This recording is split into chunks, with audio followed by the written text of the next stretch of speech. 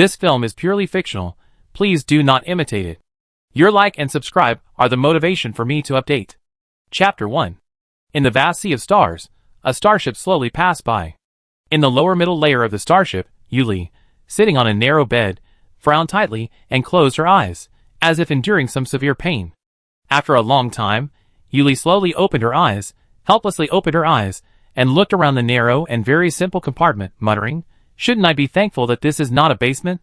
Yes, just now Yuli traveled through time, without any signs, but just opened and closed her eyes while playing the game, and came to this interstellar world, and her brain was forced into a long paragraph of plot. In general, this is an old Interstellar Suite article, the story of the commoner heroine and the tycoon hero, who know each other, and fall in love on campus. Yuli is the fake daughter of the cannon fodder in the story. She loves the male protagonist but fails to get him. She then frames the female protagonist crazily. Later, she is found out and drops out of school. When she returns home, her parents find out that she is not their biological daughter. They exile Yuli to a deserted planet. On the way, she encounters star pirates. In the end, the starship explodes and she dies. This is a tragic ending. Now she is already on this starship that is about to explode. After accepting the plot, Yuli scratched her hair with great emotion and complained, "Loving the male protagonist is simply arranged by my parents." And framing, does it mean that the female protagonist fell down the stairs? Didn't she fall down by herself? What a plot. And she was kicked out as soon as she got home, and was told that she was not her biological daughter. Wasn't it really planned beforehand? So you only lost your life, while she lost her love? And now, the most important thing is, what the hell are these pirates? A weak little cat like me can't possibly fight a bunch of 2-meter-tall men holding cannons with one hand. Is it all over right after crossing over? After a flurry of complaints, Yuli, barely crossed out, unable to calm down at all, pondered how to save herself. She uncomfortably opened her bracelet-like communicator, and tried to log into the interstellar network to call the interstellar police. But the symbol spinning on the virtual screen left her speechless. Even if we're in interstellar space, the network card is still the same. Unconvinced, Yuli dialed several more times, but still no signal, a dead end. If it doesn't work, could those pirates already be on this starship? Are they installing some device that's blocking the signal? Didn't anyone notice? The girl speculated, glancing at the time on the virtual screen, 2:30 a.m. Well, everyone should be asleep by now. Someone, come and save me. Before Yuli could finish her resentful muttering, suddenly, a complex golden star pattern flashed in the sky, and a pale golden system panel, so familiar to her, appeared before her. Main Mission 1, defeat the star pirates. Description: suddenly in an unfamiliar environment, the forces of evil are growing. Dear host, quickly assemble a powerful outfit to save those about to be devoured by evil. Countdown: 30 minutes. Rewards for completing the main mission: Jungle Dream, Rare X1, Spring Day, Exceptional X1. Isn't this the game Dream I was just playing? Why did it come here too? Yuli stared at the system panel in front of her, her curiosity running wild. Wait, why is the countdown to this mission only half an hour? Oh no! Does that mean it's going to explode in half an hour? Recalling the barrier described in the novel, which ultimately destroyed the starship to ash, Yuli quickly glanced at the system panel and expertly clicked on the outfit change icon. But upon clicking on it, the seemingly overflowing collection of clothing, hair accessories, bracelets, earrings, and other accessories had all vanished, leaving only the ordinary, everyday outfit she was wearing. Where's my original outfit? I worked so hard every day. I didn't even take my job seriously. It's all gone. Yuli, a seasoned gamer, felt her fragile heart shattered. The villain within screamed in pain, repeatedly swiping back and forth on the virtual panel, trying to see if it would return to its original state, but it proved otherwise. Looking at the ordinary suit on the control panel, she looked desperate. With this suit, how am I supposed to defeat those pirates? System, are you there? Shouldn't I be compensated in this situation? Compensation reward. Host, suddenly appearing in an unknown world, due to the abnormal power, your previous costume content has been lost. We sincerely apologize and compensate you with a rare suit, Blood Moon Arrival X1, 1 day of max level A-level supernatural power experience. Thank you for your feedback, and I wish you good luck. Really, there's compensation? But isn't that a bit stingy? Yuli's expression twisted slightly.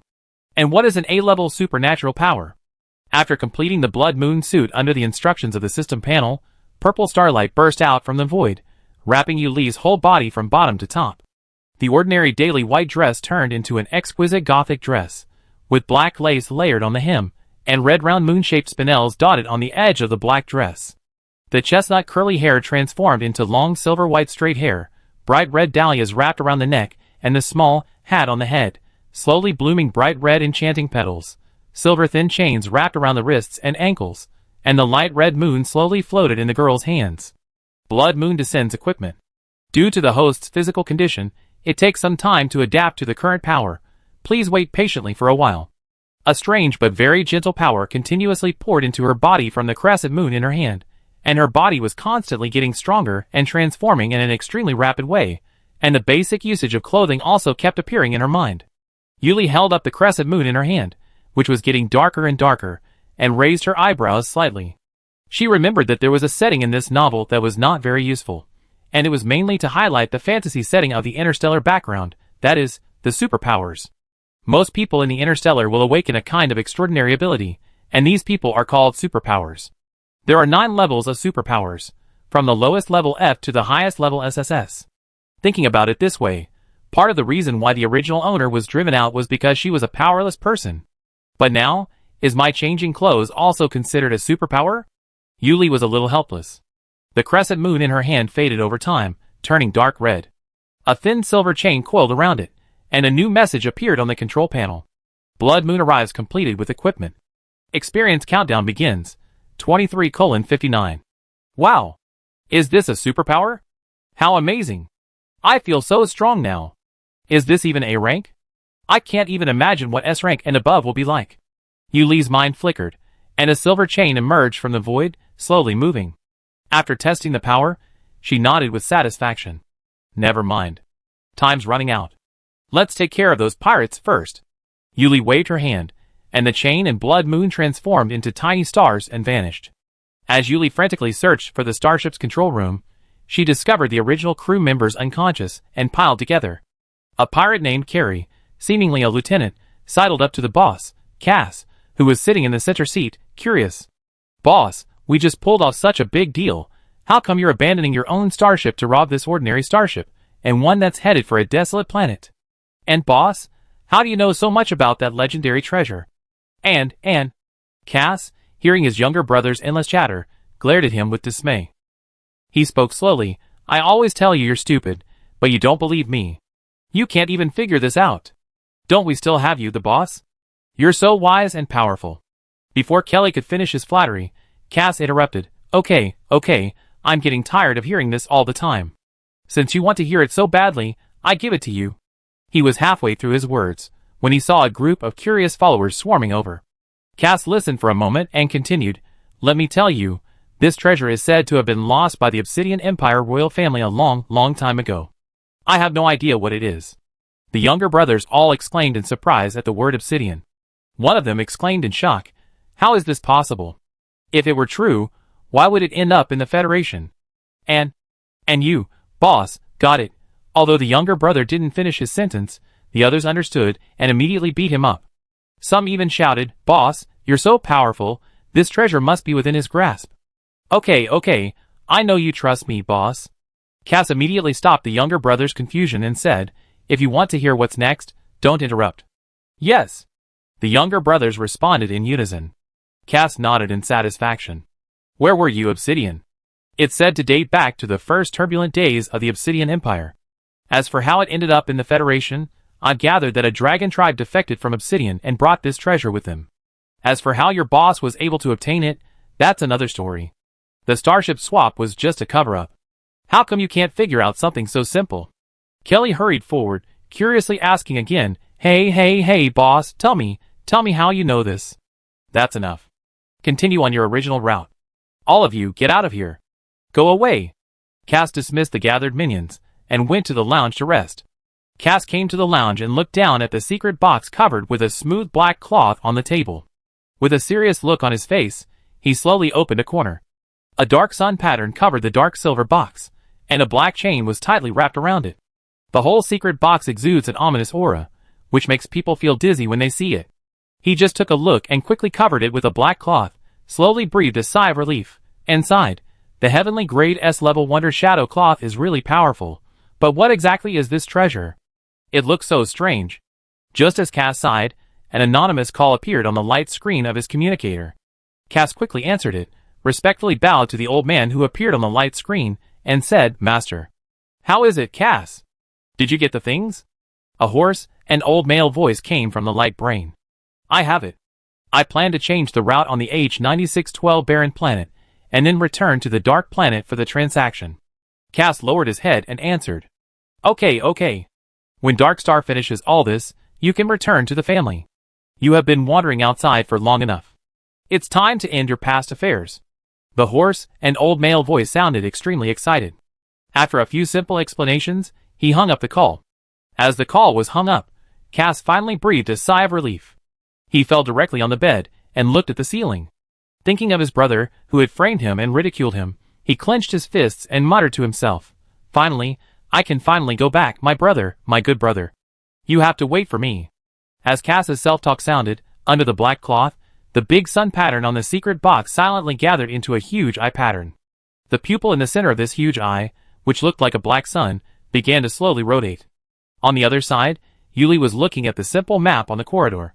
Just when Yuli was complaining that the map was too simple, and the original owner's room was really the bottom floor, he suddenly heard footsteps coming from the corner of the stairs. Yuli felt a little nervous as silver chains emerged from thin air and crept at her feet. She turned a corner and saw a silver-haired man in a dark gray windbreaker slowly approaching from the edge of the corridor. Just as Yuli was secretly on guard, the man seemed to notice her mood, stopped, smiled, and spoke gently. "Miss, are you a passenger on this starship?" Chapter 2. "Yes, you are?" Yuli looked up at the elegant, bright-eyed, gentle man in front of her and asked. "Excuse me, let me introduce myself, Yun Xiuzhu, the instructor of the forging department of Yunshin University." "What is your name, young lady?" Yun Xiuzhu introduced himself with a slight smile. The thin chain under the gold-rimmed glasses swayed slightly, flickering in the dim light, and matched with his pair of golden eyes like honey, he looked particularly attractive. "Yuli, hello." Yuli also introduced herself, and at the same time was a little curious. "You don't look like a passenger on this starship? And how come the instructor of Yunshin University is here?" "I came here for a certain mission. I wonder if Miss Yuli is willing to provide some help. Where is the main control room of this starship?" Yun Xiuzhu asked with a gentle smile. "Are you talking about those star pirates?" Yuli thought about it and said subconsciously, "Yes." Yun Xiuzhu was a little surprised at the girl's sharpness and raised his eyebrows slightly. "Is this also Miss Yuli's goal?" "Yes." Yuli nodded. "The main control room should be here." She pointed to a certain position at the top of the simple map on the wall. "Here?" Yun Xiuzhu looked at the place the girl pointed to and nodded slightly, as if thinking about something. He turned his head to look at the girl in a complicated black dress in front of him and invited her. "I wonder if Miss Yuli is willing to help me. Of course, I think the reward will not disappoint you. This is a deposit." He raised his hand and handed a light golden card to the girl. "Eh?" "Of course. After all, she also had to do this task." Yuli thought it would be good to have multiple people do the task together, and time was very urgent. The girl, who had no idea about money in this world, took it directly and agreed. "But how do we get there? We are now in the middle of the starship, and it seems that the main control room on the top floor requires permission to enter, right?" Yuli recalled the little common sense of the original owner, and said uncertainly. It took a lot of time. It took her more than 10 minutes to adapt to the power and find the route. However, the system panel showed evil power, which did not look like pirates. And logically speaking, pirates should not come to rob this ordinary starship that had no cargo on it to the deserted planet. Yuli made random guesses but still had no clue, and then she heard Yun Xiuzhu, who came to her side, say, "Don't worry about this, just know the specific location." He touched the silver bracelet on his wrist, and a dark purple card with mysterious patterns appeared in his white-gloved hand. "What is this?" Yuli asked curiously, and Yun Xiuzhu explained, "A-level Earth-grade space shuttle prop, the sky-breaking mirror, can move in space within a certain range." He gently turned over the card, on which was drawn an ancient mirror. "So we're going now, are you ready?" he asked while extending his hand to invite. "Of course." Yuli took a deep breath, nodded seriously, and put her delicate little hand on the man's big hand. A flash of purple light passed by, and the two disappeared on the spot. In the starship control room. After watching Cass enter the lounge for a while, Kelly began to shake his head helplessly, sighing in a condescending manner. As expected, Being the boss requires a smart head, and I definitely can't do it. The younger brothers beside him laughed loudly when they heard this. Just as the pirates were fighting, a space distortion suddenly appeared in a remote corner of the wide control room, and 2 people appeared in an instant. Who? Who are you? Have we been discovered? Kelly noticed the 2 people who suddenly appeared and shouted loudly. He picked up the weapons he brought with him and kept shooting at the 2 people. Bang! Bang! Bang! Yuli looked at the dozens of light bullets flying directly in front of her, and almost subconsciously stretched out her hand and waved. Ding! Ding! Ding! Several silver chains instantly appeared from the void and instantly blocked the dense light bullets in front of her, and then flew towards Kelly and his men like a spirit snake. Feeling the chains moving with her will, Yuli stretched out her hand and gestured to tie up all these people. In a few breaths, dozens of silver chains directly knocked down the dozen space pirates and then tied them up tightly. Huh? Am I that strong? It was solved so easily. Yuli, who quickly killed these space pirates, was a little confused for a while, and said in disbelief. Yun Xiaozhu listened to her surprised sigh and smiled and said, "These people are just D-level psychics, so it is not difficult for you to control them." At this moment, the door of the lounge, which had been silent all the time, was instantly broken open, and a violent and cold breath rushed towards Yuli and the others. Swish! Yun Xiaozhu pulled Yuli, who had not yet reacted, away. The exploding ice blue flames hit various precision machines in the main control room. Bang, crack, crack. Various mechanical devices were directly blown apart by the impact of the flames, and a large number of mechanical fragments were scattered all over the ground, causing the entire main control room to shake. On the other hand, the tied-up coolie looked at the scene and shouted excitedly, "Boss, get rid of them." Standing at the door of the lounge, the man with a very gloomy expression seemed to have heard nothing, and his left hand with bulging veins tightly grasped the items wrapped in black cloth. He seemed to be trapped in a demonic miasma, repeating something over and over again, and groups of cold flames gathered around him, constantly rushing towards the 2 people, and the power of the flames was also rapidly increasing. Yuli was very nervous, and looked at the man who was obviously not right, and her heart was beating very fast. Being pulled by Yun Xiaozhu to avoid these continuous flames. Boom! Crack! The ice blue flames kept exploding as they fell from the sky, and the flames that had fallen to the ground were also burning fiercely. The bound pirates jumped around in a hurry, avoiding these terrible flames. This won't work. If these flames continue to burn, will the main control room really not explode? Yuli looked at the main control room in a sea of fire, and was very anxious. More than a dozen silver chains flew towards Cass, but he blocked them with flames. At the same time, more ice blue flames flew towards Yuli and the others like waterfalls, as if to cover them. Seeing that the entire main control room was about to become a sea of flames, Cass was still mumbling something, as if he was trapped in an illusion and ignored the shouts of his brothers, but just kept releasing flames. This is going to blow up. Yun Xiaozhu, do you have any ideas? I've noticed you've been slacking off since we got here. Is that really okay? I'm just assisting. If I didn't have to complete this mission, I'd really give up. Yuli screamed inwardly. It seems the situation is getting a bit critical. Yun Xiaozhu dodged as he glanced at the black cloth in Cass's hand, which had been mysteriously ablaze, revealing the dark silver box within. He gazed into the eyes of the intricately patterned black sun on the secret box. The sharp golden pupils beneath the transparent lenses suddenly turned a deep black, then returned to their original state the next instant. At the same time, the man spoke calmly, "Miss Yuli, I wonder if you've heard that after reaching a level, the energy within the psychic's body undergoes a quantum change, leading to advanced applications of the power." Huh? What? What nonsense are you talking about? Is it really okay to suddenly start teaching now? Yuli was almost overwhelmed. She raised her hand, and silver chains, following her will, swung towards Cass like a silver river, but he dodged nimbly, and countless chains slammed into the wall, making a crack sound of twisting metal. Of course it's useful. This advanced application is called a domain. It creates a unique domain, drawing the enemy into it without interfering with reality. Isn't this method most suitable for this situation? Yun Xiaozhu's expression remained unchanged, still smiling, as he explained to her gently. Shouldn't it take a long time to learn such advanced supernatural powers? I can't possibly learn them in this life or death situation. Yuli was completely furious. Of course you can. Believe in yourself.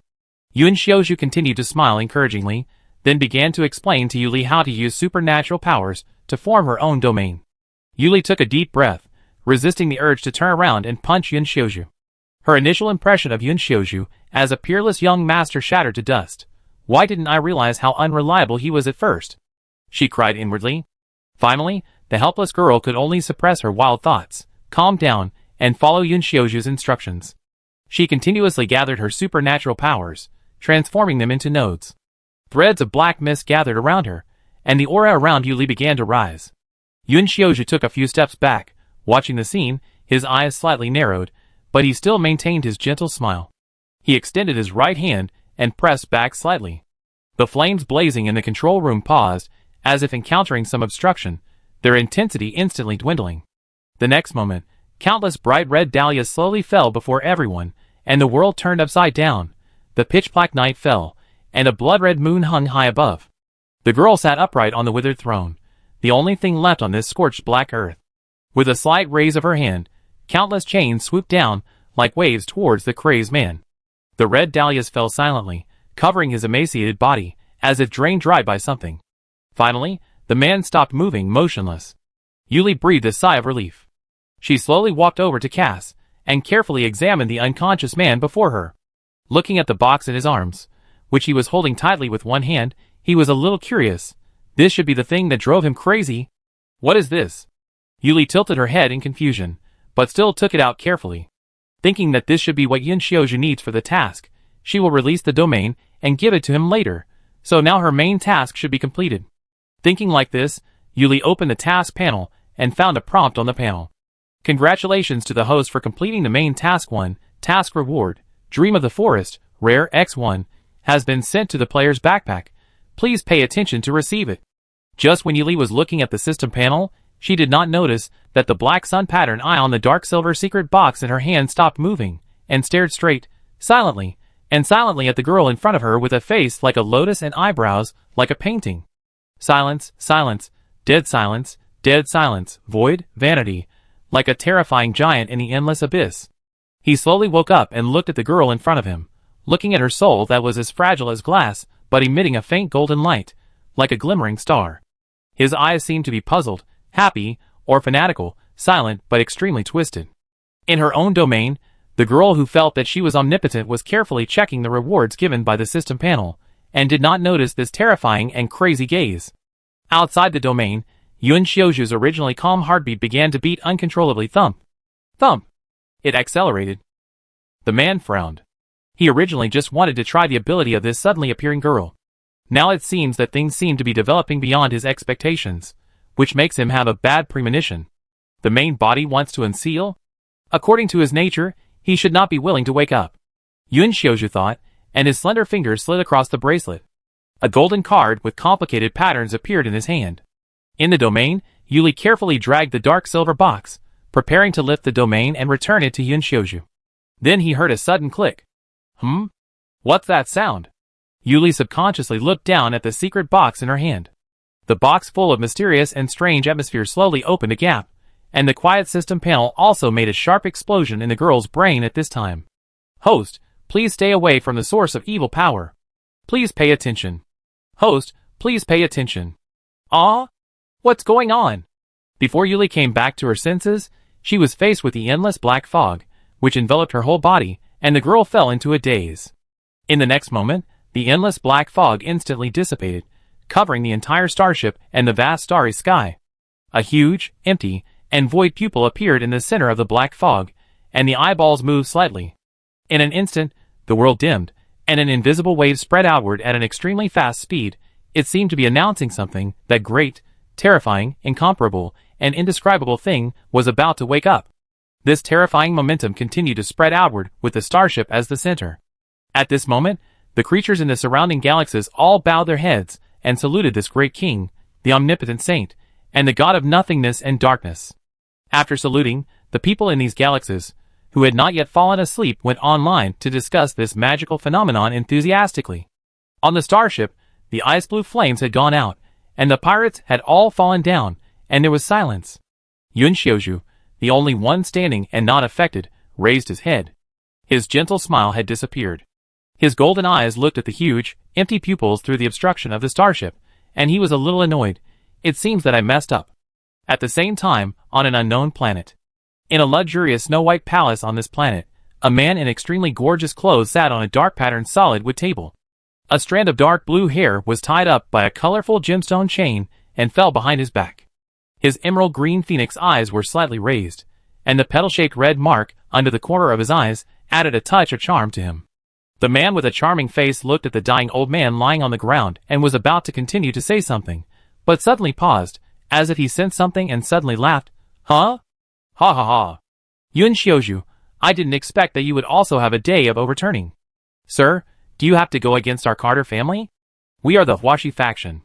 The old man lying on the ground spit out blood and slowly spoke, his eyes fixed on the man in front of him, who was as gorgeous as the Peacock clan, and threatened the man in a very excited mood. Go against? No, how can you say it's right? Not tomorrow, I think. Immediately. Soon your caste clan will disappear in the Federation, and you are not considered the Huashi faction.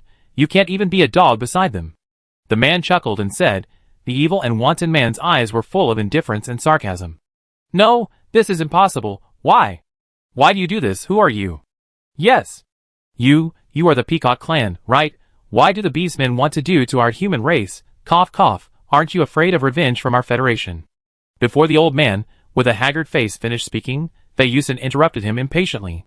Huh? How did you find out just now? You are still too stupid. Isn't it obvious? With my appearance and the clothes, isn't it obvious?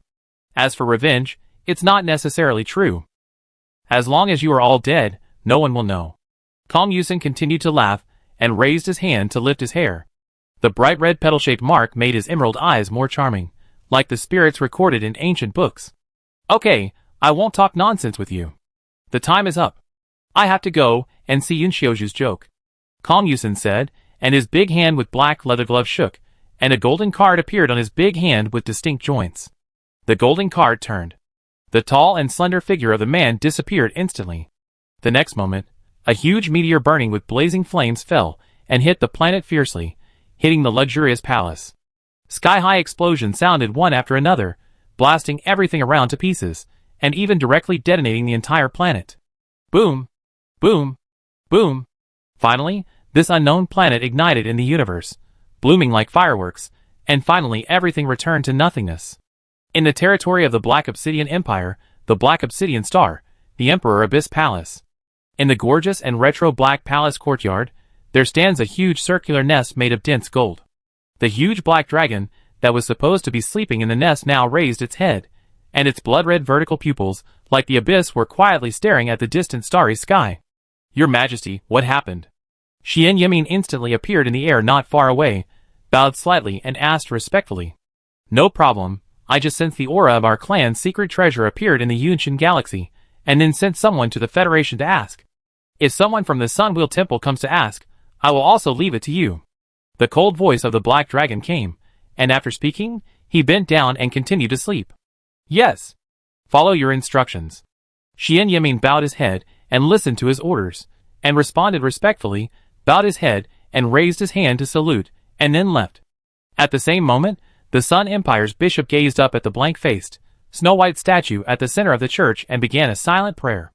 12 pairs of golden white wings instantly unfolded, and the soft light falling from them instantly became sharp and dazzling. In the mechanical royal court, a man in a suit stood in a mechanical courtyard. He watched as the blue rose, guarded by 12 transparent crystals in the center, suddenly blossomed. Countless streams of blue information flowed through its O-shaped pupils. He sighed softly. This is truly a miracle, isn't it? In Sea Moon Fjord, a stunningly beautiful siren leaned against a rock and began to sing softly. The bright moon in the night sky cast a soft glow. While the top powers of the 7 galaxies were stunned by the terrifyingly powerful aura, Yuli's mind was in a trance as she faced the terrifying black fog head-on. Host's mental state is impending collapse, initiating force protection, detected as a powerful force nearby. Force protection will transition to force seal. Countdown begins. 3, 2, 1, activated successfully. Just as Yuli's head felt like it was about to explode, tiny specks of golden light emanated from her body. The golden light instantly transformed into countless chains, entwining the invisible black fog like a golden river. A sky full of golden light shot up into the sky, breaking through the black fog like a bright star descending from another world, dazzling and dazzling. With the successful seal, Yuli's domain began to shatter and disintegrate. Her once elaborate black dress vanished, transforming into her usual attire. Just as the pain in her head subsided, she slowly opened her eyes, and saw a tender pink octopus fall into her hands. Chapter 3. What is this? Wait, isn't it the black fog just now? No way. System, what are you doing? System, say something. Yuli was shocked and began to complain unconsciously, but on the surface, she looked down blankly at the cute little octopus in front of her. The little octopus also opened its eyes as dark as the abyss and looked at her. Little octopus? She subconsciously pinched its soft body and found that it had been staring at her blankly. She couldn't help but start to pinch it left, right, and again. This feels really, really good. Just then, Yun Xiaozhu came over. The man knelt on one knee, his golden eyes staring at Yuli. His tone was very worried. Sorry, this incident was an accident. I will be responsible for it. Ah? Wait. Why don't I understand? Yuli was a little confused. Excuse me. Yun Xiaozhu gently helped Yuli up and took out a light blue card from his bracelet. With a flash of light, a set of white card chairs appeared in front of him. After the two of them sat down, Yun Xiaozhu smiled at her and explained, My mission this time is to investigate whether the legendary secret treasure stolen by the star pirates on the relic star is true. If it is true, it would be best to bring this treasure back to the main star of the Yunshan Federation. The man handed the brewed tea to Yuli as he spoke. So, the black fog just now is the legendary secret treasure? Yuli was a little surprised and looked down at the little octopus that had been nestled in her hand. That treasure may be now. It's with me. Yuli looked at Yun Xiaozhu sheepishly, then lowered her head to look at the small octopus nestled in her hand. Well, the black mist is the legendary SSS-level secret treasure. However, judging by the power it leaks, it could shatter the entire starship. Luckily, Yuli, you sealed it immediately upon its appearance. Yun Xiaozhu confirmed with a chuckle. So, was that the explosion mentioned in the original plot?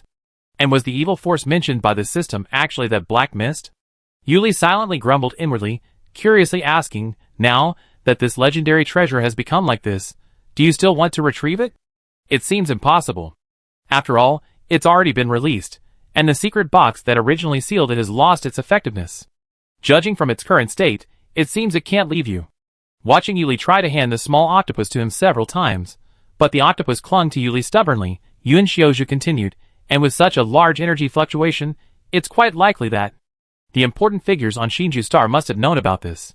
However, Yuli, using this seal seems to have had a significant impact on you. Has your ability level dropped significantly? I'm not entirely sure about this. I didn't have any abilities before, but I suddenly awakened to an A-level ability. And my abilities seem a bit different from others. Yuli glanced down, feeling somewhat guilty. After opening the seal, she saw the system panel, which appeared normal, except for the disappearance of the A-level experience card for the day. She looked up again. After all, she had no idea what her current situation was. Yun Xiaozhu was surprised by Yuli's confusion. Didn't your previous school teach these basic abilities? This? Maybe, but I may not remember it very well. Yuli scratched her cheek awkwardly. She tried to recall the memories of her original body, and found that she only had memories about the male protagonist. The rest were just bits of common sense. The common sense about superpowers was only one level of common sense. The rest was completely dark, and she knew nothing. Is that so? Yun Xiaozhu thought for a while, and spoke again. Your situation can be called a second awakening. It belongs to the situation where the first awakening was not successful, and then awakened again, due to some circumstances. This kind of awakening is relatively rare. Your ability should belong to the special system. Special system? Yuli continued to maintain the curious expression of a cat.jpg, and he continued to introduce. Superpowers are roughly divided into three categories, namely summoning system, natural system, and special system. The summoning system refers to the ability to summon extraordinary creatures to fight together. The natural system refers to the elemental superpowers such as gold, wood, water, fire, and earth. And the special system is the strange superpowers such as illusion, spirit, detection, etc. In addition to the level of F to SSS, superpowers also have quality distinctions, which are roughly divided into four qualities: heaven, earth, black, and yellow. Yuli, you reached level A in your second awakening, which means that the quality of your superpower should be above the earth level. Is there any connection between the quality of this superpower and the level? Yuli pinched the little octopus that had been wrapped around her hand, and asked again. Generally speaking, quality is equivalent to potential. The highest yellow grade can only reach D grade, the black grade is C to B grade, the earth grade is A grade, and the heaven grade is S to SSS grade. Yuli nodded while listening to his introduction, thinking that her rare clothes were earth grade, and the brilliant ones were heaven grade, S grade and above. But now she seemed to have 2 sets of rare clothes, and 5 sets of extraordinary clothes, and the ordinary basic suit she was wearing. The girl felt a sense of loss at the thought of all the costumes she'd spent years painstakingly on, now gone. The little octopus nestled in her palm seemed to notice her low mood and began nuzzling her fingers with its soft head and tentacles, as if to comfort her. Yun Xiaozhu immediately noticed this. Seeing the adorable little pet, now completely transformed, body and soul, and now so attentively comforting its owner, the corners of his gentle smile froze for a moment. The little octopus's comfort lifted Yuli's mood somewhat. Thinking of her outfit-changing system, perhaps a supernatural power, she couldn't help but ask, "So, I guess I have to change costumes while fighting monsters from now on?" You're not wrong. Yun Xiaozhu chuckled as he thought of watching her power drain and her return to her more casual attire. "And as a reward for saving me and the entire starship, and for your promise of help, I think you might want to learn about Yunshan University?" Yunshan University? It's one of the 10 most prestigious universities in the Federation. Yuli remembered Yun Xiaozhu's self-introduction, but she hadn't paid much attention to it due to the emergency. Now that she remembered, this university, along with the First Military Academy and Grand University, had consistently topped the rankings in various competitions. The original heroine seemed to have wanted to apply to these 3 schools, but since the hero appeared, she didn't mention it again. Yes, Yunshan University is located on planet X012. The living environment and medical facilities are much better than on the desolate planet. Yuli, your ability has been damaged, and you need some time to recuperate. In addition, there is another important reason. It is unknown whether the sealed treasure will be unsealed in the future. I personally work in this university. If there is an unexpected situation, it can be solved in time. The man's golden eyes looked at Yuli gently and invited. Of course, Miss Yuli, as a second awakened superpower, your combat power and talent are already above the admission standard. You don't look old, so I want to invite you to Yunshan University. What do you think? Of course there is no problem. Yuli looked at the refreshed main task and nodded without hesitation. After that, Yun Xiaozhu briefly introduced some basic information about Yunshan University to Yuli, and asked her to go to other lounges to have a good rest. After all, she had just experienced a battle. In the lounge. Main Task 2. Pass the assessment of Yunshan University description. After a battle, the host defeated the Star Pirates. Your potential was valued by a mentor. He invited you to study at Yunshan University. This is indeed a good place for you who have just entered this world. Rewards for completing the task. Phantom Butterfly, Rare X1, Journey Star, Extraordinary X1. Yuli opened the system panel, and the main task has been refreshed. In addition to the main task, there are also side and daily tasks. Daily tasks. 1. Learn the required knowledge. World Common Sense X1, 2. Meditation to restore superpowers. Meditation Method X1. Rewards for completing the task. Star Crystal X50, Star Coin X10,000. Side Quest. Cut off the past. Description. You seem to have unfinished business. Please help the original owner to complete her unfinished wish. She wants to know why her parents still abandoned her even though she tried so hard to fulfill their expectations. Mission Rewards. Brilliant Fragments X10, Medicine Pounding Rabbit X1, Rare, Studying Girl Extraordinary X1. This side quest, it seems, must be completed. Yuli muttered, looking at the rewards on the system panel, but then sighed at the quest description. She realized she had only been here for a day. To uncover the truth, she would probably need to find the school's surveillance footage and her original body's parents. This might require the help of Yun Xiaozhu. Thinking with this, Yuli collapsed on her bed, staring at the pure white ceiling, her mind emptying. She raised her arms, clenched them, and then released them. So, she had truly traveled through time. This day had been a whirlwind of excitement. She felt a little excited, yet also a bit confused and uneasy. Finally, Yuli was so sleepy that she fell asleep. Beside her, the little octopus, who had been quiet until then, gazed at the girl's peaceful face. Its dark eyes gazed into the void she had just been looking at. It tilted its head, and the next moment, the void spun and twisted, but nothing appeared. Silence reigned. The small octopus, finding nothing, slowly floated up, finally resting against her neck.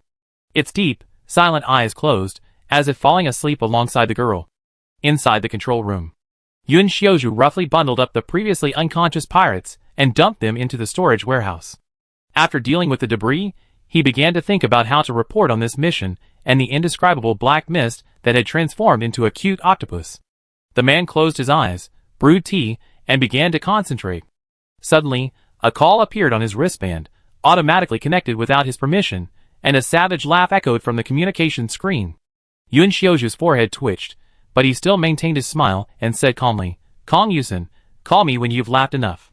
"Of course not, it's funny only in person." Who was it that swore and planned to let the Carter clan know about the secret treasure, saying that it contained the secret of breaking through the SSS level, and asked them to rob, steal? The blue-haired young man in the flat screen said this, and opened his arms exaggeratedly, and fell on the mat and luxurious sofa. His beautiful emerald eyes narrowed, and he continued to smile. "Wait until they get it, and then you can take the secret treasure that seals the body back to your own hands in the form of a task, and by the way, put the blame on the Carter clan and solve it." "But you actually let him out, but where is he now?"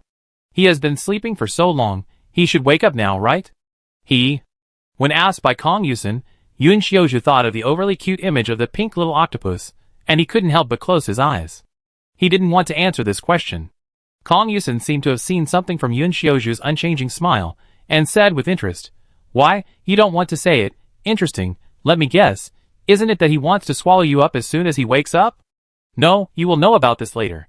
After all, his original body has turned into a pink little octopus, and he has become a little girl's pet, and he is as clingy as a little dog, sticking to her everywhere, which makes him unable to say it, so let Kong Yusen find out for himself." Thinking of this, Yun Xiaozhu directly hung up the call, and by the way, set up a few more layers of protection on the communicator, and once again put Kong Yusen on the blacklist. Although he knew it was useless, it was enough to give him enough peace now. Chapter 4. Late at night, the starship sailed slowly in the vast universe. Grand Elder, this mission of tracking the legendary secret treasure of the Obsidian royal family may require you to go to the Parliament in person to explain. I wonder if the sudden SSS-level unknown energy will affect your current identity. The middle-aged man on the light screen, the head of the Yun family, looked at Yun Xiaozhu with some worry.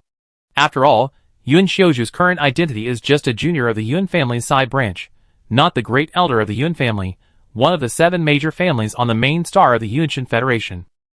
The reason why Yun Xiaozhu needs such an identity is to cover his search for an opportunity to break through the SSS level of supernatural power. If this news is known by the other 6 major families, it may cause a lot of trouble. Yun Xiaozhu raised his eyebrows slightly, his tone still calm. "No, the 5th Legion will not be unable to protect a mentor like me, and now the important thing is not the secret treasure? I heard that when the secret treasure was unearthed, there was an image of a huge black shadow on the nearby stone wall mural. Now it seems that the secret treasure is the Black Shadow." "Yes, and after discovering this mural, the exploration team also discovered other murals with images, which are images of blazing fire. Now it seems that it has really come true. The natural star where the Carter family's power is located was suddenly hit by a meteorite and destroyed." The head of the Yun family shook his head and sighed. The Carter family was too eager to show goodwill to the Huashi faction, and anonymously snatched this treasure, but the result was this. I just don't know how the Obsidian Empire will react. Was it destroyed by a meteorite? Yun Xiaozhu whispered softly, his golden eyes beneath his transparent frames cold and indifferent, without a flicker of emotion. Star Network. A magnificent building complex floated in the azure sky, complex arrays radiating outward from its center. This was the Federation's emergency meeting room within the Star Network. So, based on the clues Mr. Yun provided, the chronological order is this. This treasure was stolen and opened by Cass Carter, a surrogate for the Carter family, unleashing an SSS-level energy. He activated the SS-level, rare, gilded pillar to block the energy, and the treasure vanished without a trace. Simultaneously, a massive meteorite struck the Carter family, wiping out the entire planet. In the elegantly decorated conference room, a woman in formal attire solemnly reported the intelligence compiled by Yun Xiaozhu and others. In addition to the people manifested by spirits, the conference room was filled with numerous light blue projections. So, after all, what exactly are these SSS energy and that secret treasure? Haven't we figured it out yet? But the Yun family has produced another talented individual. An S-class individual can actually activate an SS-class supreme artifact. Truly remarkable. A slightly gruff male voice emanated from a blue screen, revealing a tall, imposing figure. This was the commander of the 3rd Legion.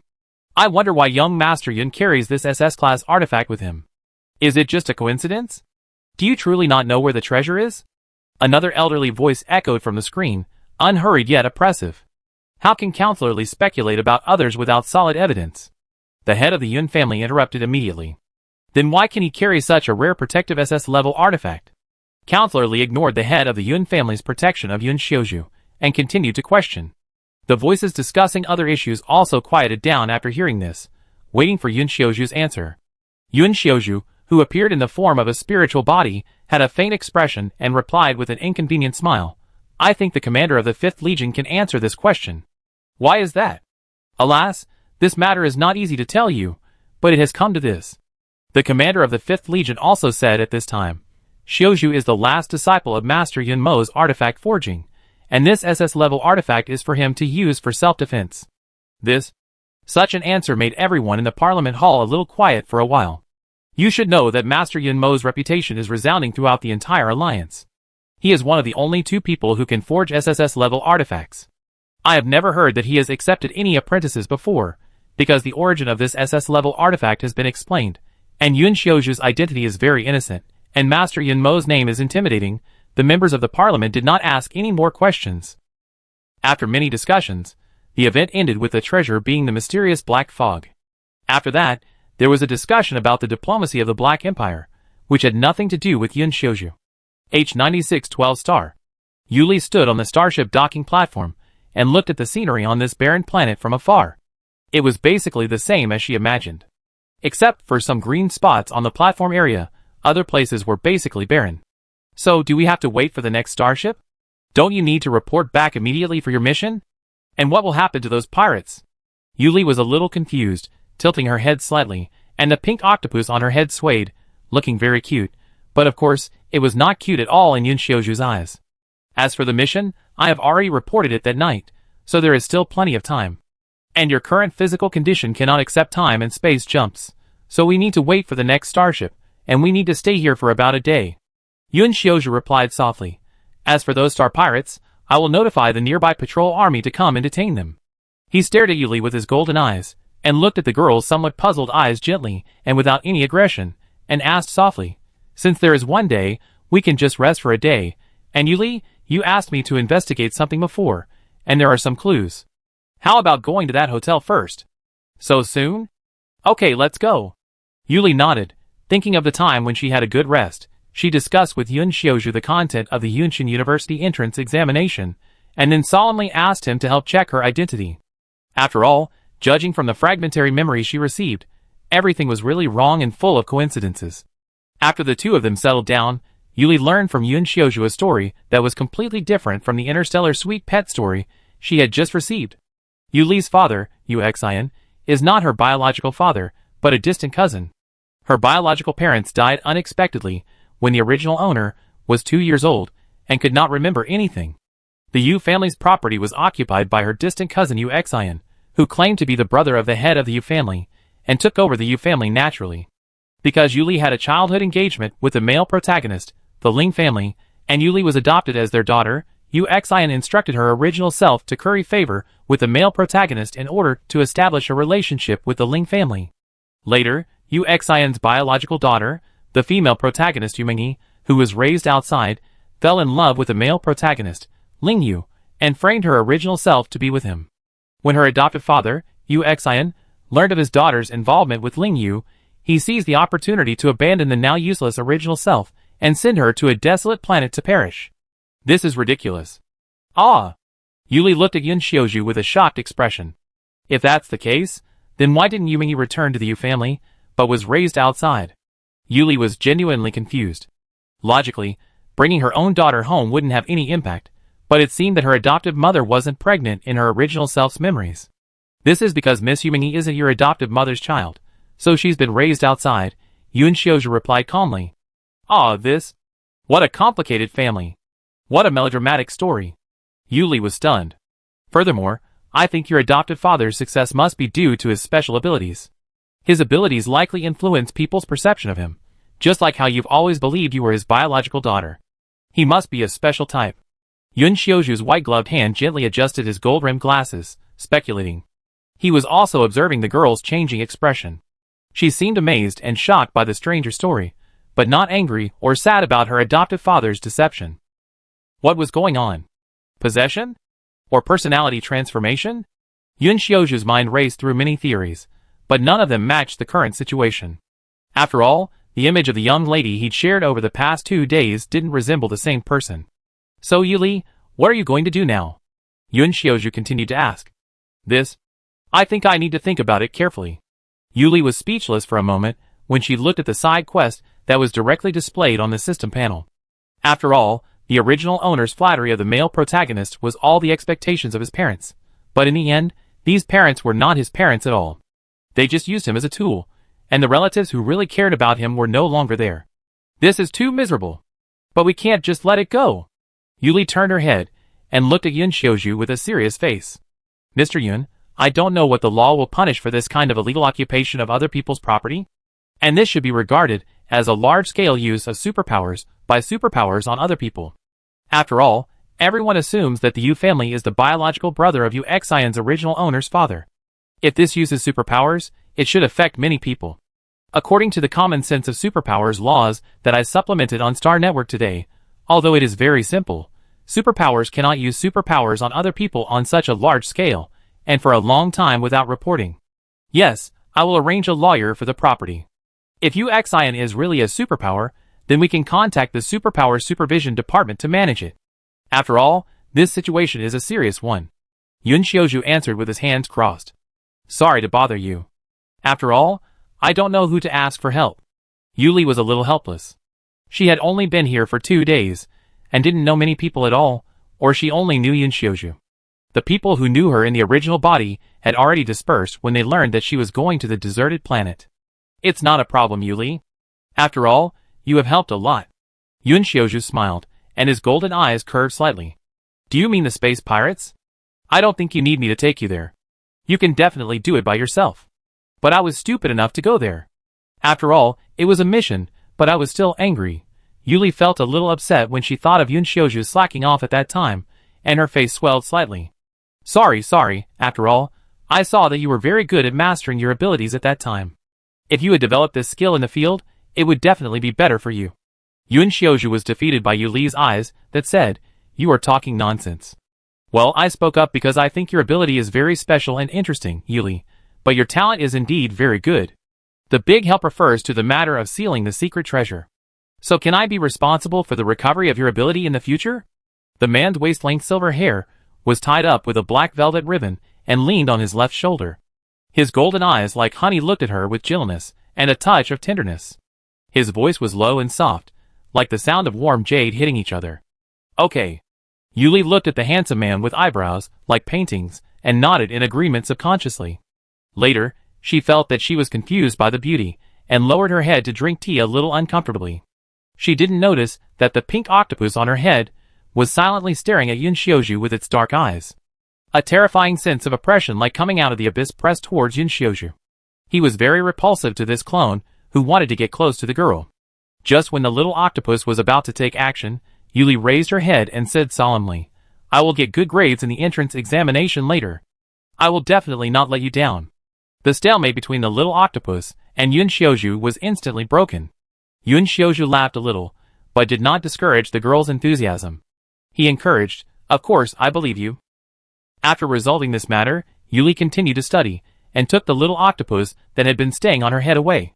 Yun Xiaoju noticed the girl's light and agile steps, like a little white cat without any worries, hopping away. He looked at this scene, and his heart seemed to soften for a moment. It was a little funny but very cute. The man just watched the girl walk away quietly. Chapter 5. It was late at night, the moon was bright, and the stars were sparse. A tall man stood atop a building on a desolate planet, gazing out at the gray starry sky. Yun Xiaoju stood on the rooftop of a convenient hotel, gazing into the distance. The breeze ruffled the hem of his light gray windbreaker. The golden wing-shaped brooch on his accordion-pleated, gilded shirt shone faintly in the dim light, further highlighting his elegance and nobility. Tear. The next moment, a pitch-black mist suddenly appeared, tearing the space slightly. A cute little pink octopus appeared before Yun Xiaoju, silent, and yet filled with an endless sense of fear and oppression. I thought your sanity was also affected by the seal, But it seems that's not the case? Then her seal won't have much effect on you. Yun Xiaozhu smiled at him, meeting eyes as dark as the abyss, devoid of a single ray of light. No. Her power. Very strange. Silent sound waves slowly spread, information flowing into Yun Xiaozhu's mind. Dots of golden light slowly emanated from the small octopus, gradually forming a circular halo surrounding the small octopus shrouded in black mist. This power was gentle yet resolute. The black mist seemed unwilling to break free from the seal created by the golden light. It simply maintained this transformation for a moment, before returning to the form of the small octopus, and carefully retracting the golden light, cherishing it. Yun Xiaozhu raised an eyebrow at this scene, feeling a strange sensation in the steady beating of his heart. He knew it was the resonance between the clone and the original body, a strange feeling yet indescribably beautiful. She is from beyond the universe. The source of the laws, not of this world. This is truly. Yun Xiaozhu was really a little surprised. No wonder Yuli seemed to treat her own affairs as if they were other people's affairs, and she always felt strange to the world, as if there was a veil between her and the world. If the original body said so, it would make sense. You seem very special to her. Yun Xiaozhu asked. It should be said that he was very special, extremely special. After all, he always ignored his clones and other things, but he was very sticky to Yuli, well, very close. Leave her. A strong will pierced into his mind, and Yun Xiaozhu continued unmoved. This won't work. She is new here, and her superpowers have declined because of you. If you leave her on a deserted planet, or wander the universe with you, she will die. Stay away from her. Stay away. The little octopus stared at Yun Xiaozhu for a while, and after a wave of invisible fluctuations in the space, he disappeared on the spot. Yun Xiaozhu watched him leave, raised his finger slightly, and a golden flame suddenly jumped and appeared above his finger. He gathered it into the shape of a star, and then dispersed it. The feeling of resonance began to slowly fade away. He was left whispering softly, "Stars from another world? This is really an unexpected development." When he returned to the natural star where the original owner lived through the starship, Yu Xian had been arrested by the Superpower Bureau for long-term and large-scale use of superpowers on other people and embezzlement of other people's property. The identity of the heroine Yu Mingyi, as Yu Xian's biological daughter, was revealed, and her adoptive mother drove her out of the house in a rage. The original owner was wrongly accused of pushing someone down the stairs, and the incident was clarified one by one, and everything came to an end. However, what was surprising and not surprising was that the male protagonist Ling Yu still took Yu Mingyi back after knowing the truth of the matter. Yuli had no idea how things would develop afterwards. After all, these things were all strangers to her. Of course, what made her happy was that part of the Yu family's private property had been discounted and transferred to her personal account, and now she was not a person without a penny. Yuli, who had forgotten that Yun Xiaozhu had given her a gold card before, happily counted the numbers on the light screen several times. She gave the other part to Yun Xiaozhu, who was in charge of this matter for her. Although he said he didn't need it, Yuli said that she felt more at ease this way, and then she accepted it after a moment of silence. Standing in the court and watching Yu Xian, who looked depressed after being sentenced, Yuli breathed a sigh of relief. After all, she still liked the ending where good people get good rewards, and bad people get bad rewards. The Yu family's business will be managed by someone according to your request. Yuli, is there anything else you need to pack? Or go back to take a look? Although he didn't think Yuli needed to go back, the man who already knew her background knew that the family was unfamiliar to her. But Yun Xiaozhu still asked, and handed her a cup of Yunling fruit juice, with a straw inserted. Yuli shook her head, indicating that she didn't want to go back. She took a sip of the juice. The sour and sweet juice made her feel much better. She was a little curious. What kind of juice is it this time? Of course, I know that its effect must be to nourish the body, right? Yun Xiaozhu has been helping her repair her superpowers these days, but because he didn't bring any repair potions this time, he could only give her various mild energy fruits. These fruits are very effective in replenishing superpowers, and are also very nourishing for people who have just awakened superpowers. Yes, it's the yellow-grade soul-enriching fruit. It's quite common, and very popular, because of its delicious taste. I think you'll like it. Yun Xiaozhu looked down at the girl's frown, and his sharp eyes softened beneath his gold-rimmed glasses. Yes, but I've been liking all the energy fruits these days. They're all delicious. So are we leaving here and heading to planet X012? Yuli expressed great anticipation for the planet where Yunshin University is located. Of course. Planet X012. After 2 days of interstellar travel, Yuli and Yun Xiaozhu finally arrived at planet X012. We're finally here. Yuli stood in front of the platform suspended in midair, looking down at the vast expanse of red maple trees on the ground. She couldn't help but ask, is it autumn on this planet? No, it's autumn all year round on planet X012, with a mild climate. If you have time, try the local specialty, maple leaf candy. I think you'll like it. Yun Xiaozhu watched her gaze off into the distance, his lips curved slightly, as he invited her. Of course, I'm looking forward to it. So, are we going to school? Yuli was somewhat excited. After all, she'd learned a lot about the school from Yun Xiaozhu and the StarNet over the past few days on the starship. It might take a while. Yuli, you need a stable environment to recover your powers, don't you? Yun Xiaozhu said slowly, your power level seems to have improved a bit these past few days? Well, yes, it has improved a bit, but I don't know how long it will take to get back to A level. I think it's too much trouble for you. Yuli looked at the superpowers that had reached E level on the panel, and her eyes drifted a little. The improvement of this superpower was basically based on the star crystals obtained from daily tasks, and the meditation training given by the tasks. It was not a drop in superpowers. After all, she was given an A-level experience card at the beginning. However, this reason gave her no need to explain that the subsequent superpower level was too fast. In the past few days, she learned that most of the human superpowers in this world awakened before the age of 10, and it would take at least 8 or 9 years to reach a level through meditation practice. This was the speed that only children of some big families, or people with extraordinary talents could achieve. However, the second awakening that Yun Xiaozhu mentioned was very consistent with her own situation when she first met him. Very few people would accumulate energy after the failure of the first awakening and wait for a certain period of time to burst out, and the superpower level that burst out was probably above E level. There are still some examples of famous figures on the Star Network. But what kind of waste material counterattack physique is this second awakening? Yuli silently complained in her heart. Not knowing the girl's overactive mind, Yun Xiaozhu said, this won't be a problem, and didn't we agree before? Let me take good care of you during this time, okay? Okay. The girl nodded obediently. Following him in a flying car, they arrived at the door of an exquisite small villa. Yun Xiaozhu arrived in front of the black wooden door decorated with exquisite patterns, gently touched the door with his bracelet, and watched the heavy door slowly open. He turned around and looked at Yuli with a curious face, smiling and introducing, this is your future residence. It is very close to Yunqin University. It only takes about 15 minutes to drive the flying car. I have already sent the permission of this house to your bracelet. I get a doctor to check on your health later, okay? Even if you say the seal only caused your powers to drop and nothing else is wrong, I'm still a little worried. Sure.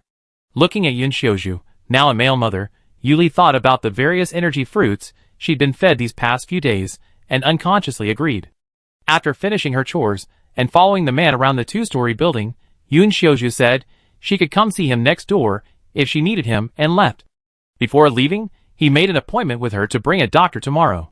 After seeing Yun Xiaozhu off, Yuli sat on the soft beige sofa, the pink octopus still clinging to her shoulder, quietly serving as a pendant.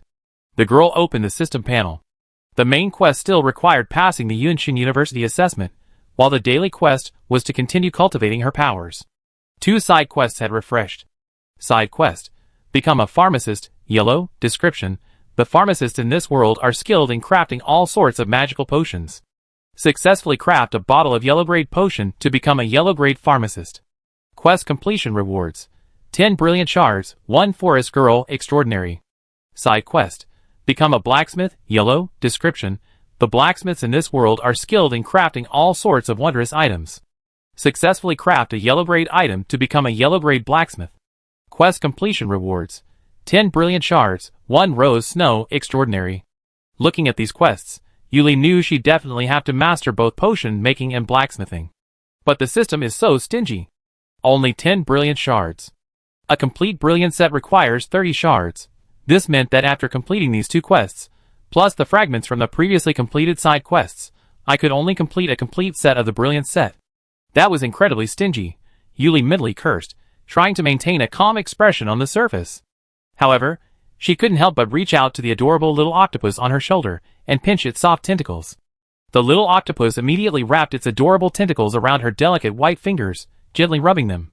However, a good thing was that the extraordinary sets were generously given away, with basically 5 sets given away for both the main and side quests.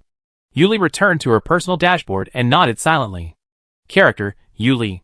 Age 18. Power, E 98%, Spirit, SS. Clothes, Blood Moon Arrival, Rare X1, Dream of the Forest, Rare X1, Medicine Pounding Rabbit, Rare X1, Journey Star, Extraordinary, X1. She currently owns 3 rare sets, and 15 extraordinary sets, but her current power is only E level, so these items are marked as unequipable and require a higher power level. Yuli calculated, based on my daily power leveling, it feels like it will take 3 months to reach B or A level. Yun Xiaozhu had previously told her that the entrance exam would be in 4 months, which would be just in time, giving her an extra month to familiarize herself with her power. Chapter 6. Momo Momo. A black furry ball floated in the air, circling Yuli. Its pale yellow eyes narrowed as it mewed softly. The doctor beside them nodded and translated to Yun Xiaozhu, and Yuli, after Emo Shue's examination, Miss Yu is in very good health. However, her energy needs are increasing. She could increase her use of psychic potions to help her recover faster. The man looked at Yuli, who was extremely curious about Emo Shue. While responding to the doctor's instructions, he also took the time to explain, Emo Shue is Dr. Su's summoned creature. Her abilities are detection and judgment. Emo Shue has also passed the medical examination, and is now a very capable doctor. Amazing. So adorable. Yuli stared at Emo Shue, the fluffy little creature, with starry eyes, completely ignoring the small octopus floating nearby. That was until the octopus floated up to her cheek, its soft tentacles brushing against her delicate skin. The cool touch finally diverted her attention. Mo. Of course, acknowledging the compliment, Emo Shue shook her furry body, her bright eyes flickering with a look of immense pride. Her proud demeanor once again captivated Yuli. The little octopus paused for a moment, its dark eyes etched with a hint of confusion and bewilderment, yet it continued to press its tentacles against Yuli's cheek, refusing to let go. Yun Xiaozhu noticed this, a faint smile flickering in his eyes. He knew he must be wondering why such a tiny creature could repeatedly capture her attention. However, he did not continue to watch the show, and politely sent the guest away. After all, he did not like this fur ball that attracted her attention too much. According to your and the doctor's joint inference, it will take about 3 months to recover to a level, and the last month is just right for you to get familiar with the use of your superpowers.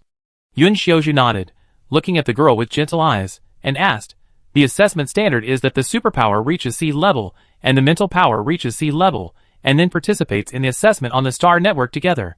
The assessments for different departments are different, and the number of university admissions each year will also be different.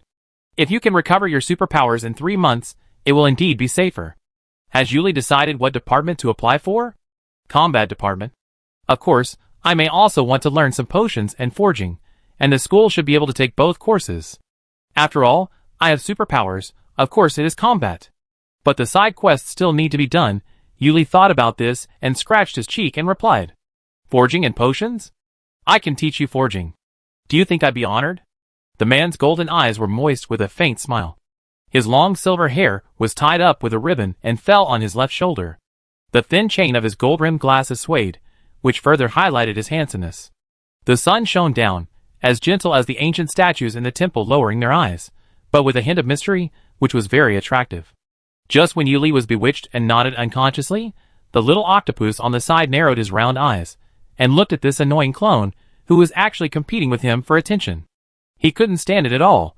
The little octopus began to charge, and the little octopus launched an attack, and its soft tentacles slapped Yun Xiaozhu's white jade face. Paw! There was a sound, and there was silence for a moment. Ah! I'm sorry, he didn't mean it. Yun Xiaozhu, are you okay? It seems red? I'm sorry. He was very well behaved before. I don't know why it happened. Ah! Yuli screamed like a groundhog in her heart, and quickly got up and hugged the little octopus tightly, and hurriedly explained, and then hurriedly took the wet towel forward. It's okay, Yuli, it's not your fault. But he is still a little uncontrollable, or let me discipline him. After all, if this attack did not reach the SSS level, it would basically not cause any harm to him, which shows how powerful this light blow is. Yun Xiaozhu's gentle and flawless mask broke for a moment, but he still took the wet towel handed over by Yuli, brushed it lightly, and the red mark slowly faded, and said softly, But can he leave me? Yuli asked stiffly. It's just a moment, there won't be any problem. Yun Xiaozhu looked at the little octopus in her arms, and the little octopus also floated quietly, and the man and the octopus looked at each other silently. I always feel that this man, and the octopus seemed to have an inexplicable tacit understanding. Yuli thought so, and nodded in agreement. Then I will teach you some basic forging knowledge in these 3 months, and the next month will be the study of superpower combat. Forging and superpower practice can be carried out on the Star Network. Has Yuli ever used a spiritual body to enter the Star Network before?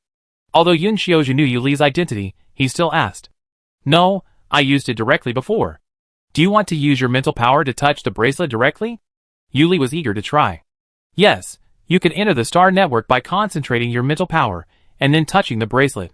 There will be a guide assistant to guide you for the first time. Yuli can first familiarize herself with the various functions of the Star Network. Of course, if necessary, you can also wait for you to log on to the Star Network and contact me at any time. I am always here. Yun Xiaozhu replied. Of course, see you later. Isn't this just like a holographic game? I'm really curious. Yuli nodded excitedly, and then she concentrated her mental power and gently touched the bracelet. The next moment, she felt that she entered a blue information flow. Yun Xiaozhu looked at Yuli, whose spirit had already entered the Star Network, and shook his head with a smile, then met the deep eyes, and he still kept smiling. Do you want to fight with me? It's rare for you to be so proactive. The book with golden runes appeared in the man's hand, the space was torn apart, and the man and the octopus disappeared on the spot. Welcome to the Star Network Yunshin Federation. I hope you can spend every day in the Star Network beautiful and interesting. 1. The Star Network Yunshin Federation map is provided by the Yunshin Federation. 2. For superpower competition, you can silently recite the Star Network Arena and enter the superpower arena to compete. 3. To learn basic knowledge, you can silently recite the Star Network Library and enter the library to study. 4. To contact friends, you can silently open the friend list. 5. Large-scale superpower competitions are prohibited in the Star Network Yunshin Federation city map. Those who need to compete, please refer to Rule 2. If you have any questions, please consult the guidance assistant. All explanations belong to the Federation.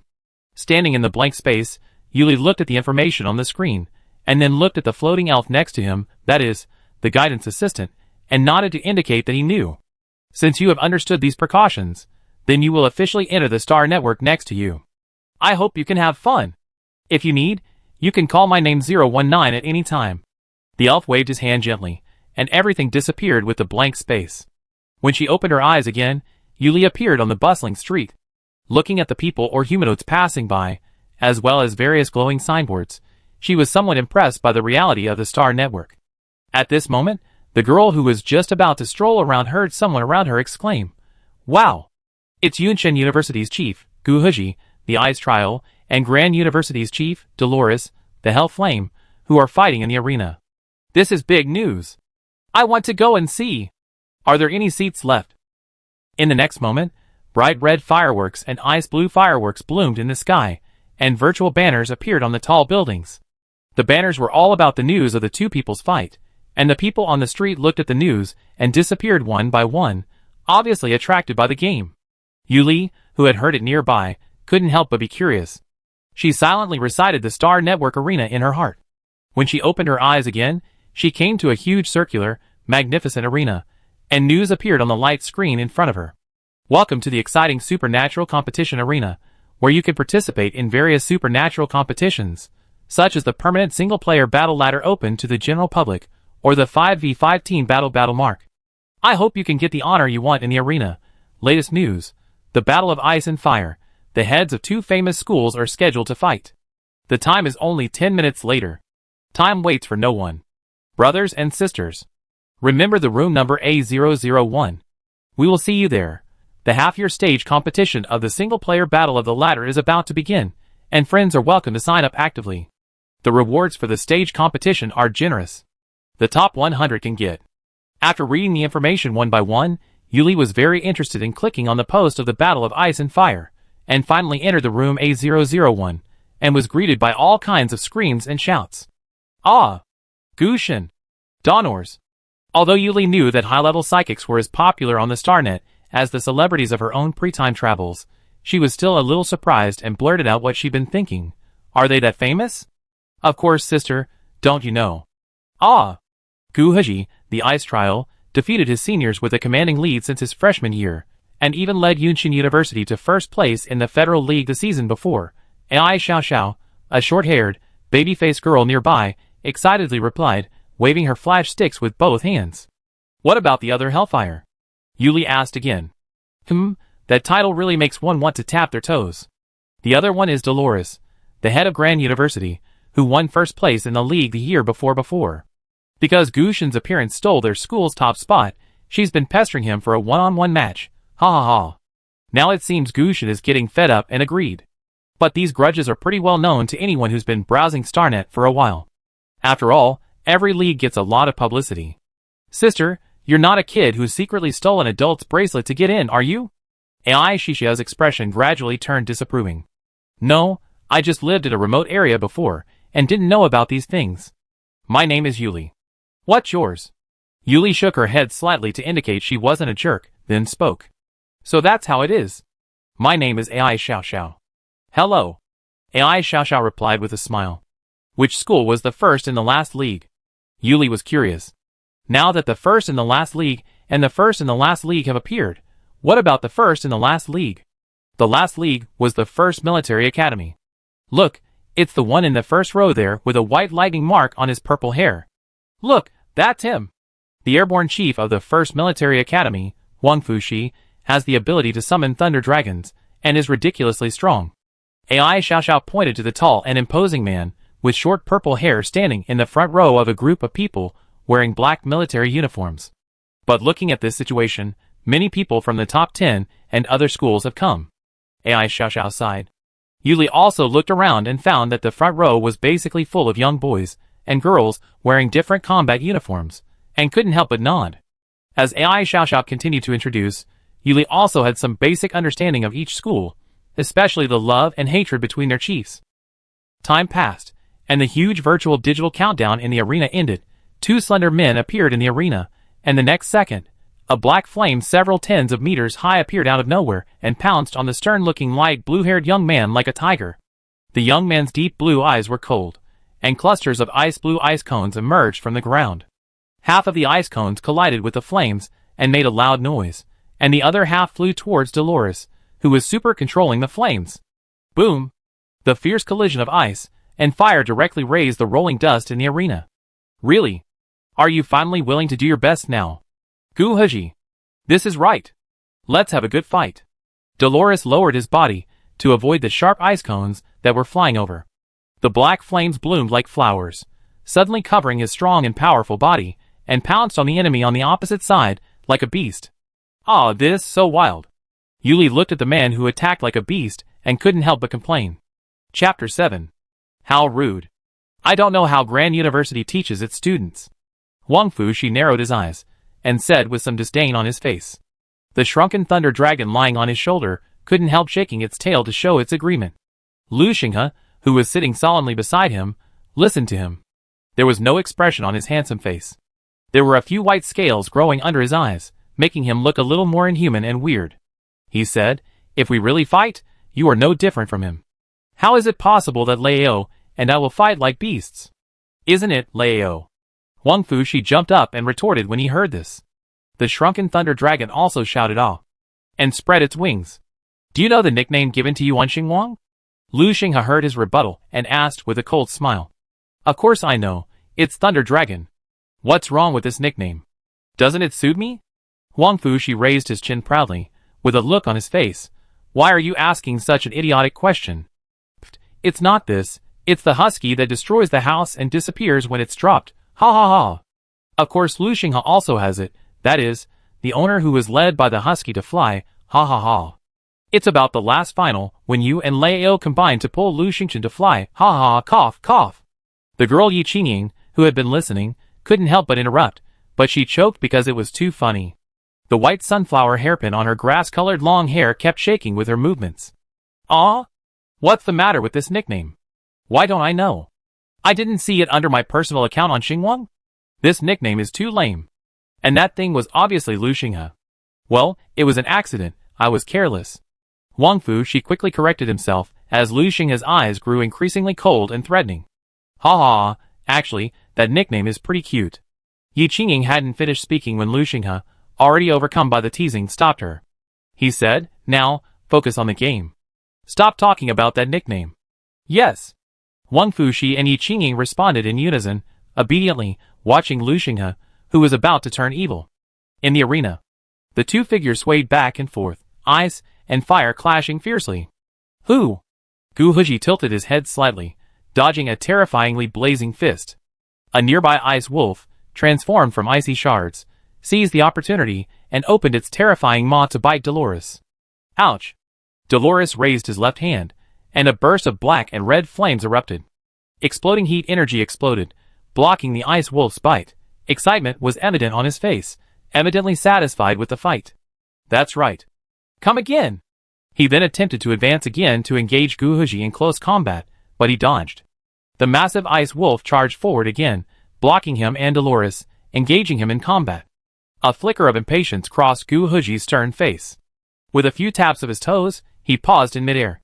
The silver cross on his wrist swung, transforming into a cross-shaped long sword.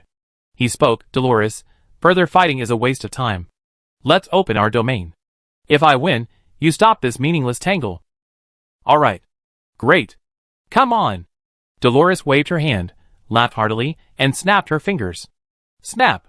The world was quiet, and the next moment, the cold snow and the hot fire domain unfolded at the same time, and the invisible sense of oppression was easily dispersed. Rumble. In an instant, the earth trembled, and the tiny dust on the field began to shake and float. The people watching the game also felt the pressure that was like a tidal wave pressing on them, making it difficult for people to breathe. At this moment, a transparent protective shield like a bowl appeared, isolating the invisible pressure, and people slowly recovered. Looking at the dazzling ice blue and black and red that were constantly confronting in front of her, Yuli watched intently. She could feel that the domains of both people were very perfect, constantly colliding and eroding each other, but relatively speaking, Gu Huji's ice domain was more perfect, so Gu Huji should win, right? She guessed with some uncertainty. Feeling that her domain was constantly eroded, Dolores, who was at a disadvantage, immediately converted the energy of the domain into a sharp blade of fire to tear the ice blue snow domain. Tear. Just as the freezing snow was about to be torn apart, Donors was about to approach Gu Huji. Donors' dark pupils slightly dilated. A beautifully carved cross suddenly appeared in front of him, like a slow motion in a movie, slowly falling in his sight. When he realized that something was wrong, countless sharp ice blue threads burst out from the cross and pierced his body. Ding! The cross fell to the ground. Sizzle! At the same time, countless bright red blood burst out from all parts of the man's body, like a balloon punctured by a needle. A large amount of blood splashed onto the surrounding snow, like a drop of red ink suddenly dripping on a snow-white scroll, very dazzling. Hiss! A sound of gasps filled the air around them. Yuli silently held her gaping mouth. Why did it feel like this wasn't an A-level? After all, she'd experienced the power of a perfect A-level. This must be a breakthrough. Gu Huji wins this duel. As the mechanical voice announced, Gu Huji's snowy domain dissipated like the wind. Looking at the fallen figure, he murmured, I hope you can keep your promise. The next moment, his slender figure vanished from the arena. In the front row of the arena, Lu Xinghe spoke solemnly, Gu Huji has broken through to A rank. Huh? How come I didn't see that? Huang Fuxi was confused. Isn't that cross the cornerstone of Gu Huji's domain? He designed Dolores to come to that place and detonate it, didn't he? No, the cross suddenly appeared in that location. With that speed and that ability, it should be S rank. This pervert, he's only a junior. Huang Fu, you have to start intense training when you get back. Lu Xinghe shook his head, his long tied-up white hair swaying gently, as he analyzed the situation for Huang Fuxi. Yi Qingying looked enviously in the direction of the now-vanished Gu Huji, but then turned back to gloat over his misfortune. Now the pressure is on you, the top players, Huang Fu. If he doesn't break through, he'd definitely be slaughtered by Gu Huji in the league later. After all, he's only a junior. How can that be? I won't let anyone slaughter me. I'm going back to train hard now. Lei-Ao, let's go. Huang Fuxi finally realized what Yi Qingying said.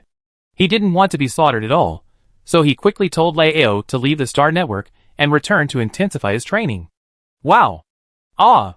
Gu Shen! He is the eternal god. So amazing, he deserves to be the head of Yunqing University. So handsome. Isn't it, Yuli? Woohoo! Gu Shen's fans will definitely double after today. After watching this wonderful fight, Ai Xiaoxiao turned to Yuli with excitement, clenched her fists, and spoke to her incoherently. Yes. It's really amazing. Yuli nodded in response. After chatting with AI Xiao Xiao and adding each other as friends, she bought the video of this battle on the light screen and tasted the food on the Star Network. However, after evaluating it as not as good as the food made by Yun Xiaozhu, she felt that she had stayed there for a long time, and the doubts about whether Gu Huji had made a breakthrough made her leave the Star Network. Opening her eyes again, she stood up and stretched her stiff body, thinking, "It seems that I still need a holographic energy chamber, otherwise it is not good for my body to sit still for a long time." However, Yun Xiaozhu seemed to have mentioned that I was too anxious to connect to the Star Network directly. This. Yuli looked around with a guilty conscience. There was no man and little octopus in the hall, and she couldn't help but breathe a sigh of relief. But where did they go? It seems that they didn't leave any notes or messages? Yuli murmured, wearing fluffy slippers, and walked to the door. When she looked up, she saw the elegant and handsome man standing outside the garden holding a square box wrapped in silk, and smiling at her gently through the pink and white roses. The breeze blew on her face, and the wind at this moment was really gentle. Yuli was stunned by the beautiful scenery like a picture. Her heartbeat accelerated a little, her eyes drifted a little, and she unconsciously pulled the soft hair scattered on her fair face, and subconsciously said, "Where did you go? Why didn't I find you?" But as soon as she opened her mouth, she realized she'd misspoken and quickly corrected herself. "Well, next time you leave." Before she could finish, Yun Xiaozhu interrupted, soothing her. "Sorry for leaving so suddenly and making you worry. Next time I leave, I tell you or leave a note. But I brought dinner back." "Yuli, how was your trip to Starnet?" he asked, brushing off the slightly awkward topic. "It felt pretty good. Did the little octopus go with you?" Watching the pink little octopus calmly float from Yun Xiaozhu's side to hers, Yuli gazed at the man's gentle face, glancing back and forth, realizing the strange atmosphere between them was gone. "Of course, but Yuli, have you decided on a name for him?" Yun Xiaozhu glanced at his original body and asked the question on his behalf. He then took Yuli to the restaurant and placed the exquisitely crafted pastries he brought back on the table. He then pulled a blue card from his bracelet. It flashed, and a white porcelain tea set with golden patterns appeared in his white-gloved hands. How about calling me Yin? After all, when we first met, your true form was like pure black ink smudged in clear water. So Yin, is that okay? I've been thinking about it for a long time." Yuli stared brightly at the adorable little octopus in her palm, a smile playing unconsciously on her lips as she spoke. Yin raised his dark eyes to meet hers, then wrapped his soft tentacles around her thumb and nuzzled his head against it, as if to express his agreement. "It's settled, Yin," Yuli called softly. The girl's voice was as gentle as a tiny feather landing on his abyssal core. Strangely, he seemed to taste wisps of sweetness. The endless and ethereal evil god chewed on the name bestowed upon him by his star. Formless and intangible threads of law descended, wanting to touch her, but then thinking of her fragile body and her still unrecovered supernatural powers. The god sighed silently, dispersing the threads that threatened to tightly envelop the girl. Finally, he floated up and pressed close to Yuli's fair cheek, sharing a long, close embrace. I've always been." Though knowing Yuli couldn't hear, he continued to speak. Yun Xiaozhu, sensing his emotion, trembled as he brewed tea, nearly crushing the cup under the man's crushing grip. He frowned, suppressing the resonance with his true form, and handed Yuli a cup of clear, perfectly warm tea. After a stimulating and delicious dinner, Yuli shared with him the match she had seen today on Star Online. Yun Xiaozhu affirmed Yuli's doubts, stating that Gu Huji had already broken through to S rank. Afterward, the two chatted for a while, and before parting, agreed to meet on Star Online tomorrow to begin their studies. Meanwhile, a professional on Star Online speculated that Gu Huji's final move in this ice and fire duel might have reached S rank. This news sent the online world into a frenzy, like a drop of water in a frying pan. After all, superpowers start at B rank, and the difficulty of each breakthrough increases exponentially. It generally takes time, gradual accumulation, and luck to achieve a breakthrough. Throughout the years, outstanding graduates from military academies have only reached S rank after graduation, and several years of training on the battlefield. How could someone achieve this breakthrough in their junior year? It must be fake news. Although this speculation was quickly dismissed by most, coaches from various schools, after watching the recorded combat videos over and over again, said this pervert had probably truly achieved a breakthrough.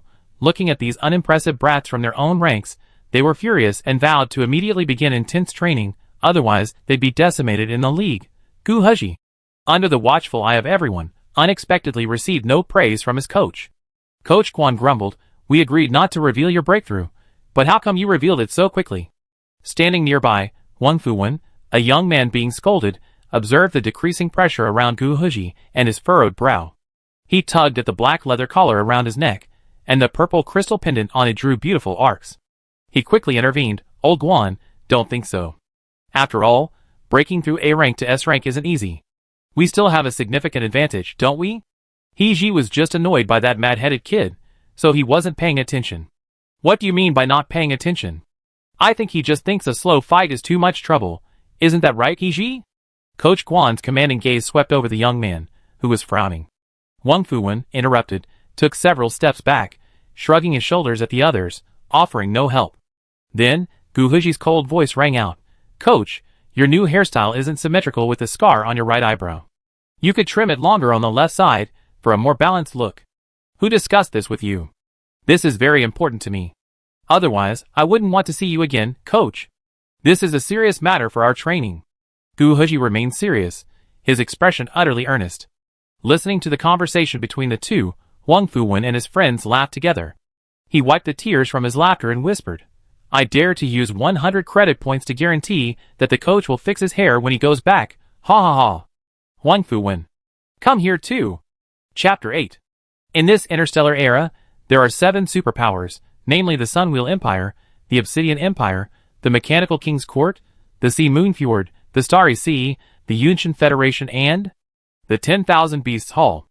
Among them, the Sunwheel Empire has the Wing Clan as its royal family, and includes light races such as light spirits, griffins, unicorns, larks, white phoenixes, etc. The Empire actually holds the real power and management of the 7 main halls. What should I pay attention to when communicating with its citizens? You need to pay attention to respect their beliefs. Please do not tease or insult them at will. When communicating, pay attention to your own manners, and do not do indecent behavior. The most important part is that the communicator himself must not have a dark-oriented ability. After 2 months of cramming in the Star Network simulation class, Yuli is finally no longer a newbie who knows nothing. She also has a basic understanding of the major forces in this interstellar world, so Yuli basically answers the questions raised in the course accurately. The teacher who was simulated in the classroom, with long braided hair and a beautiful and gentle temperament, nodded and encouraged with a smile. "Yuli, the final score of this class study is 98 points. Congratulations on your excellent results. This is something worth encouraging. I hope you can continue to maintain it next time. See you in the next class." "Okay, thank you for your hard work, teacher," Yuli replied after the teacher finished speaking. Yuli is used to the teacher's tone of scolding children. After all, the basic course she is taking now is the course for elementary school students in the interstellar era. Fortunately, the simulated classroom can choose to be single or multi-person, otherwise I don't have the courage to take classes with a group of children. Yuli sighed. For the past 2 months, she'd been studying like she'd done in her senior year of high school, with basic classes in the morning, potions and blacksmithing in the afternoon, and practice in the evenings, nearly 15 hours a day, almost non-stop. The Yunshan University Combat Department exam consists of 3 parts: 50% practical combat, 20% ability level, and 30% cultural examination. For entry-level potion and blacksmith certifications, additional points are awarded. It would be best to obtain the yellow-grade potion and blacksmith certifications within these 2 months. That would be more secure. After all, for the cultural section, well, you can only try your best to get a basic score. She had already completed the basics of potions and ores, so she could move on to practical application.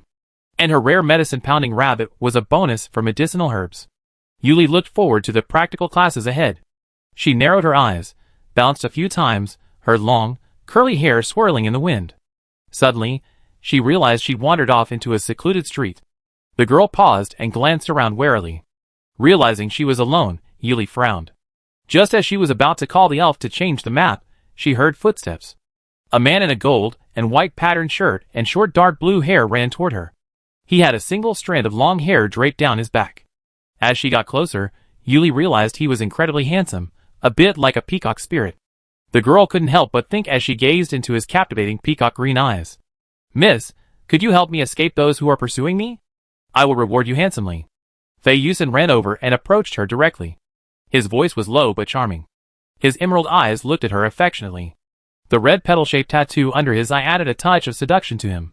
Like the fox demon, who seduced the scholar in Liao Shai. Hey! They are over there. Don't let them run away. Yuli pursed her lips when she heard the voice from afar, but still looked up at the man in front of her, who looked like a fairy who sucked people's essence, and asked a sole question. Star Network should be able to go offline at any time. Can't you just go offline directly?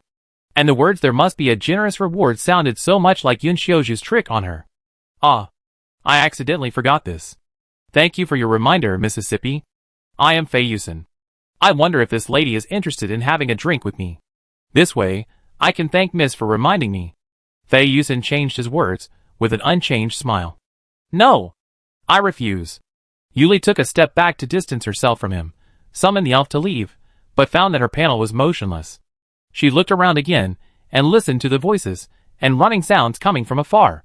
Yuli seemed to have thought of something, and her expression immediately turned cold. She said, "Illusion? What are you going to do? Have you been discovered? I wanted to have a romantic beauty-saving hero relationship with you, and then marry you." He answered frivolously, and took a few steps forward to approach the girl again. His shirt was open, revealing part of his strong chest. His muscles were smooth and tight. A turquoise necklace hung around his neck, rising and falling with his breathing. Wait a minute. You didn't mean to hide from me. This is the Star Network. Who came up with such an old-fashioned method? Yuli couldn't hold it in any longer, and started complaining.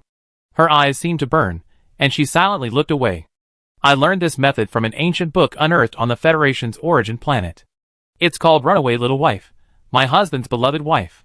It's said that in that era, people used this method to save beautiful women and end up together for life. But it doesn't seem to work so well now. Fei Yusen thought of the ancient book in the display cabinet at home, and shook his head slightly. Ah, this. Yuli didn't know whether to complain about the title of the book, or should she just complain. Help! Has the modern, old-fashioned romance novel become non-fiction in interstellar space? Oh my god!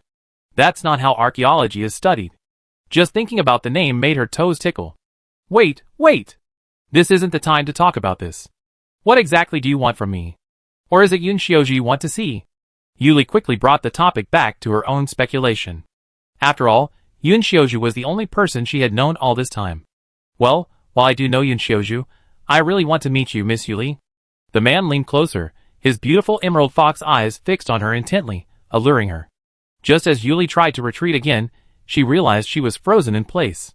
Just as Fei Yusen inched closer to the girl, the next moment, the dim, quiet streetscape was torn apart as easily as a canvas. A silver-haired man with gold-rimmed glasses stood at the edge of the shredded street with a cold expression. His icy golden eyes pierced Fei Yusen, sharp as a knife. Fei Yusen, what's wrong with you? Opening a domain in a non-combat zone on the Star Network.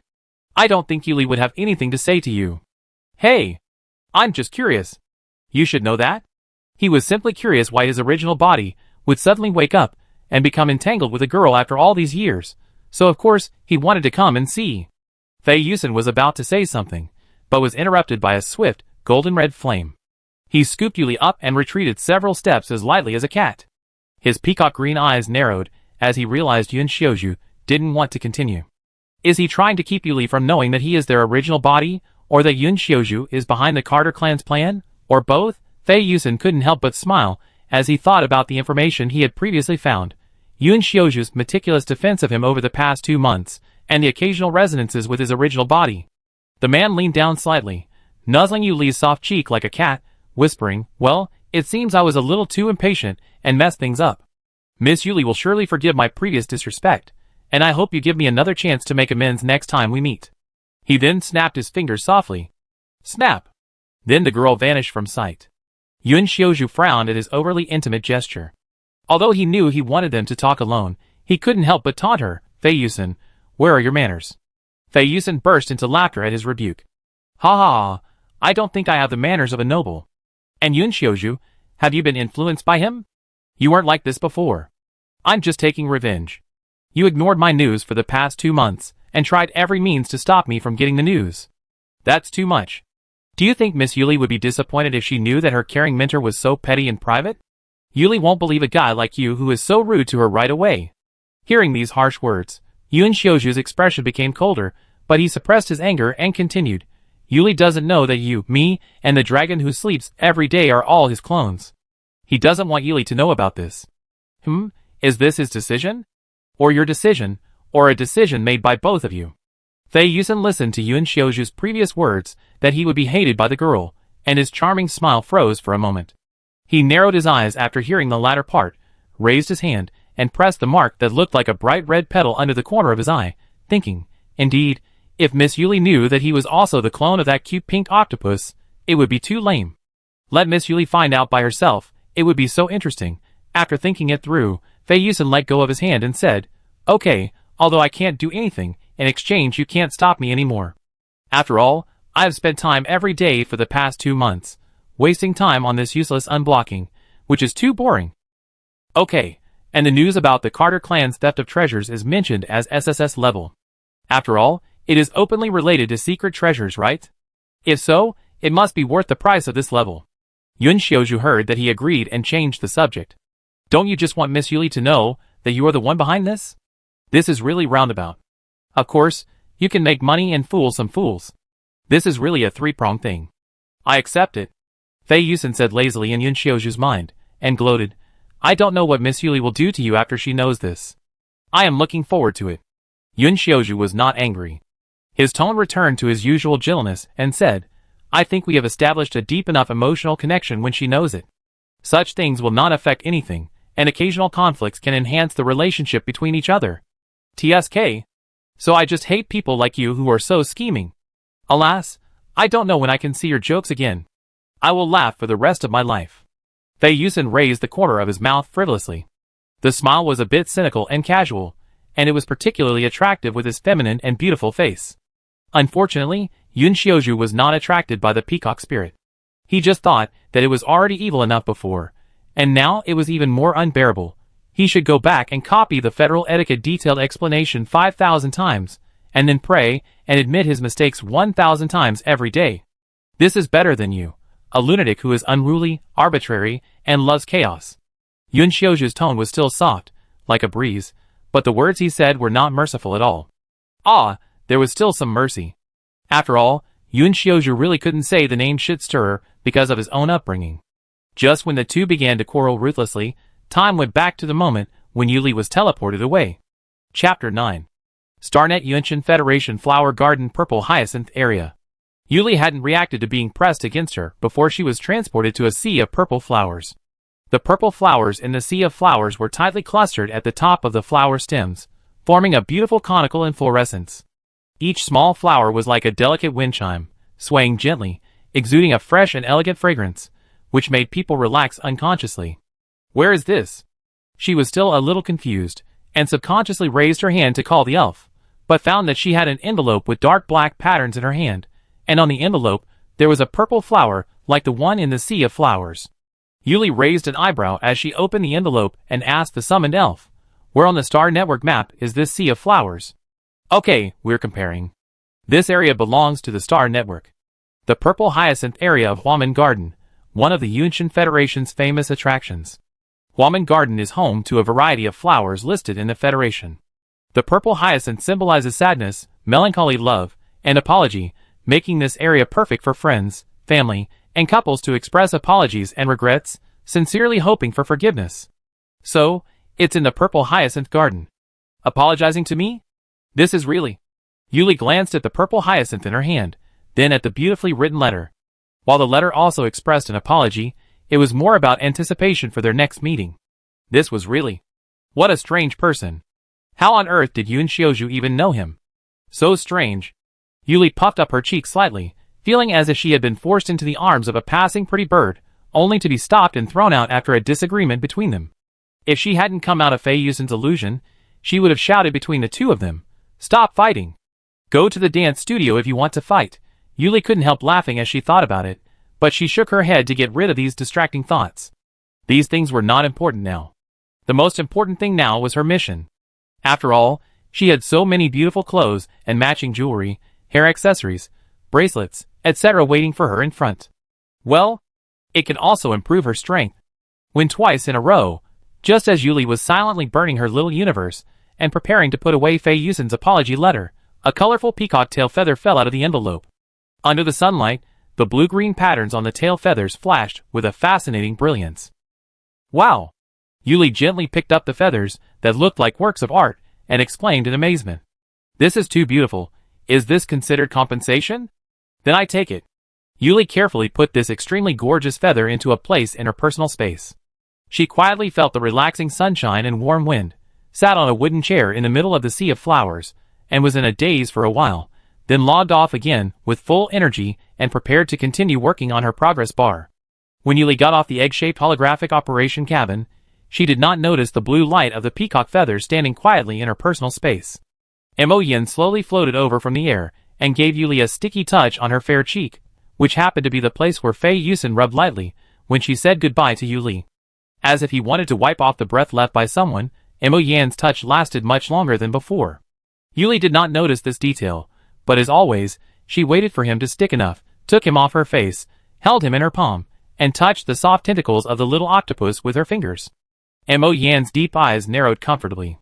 The girl didn't notice that a shimmering peacock tail feather silently materialized from the holographic control chamber behind her, only to be swallowed up by a sudden black mist the moment it appeared, vanishing completely. Yin, you're so adorable now. It's hard to imagine you were that terrifying black mist back then. Shouldn't it be considered black mist? Yuli kneaded the little octopus's soft body and murmured softly, "Will being sealed affect so much?" The little octopus, resembling a pink cloud, suddenly extended its 8 tentacles at the word terrifying and grasped Yuli's wrist.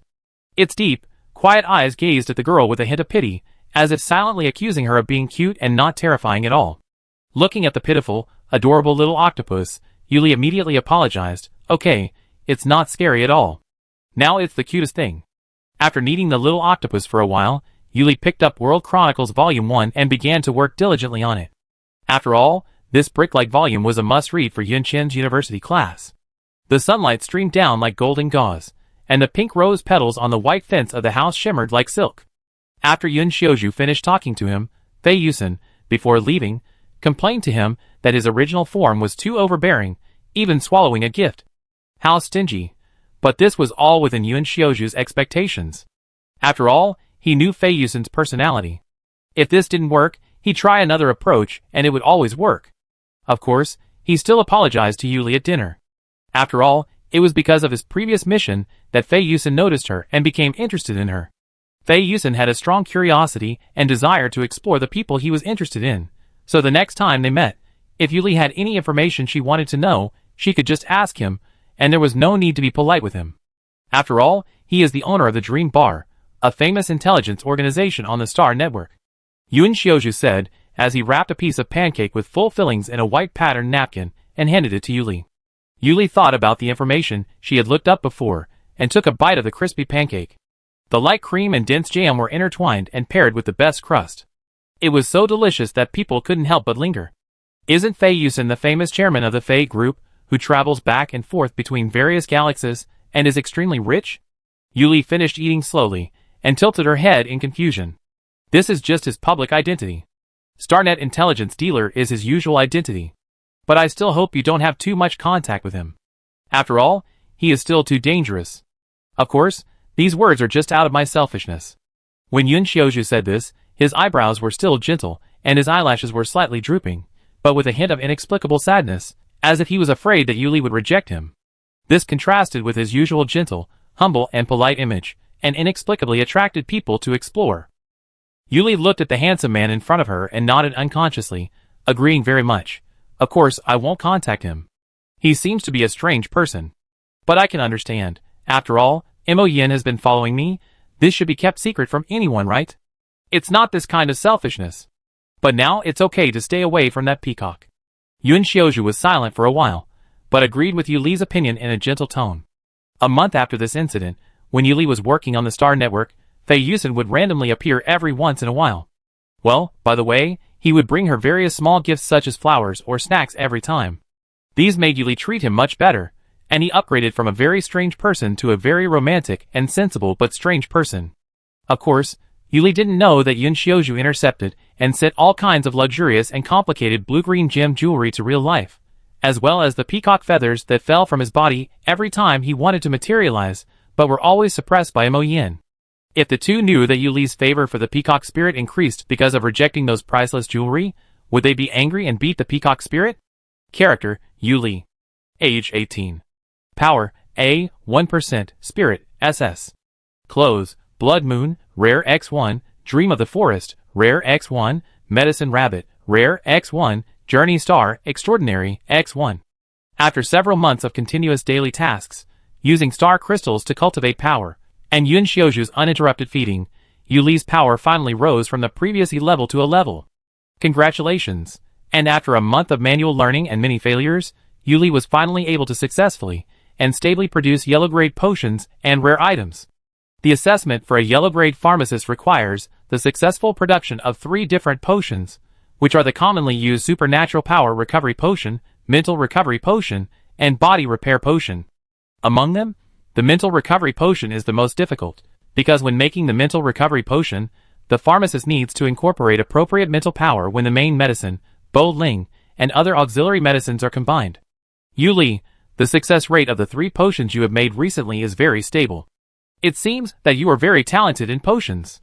Of course, your talent in forging is not inferior to this.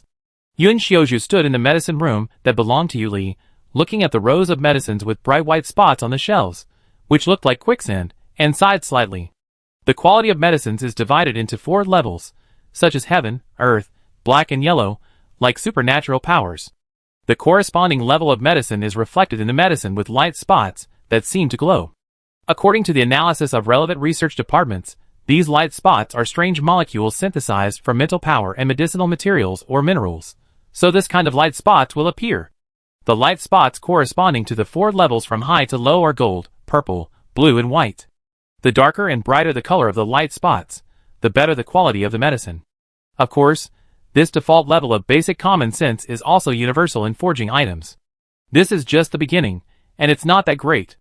And you have been very careful to find someone to teach me this month, and you should have such results. Yu Li followed the man, and looked at the medicines she had arranged in a long row, and the white light spots in the medicines changed from the initial white light to the stable, and fine light spots that were densely distributed in the liquid. She scratched her cheek sheepishly, her fluffy white bunny ears perking up excitedly. Yun Xiaoju looked at Yu Li, who was wearing a different look from her usual light brown hair and casual, light-colored attire.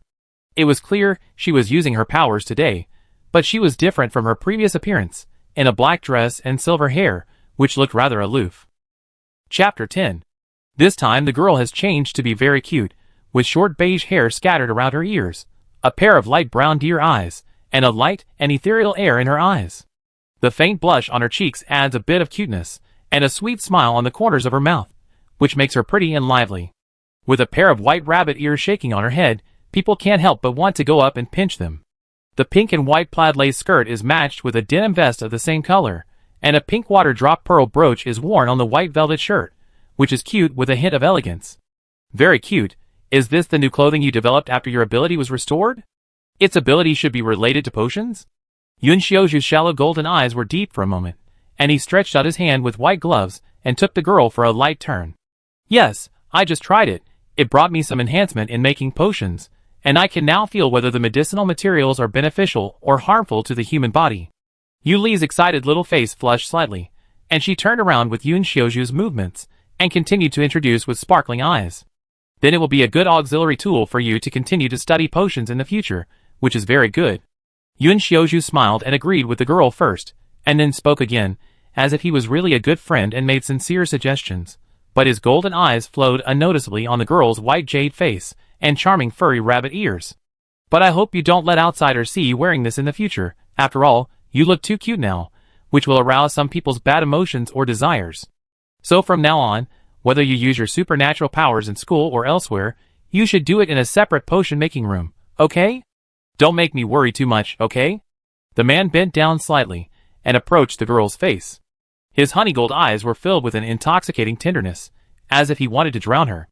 His long silver hair slowly slid down his shoulders with the man's movements, like a waterfall, and the sunlight fell on the ends of his hair, shining brightly. Well, of course, I know my limits. Yu Li was a little confused by the man's beauty for a while, but soon came to her senses and nodded seriously. Yun Xiaoju noticed her red ears, his eyes curved, and he stood up and continued seriously. So, Yu Li, have you made an appointment for the next test? Yes, the potion will be at 9 a.m. tomorrow, and the forging will be at 3 p.m. The location is in the Association of the Red Maple Living Area. Yuli replied after hearing his inquiry. Then can I go with you tomorrow or the day after tomorrow? The distance is very close.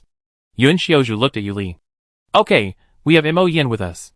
I saw a delicious maple dessert shop near the association on Starnet. We can go there after I finish the exam. Yuli thought of the beautiful caramel pudding and other desserts she saw on Starnet before and said with anticipation. Okay, I'm looking forward to it too. Yun Xiaozhu nodded indulgently. The next day, Maple Living Area.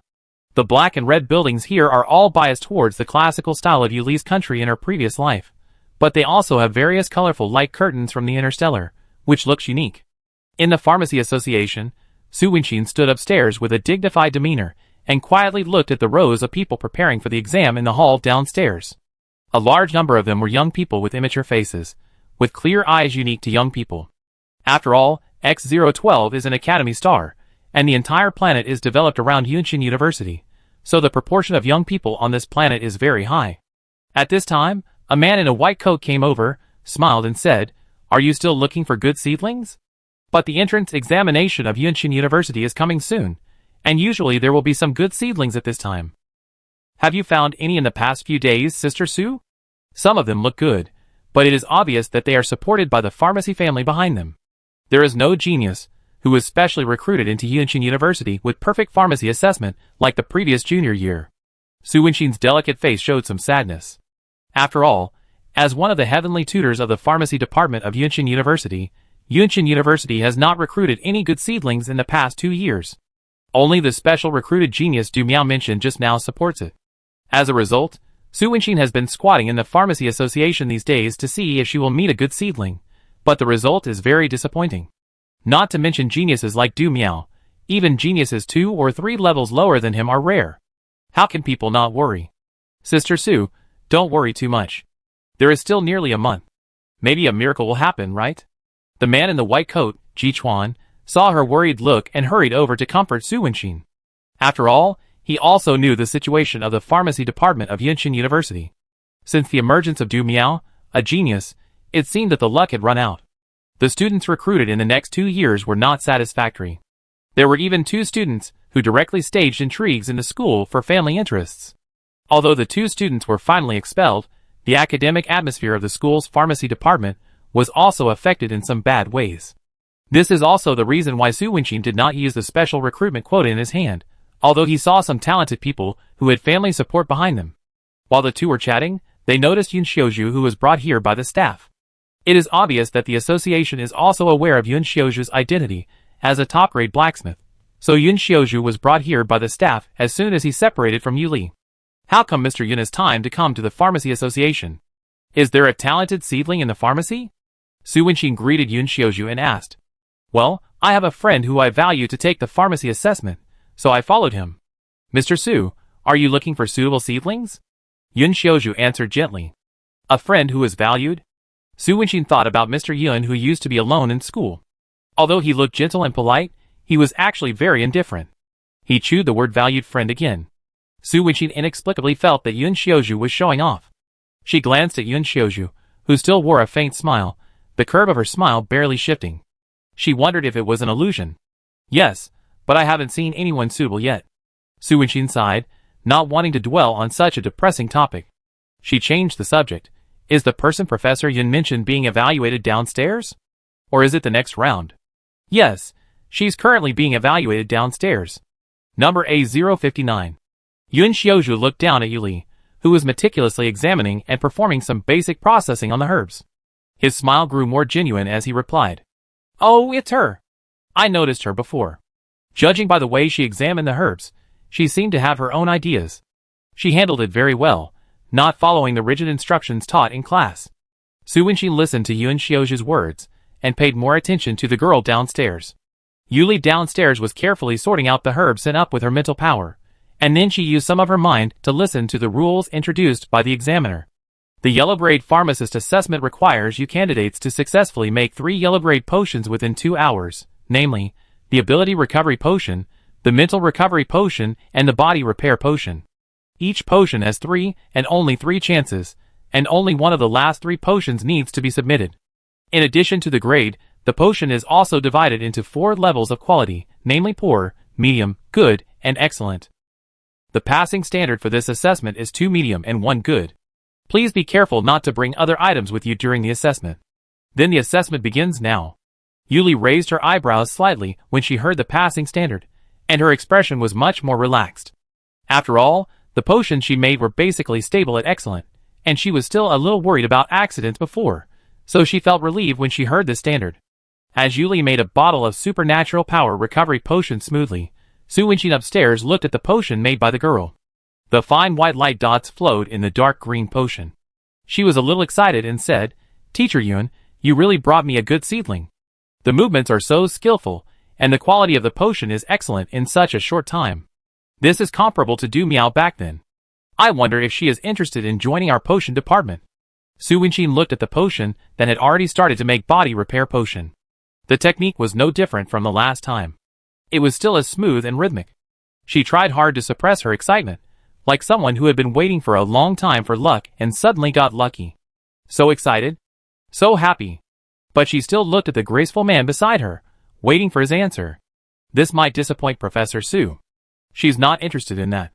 Besides, her talent in combat is just as strong as her talent in potion. She wants to apply to the combat department.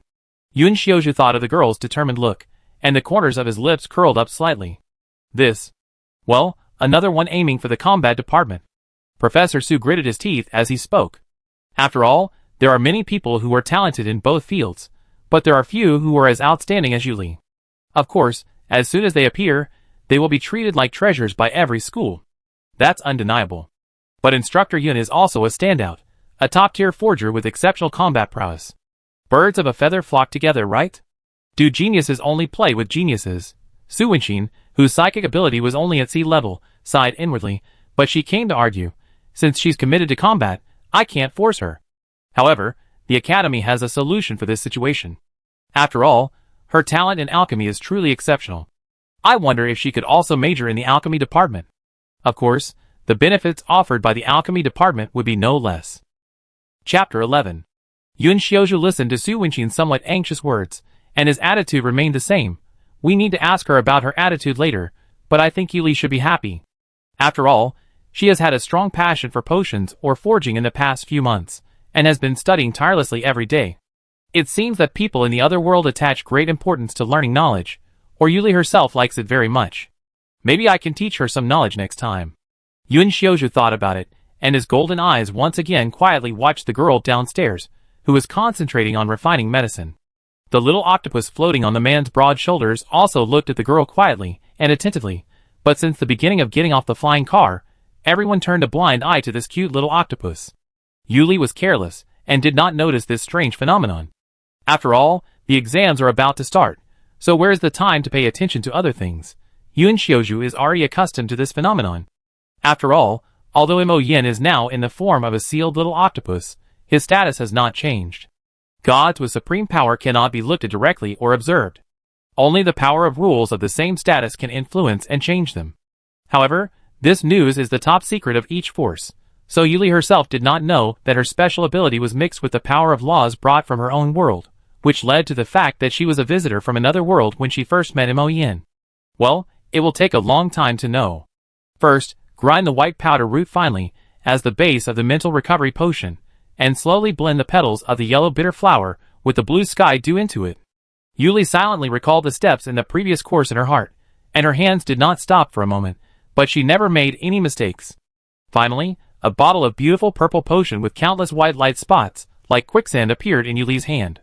Yuli placed the bottle of potion on the laboratory table, and carefully looked at the 9 potions that were basically the same except for the different colors. She gently tapped 3 of them with her white fingertips, and put the remaining potions in the sealed potion box, and stored them in the storage bracelet. Yuli looked up at the examiners in the hall, who were looking at her with burning eyes, and was a little confused. However, she still raised her hand to indicate that she had finished making the potions, and could come to collect the 3 potions, then walked away, and walked towards the side hall to wait for the results. Little did she know that when she raised her hand, the people around her who were taking the exam noticed her movements, and looked at the potions she made and inhaled together, watching her like a god. Excellent! Excellent! Excellent! All of them are A's. All 9 of them are A's. Professor Yun, please make sure Yuli joins the pharmacy department. This is my lifelong wish. Su Wenxin was so excited looking at the 9 potions Yuli had crafted that she was speechless. She kept muttering things like, excellent, excellent, excellent. Another do meow. What a stroke of luck. Finally, at her friend Ji Chuan's reminder, she once again expressed her strong desire to accept Yuli to Professor Yun. After all, the exam results weren't out yet, and according to the rules, she couldn't contact the candidates, at least not until the results were released. Yes, I know. Yuli has always been excellent. Professor Su, will you come with me to the side hall to pick her up? Yun Xiaozhu looked at Su Wenxin's excited face, feeling a little proud. He wondered how she would be approached after Yuli finished the blacksmithing exam. However, for the blacksmithing department, it would be best if he taught her in person. Yuli waited for about half an hour before receiving her results from the affable, somewhat overly polite examiner. She scored 98 points, with all 3 potions receiving excellent quality. She also received a certificate from a top-tier pharmacist, a seal engraved with intricate vines. Of course, the certificate would also be recorded on her wristband, granting her a discount on future purchases of herbs and potions at the official store.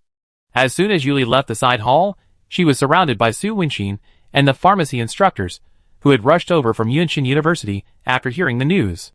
Student Yu, I'm wondering if you're interested in joining Yunxin University's pharmacy department. Our pharmacy department offers the best benefits in Yunxin University. If you agree, you can be directly admitted without taking the subsequent exams. Tuition is free, and we take full responsibility for the medicinal materials needed for your potions. Of course, I'm a top-tier pharmacist. I'm wondering if you're interested in joining me. Everyone here isn't a top-tier pharmacist. He had to move on. Student Yu, if you join me, I'd be willing to teach you specifically how to use your mental power. Old Li, who doesn't know how to use your mental power uniquely. Yuli looked at the 3 arguing old men and was at a loss for words about how to explain her desire to apply for the combat department. Just then, Su Wenxin forcefully intervened. Everyone, please be quiet. Please listen to me for a moment. Mr. Yu, I know you're aiming for the combat department at Yunxin University, but Yunxin University also has special treatment for talented students like you. I wonder if you could also major in the pharmacy department. Your courses will be arranged according to your combat department. Of course, the benefits that Elder He and Elder Li mentioned earlier are quite good. When Su Wenxin said that Yuli actually wanted to apply for the combat department, the 3 old men all looked at Yuli with eyes that were a waste of talent, just like Su Wenxin before, another aspiring combat department. Such a good seedling. Yuli thought about it and agreed. After all, she was very interested in making potions and forging. It felt like playing a handmade game in the previous world, and the addition of superpowers and mental power made it interesting for her to make these superpower items. Finally, after adding the communication numbers of these heavenly pharmacists, the instructors looked at Yuli and Yun Xiaozhu with reluctant eyes. After leaving, Yuli breathed a sigh of relief without leaving a trace. She was still not used to such an atmosphere. Are you not used to such an atmosphere? After all, for these instructors, good seedlings like you, Yuli, are rare. After getting along with them, their attitude will not be so enthusiastic. Yun Xiaozhu looked down at the girl and comforted her in a gentle voice, but he felt helpless because the forging assessment in the afternoon would probably be like this. The forging test in the afternoon was roughly the same as the potion test, except that it was changed to require the successful forging of 3 supernatural items. After Yuli completed the test with a high score of 97 points, she was surrounded by the forging department instructors again. Fortunately, Yun Xiaozhu was there to help. When she walked out of the Supernatural Forging Association, her communicator was already filled with the communication numbers of many instructors from both departments. Finally returning to the small villa full of pink roses, Yuli sighed to Yun Xiaozhu while holding the caramel pudding she had been thinking about. Are these heaven-level instructors a little too enthusiastic? Fortunately, Yun Xiaozhu, you know all the instructors from the forging department. Otherwise, I feel like I can't get out of this if I don't agree. I can imagine how busy it will be to study 2 departments at the same time. After all, Yuli is really talented. Of course, I will definitely help you later. I believe you can do it. Yun Xiaozhu's handsome eyebrows drooped, and he looked at her gently. His gentle voice flowed slowly like a stream, but it also gave her a sense of determination. Yuli listened to the man's words, and her anxiety about being too busy in the future was relieved. Her tone was a little intimate with a familiar friend. Then we will make an appointment at that time. Of course, it's my honor.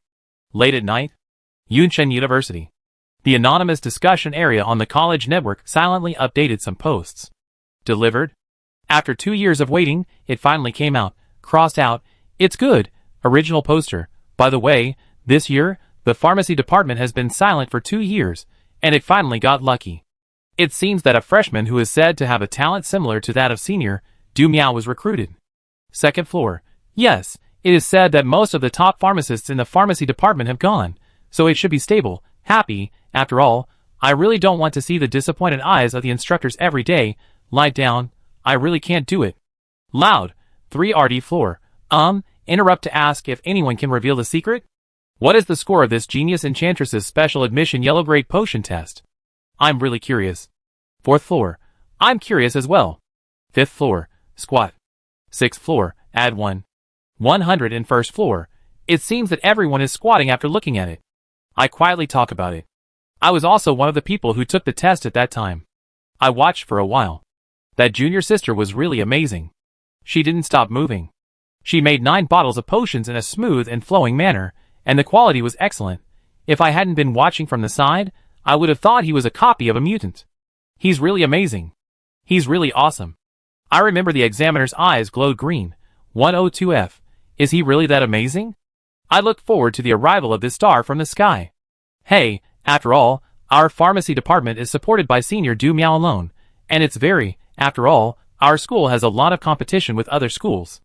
I still remember that in the last pharmacy competition, although Senior Du Miao was very stable and still ranked first, he was the only one in the top 10 from our school. 103F. Yes, I'm looking forward to it. 231st floor. Although I am one of the onlookers, I want to go off topic. That junior sister is really pretty. Wow, when she makes potions, she has a sense of being not from the world, cold and untainted by the mundane world. It is really extraordinary. Wow, I only focused on the junior sister at first and didn't notice that she is really amazing. 232 ND floor. Yes, her temperament is really unique. Wow, and she is also petite and delicate. I want to hold her in my arms. Riashasha, I only looked at her and didn't notice her grades. I only found out later. Wow.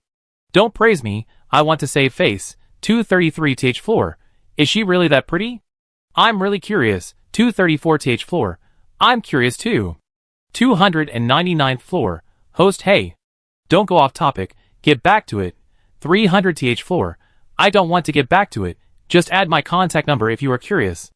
301st floor. Host, well, I also want to say that the junior sister was brought here by Mr. Yun from the forging department for the assessment, and it seems that she has a good relationship with Mr. Yun. 302F. Teacher Yun? I'm not sleepy anymore when you talk about this. Didn't Teacher Yun recommend a Z-Way star to the forging department this year? The forging department's teachers all went to the Supernatural Forging Association this afternoon. 303F. I just saw the celebration post from the forging department.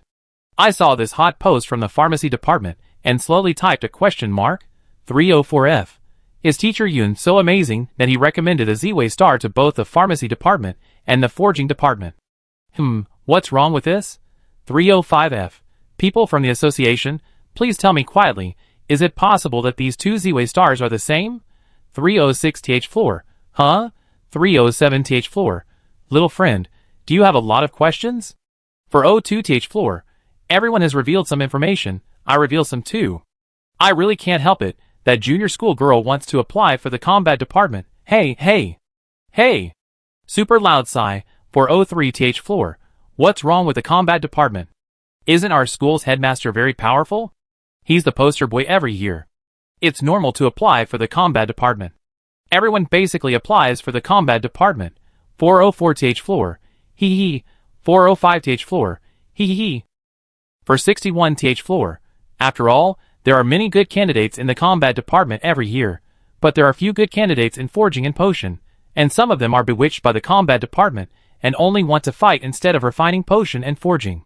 For 62 TH floor. So this time, the common Z-Way star of the two departments will land on the combat department? What kind of plot is this? The fisherman benefits from the snipe and the clam fighting. It's so funny. Chapter 12. 1 month after successfully passing the potion and forging assessments, Yuli's focus became hunting monsters in the Star Network, and learning various weaknesses of monsters, and using their abilities.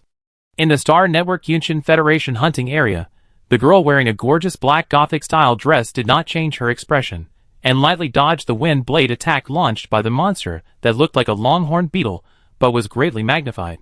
Swoosh! Swoosh! She waved her hand lightly, and the silver chain like a spirit snake quickly wrapped around the huge monster, tightly wrapping the monster. Crack! The chain kept squeezing and making a sharp sound. Yuli stretched out her hand and gently squeezed it, and the huge monster was squeezed and torn to pieces by the chain. Flesh and blood exploded directly. Yuan Xiaozhu waited for the battle to end, then stepped forward and suggested, Yuli, your current ability is more inclined to control and restraint, and your attack power is not strong enough. If possible, condense a sharp arrow at the beginning of the chain, which will be much better. Yuli listened and nodded obediently, stretched out her hand, and the silver sharp arrow condensed into shape. Yuli tried to control the chain to slam into the tree next to her, and heard a bang.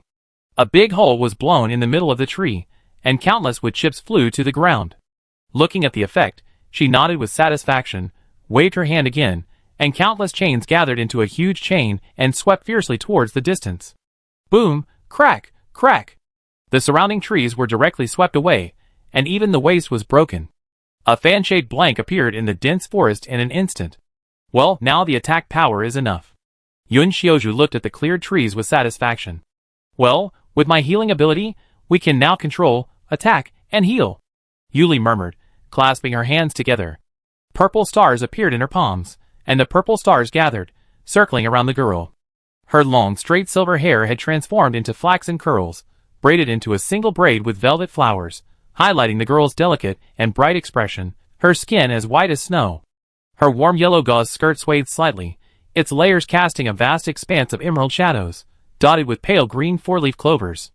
A pair of jade bracelets entwined with velvet flowers adorned her fair wrists, and her snow-white bare feet clad in a light golden, wing-shaped veil. Her golden-brown eyes, bright and clear, winked at the handsome, elegant man who had been watching her from a distance. With a wave of his hand, he flung four-leaf clovers toward the man.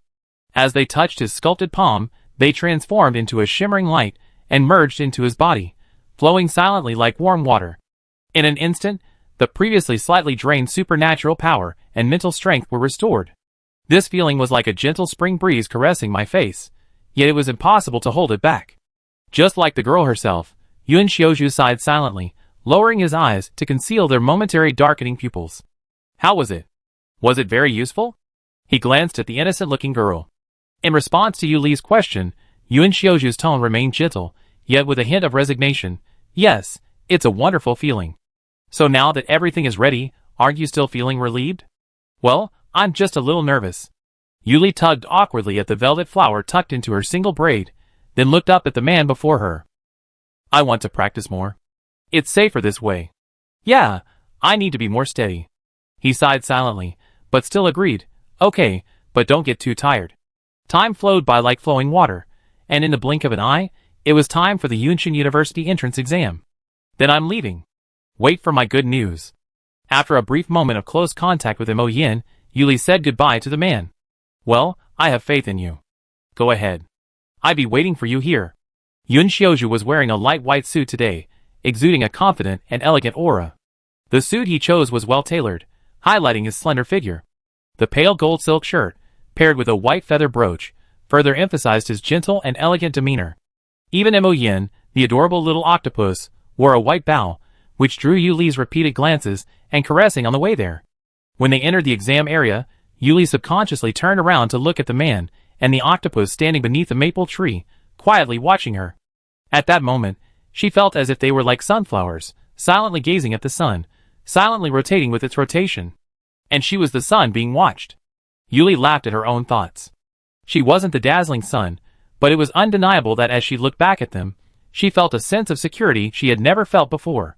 In this completely unfamiliar world, it seemed as if she had found someone so familiar that she couldn't let go.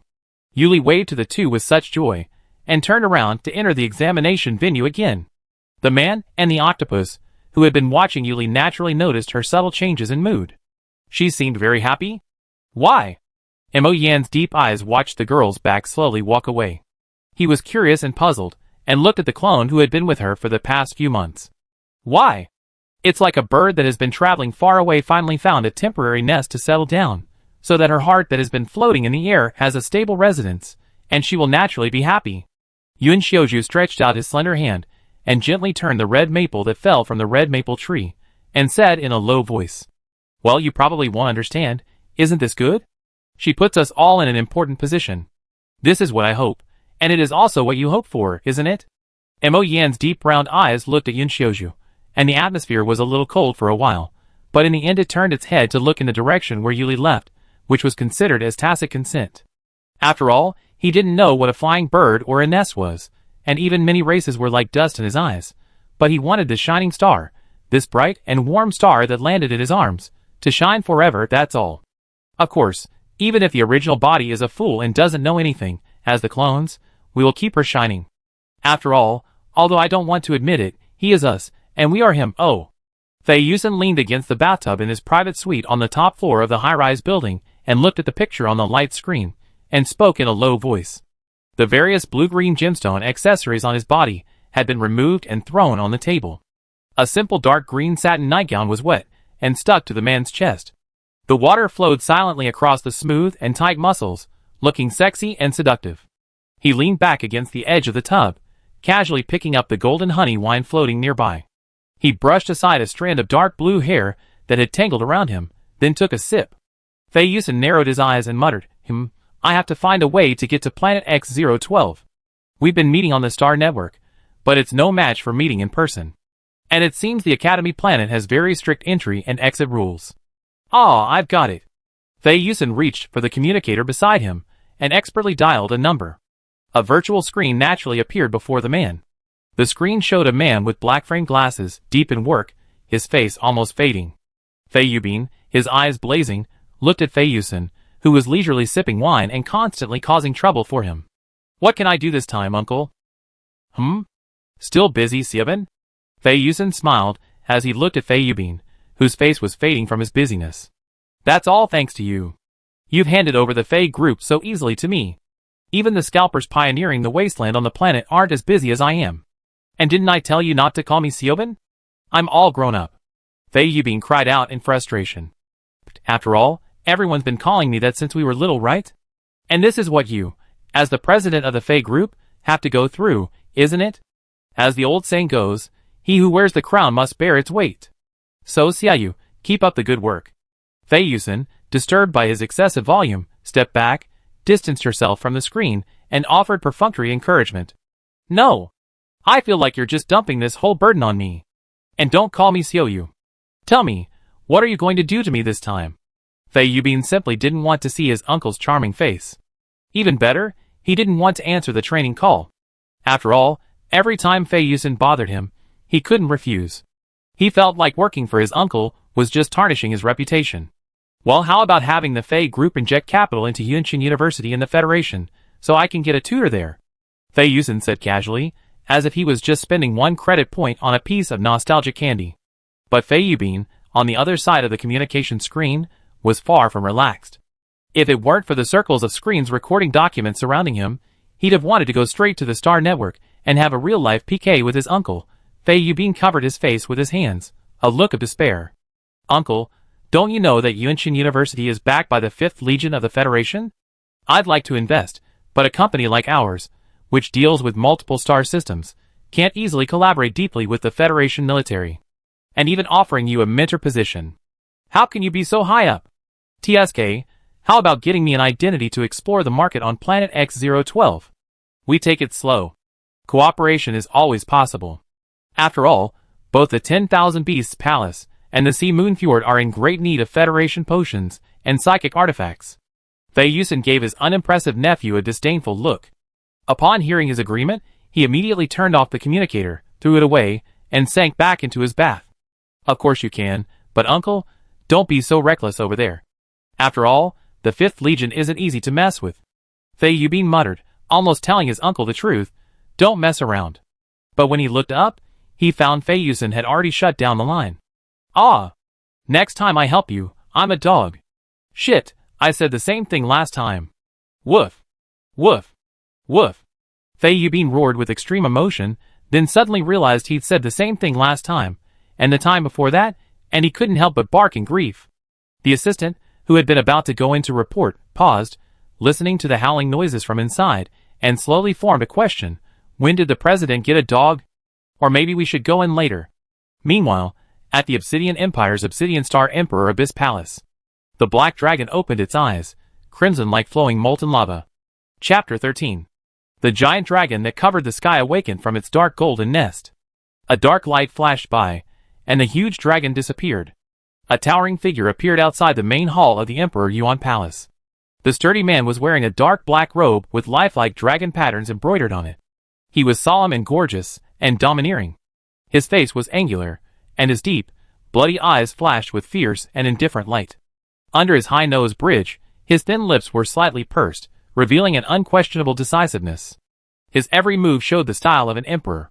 The mighty and domineering black-haired man wore an ancient crown made of amethyst and dense gold on his head, symbolizing his supreme status in the empire. "Welcome, your majesty." Xian Yamin appeared in front of the man, half knelt down, put his right hand on his chest, and bowed his head respectfully. Following Xian Yamin's action, the rows of solemn-looking generals, who had been guarding outside the palace, holding sharp spears, half knelt in unison and saluted the supreme emperor, who was in charge of the entire empire. "Welcome, your majesty." "Yes." "Get up," Xuanye said in a calm voice. "Yes. Your majesty, according to your instructions, the Sunglil Temple did send someone to ask the Obsidian Empire whether there was any record of the SSS secret treasure." Xian Yamin followed the man and fluently reported the situation that Xuanye had ordered before, as well as the major events that occurred in the past few months when he was asleep and some decisions in the empire. Xuanye listened to Xian Yamin's report and walked slowly to the main hall of the Diyuan Palace, which was decorated luxuriously and majestically. When he sat on the throne, Xian Yamin had finished his report and half knelt with his head down waiting for his instructions. "How's the Yunshan Federation's investigation going?" Xian Yi propped his head up with his right hand, his dark hair falling in a few wisps, softening his stern expression. "We previously sent an envoy to the Yunshan Federation to negotiate, and the Federation's response was that the secret treasure was stolen and unsealed after it was unearthed. The only conscious witness at the time was Yun Xiuzhu, a member of the Yun family's branch. His personal testimony was that he activated the artifact to block the black fog and protect the starship. As for the black fog's whereabouts, we don't know." Xian Yamin explained, his head lowered. "Heh!" Xian Yi couldn't help but sneer at the name Yun Xiuzhu. He probably guessed the truth of this story was about 9/10 false and 1/10 true. Not wanting to hear any more, he interrupted, "What was Yun Xiuzhu doing in the months since then?" "Well, sorry, your majesty. The news we received was that Yun Xiuzhu returned to the Academy planet, and everything was normal." Xian Yamin paused, recalling the information he had previously reported about Yun Xiuzhu. He was surprised to find that there hadn't been much news about him since he returned to the Academy. It was mostly just the normal daily life of a tutor, making people unconsciously ignore him. This wasn't normal. "Your majesty, this was my mistake. I will reinvestigate later." He felt a little embarrassed. After all, after so many reports had reached him, he had unconsciously overlooked this person. "It's okay. There's no need to investigate further. He's not someone you can handle. Those secretly searching for the secret treasure should stop, and keep a close eye on the students taking the Yunshan University exam this year." Xian Yi raised his hand to signal that there was no need to worry, and gave his orders. "Yes, your majesty." Xian Yamin agreed, and thinking of the relevant information about Yunshan University that he had looked up before, he reminded, "Your majesty, Yunshan University will broadcast live on the Star Network every year for practical examinations. I wonder if your majesty is interested. The time should be this afternoon." "Okay." Xuanye agreed coldly. Xian Yamin, as Xuanye's translator, immediately knew that his majesty was interested in this live broadcast, and immediately sent the link of Yunshan University's live broadcast to Xuanye, and began to operate the huge floating light screen in the main hall. After a morning of cultural examinations, Yuli walked out of the examination room slowly, with a dull expression, like a stupid penguin, feeling hollowed out. "Well, I guess I can only get a passing score in cultural examinations. It's really difficult." Yuli sat in the rest area of the examination venue, took out a pink and white printed insulated lunch box from the storage bracelet, quickly ate the soft and glutinous bread and juicy fruits, and rested for a while. In the afternoon, she started the ability level and mental level test. Yuli lined up according to her serial number, and soon it was her turn. She entered the closed and empty room. A black stone tablet with special materials stood in the room, and several teachers stood beside it. The test teacher gently introduced Yuli. "Student, just put your hand on the stone tablet to test, and then you will need to fill in and demonstrate your supernatural powers." Okay, I understand.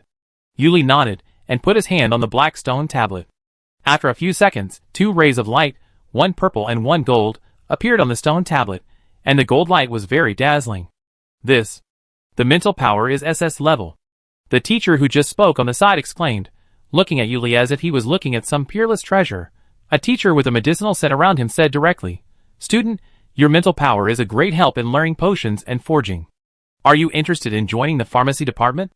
Our pharmacy department has the best benefits in the entire Yunshin University."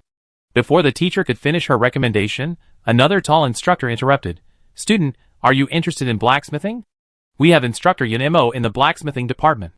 I wonder if you're interested." Seeing this familiar scene, Yuli looked at the 2 teachers awkwardly and said, "Teachers, I'm applying for the combat department, but I've already agreed with the association to take both potion and blacksmithing." The 2 teachers paused for a moment when they heard Yuli say she'd applied for the combat department. Then, as if realizing something, they all looked at Yuli and asked, "Mr. Yu, are you the special recruit Zaiweixing who got straight A's in the Potion and Blacksmithing Association last month?" "Zaiweixing, are you talking about me?" Yuli tilted her head in confusion. "Ahem, yes. After all, talents as outstanding as Mr. Yu's are rare. Since you've agreed to take both, we won't say much. Good luck on the practical exams." The 2 teachers encouraged Yuli and stepped aside. After all, this had already taken up some time. "My ability belongs to the special category." Yuli raised her right hand slightly, a purple light swirling around her. Her transformation was instantaneous. Silver chains emerged from thin air, circling around her body, their sharp tips like arrows poised for release. "Oh! A control-oriented type? That's certainly suited to the combat department." The combat department teacher, who had remained silent, nodded affirmatively. After all, Yunshin University's combat style leaned more towards control, and Yuli's ability was a perfect match for her major. "Yes." Yuli nodded, and finally left the room under the teacher's amiable gazes. At 3 p.m. sharp, the practical test officially began. Yuli lay in the holographic cabin and closed her eyes. Welcome to the Yunshin University entrance exam. Practical training. The rules are as follows. 1. The exam will last 3 hours, and the ranking system will be based on cumulative points. 2. Killing an F-level monster will earn 1 point, killing an E-level monster will earn 3 points, killing a D-level monster will earn 5 points, killing a C-level monster will earn 7 points, killing a B-level monster will earn 10 points, and killing an A-level monster will earn 50 points. 3. Special level fusion monsters will randomly appear on the map. Killing them alone will earn 200 points, while cooperative kills will earn points based on contribution points. 4. Killing a candidate will not earn any points. Please note that the points of the person killed will be locked. 5. This exam will be live-streamed, as in previous years. Please maintain your appearance and refrain from aggressive behavior, e.g., yelling like a monkey. Star Network candidates' spirit bodies lack excretion capabilities. Do not remove your own or others' clothing without authorization, and do not engage in indecent behavior toward the beasts. 6. These are all the rules for this exam. Yunshin University reserves the right of interpretation. I wish you all the best and excellent results. When she opened her eyes again, she was in a vast green meadow. Seeing the light screen displaying the rules before her, her eyes twitched as she looked at Rule 5, wondering if it was too abstract, but this thought flashed through her mind as Yuli quickly calmed herself. She surveyed her surroundings, and raised her hand slightly. Purple starlight appeared, layer upon layer, surrounding the girl. Her once plain, light-colored dress transformed into an exquisite Gothic gown, layered with cascading black lace and dotted with red, crescent-shaped spinels. The long straight silver-white hair was scattered, and the bright red dahlias slowly bloomed around her neck and the small hat on her head. The thin silver chains were wrapped around her wrists and ankles, and the originally warm light-colored eyes turned into cold-blood pupils.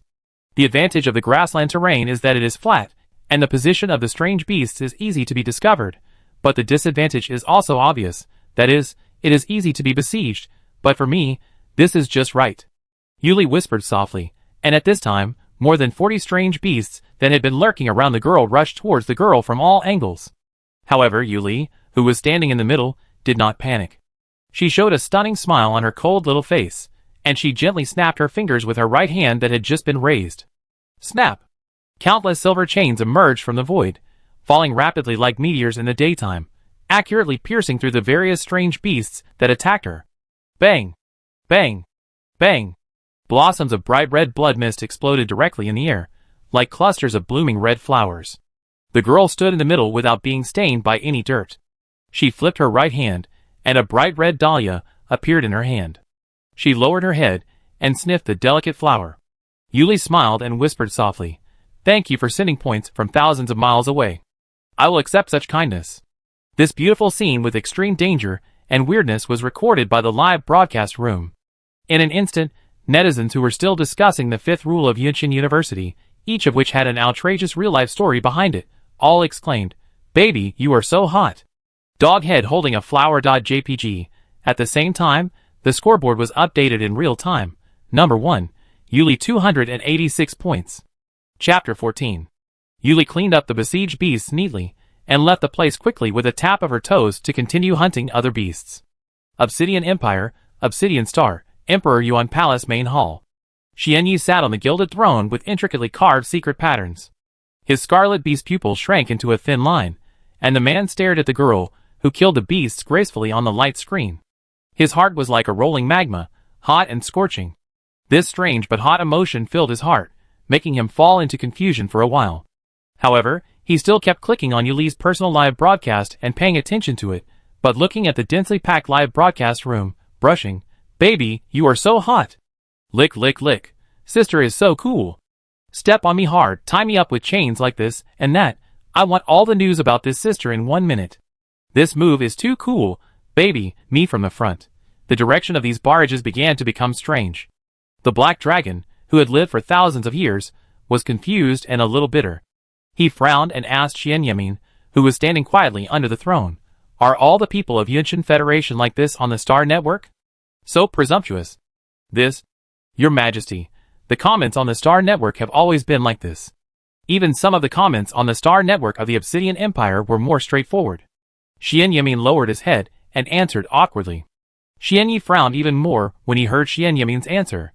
Finally, he stretched out his slender hand with a dark gold secret pattern ring, and clicked to close the barrage with pure black sharp nails, so that he could turn a blind eye to it.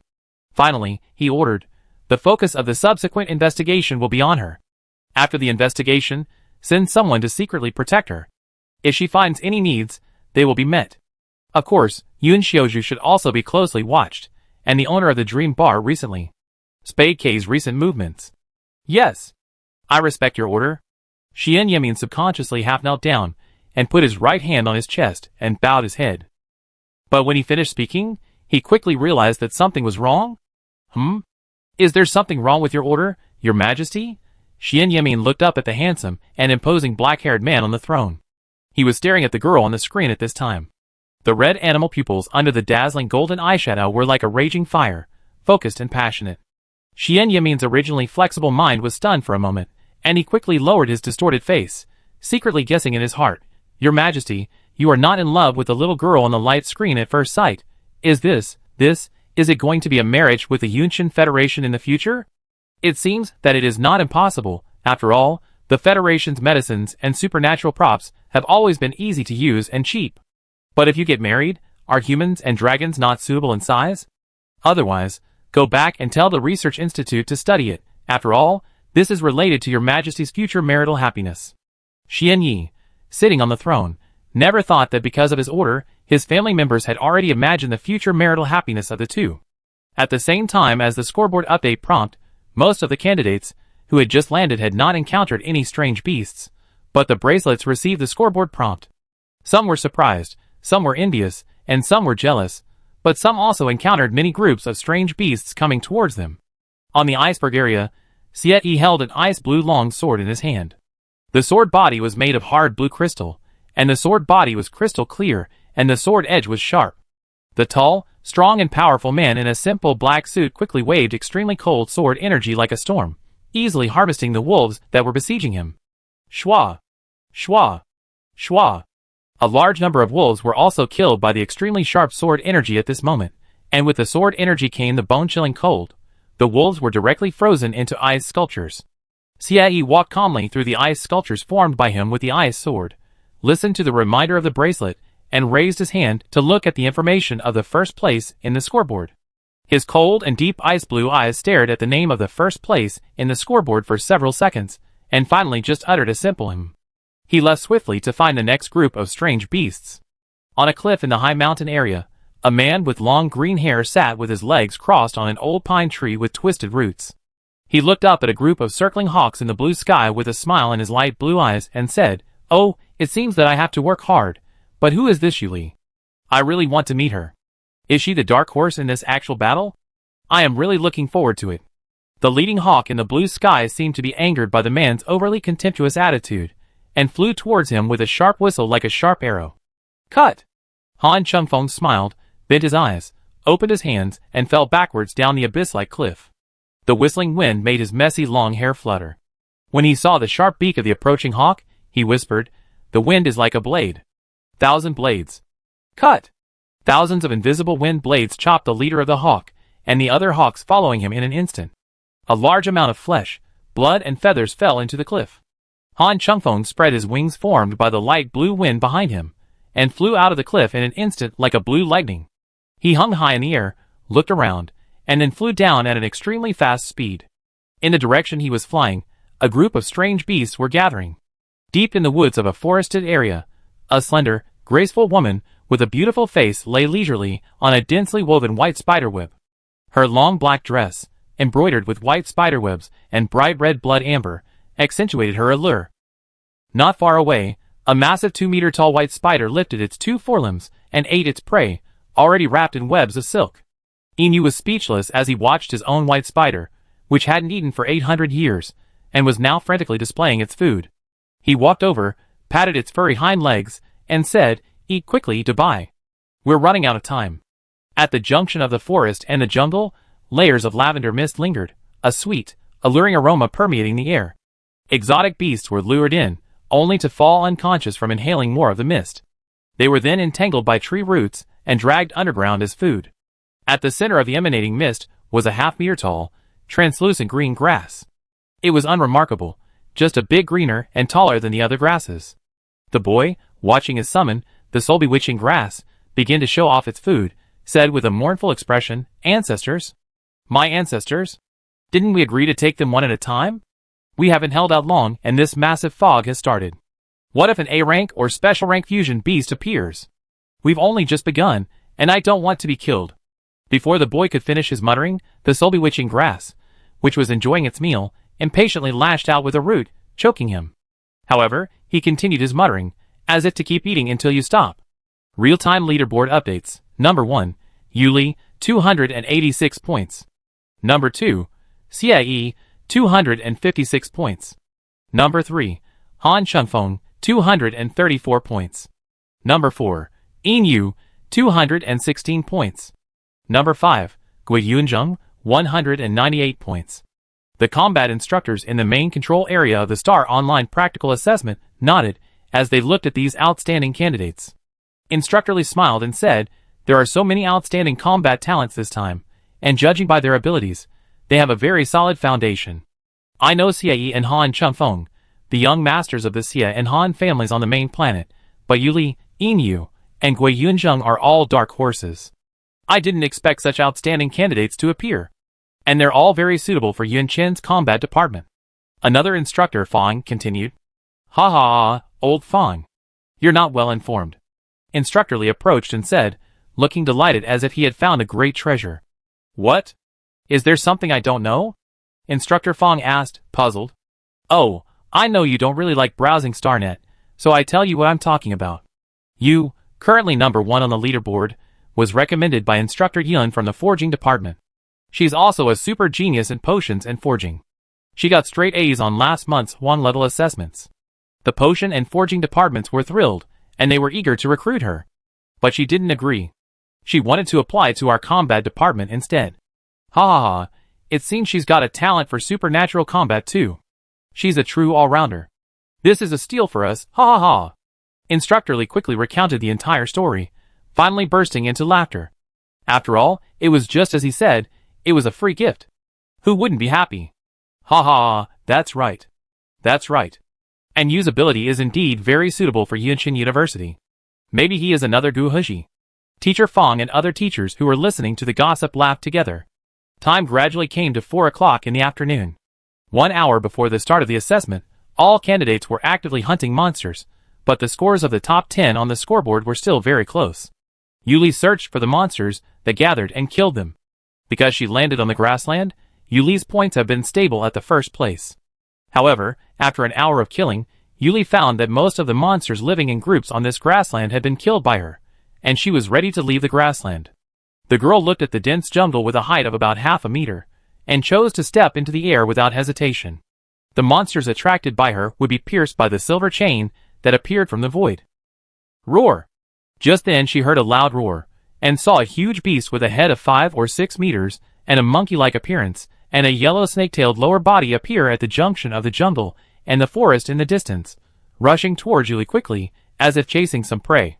Yuli looked up at the beast, raised her eyebrows with interest, and murmured, "Another point is sent up, but this time it is a special grade beast, which should be between A and S grades. It's worth a try." The girl was eager to try and calculated the time, when the special grade beast would rush over, raised her jade-white left hand, and gently grasped it. Crack, crack. Countless silver chains gathered and intertwined into a huge chain, like a spirit snake, and whipped the special grade beast's monkey face without slowing down. Snap! With a loud bang, the special grade beast was whipped by the sudden whip and fell backwards, directly knocking down several thick trees behind it, and the dust flew up in an instant. At this time, Yuli also noticed the baby-faced boy being chased, raised her thin eyebrows, and used a chain to tie the boy up like a dumpling. "Sister! My sister, why are you tying me up? I can't get any points even if I kill you in actual combat." Ugh! The boy wanted to struggle, but he couldn't get away at all, so he could only start to persuade her, but before he could finish, his mouth was also tied up. "Be quiet. Wait until I'm done, and then I ask you how you provoked this special grade beast. Just stay here and don't move." After Yuli finished speaking, she rushed towards the beast that had finally straightened its body, and looked at her with hatred. Chapter 15. The silver chain collided with the beast's snake tail, rubbing out fierce sparks. Bang! The shock wave of the energy from the collision between the two directly destroyed the surrounding bushes. Seeing that the attack was ineffective, the ape-faced man, with an extremely ferocious face, rushed up to Yuli, and opened his bloody mouth to bite her. But the girl twisted her body, and dodged his crazy attack as lightly as a cat. Well, what a trouble. Yuli felt that her energy began to drain rapidly because of operating the huge chain. She used the chain behind her feet to kick hard with her hind legs, and came to the top of the ape-faced beast. A bright and strange dahlia appeared in her hand. Yuli threw it lightly towards the ferocious and furious beast. The next moment, the world was quiet, and the girl lowered her eyes coldly and said, "Domain Blood Moon is coming." Countless blood-colored dahlias splashed down like ink, and the blue sky was also rendered into a lonely night at this moment. The blood moon was in the sky, and the evil moonlight was scattered. The chains like waves entangled the huge beast. The overwhelming dahlias covered the beast's body. The tiny white beard spread from under the flowers, silently sucking its flesh and blood.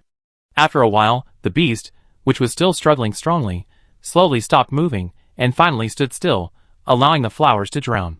Listening to the prompt sound of killing this special beast, Yuli nodded slightly, retracted the field, and the blood-red sea of flowers faded like water, and finally disappeared.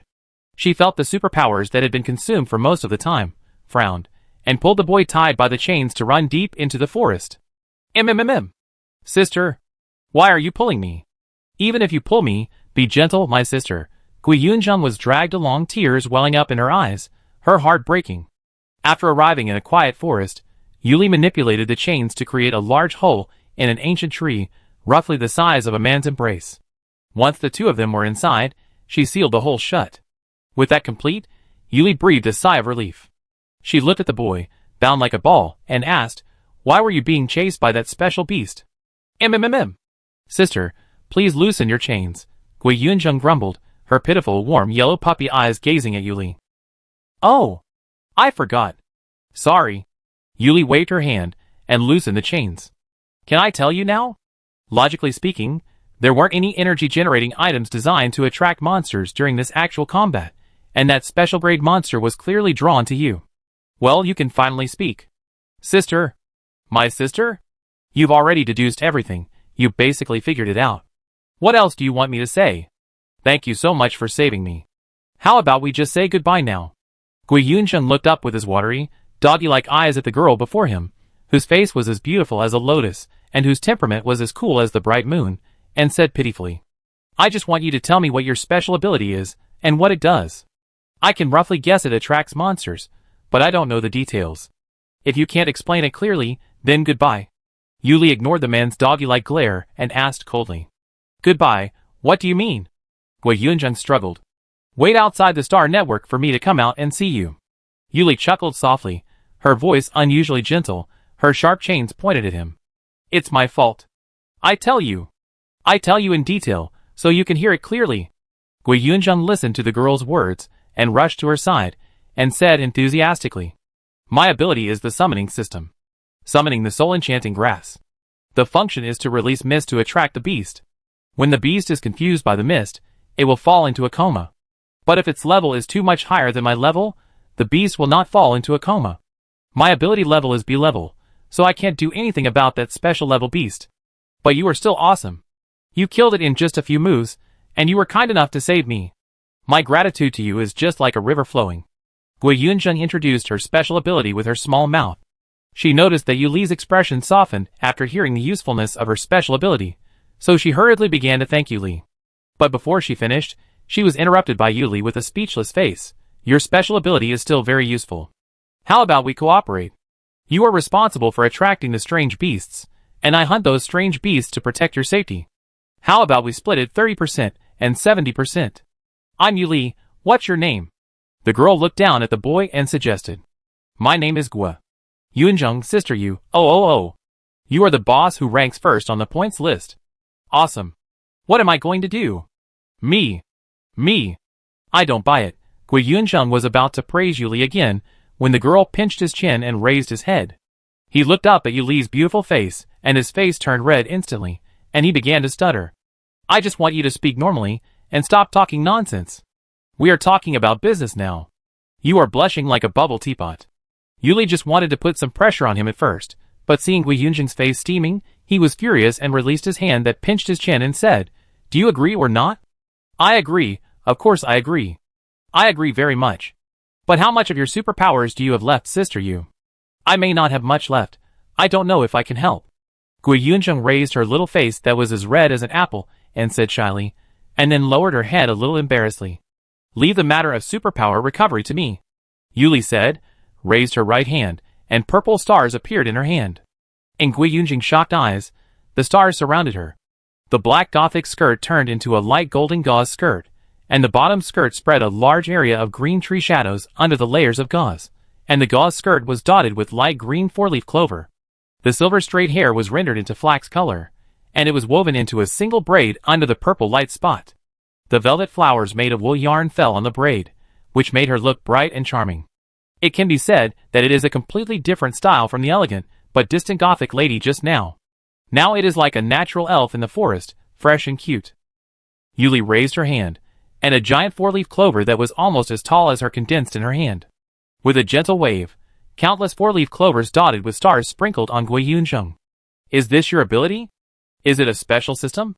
This is amazing. This is a nurse. Oh no, it's a healer. Big brother, please take me with you. This big brother who can fight and heal is not easy to find at all. Gui Yunzheng looked at Yuli with admiration in his eyes, feeling that whether it was the missing ability in his body or the injuries he suffered while running, they were constantly repaired and supplemented by these four-leaf clovers in his body. Yuli also sprinkled the four-leaf clovers on herself, feeling the light green light dots blending into her body, replenishing her ability like warm water, and couldn't help laughing when she heard the boy's sigh. Don't you want to run now? Of course. After all, healers are rare, and you're so amazing. Sister Yu, you'd definitely be treated like a treasure at Yunshin University. After all, this nurse can heal any injury, whether it's external or internal, or even supernatural. If she's not a treasure, then what's the point of being a treasure? Gui Yunzheng answered instantly, sitting in the tree hollow and stretching her limbs, which had been tied up for so long and somewhat stiff. Yuli laughed again at his exaggerated tone, but her smile faded as she recalled the image of her previously being enthusiastically embraced by the instructors from the potion and blacksmithing departments. She raised her hand to her forehead, uncertainly thinking, the instructors from the combat department wouldn't be like this. But the combat department instructors are like this too. Star Network Practical Assessment Main Control Area. Instructors Fong, Li, and the rest of the instructors gathered together. their gazes fixed on the screen showing Yuli healing Gui Yunzheng and herself. Teacher Fong murmured excitedly, "This is such a great treasure. This is absolutely invincible. It can fight and heal, and it has both internal and external damage abilities. This. Who can handle this? This class is so lucky to have such a healer." Teacher Li and the other teachers nodded in agreement. While the teachers at Yunqin University were thrilled, netizens on StarNet, who had been following Yuli, were also excited, saying, "Yuli, if there's anything else I don't know, just show it. I can do it, woo woo. A guy this good at both fighting and healing hasn't appeared in years. Ah woo woo. Those who appeared before were already successful and famous, woo woo. Baby, you're so beautiful. I want to be your dog. I'm a little curious about what her special ability is. But should it be considered a special type? A subdivision of the transformation type? Ha ha. Am I the only one paying attention to the clothes? Both sets of clothes are so beautiful." As Yuli and Gui Yunjing's special abilities recovered, Yuli changed back into the black gothic dress she wore before the blood moon came, and randomly found a place at the junction of the forest and the jungle to set up an ambush. Yuli looked down at the ordinary-looking soul-enchanting grass, which was no different from ordinary green grass, probably just a little bigger in size, and expressed confusion. "Does the soul-enchanting grass look like this? It doesn't look like the soul-enchanting grass at all? I don't know about this, but the one I summoned is indeed like this." Gui Yunzheng scratched his head and said, as he stood beside Yuli, squatting down and getting close to the half-meter-high soul-enchanting grass, muttering something. Finally, he nodded with a look of grief and pain, as if signing an unequal treaty. "What did you tell it? Why is it so painful?" Yuli asked curiously. "I told it that our profit is 30 to 70, but it disagreed. I promised to give it one more meal a day for a year before it agreed. My credit points? Why is my summoned creature so gluttonous?" Gui Yunzheng thought that since he summoned this super gluttonous soul-enchanting grass, the credit points in his communicator have not exceeded 4 digits. Thinking of this, he was overwhelmed with grief and tears were about to burst out. Yuli didn't expect this to be the reason. Seeing Gui Yunzheng crying was really pitiful, she couldn't help but say, "Then after I go out, I will buy it some exotic beast meat to compensate? And the exotic beasts on the Star Network won't improve anything after eating it. No need, this is what we agreed at the beginning. It's useless, but the summoned creature likes it, and I can't do anything about it. I envy you people who are not summoners." Gui Yunzheng shook her head and refused, and looked at Yuli enviously, looking at her so much that she wanted to pull a chain over. "Okay, those strange beasts are almost all attracted here. I'm going to hunt them down.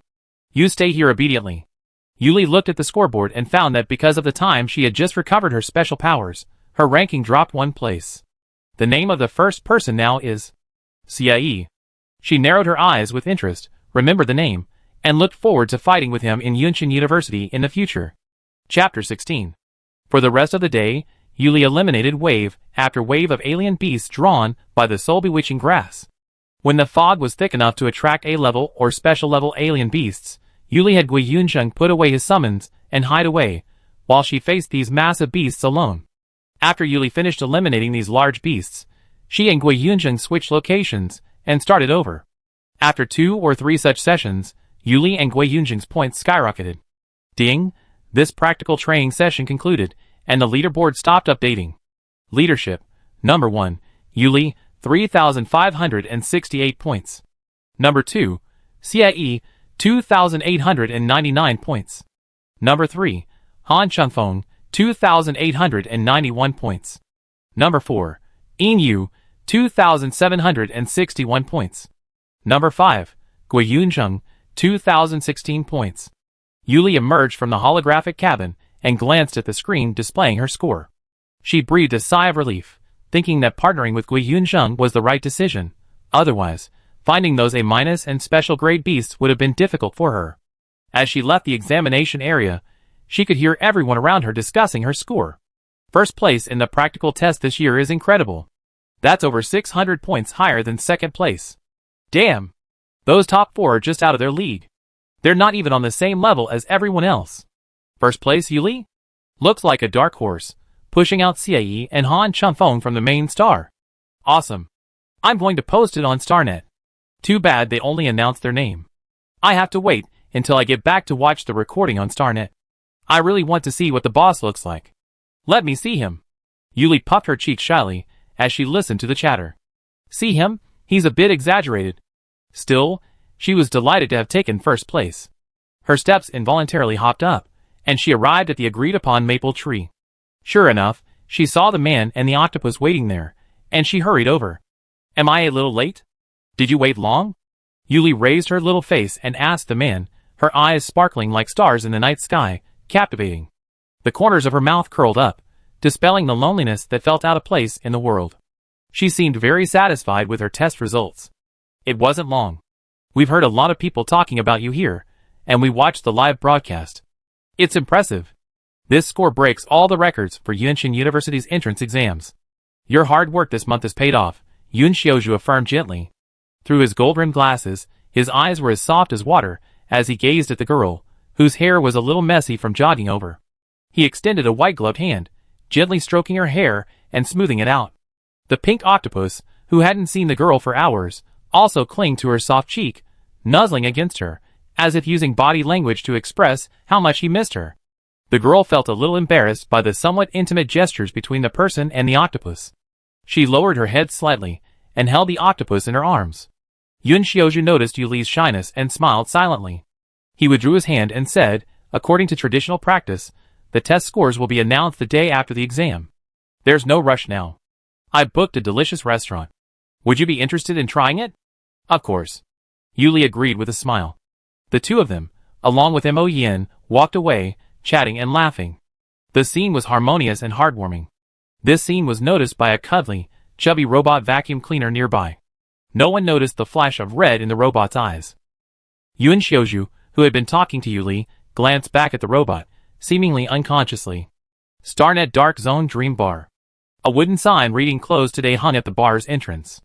Inside, under the dim lights, Fei Yusen sat quietly at the bar. His short, dark blue hair was as tranquil as the night sky, a long strand falling casually over his shoulder. The ribbon holding his hair was adorned with various gemstones. His peacock green eyes were unfathomable, gleaming with a mysterious and captivating light, as if they could see into people's hearts. The bright red petal tattoo beneath his eye added a touch of unruly allure. At this moment, the alluring man exuded a terrifying, suffocating low pressure and a dark resentment that threatened to materialize, making him look like a vengeful ghost crawling out of the ground, quite frightening. He narrowed his beautiful eyes at the image he was capturing from the robot, sneering at the two people and the octopus, who seemed like a family.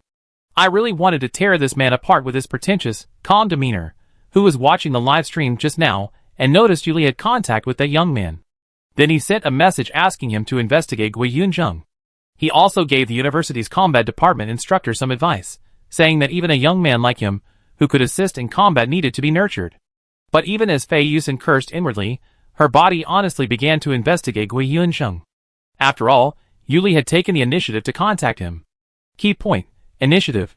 Cui Yen, who had just returned from restocking, was startled to see his boss sitting at the bar upon entering. He was visibly shocked by the intense, almost materialized resentment surrounding him. "Boss, who offended you? You're so strong." "Ah. No, start over again. Boss, who offended you?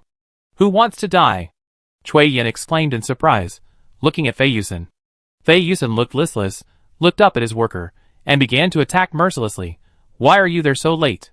Why is the bar's performance so low this month? Are you working hard?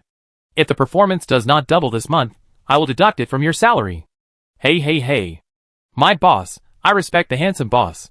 Our bar's performance is not selling alcohol. Forget about deducting wages. When Cui Yen heard this, he quickly slid to Fei Yusen and said, "Who is the blind person who offended our mighty boss? Let me go meet him." Yun Xiaozhu. "Oh. It's that big guy, boss. You go yourself. I will give you the most firm support from the back." Hee, verbal support. "Oh boss, don't be so direct, you know what I know, so don't say it out loud." Cui Yen winked. "TSK, enough of the show-offs. I be staying in the Federation for a while now. Keep a close eye on the 10,000 Beasts Palace." Fei Yusen explained briefly, as he looked at Gui Yunjing's message on the screen. "Why are you going to the Federation? Boss, don't you always dislike staying in one place for long?" No way, boss. You're not really going to have a real person offline PK with Yun Xiaozhu, are you? Don't do that. Boss, I'm scared. Don't you like to wander around various forces and stir up trouble every day? Cui Yen looked at Fei Yusen with a shocked look on his face. "You are not a fake boss," and finally retreated under the man's sharp eyes.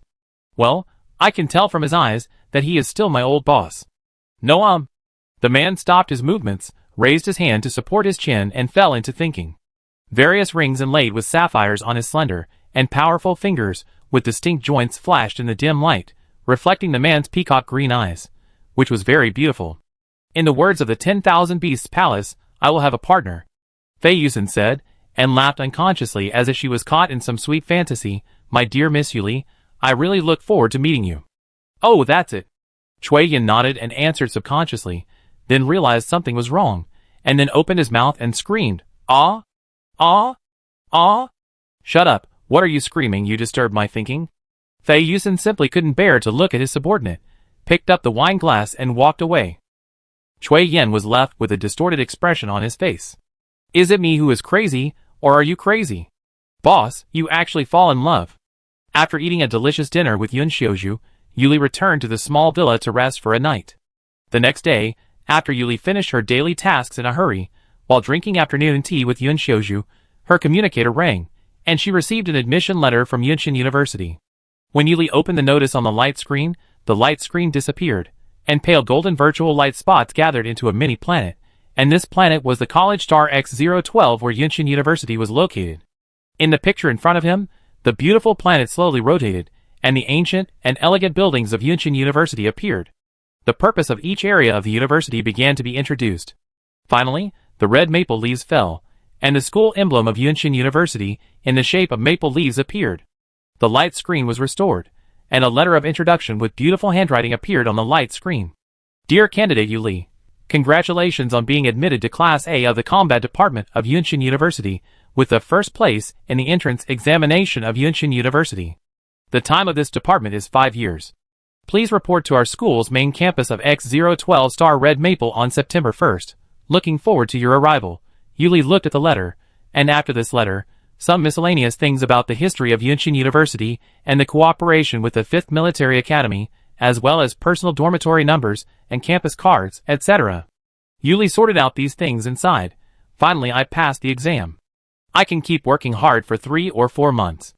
Yes, you have been studying or meditating on your supernatural powers these days, so it is better to take a few days off now, and then you can walk around this planet at will. What do you think? Yun Xiaozhu sat opposite the girl, looked at her gently, and suggested softly. Yes. Of course, I have wanted to go shopping for a long time. Yuli nodded expectantly. In the next few days, Yuli was taken by Yun Xiaozhu to visit the X012 star, and in the next 20 days, she continued to familiarize herself with the rare costume, Yudai, which she had obtained by completing the task on the star network. Such over-effort behavior once made Yun Xiaozhu, who wanted to take the relationship to a higher level, feel helpless. However, Yuli was puzzled by the fact that after completing the main quest and entering Yunxin University, the system hadn't updated the next main quest. This led her to speculate that perhaps the subsequent quests would only be triggered after she enrolled. Time passed, and finally, the first day of school at Yunxin University arrived. Yuli used the outfit system to change into an extraordinary, more casual outfit. The soft beret paired with a matching light brown shirt and plaid skirt, and her twin pigtails gave her a youthful and adorable look, highlighting her youthful energy. Yuli followed the campus signs to the entrance of freshman Class A. As she stood there, she heard someone calling her name. She turned and saw a familiar, blonde figure. Guiyunzheng. His eyes sparkled as he looked at her, his hand raised, waving enthusiastically, and he shouted, Yuli, here! Here! I knew you were in Class A. But Guiyunzheng's call caused the students in the spacious classroom to turn their heads and look towards the girl standing at the door. Yuli was a bit confused by the stare, when a tall, black-haired man, over 1.9 meters tall, stood up from his seat and walked over to her. His striking ice-blue eyes fixed her intently. You're Yuli. My name is Xie. I'm looking forward to a duel with you. Xie, dressed in a tight black outfit, with sharp eyebrows and bright eyes, introduced himself with an imposing presence. It wasn't an introduction, but more of a challenge. Yuli smiled softly at the man's invitation. During the actual duel, she had been wondering if she'd ever have a duel, and it turned out to be the case. Thinking this, she looked at him and said, Okay, I'm looking forward to it too. Xie looked down, slightly taken aback by the flowery smile of the petite girl, barely reaching her shoulder height. His fingers flexed unconsciously, and he nodded, maintaining a stoic expression. He strode back to his seat. However, Han Chunfeng, who had known Xie since childhood, noticed his somewhat stiff movements. He raised an eyebrow, and used his fan to hide his joking smile. Oh, this is really interesting. Yunshan University College. Chapter 17. Yuli looked calm on the surface, but she felt a little embarrassed inside as she ignored a group of classmates who were staring at her with their bright eyes, and walked over to sit next to Gui Yunsheng. She turned around and asked Gui Yunsheng, who was wagging her tail like a puppy and was very excited, "Why are you all paying so much attention to me? Although I know that my previous practical scores were indeed very high, it's been a month, right? Even if there was still a lot of enthusiasm, it should have cooled down. Sister, oh my sister, you really don't understand anything. You don't even follow our campus network when you're on StarNet? Although the popularity of the Federation StarNet's main entertainment section has waned, our dedicated campus section has always been a focus. After all, the video of you opening your domain and killing that special grade monster, Yuli, and the video of you instantly killing the group of monsters at the beginning, has been getting more and more views. I can't tell you how many times I've watched it this past month. It's so cool." Ah! Gui Yunsheng was puzzled by her lack of the modern-day intensity of browsing the StarNet, but she explained, "Everyone on StarNet pretty much guessed you'd be in Class A. I'm sure everyone in the class knows you by now. Everyone looked over when I called your name just now." As the two were chatting, a man with the imposing figure of an instructor walked up to the classroom podium. The man looked around at all the students in the classroom, and finally paused for a moment before Yuli. He coughed and said, "Hello, students in Class A. I will basically be responsible for arranging your courses during your 5 years in college." Fang Jianshan paused after speaking, noticing that the students were all looking at him, and he nodded and continued, "Let me introduce myself. My name is Fang Jianshan, and you can call me Teacher Fang from now on. Now, I introduce this semester's major course schedule. Your freshman year courses can be considered foundational. Only with a solid foundation can you more easily achieve breakthroughs in your rank or ability level. Of course, we also have some exceptionally talented students in Class A." Fang Jianshan glanced at the top 4 students on the previous practical scoreboard. As long as you pass the course instructor's assessment, you can graduate early. For example, our current head teacher, Gu Heji, completed all the courses in his junior year. The main courses for the first semester are advanced applications of superpowers and interactions between superpowers and reality.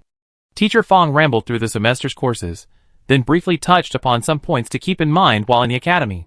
Finally, he suggested, "After all, it's the first day of school, and everyone's not familiar with each other. Why don't you introduce yourself to each other? Let's start with the first row." From the first row to the end, Yuli followed the crowd, but she noticed 3 others. Xie, who had greeted her earlier, Han Chunfeng, fanning himself beside her, and Yin propping up his chin in the corner. Yin noticed the way Yuli was looking at her, tossed her long hair, and flirted with her. Yuli blushed, and quickly turned away. There are no other classes today. A month of military training will begin tomorrow. You can move freely or invite interested classmates to compete. The Academy's Superpower Battle Arena is open every day. See you tomorrow. After Teacher Fang finished his lecture, he left, and the previously quiet classroom suddenly became lively. After Gui Yunsheng finished listening to the teacher and walked out of the classroom, she immediately leaned over to Yuli and whispered, "I bet the teacher must have noticed that you and Xie had a fight planned, and specifically mentioned it. Do you guys really want to see the fun?" Yuli was speechless. Turning around, she saw Xie, still with a stern expression, striding towards her side. The girl was speechless again. Looking up at the tall and muscular man, who completely blocked her light, he didn't say anything, but the fighting spirit in his eyes blazed as if he had said everything. "So, shall we meet at the Academy's fighting arena now?" Yuli asked, looking at the cool guy in front of her who remained silent. After all, he had just introduced himself by his name, and the last sentence he had said to her was probably one of his rare long sentences. "Do you need time to prepare? Do you need time to prepare?" "I can wait for you," Xie asked softly. "No, let's go now." Understanding Xie's words, Yuli shook her head and stood up to leave. Gui Yunsheng, who had been quiet since Xie approached, asked softly, "Can we watch?" "Of course, I don't mind." Yuli nodded in agreement, then looked at Xie for his opinion. "Of course he doesn't mind. I wonder if I could be included." Han Chunfeng also came over, acting as Xie's translator. Xie nodded, maintaining a cool expression. "Since there are 4 of us, how about adding me? I've been wanting to meet you for a long time, Yuli." Inu walked over from the back seat and spoke with a fiery smile. Can we come along? I want to see it too. Take me. Take me.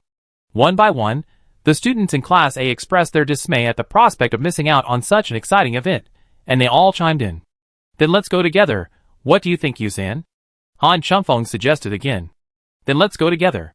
Yuli nodded, looking at her classmates eager to see the excitement, making her final decision. On Yunshin University's personal network, another hot post appeared in the anonymous discussion forum. Oh. A fight has taken place. Our school's Ziwei star and the renowned battle fanatic of the younger generation of the main star, Bing Wanjian, have challenged Xie on the battle stage. Original poster. Ahem. Everyone follow my lead. I have an announcement to make. This exciting battle is about to begin at Arena A11. Don't get lost. 2F. What? Seeing this title, I clicked right in and headed straight to the action. 3F. I'm already there. Ha ha ha. 4F. Already there +1. 31F. Lots of seniors are here. 32F. Besides the seniors, there are a lot of teachers here too, but their positions are pretty hidden. Is that okay? 33F. I saw my pharmacy instructor. It seems like it's not just the combat instructors here. 34F. I saw it up there too. Ziweixing really has a lot of teachers secretly observing. 51F. Ah. Gushin is here too. Senior Huangfu is here too. Ah. So many of our school team members are here. 52 ND floor. Oh. I see. Gushin is still so aloof. But everyone's so neat. 53 RD floor. I noticed that too. Very neat. So pleasing to the eye. 54 TH floor. Ha ha ha. Help. I'm dying of laughter. The two above are freshmen, right? The seniors all know that Gushin has OCD. Ha ha ha. Can you guess why Gushin's ice cross is the same length and width? It's not because of any style or deep meaning. It's simply because Gushin has OCD. 55 TH floor. Don't destroy the freshman's perception of Gushin's height right away. Shouting. 56 TH floor. This is really funny. I still remember when Gushin led our school team to the inter-school championship. People were saying that the symmetry of Gushin's cross was due to some secret inheritance from the main star Gu family. Ha ha ha. Absolutely ridiculous. 57th floor. As a freshman, I slowly typed a question mark. Why is this so hilarious? Isn't Gushin supposed to be like this now? Isn't he supposed to be a captain as cold, taciturn, and reliable as a mountain? 58 TH floor. Ha ha ha. The seniors say not really. Gushin is usually very approachable. Ha ha ha, trust me, winks. 59th floor. Believe it or not. Although I answer your questions, I always point out your asymmetry at the end. So funny. If you haven't fixed it next time we see you, Gushin will sometimes do it himself, facepalm. Just before the trending post appeared, a few minutes after Yuli and Xie's duel, Yun Xiozhu received the news. The man looked at the message on the screen and sighed silently. I had thought of it a long time ago. After all, Yuli is a real dark horse and has no background. Of course, someone would want to come up and test her level, but my current trouble is not this. Yun Xiozhu moved his eyes away from the light screen, raised his leg, and stepped into his own field. The church built of white jade is magnificent and amazing. The spire is as high as the clouds, and the golden cross shines in the sun. The light falls through the stained glass windows, like the light feathers of an angel. He walked leisurely into this solemn and magnificent church, passing by a lifelike sculpture that seemed to be alive, and came to the center of the church. Looking at the black cracks full of dead silence around him, the vast nothingness, but the unspeakable terrifying momentum, like a raging tsunami venting out. And this terrifying momentum actually came from the cute little octopus floating in the middle of the church. Are you so angry? Isn't it because Yuli didn't take you to school? Yun Xiozhu walked leisurely across the sculpture that was torn into pieces by the cracks, and the dark cracks on the seats and the ground, and sat on the seat under the faceless statue in the center of the church, opened the book with countless golden patterns, and spoke with a smile. You spoke first. Mo Yin looked at the man with deep eyes, but the silent sound waves were like a sharp knife, piercing into the man's head. Yun Xiozhu was indifferent, thinking of Yuli's somewhat tangled expression at the dinner table last night, and continued, she was just worried that with you, an SSS-level secret treasure, there would be an accident and then destroy Yunshin University. I just followed her wishes. An attack as mysterious and majestic as an incomparable pass by Yun Xiozhu's jade-like face. Crack. The black crack directly cut Yun Xiozhu's magnificent domain in half. Yun Xiozhu's eyebrows did not move, and a golden rune appeared on the book without wind. His eyebrows were gentle, his eyelashes were slightly drooping, and his slender fingers gently brushed across the pages of the book, whispering, "God said, let there be light." The golden cross on the church shone with dazzling light, like a dense net of golden silk threads that wrapped his entire domain in it. After these golden threads completely repaired the cracks left by Mo Yin, Yun Xiaozhu calmly closed the book and said, "Now that you are angry, can we have a good talk?" Chapter 18. After all, I am worried. You are following Yu Li to meet outsiders.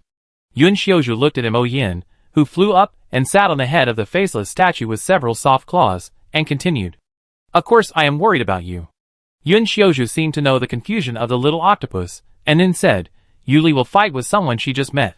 There may be some physical contact between them during the fight. Can you control yourself without reacting? Won't you attack directly like you did just now?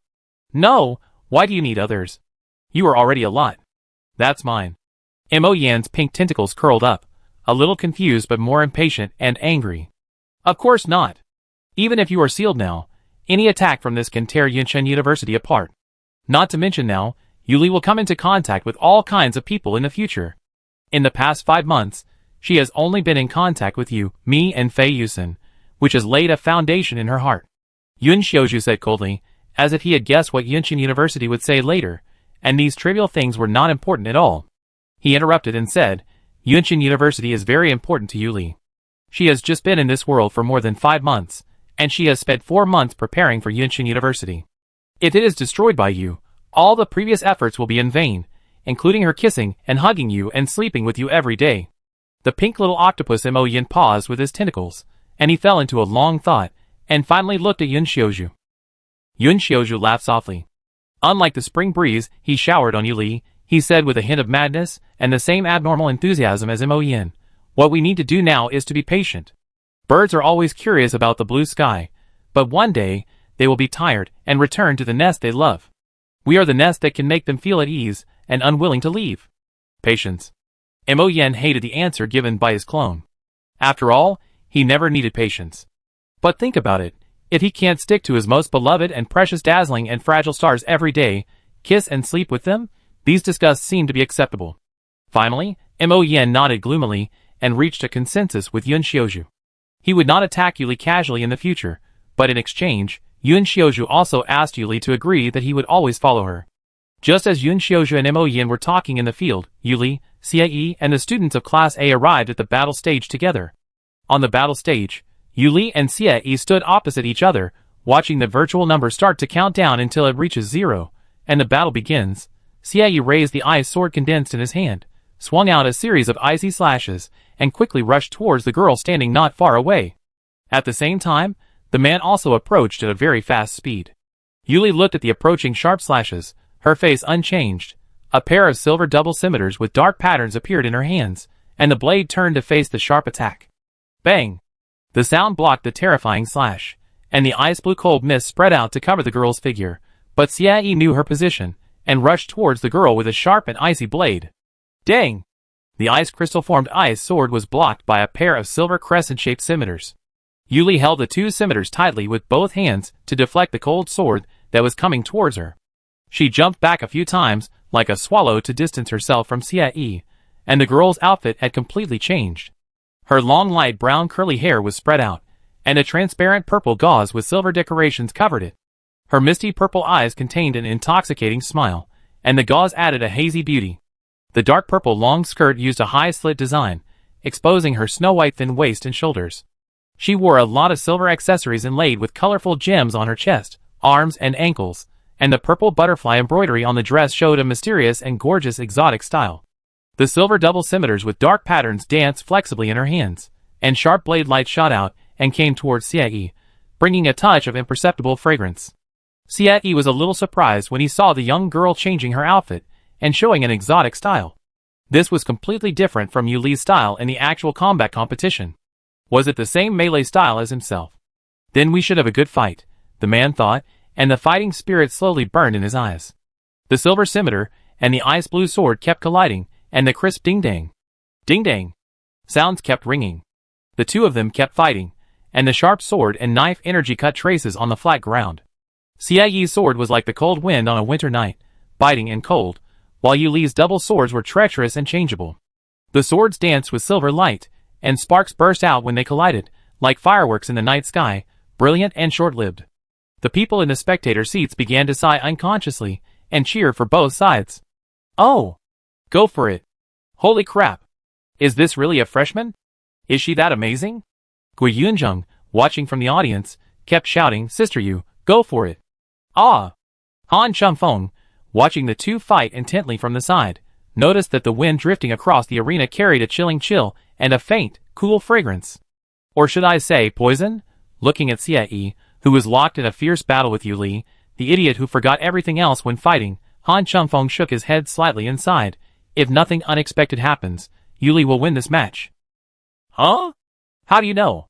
Gui Yunjung listened to Han Chunfeng's affirmative tone, looked up at the two men fighting fiercely, unable to determine the winner, and said, bewildered, Yeah, I agree.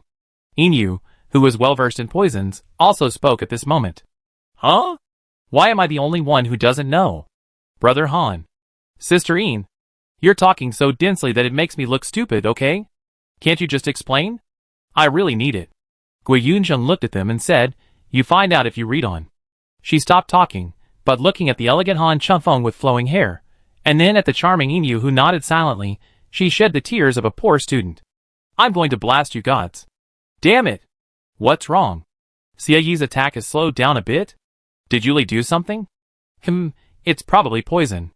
In the audience, Wang Fuwen looked at Gu Huji, who was watching the fight intently. She must be full of poison.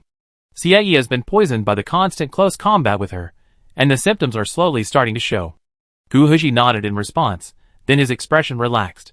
He looked at Wang Fuwen and hinted, The two swords look symmetrical, and the butterfly is symmetrical too. Wang Fuwen was speechless for a moment, but he still said, You've already made it clear. Let her join us. The other one, Xie Yi, also has impressive abilities. She's also an ice type. Teaming up with her should be more than the sum of its parts. Don't you recommend it? One-handed sword, not recommended. Gu Huji glanced at Xie Yi and looked away.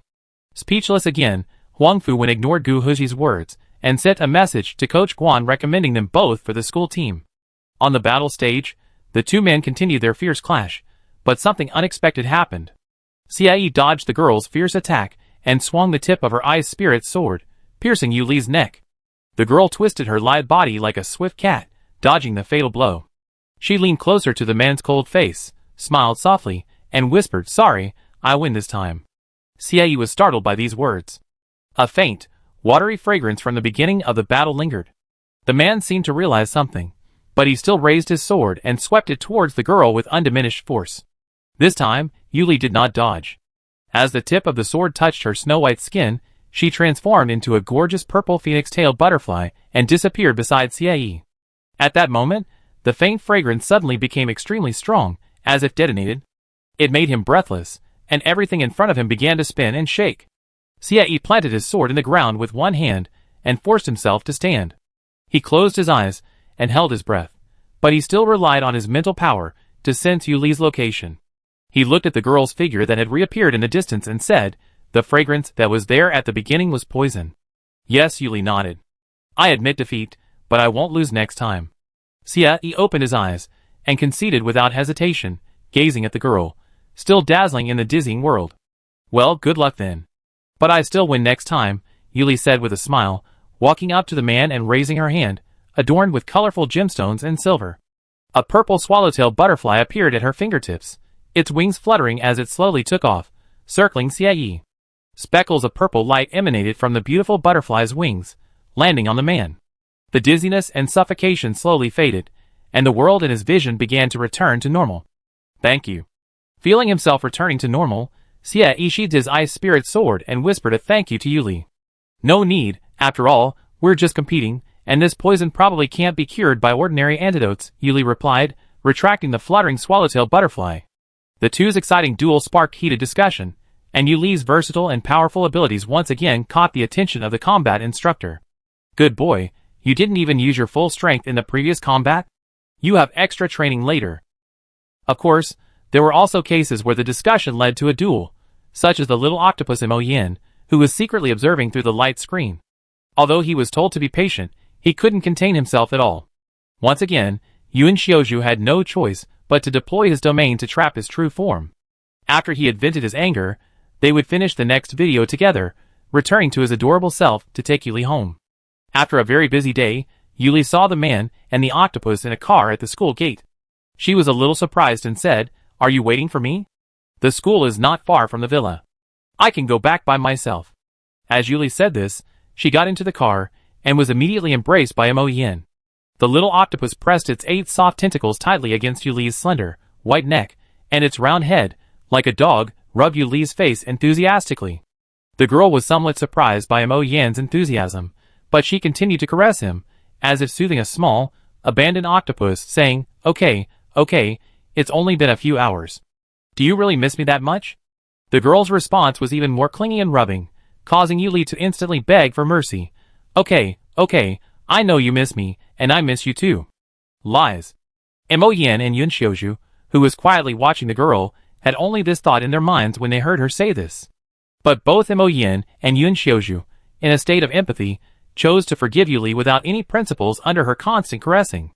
After all, she had tried so hard to comfort me, and she still touched me. How kind of her. Chapter 19. Yunxiozhu felt the wonderful feeling of floating in the clouds on Emoyen, which made his mask-like smile twist for a moment, and his eyes full of desire could not be blocked even by the gold-rimmed glasses. However, Yuli seemed to feel Yunxiozhu's gaze. She touched Emoyen again, turned her head, and looked at Yunxiozhu, who had returned to normal, and said with some concern, "Yunxiozhu, are you feeling uncomfortable today? Or did Emoyen do something to you when I was away?" The man looked down at the beautiful girl with concerned eyes, and he was reflected in her clear eyes like water. The heartbeat that was originally uncontrollable began to beat continuously, and cracks appeared on the gentle mask.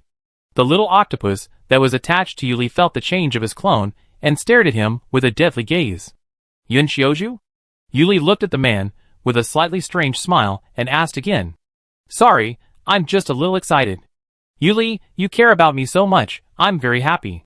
Yunxiozhu stepped forward and gently embraced the girl, bringing her into his arms, not letting her discover his fanatical and twisted expression under the mask. Feeling the girl's soft touch, he ignored Emoyen's murderous eyes, and sighed silently. It seems that it is indeed as the original body said, it is really difficult to endure your own stars to contact outsiders. I feel a little embarrassed to say this, but Yunxiozhu, you are a very important person to me, and of course Emoyen is also. Just like the family she has always wanted to have. Yuli was a little shy, but she still spoke, swallowing the last half of her thought. After all, her previous experiences weren't in this world. The girl finished speaking, and just as she was about to raise her head, the man raised his hand and pressed her directly into his arms. "Yeah, I'm so happy, really so happy." Yunxiozhu leaned against the other side of Yuli's fair neck, murmuring softly. Although Emoyen wasn't happy about being ranked behind his clone, he was still excited that his lovely star valued him. The originally light pink little octopus began to turn dark pink, and he extended his tentacles again to rub the girl's face. "Did I say something sentimental? Why are you so excited?" Yuli, confused, was held tightly by the man and the octopus, but she still put her arm around the little octopus and patted Yunxiozhu's broad back with her other hand. And in Yunxiozhu's arms, her vision obstructed, Yuli didn't notice that the softly furnished and spacious carriage was now filled with a black fog filled with the silence of death. Her extended hand was like an invitation to the nameless, terrifying monster, and the black mist silently shifted its form, silently and quietly surrounding the girl, like a loyal knight guarding a princess. At the same time, the intense emotional resonance between the man and the octopus was also continuously influencing the other two clones. Fei Yusen sat on the Fei Group starship bound for the X-012 Academy star. The tall, handsome man gazed out the window at the bizarre starry sky, his heartbeat accelerating. The feather-like, gentle feeling gradually settled into his heart, causing ripples. His mind seemed to uncontrollably begin to recall the girl's delicate face like a lotus, her slender waist as soft and light as a willow branch, and her eyes like glittering stars. As he thought about it, a sudden burst of light shone behind him. The colorful peacock's tail feathers began to unfold one by one, like a large, blooming flower, delicate and beautiful beyond words. The colorful screen feathers are like an exquisite feather fan, with black, green, and yellow colors intertwined, and the various colors blend perfectly together, exuding a charming brilliance, which makes people intoxicated.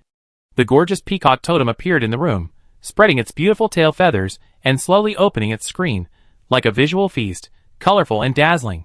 It made a crisp cry, walked to Fei Yusen with a proud step, looked at the man with disdain, and then wanted to find his beloved partner, but turned his head around and found that there was no one at all. He was so angry that he put away his tail feathers and began to peck at Fei Yusen. When the peacock totem appeared, Fei Yusen shook his big hand with distinct joints, and a spade K card with dark golden patterns appeared. He immediately used his supernatural power, illusion, and illusion barrier to cover the entire grand and beautiful image.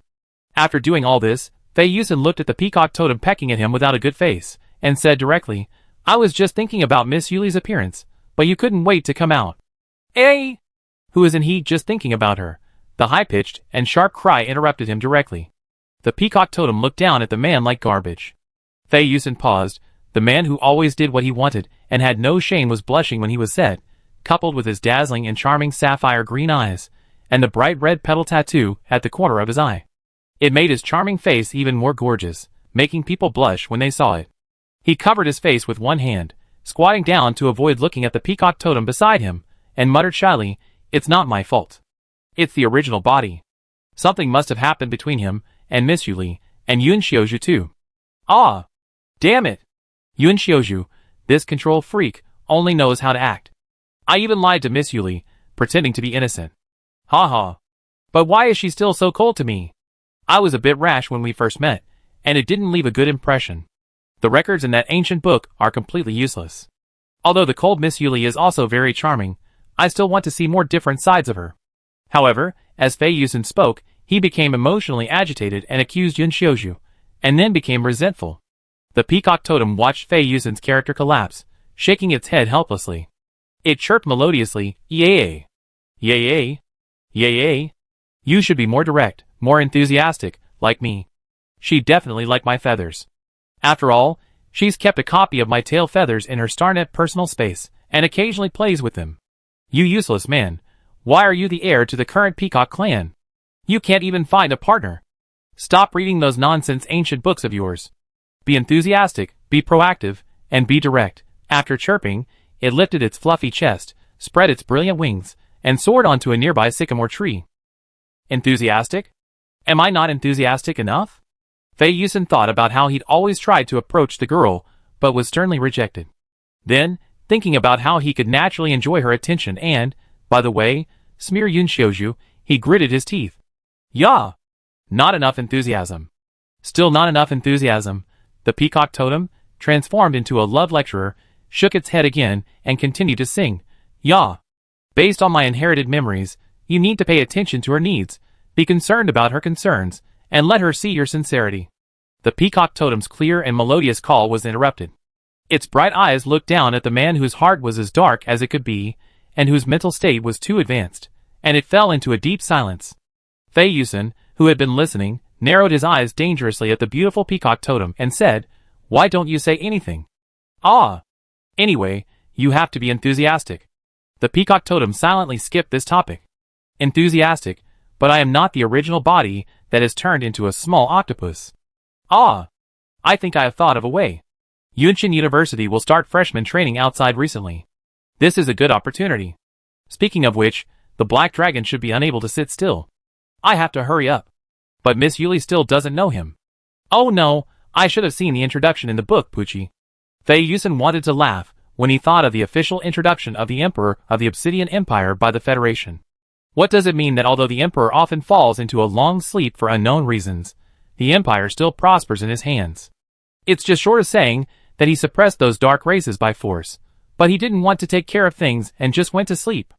On the other side, in the Obsidian Empire, Xuanye, sitting on the throne, coldly explained some arrangements for the next few months to Xian Yemin and other subordinates.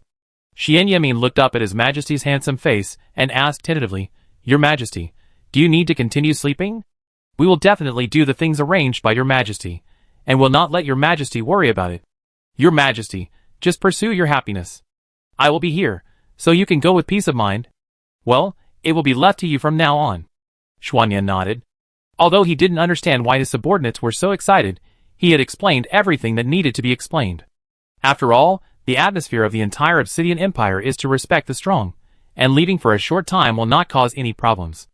After Xuanya finished his instructions, he teleported back to his lair while wearing a dark black robe embroidered with lifelike dragon patterns. The man raised his hand stiffly and placed his sharp black claws on his full chest, feeling his heart beating fiercely. His blood-red vertical pupils looked at the starry night sky and whispered, "I want to see you, my treasure. I'm here to see you." He took out a golden card from the storage bracelet. There was a picture on the golden card, a picture of a black night sky dotted with stars. Xuanya raised his sharp black nails and tapped a star in the night sky. The stars lit up and floated out of the night sky picture, which kept enlarging. If anyone from Yunshin University was here, they would recognize that this star was the planet X012 where Yunshin University was located. The stars flickered and floated up to the sky, and the golden lines fell like water, and a void door appeared in front of Xuanya. The tall man stepped into the void gate. As the man moved, the void gate turned into golden lines and gathered into stars, falling into the huge nest built with dense gold, quietly glowing. The man crossed the void gate and came to an extremely luxurious room. He put the golden card back into the storage bracelet, took out a black suit with golden dark patterns, and a black mask with dark patterns from the closet, and put them on. After changing clothes, Xuanya connected the communication of the light screen. A middle-aged man appeared on the light screen. He bowed slightly to Xuanya and saluted. X012 Star Dark Zone welcomes you, King. Yeah. Xuanya nodded coldly, which was a response to the person in charge of the dark zone of this academy star. I wonder if you suddenly came here. What's the problem? The person in charge of the zone asked carefully. When Xuanya heard this question, he looked at the person in charge on the light screen. His deep blood-red eyes were like an endless abyss, flashing with sharp and indifferent light. The person in charge trembled and said quickly, I'm very sorry, I shouldn't ask, please forgive me. Xuanya looked at the timid person in charge, frowned and said, I will hand over the dark area of this planet to Yin Xian, you can leave. Yes. The person in charge saluted, as if he had been pardoned, and quickly closed the communication. Xuanya didn't pay much attention to this person in charge, but walked to the window and looked quietly in the direction of Yunshin University, as if he was looking at someone quiet and hot. Chapter 20. Unbeknownst to Yuli, the two clones, resonating with the main body, sprang into action. Yun Xiaozhu now held her tightly in his arms, as if she were being entangled by some giant snake. Yuli frowned slightly, feeling a little uncomfortable, but remained motionless. Yun Xiaozhu, as if realizing something, quickly released his grip. He lowered his head and gently, yet tenderly, touched the girl's fair cheek, saying softly, I'm sorry. I lost control, and used a bit too much force. It's nothing, but why do you and Mo Yin seem so excited today? Yuli asked, looking up in confusion. This? Yun Xiaozhu was momentarily at a loss for words. Mo Yin, standing nearby, floated up, raised a tentacle, and swatted Yun Xiaozhu's hand away from her cheek. He then leaned closer, his watery eyes gazing at the girl as if silently expressing his longing. Yuli's attention was instantly diverted. She understood the expression in the adorable pink octopus's eyes, and couldn't help but smile. She picked it up, kissed it, and then set it down, letting it float in the air. She said happily, Mo Yin is so cute. But then she added a little worriedly, but if I'm at school, I really don't have time to take you with me all the time. Mo Yin accepted the girl's daily hugs and kisses well, but Yun Xiaozhu, watching from the side, had a slightly stiffened corner of his smile. Mo Yin listened to the girl's words and extended a tentacle to pat Yun Xiaozhu, indicating that he should tell her what they had discussed today. Yun Xiaozhu glanced at the floating octopus and continued, Yuli is actually still worried that it might become uncontrollable and hurt those around it. Although it was a question, Yun Xiaozhu spoke with conviction. Yes, that's right. It's very well behaved around me, but it seems to be less so around you. Besides, I don't know how long the seal will last. If it's broken, who knows what will happen? Yuli spoke with a somewhat downcast expression. She thought back to when she first arrived in this world, and how the ending she was told was that Mo Yan's unsealing would cause the entire starship to explode. She couldn't even imagine what would happen if Mo Yan were suddenly unsealed at Yunshin University. Yun Xiaozhu reached up and stroked the girl's smooth hair, saying, Don't be afraid. If anything happens to him, I rush over immediately. I give you this magical item. Once he breaks the seal, use it. It will open a barrier to protect you and the others, so you can rest assured.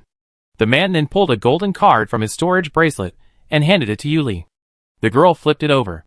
It depicted a gilded feather pattern column. Intricately carved with sun and feather patterns, it looked like a totem of some national faith, shimmering with gold and exuding a sense of nobility. Yuli looked at the card and asked, "What's the name of this artifact?" Gilded Pillar. Yun Xiaoju's golden eyes lowered, gently gazing at the girl as he answered, unconcerned with the extremely rare top-grade, SS-level protective artifact. Yuli recognized it as a top-grade artifact, but the specific grade was difficult to discern, and since she truly needed it, she accepted it. The first day of school was a joyous one for Yuli. She met new classmates and resolved a problem she had been worrying about. It was a fulfilling day, and it marked her first step in this new world. Yuli lay peacefully in the soft light-colored quilt and fell into a sweet dream. However, the office area of Yunshin University was brightly lit late at night. Fang Jianshan and other freshman teachers gathered together, looking down at the 2 documents handed to them by the teachers of the Foreign Affairs Office. He squinted his eyes, peered carefully, and paused. He looked up, bewildered, then thought for a moment before looking down again, his face brimming with question marks. What's going on? As is customary for Yunshin University's freshman training, although we be training on other natural planets during the final week, why is someone directly sponsoring a planet? And one of those sponsors is the Dark Zone? What are they planning? The External Affairs Office teacher nearby shared a similarly bewildered expression, but nonetheless explained, the Fae group negotiated with us online yesterday for the sale of school potions and psychic items. They offered a very generous price, and have high hopes for this new class. They're very willing to provide one of Fae's natural planets for their training. He paused, then continued, well, another address is from the Dark Zone headquarters, Dark Star.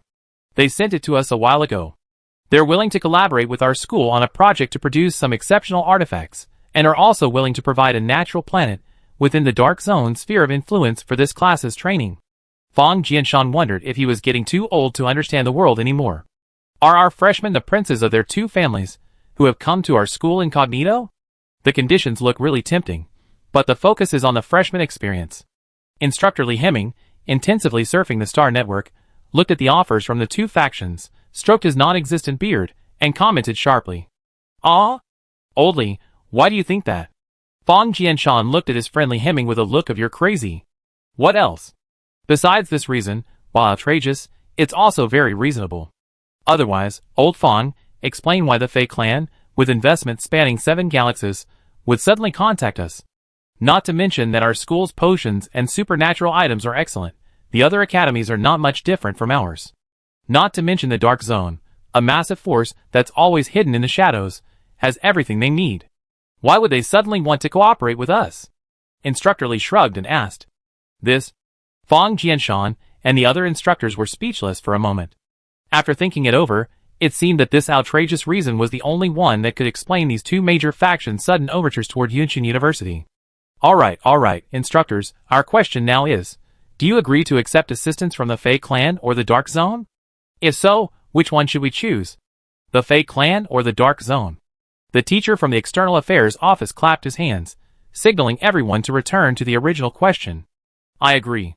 After all, we haven't been to either of these 2 factions' natural planets. They should have many different kinds of herbs. This would be a great experience for the freshmen in the pharmacy department. After all, they've been on our home planet all this time, and the students are basically well-versed. The anonymous section of the Academy Star Network is full of their seniors' experience posts. They're incredibly informative, thoroughly researching the experiences of our freshmen over the years. Su Wenqin, the dignified pharmacy instructor, said. I agree with Professor Su. Several other pharmacy instructors nodded in agreement. I agree too. We've been stuck on our home planet for so long that we're all too familiar. It'd be nice to get out and explore. Instructor Li also expressed his opinion. I agree too. Fang Jianshan nodded in agreement. The first-year instructors from various departments nodded in agreement, finally turning to the instructors from the forging department, wondering what their opinions were. Yun Xiaoju, dressed in a silver-gray plaid suit with a royal blue tie, his gold tie clip gleaming slightly in the light, sat at the front of the forging department instructors. It was clear that the forging department instructors considered him their leader.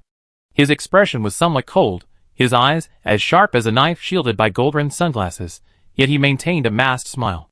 He was probably the only person in the meeting room who understood why the Fei group and the Dark Zone were acting this way. Although he didn't want to agree, he thought about it. Yuli had just arrived in the interstellar space, and had only visited this one academy planet. It would be good to explore more, and he would always accompany her. Yun Xiaoju, having thought it through, nodded in agreement. After his agreement, the other forging instructors nodded in agreement. Since everyone agrees, let's move on to the next question. Fey group or the Dark Zone? The teacher from the External Affairs office said everyone agreed on this question, so they moved on to the next one. Everyone now looked at the forging instructors. After all, the Fey group was just a normal business partnership, but the Dark Zone offered a rare, top-quality forging project, and it was also researching short-distance teleportation. This is one of the technologies that has long made the Dark Zone stand out in every galaxy. He's given so much. The other blacksmithing instructors looked eagerly at Yun Xiaozhu, anticipating his response. Under everyone's gaze, Yun Xiaozhu spoke slowly and calmly. I believe everyone's expectations are probably for the Dark Zone. After all, producing teleportation items would be a huge benefit to both the military and the civilian population. However, the Dark Zone has always lingered on the shadow side of every galaxy. Suddenly giving up such a significant advantage might make everyone feel uneasy. Yes, even if we combat specialists don't quite understand these projects, we do know the functions of these items. If they could be used by the military, it would be a great convenience. But making such a big concession just for the sake of training for our freshmen is really...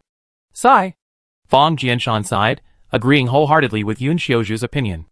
It makes me feel uneasy. Ugh. Li Hemming continued, following Professor Fang's words. The other professors also agreed, feeling torn between agreeing and rejecting. However, this short-distance teleportation was truly tempting. Yun Xiaozhu glanced around, his smile unwavering. He knew everyone would eventually agree, so he spoke again, but whatever the Dark Zone's intentions are, we just accept them. If they're truly friendly, we do the same. If they have any malicious intentions, we and the 5th Legion won't be afraid. We just swallow the sugar and fire back the cannonballs. Right. Just as Professor Yun said, we should do this. At worst, we can bring more people with us, so we don't have to be afraid of them. Fang Jianshan stood up excitedly, and the other instructors sitting nearby also agreed. Since everyone agrees, I go to the Dark Zone headquarters later to make contact. I also apologize to the Fey group. After seeing everyone's agreement, the External Affairs teacher immediately used his special ability, Extreme Speed, to quickly write 2 articles and send them to the Fey group and the Dark Zone, respectively, stating Yunshen's stance. Just as he was about to adjourn the meeting and wait for news to be discussed again tomorrow, 2 emails appeared on his screen a short while later. The email from the Dark Zone stated an appointment to discuss in detail on the Star Network. This was normal. The External Affairs teacher nodded and looked at the email sent to the Fey group. But the Fey group's letter was outrageous. They actually said that even though you rejected them, they wouldn't give up and would definitely take them with them. They'd cover all travel expenses for this freshman training session, and even increase the price of potions and supernatural items in the previous contract. They absolutely had to take them. The teacher in the External Affairs office was confused, deeply confused. I couldn't understand it. I really couldn't understand it. Could it be, as Professor Li said, that your Fey group's heir apparent had secretly entered our Yunshin University, and you, the Fey group, were so worried that you came after him? Chapter 21. Although the teacher from the External Affairs office was extremely confused, he looked up at the teachers who were about to leave and said, Please wait a moment, teachers. I have another matter to ask your opinion on. What else? Fang Jianshan, who had reached the door, returned to his seat and asked curiously. Both parties have just responded. The Dark Zone has scheduled a time for negotiations, but the Fey clan has stated they are still open to cooperation. They will reimburse all expenses for the freshmen's training and deploy their elite medical and exploration teams. They've also increased the price they pay for the school's potions and supernatural items. They hope we agree. The teacher from the External Affairs office was becoming increasingly bewildered as he spoke. Huh? Fang Jianshan, his mouth gaping in surprise, looked at Li Hemming, who was also surprised. Even Su Wenxin, standing nearby, couldn't help but look at Li Hemming and say, Professor Li, you didn't really guess right? The prince of their Fey group, under an assumed name, got admitted to our Yunshin University, and the Fey group, worried about him, came after him. This, I guessed right? Is there really a prince among our freshmen? Even Li Hemming himself hesitated. His casual guess actually came true? While I don't know why the Fey group did this, I do agree. After all, since they've agreed to cooperate with the Dark Zone, they're not bad. Su Wenxin looked at the 2 people, who were rarely confused, and shook her head, bringing the subject back. Yes, I have no objection. Yun Xiaozhu nodded in agreement. After all, if he didn't agree, he wouldn't be able to control what Fei Yusen would do. In the end, the instructors all agreed. The teacher from the Foreign Affairs Office replied to Feisher, and agreed and arranged a time to discuss in detail on the Star Network. On the second day of school, the freshmen of the entire freshman year began a 1-month freshman training. During this month, the freshmen basically ate, lived and trained with the instructors. The freshman training is mainly to cultivate students' team awareness and discipline, and to prepare for entering the army later. After all, Yunshin University is backed by the 5th Army of the Federation. The main content of the training is also rich and varied. It is roughly divided into 3 stages. The first stage is to improve the students' basic physical qualities and learn some basic combat skills. The second stage is to learn to use some supernatural weapons and face emergency trauma first aid training. The third stage is to go to the natural star for training and integrate the learned skills and knowledge. Now is the time to improve the students' physical fitness. Yuli looked at the bracelet handed over by her teacher and had a bad feeling in her heart. She asked with a bad face, "Will this bracelet not prohibit superpowers?" "Yeah. You guessed it so quickly. You are worthy of being the purple star of our school." "Come on," Fang Jianshan said with a smile. How can I describe this smile? It looks like the wolf grandmother in the animation that Yuli watched when she was a child. She smiled with good intentions. The moment Yuli put on the bracelet, she felt that her superpowers were stagnant. Although she could not use them, she felt obstructed. When Yuli got used to this uncomfortable feeling, Teacher Fang came out to introduce them to the training items that needed to be trained at this stage, such as running circles and standing at attention, which were all daily warm-up exercises. The important thing is to learn various fighting skills every day and fight against coaches who don't wear bracelets. Yuli's face gradually turned pale as she listened, and the villain in her heart began to scream silently, and then fainted directly, saying why it was like this when she came to StarCraft. And it was a modern Pro Max Super Double version. Inyu stood beside Yuli when queuing because she and Yuli were sharing accommodation for this month. Seeing Yuli listening to the instructor's words, like a dehydrated cabbage, she comforted her. Although it will be very tiring to run with suppressors, the amount of training that Instructor Fang said is not too much. After all, this is only the first day, and it will increase slowly later. Yuli listened to Inyu's comfort, and her whole person faded directly. Did Instructor Fang just say that so much training volume was just the beginning? The villain in the girl's heart smiled, and lay down peacefully, saying that she was dead. "Thank you." Gui Yunzheng watched the change in Yuli's face and asked in confusion, "Sister Yu, didn't you exercise like this when you were a child?" "When I was a child, my parents often pulled me to exercise. It is said that after exercising well, the awakened superpowers will be stronger. This is based on research. The problem is that I was not in the interstellar when I was a child." "When I was a child." Yuli kept a stiff smile and complained subconsciously. Thinking of her childhood, she was a little dazed. The girl looked at the empty playground with a vague look, as if she had traveled through countless space and time to see the obedient little carrot head waiting for his parents to come home under the lush grape trellis. "When will Mom and Dad come back?" "You have to be good, and Mom and Dad will come back, Yuli." "Okay, I always be good." Mo Yin, who had been paying attention to his own star, and noticed that her light was fluctuating chaotically, immediately removed himself from the disguise of a girl's earrings and stretched out his tentacles to gently touch her face. A wisp of black mist as thin as a hair fell from the void and connected with the girl's spirit. A sound wave as soft as a feather, and as gentle as warm water sounded, silently spreading layers of ripples. Time and space also stopped under these silent ripples at this moment. A strange, ethereal, vast, and lonely voice sounded in her ears, like a god whispering with panic and endless pity. "Don't be sad, I'm here, I've always been here, my star." Yuli listened to the voice in her head blankly, and came back to her senses. This sudden emotion seemed to be soothed by this voice.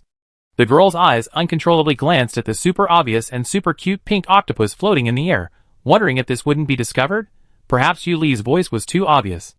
Mo Yin, who was connected to her spirit, accepted the girl's idea and obediently shrank his body to disguise himself as an earring again, but still answered the girl's question honestly. "They can't see me." "Don't worry. That's good." Yuli breathed a sigh of relief instantly. Just when she was about to ask Mo Yin, "Can you actually speak?" the silent but magnificent ripples dissipated, and time and space began to flow again. Gui Yunzheng looked at Yuli without saying anything, scratched his head and continued, "I thought everyone in the Federation was trained when they were young, but it seems that you are not like this, Sister Yu. Well, if you feel that it's not okay later, you can call me, and I will definitely help you." Haha, brother, it's more suitable for us girls to help. Why are you, a big boy, joining in the fun? Inu expressed her disdain for Gui Yunsheng, and directly hugged Yuli's arm. She put her beautiful face in front of Yuli and said, "If you can't hold on, I will definitely help you." "Well, thank you, but I will definitely hold on. After all, she is the first. I must hold on." Yuli looked at the two of them and said. Xie, who was standing not far away, kept watching the three of them. When Gui Yunsheng was talking, he wanted to go forward, but Yuli's refusal stopped him abruptly. Han Chengfeng looked at his friend's behavior, and shook his head with some amusement. When these freshmen started basic training, the instructors of the combat department, who also served as instructors, gathered together to discuss the performance of each student. The instructors who were not in the combat department also gathered in twos and threes, and laughed at the painful expressions of their own children. No one noticed the time that had just stopped. Yun Xiaozhu stood alone in the shadow of the red maple tree outside the playground. Although the man with outstanding temperament still had that gentle smile, it made people feel creepy. The man frowned and looked at the girl who had been running in circles, and her face was as pale as paper. He regretted that he had taught the girl how to use supernatural powers for several months before. He forgot about Yuli's physical fitness, and something must have happened just now for the main body to use the power. Yun Xiaozhu began to think about the reason, but found that although he had been with her for several months and had a good understanding of her personality and habits, he didn't know what she had experienced in the previous world, so it was difficult to infer. I can only ask the main body later. TSK. I know he sticks to her all day long. Yun Xiaozhu raised his hand and pinched his eyebrows to hide his ugly face. When Yuli, who relied entirely on her willpower to complete the basic training, was holding on with one breath, Instructor Fong ordered a 20-minute break. The girl couldn't stand up. Inu went up to her and supported her, saying with concern, "You can't rest after training just now. Just walk and relax." Yuli nodded and followed Inu slowly. At this time, Xie came over and handed Yuli a bottle of potion, saying, "Body repair potion." "Thank you." "Cool, brother." Inu replied with a smile. "Yeah." Xie hummed, watching Yuli drink the bottle of potion in one gulp, and her originally pale face gradually regained a little redness before leaving. Seeing Yuli was so exhausted, Gui Yunsheng, who had been keeping quiet and watching her recover, said, "Sister Yu, you really haven't exercised at all." Yuli, who had recovered a little, glared at him and said, "Why not?" Hey. "No, I just think that Sister Yu, you are so good at using your supernatural powers, which is not right." Gui Yunsheng seemed to have thought of something, and his eyes lit up as he looked at Yuli and said, "Sister Yu, you are not the rare second awakening mentioned on the Star Network, are you?" Yuli raised her eyebrows, looked at Gui Yunsheng, who was full of curiosity, and Yu, who had already listened, and nodded. "Really? This is true?" Gui Yunsheng was full of curiosity and began to ask non-stop, "Sister Yu, can you tell me how it feels to awaken for the second time? I saw someone awaken twice on the Star Network before, that is, after entering extreme emotions, superpowers will suddenly burst out this or that. No difference, it's awakening like this." Yuli had a headache listening to this, and raised her hand to stop Gui Yunsheng's endless chatter, and delivered a fatal blow. "You should think about how not to be beaten by Teacher Fong in the future, and don't ask these questions anymore." Puff. "Yes, come on, brother." Inu laughed when he heard it. After all, Gui Yunsheng was the only one in their 5-member group who was a support, and he had basically no boxing skills. "No! My two good sisters saved me." Gui Yunsheng instantly realized that she would definitely be ravaged by Coach Fong in the future, and blinked her dog eyes pitifully at the two people in front of her, trying to soften their hearts by sending pitiful light waves again. But the two wanted to watch the show, and said that they only wished for good luck and turned away, leaving Gui Yunsheng looking at the two people with resentment. Chapter 22. As the break wore on, students from each class gathered again. "Alright, you should have rested enough. Now let's begin learning basic combat techniques. This will primarily train you to better protect yourself when you don't have special abilities. Of course, you can all try now. Anyone who can last 5 minutes will receive a perfect score." Fong Jianshan smiled as he looked at the eager students around him. Of course, students like Gui Yunsheng, who tended to support the team, quietly stepped back, pretending they didn't exist. Xie took the lead, striding forward. Yuli, Inu, and the others stopped and began to watch. Although his stern face was expressionless, his icy blue eyes silently burned with a belligerent fire. He approached Instructor Fong and said, "Please teach me." "Alright. Come on, let me see your strength." Fang Wuxian smiled at Xie, then took a step forward and invited him. With that, Xie swiftly charged at Fang Jianshan, his punches swift as lightning, each one carrying a chilling chill, aimed squarely at his face. Fang Jianshan's reaction was also incredibly quick, effortlessly dodging with a slight shift of his body. He then launched a light yet powerful palm strike, striking Xie squarely in the waist. Xie grunted under the blow, but didn't flinch. He quickly adjusted his stance and attacked again. The two exchanged moves continuously. Xie's punches were as sharp and swift as his swordsmanship, while Instructor Fang's palms were as steady and powerful as a mountain. The two engaged in a fierce back and forth, neither yielding, but it was clear that Coach Fang's defense was tight, and Xie's attacks had little effect. Yuli was surprised by the battle scene. She looked at Han Chunfeng and asked, "Do all of you from aristocratic families learn these things?" Xie's boxing skills seemed just as good as his swordsmanship. Yes, aristocratic families all teach basic combat techniques, but the emphasis is on supernatural powers. Of course, the Xia family is an exception. Their supernatural powers basically involve summoning various weapons, so Xie has been taught various martial arts techniques since childhood. Han Chunfeng looked at the girl and explained with a smile. "I see." Yuli nodded and continued to watch the fight, pondering how she would respond. The coach on the court quickly seized the opportunity and delivered several consecutive palm strikes, landing on Xie's chest with palms as heavy as a mountain. Xie retreated repeatedly, but his eyes still gleamed with determination as he pressed forward. But Coach Fang retracted his palm at that moment, stepped forward, patted Xie's shoulder firmly, and laughed. 5 minutes are up. Xie, you got full marks for this class. Good boy. Your boxing skills are no worse than those old guys in your family, ha ha ha. Caught off guard by the slap, Xie staggered before he could even steady himself. After finally stabilizing himself, he managed to utter a rare sentence. My uncles at home are even better. He was still far behind. Hey, you didn't specialize in this, so don't be so modest. Instructor Fang shook his head, suggesting that the modesty wasn't necessary, and patted Xie again. Han Chunfeng, seeing Xie's distressed expression, suppressed a smile and quickly stepped forward to Instructor Fang and said, "Since Xie is finished, it's my turn next.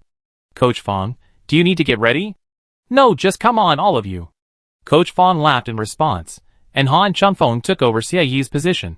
After Xie left the ring, she took out a bottle of supernatural healing potion and drank it. She watched the fight with Yuli and the others. Han Chunfeng's attacks leaned more towards the light, graceful, yet sharp and swift gust of wind, just like his gust of wind supernatural power. The two continued to spar until the 5-minute mark, and Han Chunfeng achieved a perfect score. Afterwards, Yuli and Yin also took the stage.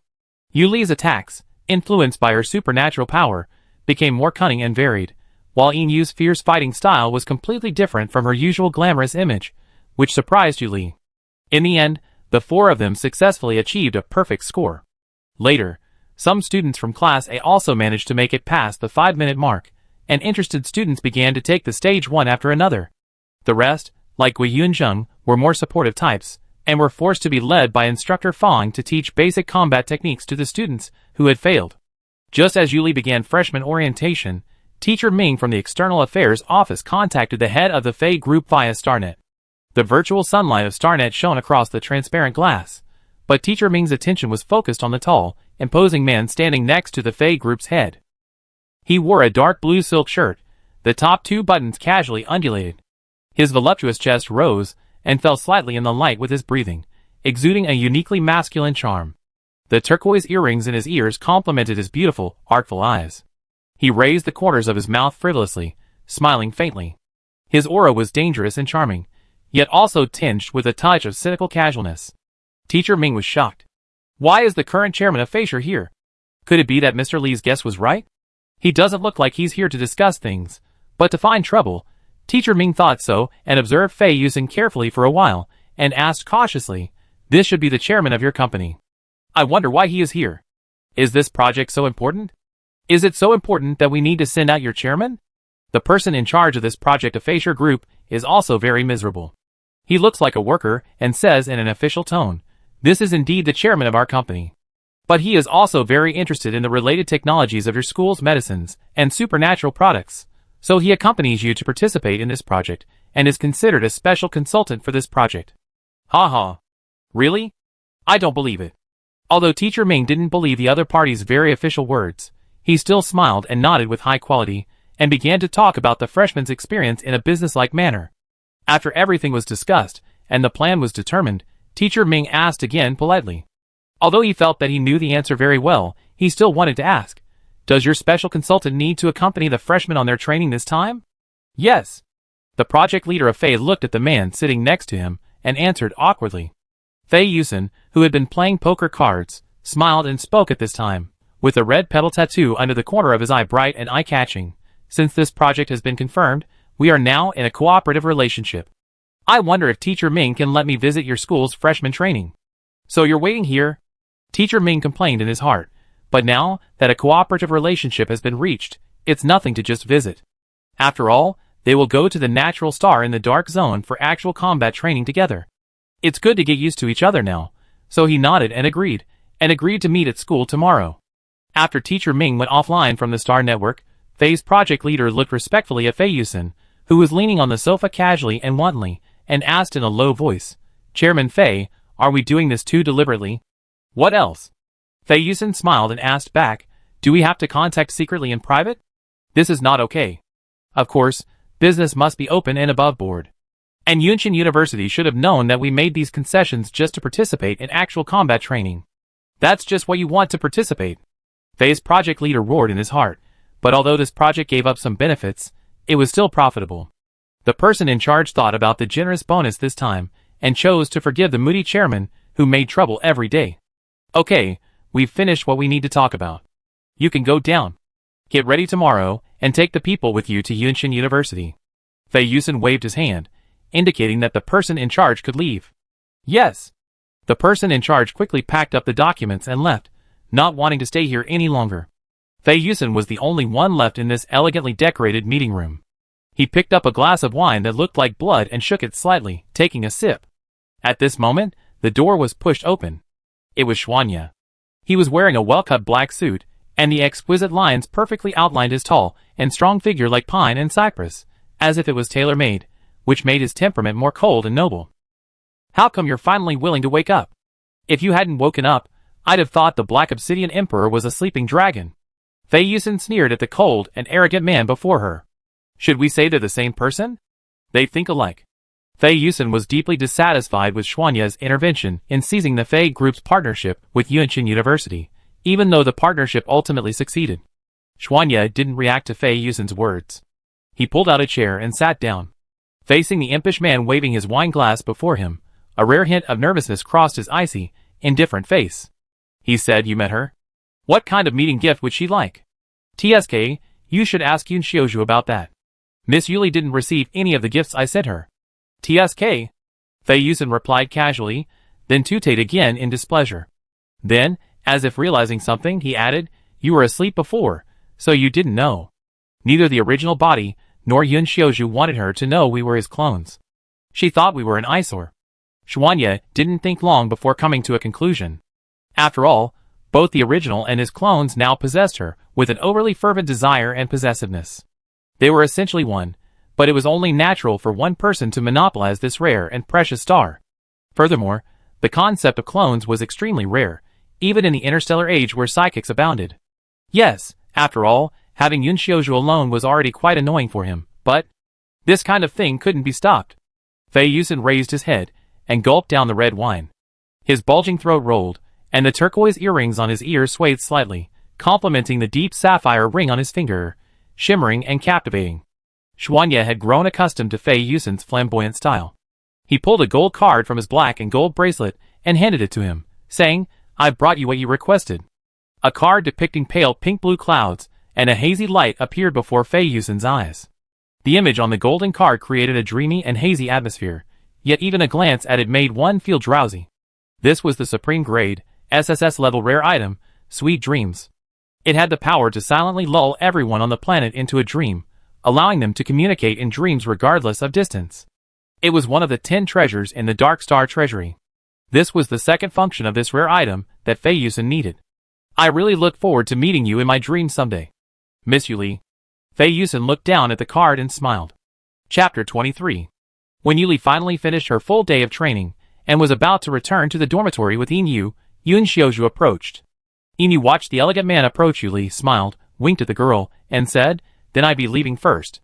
Yuli nodded and said goodbye to Inu.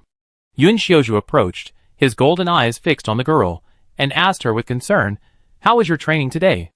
After all, it's only been a few months since your second awakening, and you've been lacking basic physical training. Will the initial intensity of school be difficult for you to adapt to?" Yuli thought carefully and smiled. It was still very tiring at first, but it got better later. "I believe I get used to it." Yun Xiaozhu looked at the girl's usual smile, and his heart slowly eased. A purple card flashed in his hand, and a silent barrier rose. He looked at the small octopus that had been quietly sitting next to the girl's ear, acting as an earring, and asked, "Did Imoyen cause you any trouble just now?" "Huh? No, I was just feeling a little off, and it was Imoyen who woke me up. But Imoyen actually can talk."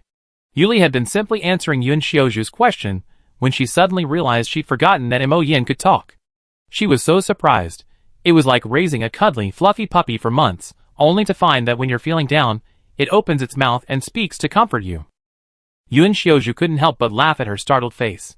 He knew Yuli had always kept Imoyen as a pet, and it was clear she had no clear idea of what an SSS-level secret treasure, or even what it actually was.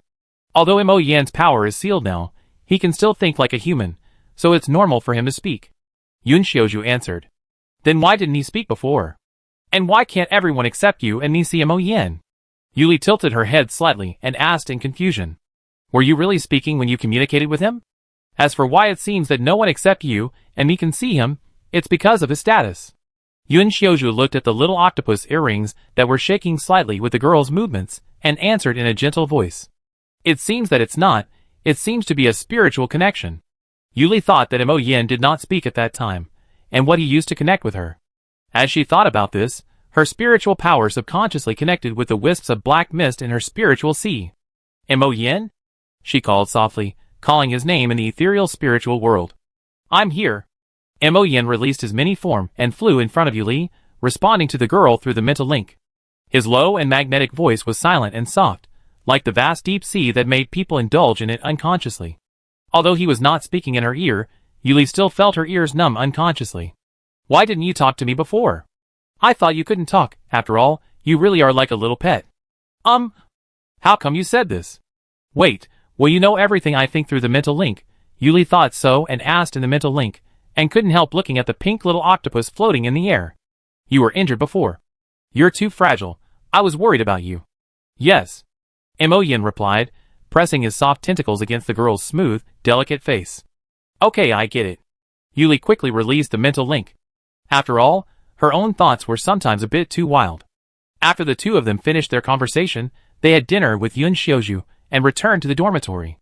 Although the Yunshin University dormitory was called a dormitory, it was actually a two-story villa with a small training ground. Inu had just been feeding Dabai in the training ground when she heard some noise and walked into the hall. It turned out to be Yuli who had returned. Dabai, who had been eating, watched his master leave and followed with a slow, clacking sound of his spider legs. Yuli couldn't help but laugh as she watched Inu emerge from the training ground, trailed by a giant, 2 or 3 meter tall, furry ball. She raised her hand and waved. "Are you still feeding Dabai?" "Yes, Dabai always has a good appetite, never stopping." Inu's beautiful features flickered with resignation as she spoke of this topic. She brushed back her voluminous hair and replied. This reminded Yuli of Guiyunjing's equally voracious summon, the soul-loving grass, and she asked, "Are all creatures summoned by summoning powers voracious eaters? Is that true for you, or Guiyunjing?" "Mostly. The summons of the summoning friends I know are all voracious eaters. Of course some, like the humanoid light-type summons, might not be so fond of food." Inu nodded in affirmation. "That might be a bit harder." Yuli sighed as she looked at the 2 or 3 meter tall Dabai and thought about its appetite. "Actually, I'm fine. After all, Dabai is very well behaved. It can attack and control, and it can also make clothes." Inu thought for a while and answered. The Dabai behind him also nodded to show that he just likes to eat, but he is very versatile in other aspects. "Make clothes?" "Yes, if you are curious, Dabai can also make one for you." "Really?" Chatting happily with Inu until late at night, Yuli fell asleep after saying good night to each other. Feiyusen sat upright in the void. With the help of the SSS level wonder, he could see that the dreams of every person who fell asleep on this planet were like colorful bubbles. Some bubbles exuded soft colors, and some also had ominous black spots. It is obvious that the owners of these bubbles with black spots are in nightmares. The man was bored and propped up his chin to stare at the bubbles in a daze. Just then, a light golden bubble emitted light and attracted his attention. This was the dream of Yuli that he needed to find. The night was as dark as ink, and the stars dotted it, like tiny diamonds, scattered on the deep sky. A dazzling light golden river flowed slowly in the dark night, like a ribbon woven from gold, and the girl was sleeping peacefully on a small boat on the river. Fei Yusen landed lightly on this small boat and saw a scene. The man's hard heart seemed to soften suddenly. He sat down, and his beautiful peacock green eyes lowered their gazes and looked at the girl, who was sleeping peacefully. He murmured helplessly, "It's a mistake. I still want to give you a surprise, my dear Miss Yuli. Ever since meeting you, my plans have always had unexpected twists. But I don't seem to dislike these sweet surprises at all." The man flipped his hand, and a bamboo leaf appeared in his hand. He placed it horizontally under his lips, and began to play softly. A silky, moving melody slowly began to rise, echoing across the starry sky. Yuli felt as if she had just had a wonderful dream. She slowly opened her eyes, and saw a tall man sitting beside her. A strand of deep blue hair cascaded down, and she unconsciously reached out to grasp it. Fei Yusen felt a gentle tug at her hair behind her back, and stopped playing. He turned around, leaned over, and said with surprise, "You're awake." Yuli was stunned by the face before her, which looked like a finely crafted work of art. "Am I dreaming? I must be dreaming again. I sleep a little longer," she thought, closing her eyes again, ready to drift off to sleep again. Fei Yusen was amused by the sight of the girl closing her eyes again, attempting to escape reality by falling asleep again. He reached out and pinched her soft cheek, saying with a smile, "Now that you're awake, don't sleep any more." Yuli opened her eyes, and saw the unruly man again. She closed and opened her eyes again several times before finally confirming that Fei Yusen was real. The girl quickly sat up and looked at Fei Yusen. "Why are you here? Am I not at Yunshin University?" Yuli looked around, only to find herself surrounded by a dazzling golden river. She was once again stunned and muttered in surprise, "Am I dreaming? I am indeed dreaming. I'm in your dream now." Surprise! Fei Yusen approached the girl again and spoke with a smile. If this was my dream, why did you appear in it?" Yuli immediately retorted. "Couldn't it be that you, Yuli, thought about me day and night, so you dreamed about me?" Fei Yusen said, a faint smile in her beautiful eyes. "Impossible, didn't you, you must have somehow entered my dream?" Yuli denied it outright, then thought for a moment and confirmed.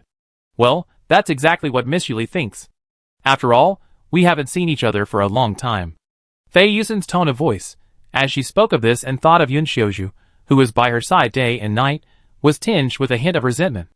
Yuli's skin crawled, and she quickly interrupted, "I think it was only about 8 or 9 days. That shouldn't be that long. It feels like years to me. I miss you every moment." Fei Yusen sighed, her beautiful emerald eyes fixed on the girl. "Is it really that exaggerated?" Yuli looked at the approaching peacock spirit and leaned back, a bit puzzled. After all, she personally wasn't that familiar with him. "It's true for me, though." Fei Yusen saw that Yuli still felt somewhat repulsed, a bit disappointed, and suppressed the urge to approach again. The girl looked at the man before her, his mood suddenly down, like a peacock in the water, his feathers no longer as bright and beautiful as before. Her tone softened. "Okay, I definitely won't be seeing you for so long." Tentatively, she reached out her hand, wanting to pat the man's shoulder, but Fei Yusen grabbed it and pressed it against his wickedly handsome face. The man's fiery gaze, and the warmth on her hand made her heartbeat quicken, as if burned by the sudden touch. Yuli tried to pull her hand away, but found it impossible to move. Finally, with a hint of resignation, she asked, "Now that we've met, what else do you want to do?"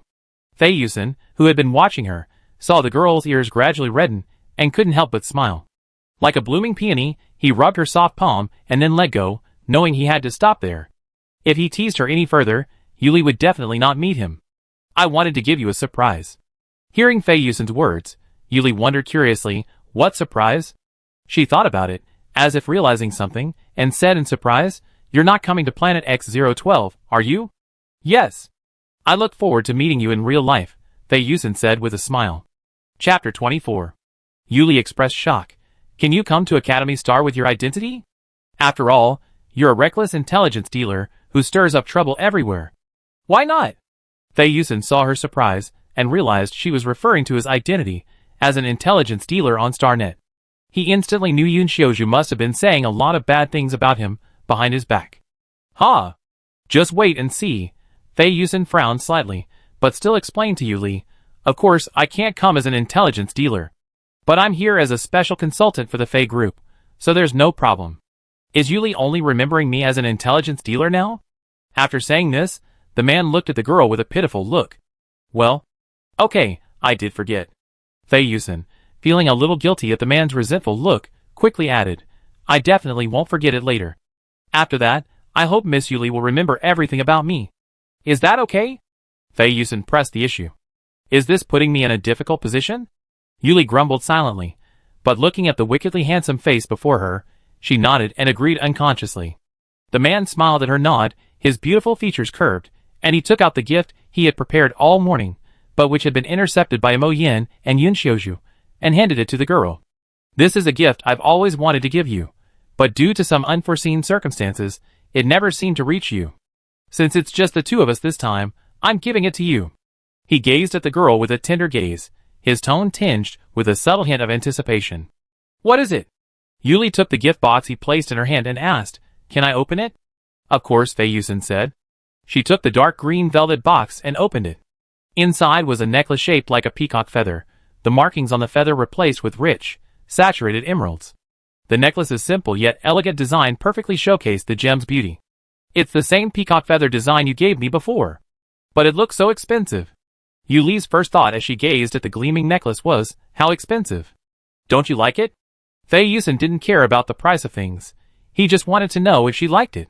Not really, but is this gift too expensive? She was still a little hesitant. No girl could resist something so sparkly and glittering. But then, thinking that Fei Yusen was coming to Academy Stars soon, and perhaps meeting him would give him a gift in return, she thought for a moment and decided to accept it.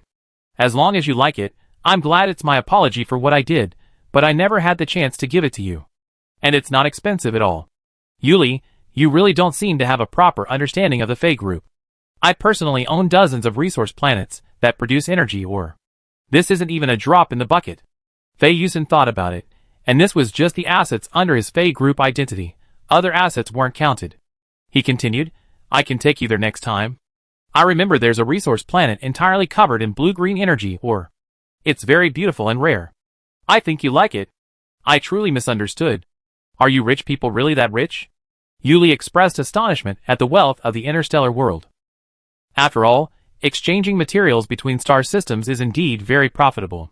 Fei Yusen, seeing the girl's shocked expression, replied in the affirmative. Then the two began to chat endlessly, with Fei Yusen being incredibly well informed, mostly answering Yu Li's various odd questions. Finally, when Yu Li began to grow sleepy, Fei Yusen noticed, politely stopped the conversation, and made an appointment to meet again. In the early morning, the first light of dawn gradually dispelled the night's silence. Amidst this tranquil scene, sunlight filtered through the leaves, creating patches of golden light. The girl awoke from her dream, changed her clothes, and prepared to leave, when she suddenly noticed a small, dark green velvet box on her bedside table. It was the gift Fei Yusen had given her in her dream the previous day. Yu Li walked back to her bed, lowered her head, picked up the gift box, and opened it. It was the peacock tail necklace. She reached out and touched the rich emerald. It was a vibrant, pure green, as if condensed with the essence of all life and nature. As her fingers touched the gem, a vital energy flowed into her body, bringing a sense of mental peace and emotional comfort. Yu Li quietly experienced it, feeling as if she were using the healing power of Forest Dream, but, so how does it become real? She was truly curious. Just as Yu Li was exclaiming inwardly at the miracle, she heard a knock on the door. Knowing that training time was almost up, she returned the necklace to the bedside table and left. Just as Yu Li, wearing a mask of pain, began the second day of arduous basic training, Fei Yusen arrived at the entrance of Yunshin University with a group of Fei group personnel. Teacher Ming and other teachers from the External Affairs Office politely greeted them, and were about to give them a tour of their school. Fei Yusen raised his oversized black sunglasses, and flatly refused, saying he would just take them to the freshman training area. Teacher Ming was stunned. Have you even given up on pretending now? Who among the freshmen could possibly be so important to you? Just then, Yun Xiaozhu received the news and approached the campus gate. With his usual gentle smile, he said to Teacher Ming, I meet the chairman of the Fei group privately. Teacher Ming, please take the other Fei group members on a tour of our campus. I don't think Chairman Fei would mind. What? Teacher Ming hesitated, glancing at Fei Yusen's expression. The man then raised his hand, removed his oversized black sunglasses, and, smiling broadly at Yun Xiaozhu, said, "Of course I don't mind. This is an invitation from Master Yun, the top-grade forger. How could I object?" The tone was sardonic. Is there really no problem? Looking at the two distinguished and graceful men, their faces beaming with the same smile, they even shook hands in a friendly manner. But Teacher Ming could only see behind them a scene of thunder and lightning, a scene that seemed to materialize. Finally, he agreed to this solution. Let the big guys receive the guests, and we small fry should not get involved. Two men with different styles walked on the unique red maple forest path of Yunqing University. Fei Yusen asked the man with gold-rimmed glasses and a calm and elegant temperament directly. Did the main body do anything to her? You saw it? You have contact with her. Yun Xiaozhu thought of something instantly, and looked at the man in front of him, who was as coquettish as a peacock about to spread its tail.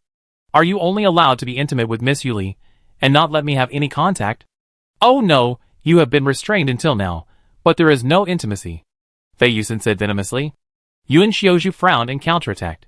Who would be like you who is like a beast in heat when they meet each other? Heh! That also means I can bring her happiness. Maybe you will wilt if you restrain yourself. Noble and cold archangel. Fei Yusen was not to be outdone, and directly increased the intensity of the venom spray, venting all the anger that Yun Xiaozhu had secretly put on him before. Oh! I thought of it. You have been trying to dig up my identity before. Why didn't you tell Yuli about your own identity as the bishop of the 7 main halls of the Sunwheel Empire, and the identity of the eldest elder of the Yun family? It's because you don't want her to know your layers of identities, and let her have a deep influence on you. After all, you are now a very trustworthy mentor in Miss Yuli's heart. You? Shameless. Yun Xiaozhu's gentle and elegant mask was shattered by Fei Yusen's vulgar and shameless words at the beginning. Golden red flames emerged from his body, and instantly straightened into thousands of golden needles, and shot at the evil and charming man. Why, that's the truth. I was just repeating what you did. Why are you so angry? This is not like you. Fei Yusen showed no fear. With a flash of blue-green light, his figure vanished in an instant, dodging the sharp attack. He continued his attack with full aggression. Thousands of fine needles exploded directly behind Fei Yusen. Bang! The smooth ground was instantly shattered. As the two men exchanged barbs, a plump, white, and round robot vacuum cleaner nearby sensed the violent surge of energy and rushed forward, shouting, "No fighting! No fighting! Go to the fighting arena!" Deductions, deductions. The two men, interrupted by the robot vacuum cleaner, regained their composure. Yun Xiaozhu raised his hand and rubbed his brow, realizing that Fei Yusen had provoked him a little too much. He walked over to the robot and raised his bracelet, deducting points for fighting. He then addressed the annoying peacock spirit. I don't want to discuss these useless topics with you. TSK, I don't want to be with someone as sanctimonious as you. Fei Yusen shrugged casually. Afterward, the two of them arrived at the training grounds for Class A freshman year. Fei Yusen's eyes lit up at the sight of the girl. He tried to rush forward, but Yun Xiaozhu stopped him. He glared at Yun Xiaozhu and said, "What are you doing? Going up now will only cause her trouble. Wait until she finishes training." Yun Xiaozhu replied calmly. Okay. Fei Yusen realized he had been a little impulsive and stopped, quietly observing the girl's every move. As he watched, he realized something was wrong. Seeing Yuli running, her face pale, but still insisting on running, he looked at Yun Xiaozhu impatiently. You're just standing there watching without doing anything. I have given her energy potions and mild energy fruits. Yun Xiaozhu felt sorry for the girl's pale face, but this was something he had to go through. He raised his hand, and the purple card flashed, setting up a barrier and said, Yuli's ability is a second awakening, and her body has not been trained. Now these basic trainings are necessary to lay a solid foundation for her to advance to S level, or even SS or SSS level in the future. TSK. Fei Yusen sighed helplessly and fell silent. After all, physical strength above S level is also one of the hard requirements, and he can't stop her. The two tall men stared at Yuli silently like sunflowers. Where is the real body? Fei Yusen asked after looking for a long time without finding the real body. He will be Yuli's earrings again. Yun Xiaozhu answered calmly. Fei Yusen was full of question marks. I just didn't pay attention to you for a few days. Has your original body become like this? The little octopus that had been acting as Yuli's earrings had noticed it since Fei Yusen entered the university. He was disgusted by the arrival of another clone, and there was another clone of him secretly spying on this planet. One day, they will all be broken down and crushed. Mo Yin was disgusted by these clones that separated from him. Mo Yin, who looked like a cute little octopus, was calm and wrote it down in his little notebook and prepared to take action. Chapter 25. After Yuli finished training and took a break, she found out that Fei Yusen actually came to visit the school. The three of them gathered with the little octopus. Fei Yusen walked up to the girl and made a gesture of wanting to hug her, but was stopped by Yun Xiuzhu. In the end, he could only smile and greet Yuli. "How is it? Are you surprised?" "Well, it's really a surprise." "You came today?" "It's more of a shock than a surprise." Yuli thought so, and still expressed her surprise. Fei Group and Yunshin University have recently started cooperation. In the future, your freshman's practical training will also be participated by Fei Group, so he came here today to visit Yunshin University. Yun Xiuzhu introduced Yuli on the side. "I am here as a special consultant for this cooperation project. If you need anything later, just come to me." Yuli. Fei Yusen was very dissatisfied with Yun Xiuzhu for trying to get rid of him in a hurry, and she interrupted the girl to introduce him. Yuli looked up at the two handsome men standing together, each with their own merits, and thought for a while, guessing, is our actual combat training this time not in the Academy Star, but in the Natural Star under the Fei Group? Yun Xiuzhu heard the girl's speculation and smiled gently, like a breeze blowing on his face, raised his right hand with a white glove, placed his index finger on his thin lips to make a silencing gesture, and put it down and said, "Although I really want to give you an answer, the teachers have made a lot of adjustments to this training, so it's better to leave you some expectations." Instead of saying so much, why not just tell me I'm wrong? Yuli puffed her cheeks slightly and looked at the impish, unbridled man beside her, hoping he'd reveal something. Fei Yusen could only shrug helplessly, feigning ignorance. After all, he was still upset that he had directly snatched away his partnership with Yunshin University. Besides, who would proactively inform a rival about their situation? They weren't stupid. "Then I can only express my anticipation," Yuli said, knowing they couldn't get any information out of him. For the next 2 weeks, Yuli began grueling daily training. Fortunately, her basic skills improved with continued training, and her ability usage became more fluent. The third week was the second phase of training in the use of supernatural weapons and emergency trauma first aid, which she adapted well to. Finally, the third phase of practical training arrived. When Instructor Fong announced that they would be leaving Planet X-012 for a brand new natural planet, the freshmen were astonished. The instructors had a big surprise in store for them. "Ah!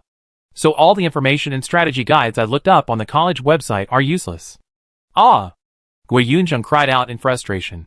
Yin Yu and Han Chumfeng, on the other hand, remained calm and said they'd already guessed it. After all, they hadn't mentioned anything about the second phase of training. And Anjing was definitely stirring things up. According to Yunshin University's past practice, freshmen should have been informed a week in advance, but the fact that they hadn't been informed before was telling them something. Aside from the students who had been working on strategy guides early in the morning and were wailing after being backstabbed by the instructors, the other students, including those in the blacksmithing and alchemy departments, were excited. Going to a new natural planet offered the chance to discover new medicinal ores and other materials. When the freshmen boarded the starship to this natural star, Yuli found that there seemed to be a lot more mentors following them, and there were also people from the Fei Group following behind. She was a little confused. Was it really not a natural star under the Fei Group? Could it be that the 5th Legion discovered another natural star during the process of land reclamation?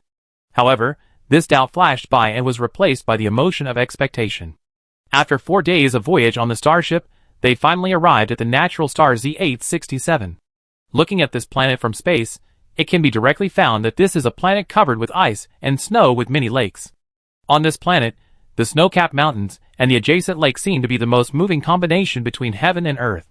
With their own unique postures, they jointly composed a symphony of magnificence and tenderness. And the end point of these mountains is a tall and majestic peak, standing between heaven and earth. The top of the peak is covered with snow all year round, and the clouds and mists lingering between the peaks are like a bright pearl inlaid on it. The melting snow at the foot of the mountain gathered into a pool of blue water, which was as beautiful as a mirror, and contrasted with the blue sky, forming a beautiful picture. When the starship landed beside the lake, looking at the snow-capped mountains in the distance, it seemed that one could feel the vastness and magnificence and magic of nature. Wow! Gui Yunzheng and Yulakiki, who had never seen a big scene, exclaimed at such a beautiful scenery. This is really the right place. However, when the instructor arranged to start stationing at the base, they found that it was not good. The ground was so hard that they could not get a foothold at all. Just when the students were busy, Instructor Fong took out a golden card from the storage bracelet. The card flashed, and a small dark copper mountain incense burner appeared in his hand. The body of the incense burner was semicircular, and its upper part and cover were in the shape of a pointed cone, with mountains and peaks. The incense burner was covered in cloud patterns, blending seamlessly with the rolling hills, evoking an air of elegance and nobility. Fong Jianshan placed the incense burner on the table and raised his hand above it, activating his supernatural power to animate this rare and precious item. The cloud surrounded Green Mountain incense burner. Wisps of green smoke quickly spread from the coach's station, instantly enveloping the surrounding rolling hills and lakes. The smoke then gradually faded. Coach Fong then lowered his hand, and a previously conical mountain shape on the incense burner transformed into the surrounding terrain. Dots of light of varying colors flickered among the mountains and lakes, signifying the exotic beasts that inhabited the mountain streams. How about having the freshmen train in groups in this area? Coach Fong asked, looking at Instructor Lee, who was watching nearby. That's perfectly fine, and we're all watching. Li Hemming surveyed the area and nodded in affirmation. Fei Yusen leaned back, bored, on a mahogany recliner, gazing at the towering snow-capped mountains in the distance with a pout. She knew this planet must have been chosen by Xuanya himself, so that Yuli could also enjoy this unique and magnificent scenery during her training. However, that black dragon had definitely never been to this planet before. Yuan Xiaozhu walked over to Fei Yusen and asked, "Have you spoken with Xuanya since then? Has he also come to this planet?" "He should, but with his dark abilities, it's not easy for us to find him." Fei Yusen raised her beautiful eyebrows, her mouth languid, her expression languid. Yuan Xiaozhu frowned slightly, ignoring the man's casual posture. He raised his gold-rimmed glasses, his sharp eyes flashing with a piercing light. "My senses tell me there's something I hate here." Fei Yusen also laughed when she heard it. "Me too, I felt it when I just got off the starship. This is really interesting." "Go investigate, I can't leave now. I don't want Yuli to get into trouble here," Yuan Xiaozhu said in a calm tone. "Don't act like you care about her so much. You just don't want something beyond your control to happen. After all, this is a very uncontrollable factor," Fei Yusen directly said. "I need to know what this uncontrollable factor is as soon as possible. If you want to go, go as soon as possible," Yuan Xiaozhu said coldly and walked away. Fei Yusen was a little unhappy after understanding Yuan Xiaozhu's subtext, but she stood up neatly when she thought of Yuli and prepared to investigate. The next day, according to the coach's arrangement, 5 people formed a team to start exploring the natural star. Yuli formed a team directly with Inu, Gui Yunzheng, a freshman from the pharmacy department Xiao Zhiping and a freshman from the forging department Xia Hong, to start a 7-day exploration. Everyone will receive different tasks. After the team is formed, the materials collected by exploration will be counted as extra points. These points will be converted into points within the academy after the training, so everyone is very active. Yuli and the other 5 first summarized their respective tasks and discussed it. They still prioritized killing A-level monsters. Because there was no special exploration ability in their team of 5, they prioritized the relatively easy task of collecting materials from monsters, and then collected medicinal materials and ores after completing it. Yuli changed to Blood Moon Descend, and then the Void Chain quickly moved to find prey, while the others sat on to be summoned by Inu. When they climbed to the top of the snow mountain, they also found a group of snow sheep standing on the steep mountain wall and eating tender grass. Their leader had a pair of huge horns that curved backwards, which made Gui Yunzheng, who was sitting on the bai, brighten her eyes. She said to the 2 main forces, Yuli and Inu, "It looks like an A-level beast. Sister Yin, why don't you give it a try?" The 2 main forces looked at each other, and Inu said, "You go first. It's not convenient for Dubai to take care of the 3 of them now." "Well, we exchange later." Yuli rushed to the leader of the snow sheep and waved her hand. The chains in the void spread out like a spirit snake, separating the snow sheep surrounding the leader. The leader sheep screamed me when he saw it, and the cold wind blades flew towards Yuli at high speed.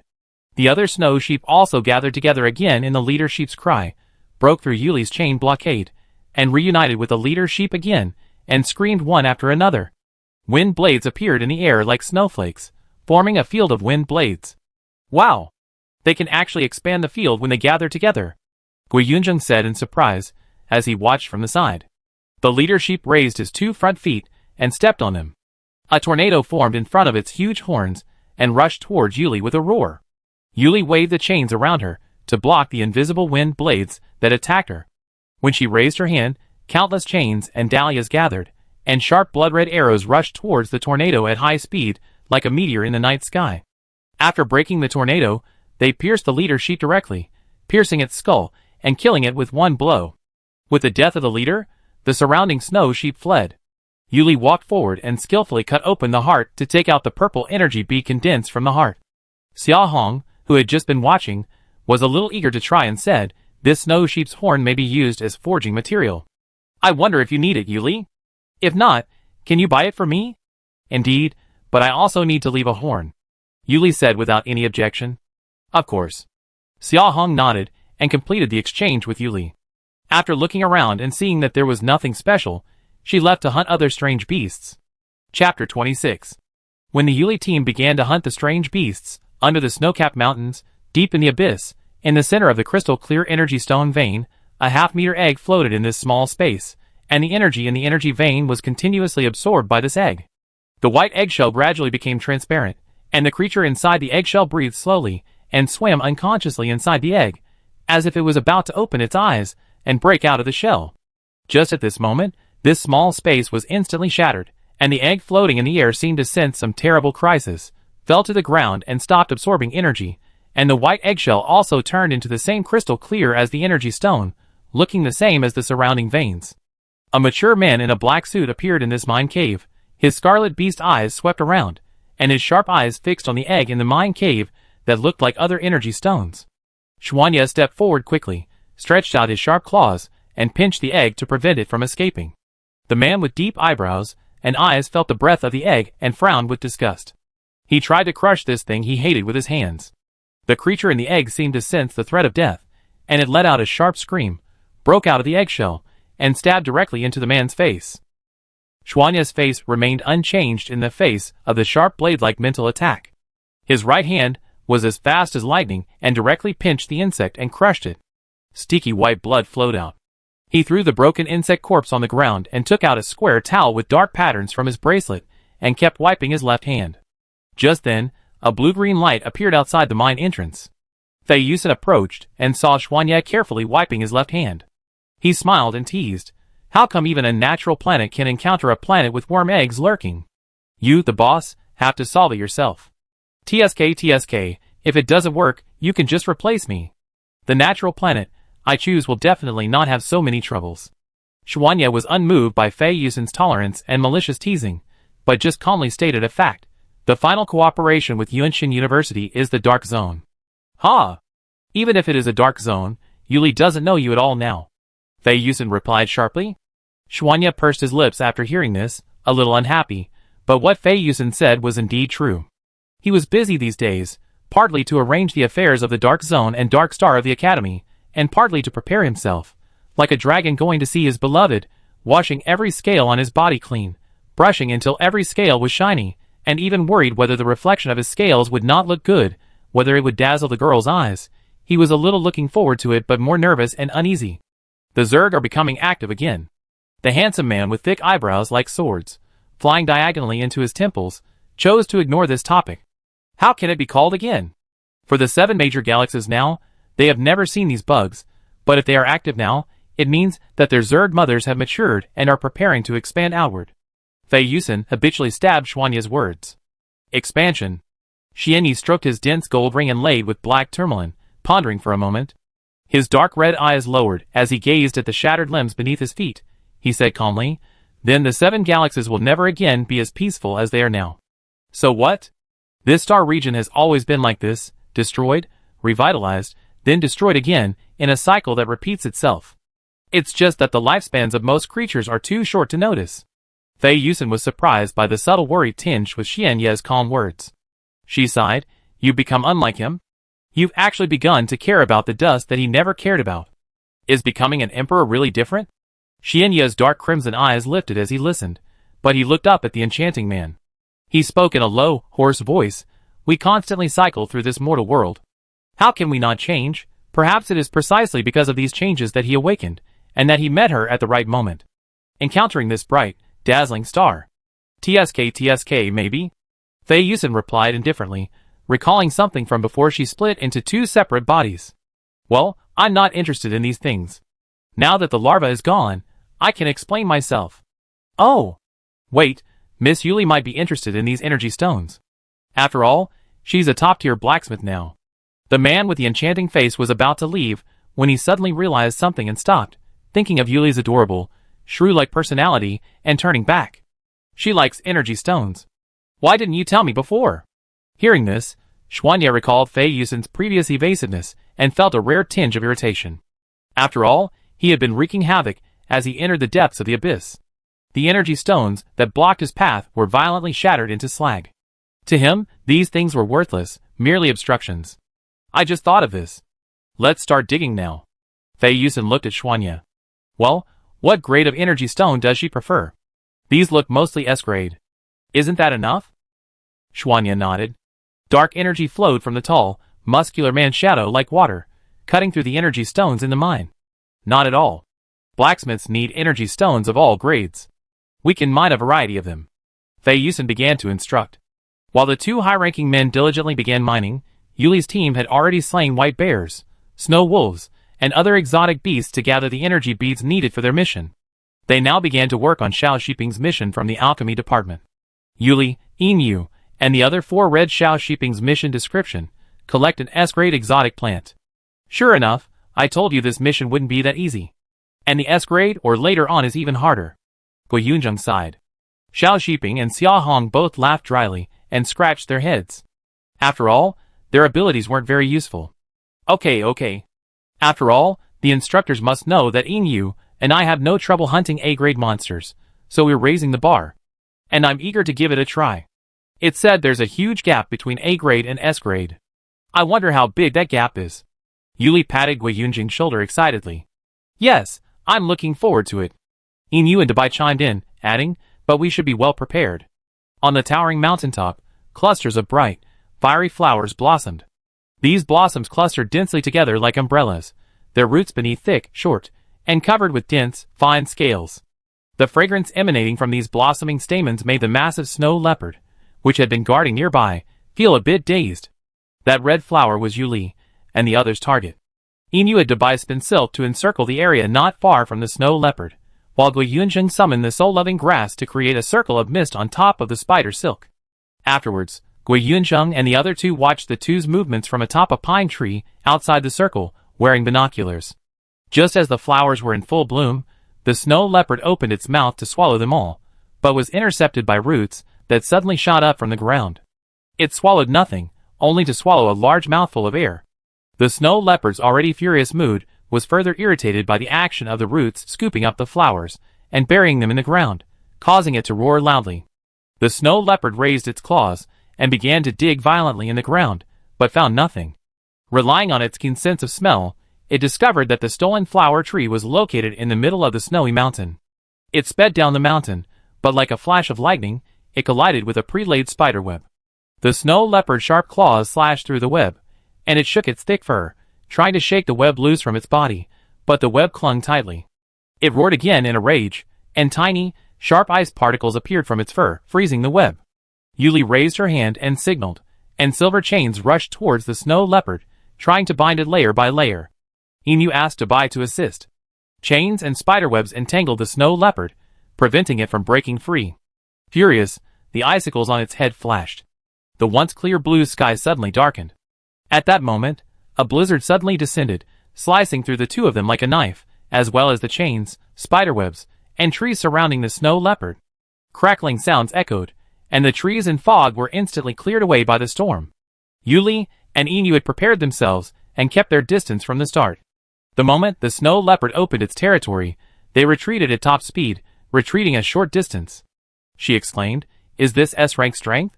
Truly formidable. Its fur is incredibly tough." Inu was also distressed. The white spider silk couldn't cut through the thick fur. Yuli nodded and said to Inu, "Yes, but as we expected, its resistance to the toxins isn't high. Let's proceed to plan B." "Okay." Inu gestured, and as the snow leopard began to chase the three, Dabai acted as bait, leaping swiftly through the pine forests of the snowy mountain, occasionally spraying spider silk provocatively. The snow leopard's focus shifted to Dubai. As he continued to run and chase, the toxins from the spider webs and the mist from the soul-bewitching grass began to affect his sturdy and powerful body.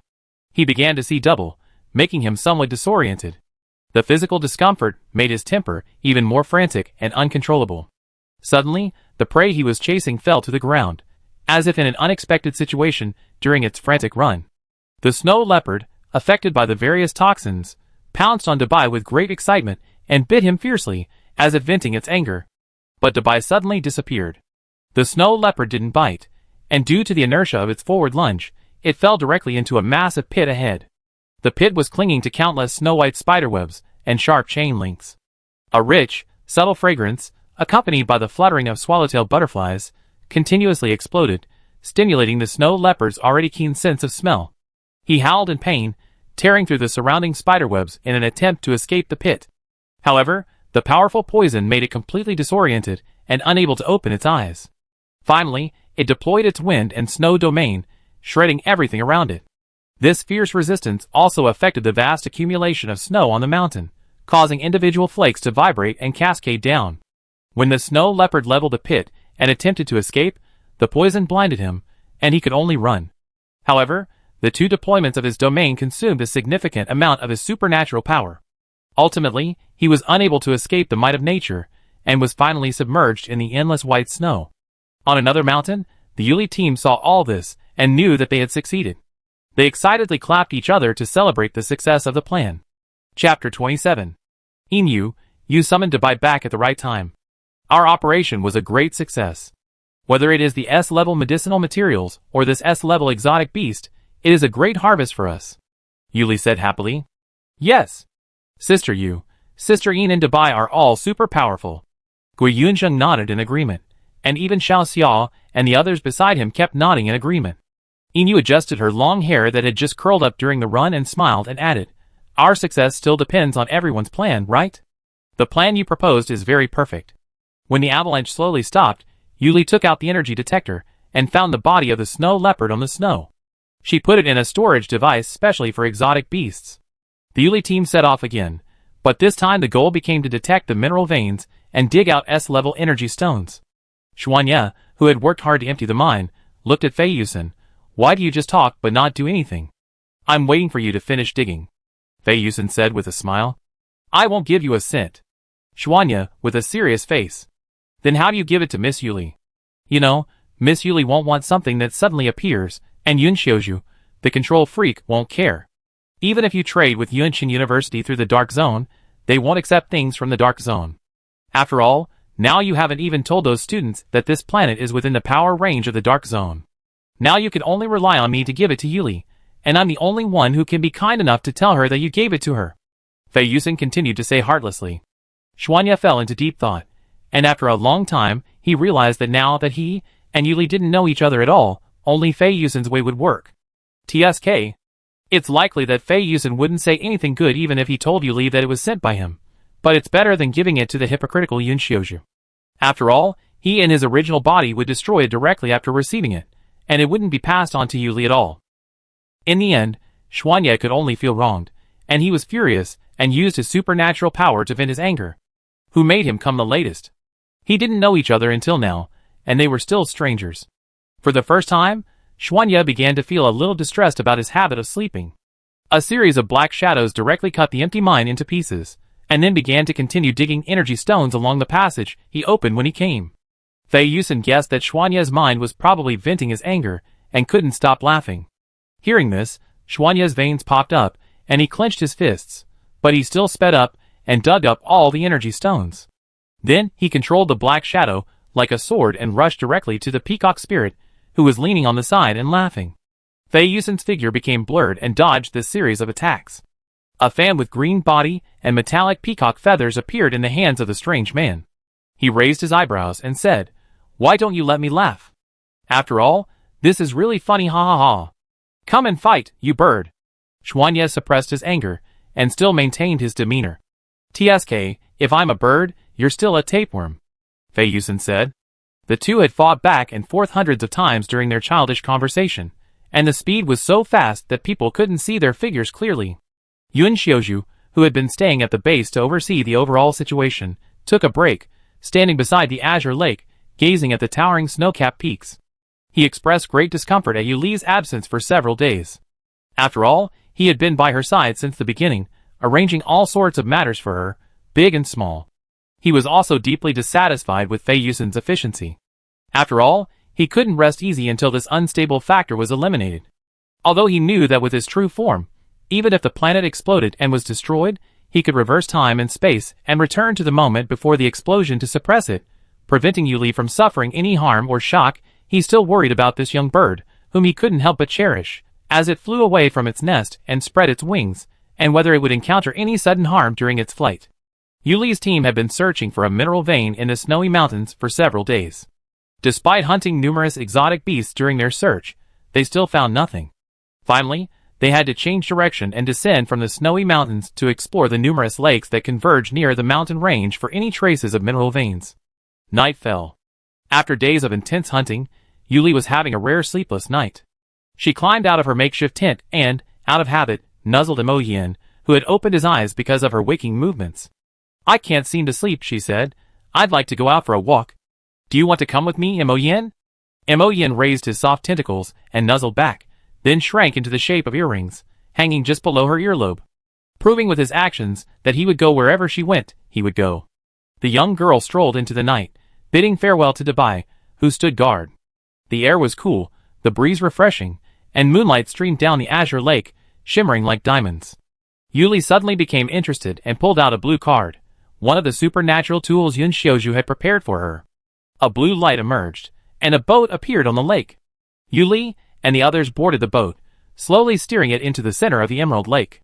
In the boat, clusters of flowers clashed in vibrant colors, their fragrance rich, swaying gently in the breeze.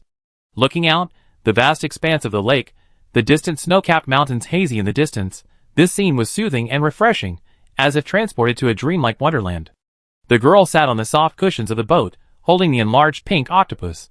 While admiring the incomparable scenery, she searched the lakebed for mineral veins. Unable to find it, the octopus's deep eyes did not meet the girl's clear gaze. Instead, they gazed into the depths of the silent lake, like the abyss, as if burning a hole through it. The boat reached the center of the lake, and all around was silence. The lake surface was like a giant mirror, reflecting the blue sky, white clouds, and surrounding mountains. Looking up to admire the scenery, Yuli didn't notice that, deep below the lake, an enormous black dragon, covered in glossy, inky black scales, was silently gazing up at the ethereal boat floating overhead. This was Xian Yi, who had parted ways with Pei Yusen after finishing his mining. He had been silently watching Yuli from a distance, not daring to get too close, yet unwilling to stray too far. After discovering they had set up camp between the snowy mountains and the lake, preparing to rest, he transformed into his original form and arrived at the lake, ready to continue his previous efforts and brush his dragon scales. Just as he was brushing his scales, he suddenly sensed Yuli's presence approaching. Feeling a little embarrassed, he swam to the depths of the lake, only to find that Yuli's boat had also reached the center. He felt a little uneasy, wanting to greet the girl he'd been thinking about, but he was also concerned about whether his original form would frighten her. The man, always decisive and efficient, was faced with a rare dilemma. He could only quietly gaze at the boat from the lake bottom.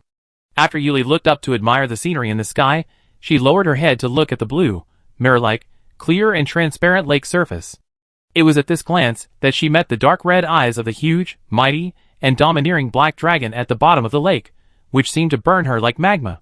Time seemed to stop at this moment, whether it was for Xuanya or Yuli. The girl herself was like a bright star to him, shining with an intoxicating light. That light was like the dew in the morning, crystal clear, like a blooming flower, delicate and beautiful. The clear glasses reflected his figure at this moment, which made Xuanya unable to control himself. He rushed out of the water directly, and his tall body, like a mountain, circled the small boat in his arms. He lowered his head, and his wide muzzle carefully approached the girl, wanting to rub against the girl but restraining himself to stop not far from the girl, as gentle and restrained as a tiger sniffing a rose. Yuli looked at this black dragon that she had never seen before. Even if she had traveled to this interstellar world and knew that there were fantasy creatures like dragons, she only knew about them. Now that it really appeared in front of her, Yuli's brain suddenly crashed, and she stared blankly at this domineering and majestic black dragon that covered the sky and the sun like ink. It lowered its head, and its beautiful dark red animal eyes looked at her softly. Yuli opened her mouth in surprise, and was speechless. Seeing this well-behaved behavior, she boldly touched the smooth scales on the black dragon's snout. Family, this is a dragon. Dragon, he even asked me to touch him. Yuli, whose heart was as fierce as a volcanic eruption, finally calmed down after touching it for a while, and her reason finally returned to her brain. Looking at the obediently still black dragon, he tentatively said, "Hello." Xuanya opened his mouth slightly, a deep, sexy voice echoing in Yuli's ears. "Hello, young lady. Nice to meet you. Could you tell me your name? Although I already know everything about you, I still long for you to tell me in person." Thinking this, Xuanya's dark red eyes gazed expectantly at the girl. "My name is Yuli. What's yours?" "Xuanya," the black dragon muttered, thrilled by the unconscious surprise and excitement in Yuli's eyes. His tail, wrapped around the boat, swung unconsciously. Imoyen, who was being used as a pillow in Yuli's arms, watched the two conversing so happily that he wanted to float up and teach his clone a lesson. After all, the clone wasn't someone else to be lashed out at. Just as he was about to move, Yuli shoved Imoyen into her arms. Feeling the soft, light touch like a willow branch, the little octopus instantly shut down. Xuanya, observing Yuli's every move, felt a pang of sourness at the sight of their unconscious affection. The girl's tail stopped wagging and drooped. "Xuanya, are you a native of this planet?" Yuli asked curiously. "No, I came here in partnership with your school to secretly protect you. Mainly, I'm protecting you." Under the girl's moist eyes, Xuanya answered honestly. "Ah, so that's how it is, huh?" Yuli replied subconsciously, then, realizing something was amiss, tilted her head and repeated his words. "Secretly protecting us? What kind of powerful force is the school collaborating with? They've even sent a dragon for covert protection." The girl couldn't help but grumble. But knowing they were here to protect these fragile girls, she relaxed. "Yes." Xuanya nodded slightly, confirming his words once again. "Do you know of any nearby areas with mineral deposits?" Yuli inquired. Chapter 28. Looking at Yuli's expectant eyes, Xianyi thought of the documents he had read before about the cooperation with Yunshin University. He had some understanding of the practical content of this freshman class and said, "Does your mission require you to find a mineral vein?" "Yes, there is one more mission left, which is to find an S-level energy stone. Logically speaking, there should be some mineral veins in the mountains of the natural star, but our team has been circling the snow mountain for several days and has not detected any, so we can only go down the mountain to have a look." Yuli thought of the fruitless return a few days ago and frowned and complained. Suddenly realized that it seemed that he had dug out this mineral vein and there was nothing left, and the storage bracelet filled with energy stones had been given to Fei Yusen to take away. Now Xianyi, who had no energy stones but various rare items on him, fell into deep silence and inexplicable guilt. Yuli mistakenly thought that Xianyi's silence meant that he didn't know about the existence of the mineral vein. Just when she was about to say that she didn't mind if he didn't know, the black dragon suddenly said, "I can go to the bottom of the lake to help you find it. Wait for me." After that, he dived directly to the deepest part of the lake with super mobility and began to use his sharp dragon claws to slide away the hard rocks at the bottom of the lake to find out if there was any ore. Wait a minute. Before she finished speaking, Yuli could only watch the black dragon head bend and sink into the water, and began to search for ore in the water. The girl's words could only be stuck in her throat. Finally, she closed her mouth, lowered her head, and watched the black dragon in the water start to get busy. Why is there such an inexplicable cuteness? And are all the black dragons in the interstellar so stupid? Yuli complained in her heart, but it was really cute. The girl, who couldn't resist this contrast, was a little shy and buried her face directly in Imoyen's soft head. Imoyen said that he was used to the girl's sudden excitement, as long as her emotions didn't affect her inner spirit or even her fragile and dazzling soul like before. However, Imoyen still stretched out his soft tentacles and started to care for Yuli in daily life. The black dragon, who was working hard in the water, cut a circle of various stones on the bottom of the water at a very fast speed, and he really found the mineral vein stored in the bottom of the water. Although it was a very small mineral vein, the variety of this energy stone was an extremely rare mineral, the ink gold energy stone. The level was also S level, which met the requirements of Yuli's mission. The black dragon held the black crystal stone that he cut out, which was as big as a millstone, in his mouth and floated to the shore. He wanted to put this piece of ink gold on Yuli's boat. At this moment, he thought that the weight of ink gold was also among the top among the energy stones. If it was really placed on this small boat like a work of art, it might be overturned in an instant. The black dragon's action stopped instantly. Yuli noticed the black dragon's body frozen in midair, and was amused. She picked up the mineral vein detector beside her, and recorded the landmarks here, saying, "You can put this energy stone on the shore so that I can collect it." Xuanya nodded, and the tip of his flexible tail hooked Yuli's boat to the shore. He put the black gold stone on the shore, watched the girl jump ashore nimbly, and took out a blank white storage card to collect the black gold stone.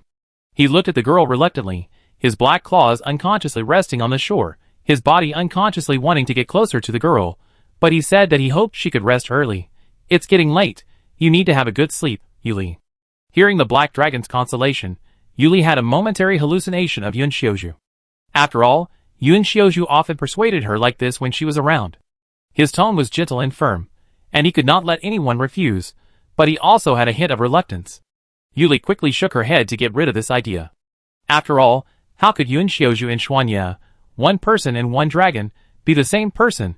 She looked up at the bloody red beast's eyes, unconsciously revealed a bright and moving smile, and said, "Okay, then I look forward to seeing you next time.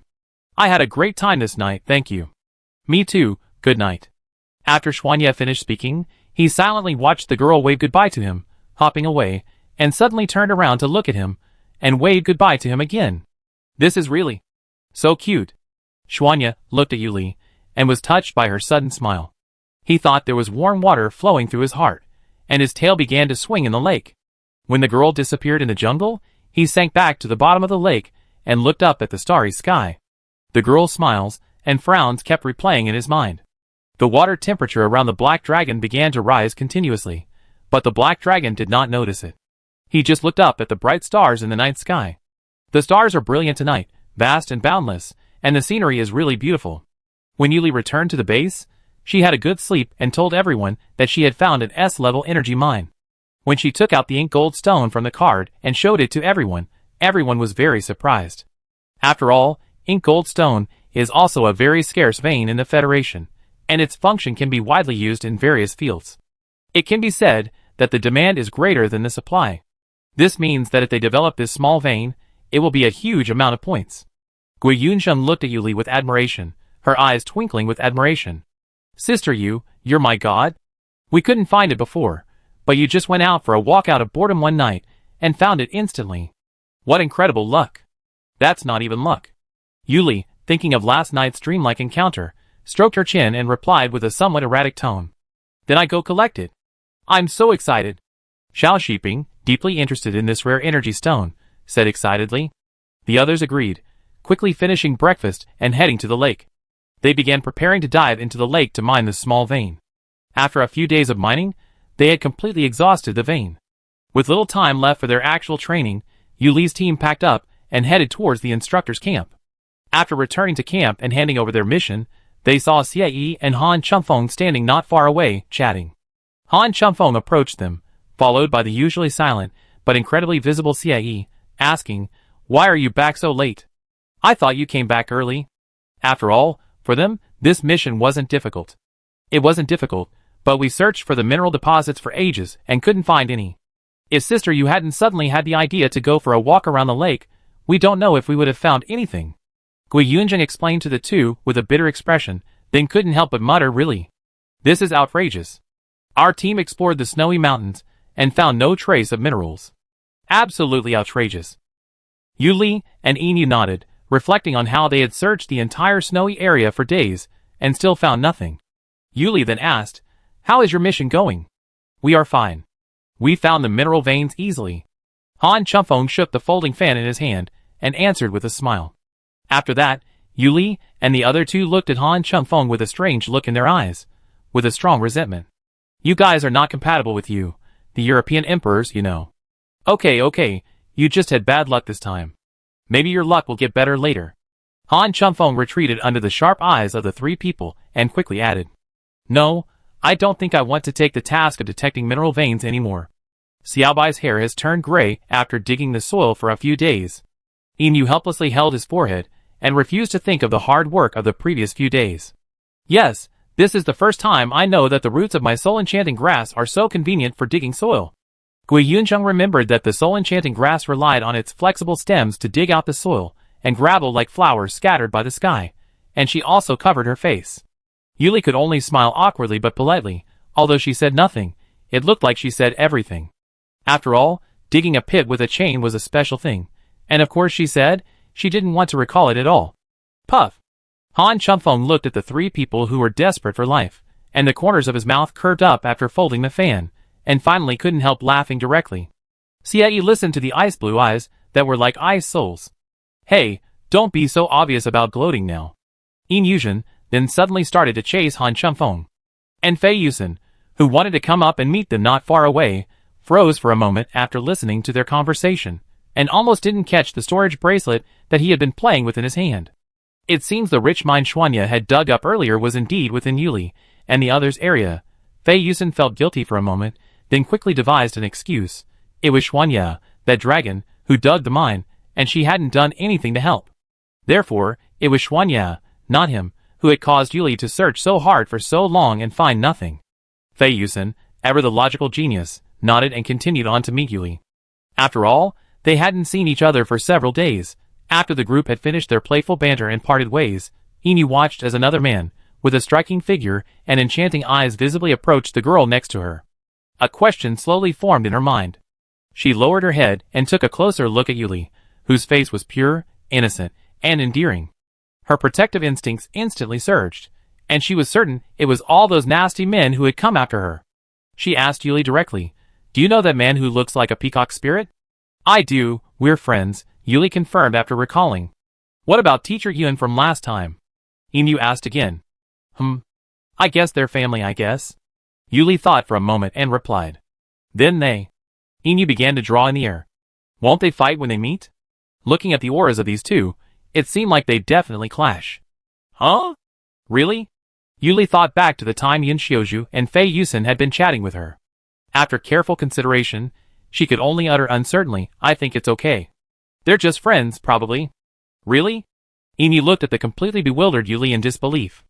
After all, Teacher Yun was the type of pedantic, sleazy, feudal patriarch who was a complete scoundrel. And based on her extensive experience browsing the various love-hate relationships on the Star Network, she knew that the thing these people hated most was a man who flaunted his beauty in front of his beloved. After all, he couldn't sell anything, so he could only watch others do it. And watching others sell without restraint, wouldn't he be furious? Never mind, it's okay, Yuli. After all, friendships between men are complicated, Inu concluded. Fei Yusen, watching Inu and Yuli kissing each other arm in arm, stopped tactfully. However, he looked at Yuli with a somewhat resentful look, like a house cat that could only sulk after smelling the scent of another cat on its owner. Chapter 29. Inu, who had been secretly observing from the side, noticed Fei Yusen's pause and had a better impression of him. He said, "Let's talk later. He looks like he wants to see you about something. Go ahead." Okay. I talk later." Listening to Inu's long and rambling tales of grievances and hatred between the principal wife and the concubine, Yuli felt a momentary reluctance to leave. Fei Yusen, however, saw Inu leaving and hurried over, saying in a gloomy tone, "She's already gone. Do you still want to watch?" Yuli, engrossed in gossip, suddenly thought Fei Yusen was like the concubine in those gossip stories, who tries her best to please her husband, only to be left feeling aggrieved when she catches him fascinated by the fragrance of wildflowers. Ah! Yuli quickly discarded this poisonous thought and said sternly, "What's the matter with you calling me here? If there's nothing, can't I come to you?" "Yuli, you're really too much." Fei Yusen, thinking of Yuli happily wandering around, felt a pang of jealousy. He leaned over and approached, his voice languid yet alluring, echoing in Yuli's ear. As he leaned down, his shirt opened, revealing his muscular chest. His explosive muscles were defined. He looked like a cat at the top of the food chain, gazing intently at the girl before him, ready to pounce on his prey and scoop it up in his arms. Yuli was stunned by the beauty that enveloped her. Her face flushed instantly, and she leaped back a few steps like a rabbit, creating some distance. Instead, Mo Yin directly stretched out his tentacles and slapped the man who was showing off his charm like a peacock several times. He also learned from the lesson of Yun Xiuzhu last time, and did not leave any trace. "If you have something to say, please talk." Yuli covered her face, which was beginning to smoke, and turned away, shouting in anger, without even noticing Mo Yin's actions. "You obviously like me exposing." Fei Yusen was beaten, but couldn't resist. He wanted to get the girl's sympathy again, but was interrupted by her. I don't like it. Don't say it. Yu Li, who felt that he was going to die, interrupted him quickly. Okay, I won't say it, I promise. Yu Li, turn around. Fei Yusen looked at the girl, who was about to burn, and promised quickly. Yu Li took a few deep breaths, suppressed the heat on her face, turned around and pretended that nothing had happened, and said stiffly, So, what do you want to talk to me about? If you don't say it again, I leave. It's this storage bracelet, I hope you can accept it. It's some of my gains from exploring this natural star. It will be useful for your future forging. Fei Yusen said with a serious face, pretending to be very serious. Yu Li, who had just refused, took the bracelet with some interest after hearing the man's last words. When she opened it, she was blinded by the dazzling light emitted by the full energy stones. Did you go to dig in the mountain? Yu Li was shocked by the huge amount of energy stones in the bracelet. No, it was dug by others. I didn't spend any effort. Yu Li, don't worry. Moreover, a large part of the energy of these energy stones has been absorbed. It's just right for you to forge and experiment. The others mentioned Xuanya. Fei Yusen was very satisfied with fulfilling what he promised Xuanya, and replied with a smile. Upon hearing that someone else had dug the site, Yu Li assumed it was his men who had dug it. She nodded to show understanding and took the bracelet. Thanks to the intervention of Yun Xiuzhu, Fei Yusen, and Xuanya, this combat training session concluded successfully without incident, a cause for celebration. Countless light years away from the Academy Star, a planet as bright as the sun is protected by layers of massive warships, densely packed like ocean waves. From afar, Yao Wang saw these warships as if they were the planet's star ring. Glorious palaces stood on the planet, the largest towering into the clouds, gleaming brilliantly. Up close, one could see that each of these palaces was constructed primarily from a rare, extremely pure, dense gold. It's worth noting that the Yunshan Federation has yet to discover a single planet with a primary mineral vein of dense gold. Most of the dense gold the Federation needs is imported, and its use is meticulously calculated. All the buildings on this planet are constructed of dense gold. If anyone from the Federal Research Institute were to visit, they would burst into tears. What a waste! What a waste! So much dense gold of such high purity, used to build houses? What a waste! The palace's tiles are also made of another rare type of yellow diopside, gleaming in the sunlight like countless stars falling to earth. Every detail of the palace is carved with simplified motifs of insects, such as butterflies and mantises, each displaying unparalleled craftsmanship. A tall, high-ranking Zerg man ascended the golden steps with an expression of utmost respect.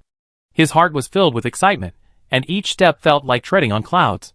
Arriving in the center of the golden palace, he knelt, unable to contain his excitement, and enthusiastically shouted, Major Suning of the Rose Galaxy Garrison greets Her Majesty the Queen. May you live forever.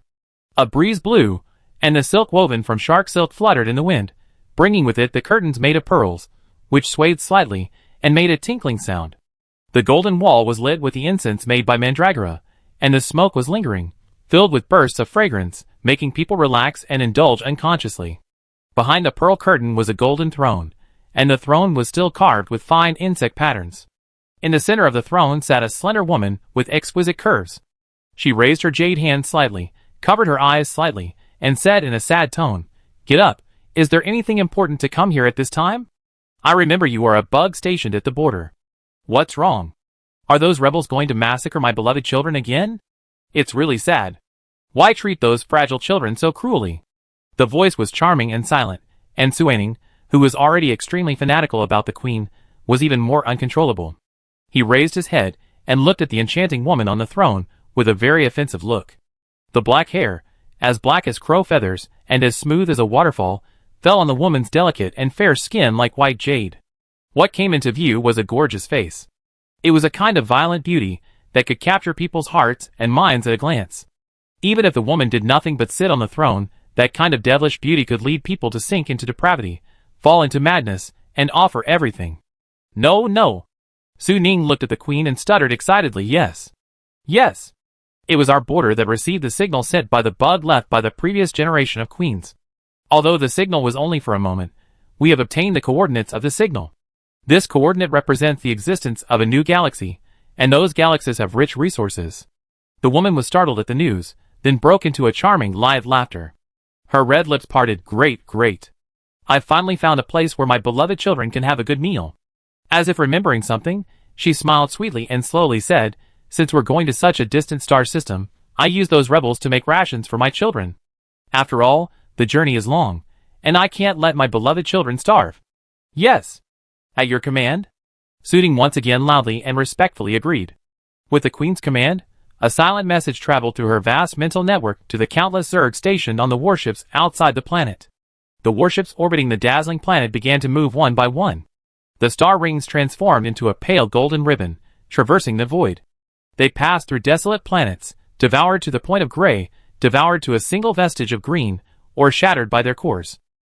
Aside from a single, dazzling golden planet, built from countless resources, the vast expanse of these galaxies was a world of emptiness and desolation. Only the humming of countless Zerg wings echoed through the vast, dead space. Rose Galaxy. In this gloomy galaxy, only a few planets remained, dotted with tiny slivers of green, a symbol of life. On one planet, a tender green sprout emerged from the barren earth. A pink rose quietly blossomed, its fragrant aroma wafting through the air. In an instant, the rose transformed into a young girl with long pink hair and delicate features. She stood quietly on the ground, gazing up at the gray sky, as if trying to peer through it to the world beyond this planet. The howling wind ruffled her long silky hair. Just as she was lost in thought, a dark green thorny vine emerged from the earth and suddenly bound the girl's ankles, carefully avoiding any direct punctures. The pink-haired girl, Meike, was surprised by the vine's appearance. "Why did you follow me?" "I ran out because I saw no one was around." The dark green vine Tung also transformed into a humanoid form and angrily, but still in a low voice, shouted at Meike, "How could you sneak out like this? The outside world is dangerous. Only in the abyss, under the protection of the Tree King, are we safe. If we leave, those hateful insects will find us and gnaw us to pieces. I've said this so many times. Why are you doing this?" Mike was scolded by Tung, feeling aggrieved. She retorted with a tearful, unconvinced voice, "I just want to go out and take a look. I've been in the abyss since birth, and I just want to see the outside world. I just want to see the Rose Galaxy that Grandpa May described, as brilliant and beautiful as a blooming rose. Am I wrong?"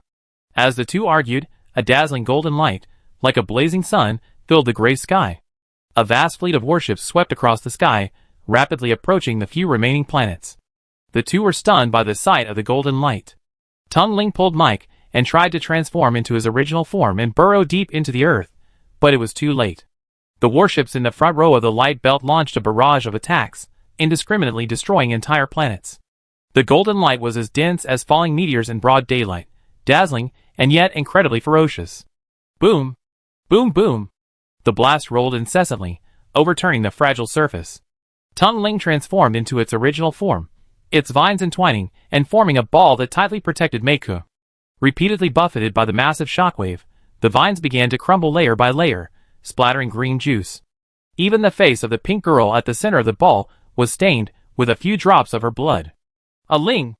Meike watched the scene, tears streaming down her face. She opened her mouth and cried silently. She wanted to help, but the few remaining vines restrained her, preventing her from moving. Chapter 30.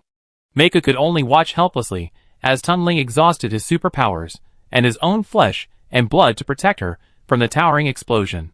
When the bombardment finally subsided, Tungling's vines were almost gone, and the ones that had once wrapped around the girl slowly unwound.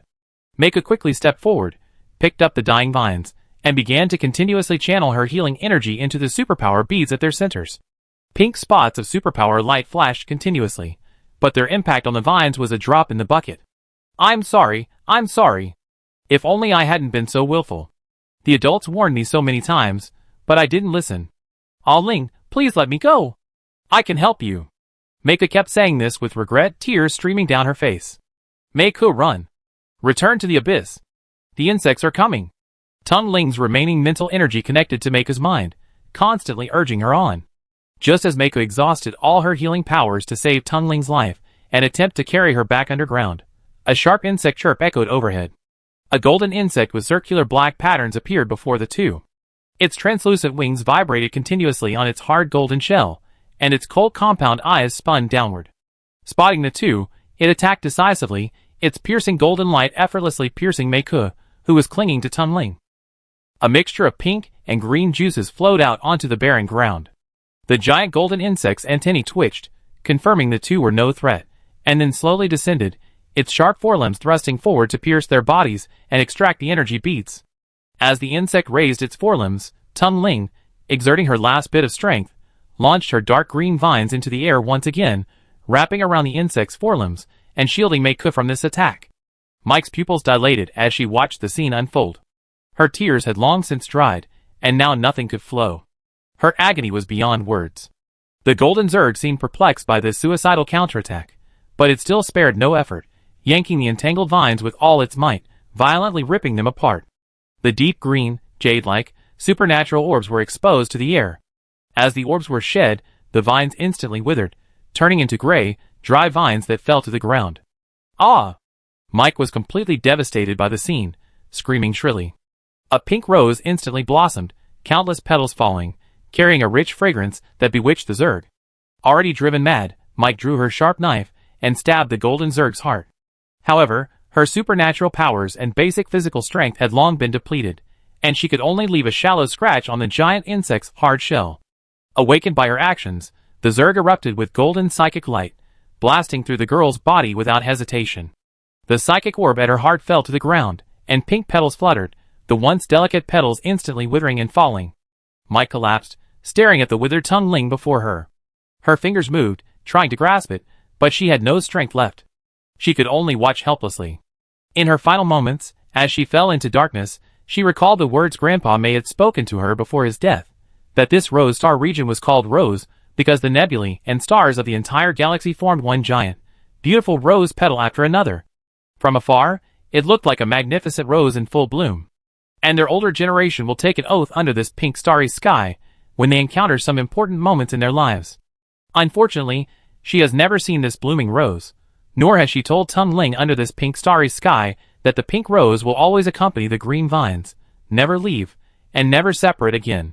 The golden insect race stepped forward to pick up the 2 energy beads that fell on the ground, carefully put them in the storage bracelet on his tentacles, and continued to fly to find the next energy fluctuation he sensed. After sweeping away the dispersed insects on the ground, they returned to the warship. Like a light belt, the warships began to build like building blocks in this empty void. A huge golden sword that covered the planet appeared in the void, and a pair of golden wings spread out at the handle of the sword.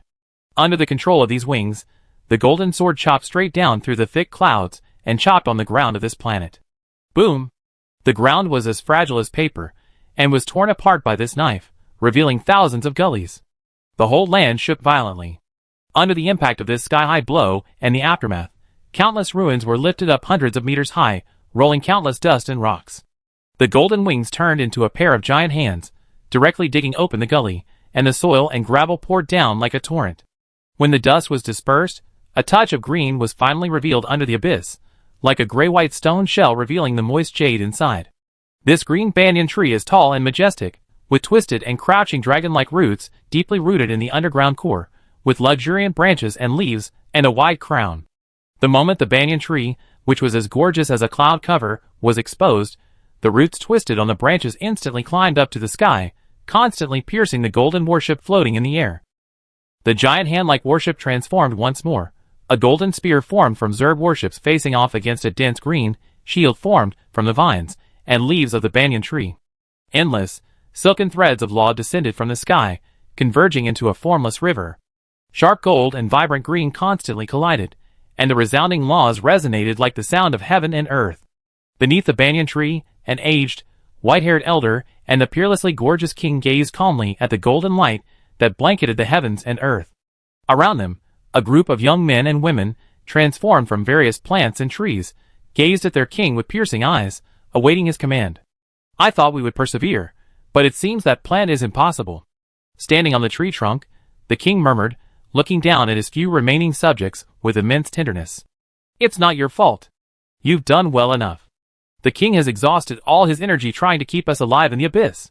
The people standing around excitedly exclaimed, it's all because of those cruel insects. They've brutally slaughtered us and driven us to this desolate land, leaving us to never see the sun again. King, let us in one last struggle. I don't want those disgusting insects to easily devour me and take the Earth's core. A yellow-haired girl, tears in her eyes, looked at their king with an unwavering determination. The handsome man moved his lips briefly, then looked into her eyes and opened his mouth, unable to speak. As a king, he truly didn't want his people to die with him. But even if he let them escape, where could they go? They were already retreating, constantly fleeing. Leaving Rose Star, the main star of the Rose Galaxy, they lost their vast territory and countless lives, ultimately languishing in the depths of the abyss. They thought the Zerg would let them go, but no, they were prepared to suck their bones and marrow, draining every last drop of their blood. Okay, I promise. The king finally agreed and began giving instructions to his men. The old man, transformed from the banyan tree, trembled as he approached the king, watching his last busy companions. He sighed in despair, tears streaming down his face. If the previous king hadn't been so arrogant as to touch that single Zerg egg and hatch it, none of this might have happened. It was we who opened Pandora's box, dooming us to eternal damnation. The king listened to the old man's sorrowful words and fell silent. He recalled his father's heroic words as he stood in the magnificent royal treasury, declaring to him, "This Zerg egg is the most precious treasure of the Zerg, but it's not in their hands, but in his. He has planted a slave mark in this egg, and once it hatches, he can control the Zerg and conquer other star regions." But at that time, he had no idea how terrifying it would be for the Zerg to possess their queen. The king pulled himself back from his thoughts and took out his last supreme SSS-grade artifact, the star-grabbing scepter. He bowed slightly to the old man and said respectfully, "I'm sorry, but I have to leave you here alone, master." "Go ahead. Leave this to me." The old man looked at his beloved student, whom he had personally raised, and his words finally condensed into these words. The white-haired old man watched the young king walk into the depths of the abyss, tears streaming uncontrollably. In the end, he could only curse the previous king. What a sin! What a sin! The golden spear's tail began to sprout pairs of gleaming golden wings. With increasing force, the golden spear began to pierce the green canopy. Finally, when only a few layers remained, the golden spear erupted with a blazing flame. The ultra-high temperature blaze burned relentlessly, piercing the entire emerald canopy and severing it in two. However, the attack did not kill the tree outright. The white-haired old man merged with the tree, and countless roots and branches instantly entwined the golden spear, tearing it apart with immense force. Cracks appeared on the golden spear's handle and tip, and countless warships were pierced and fell into the endless abyss. But this advantage didn't last long. 8 golden wings, nestled behind the spear's handle, transformed into sharp blades, piercing through like a cage, tearing the towering, majestic banyan tree from the ground. The golden spear, freeing itself from its restraints, found the banyan tree's northern supernatural core and launched a ferocious attack, shattering the supernatural orbs within a 50-meter radius. The primary commander of this operation was Bai Gui-chan, one of the 7 captains of the Queen's Guards. His snow-white eyelashes drooped, his mind focused on the battle. Seeing that only the banyan tree remained resisting, with the others nowhere to be seen, a look of confusion crossed his expressionless face. Finally, he issued a direct order. After retrieving this supernatural orb, the entire army will retreat 300 miles. But by then, it was too late. The banyan tree's countless branches withered, obscuring the Zerg's vision. The king beneath the abyss felt a powerful surge of supernatural power, tears streaming silently. He gazed at the people standing at various nodes of the sacrificial formation, raised his exquisitely carved scepter, and shouted, "The Rose Empire will live forever." Then he fiercely stabbed the node where the formation would activate. The sacrificial formation activated, a blazing pink light.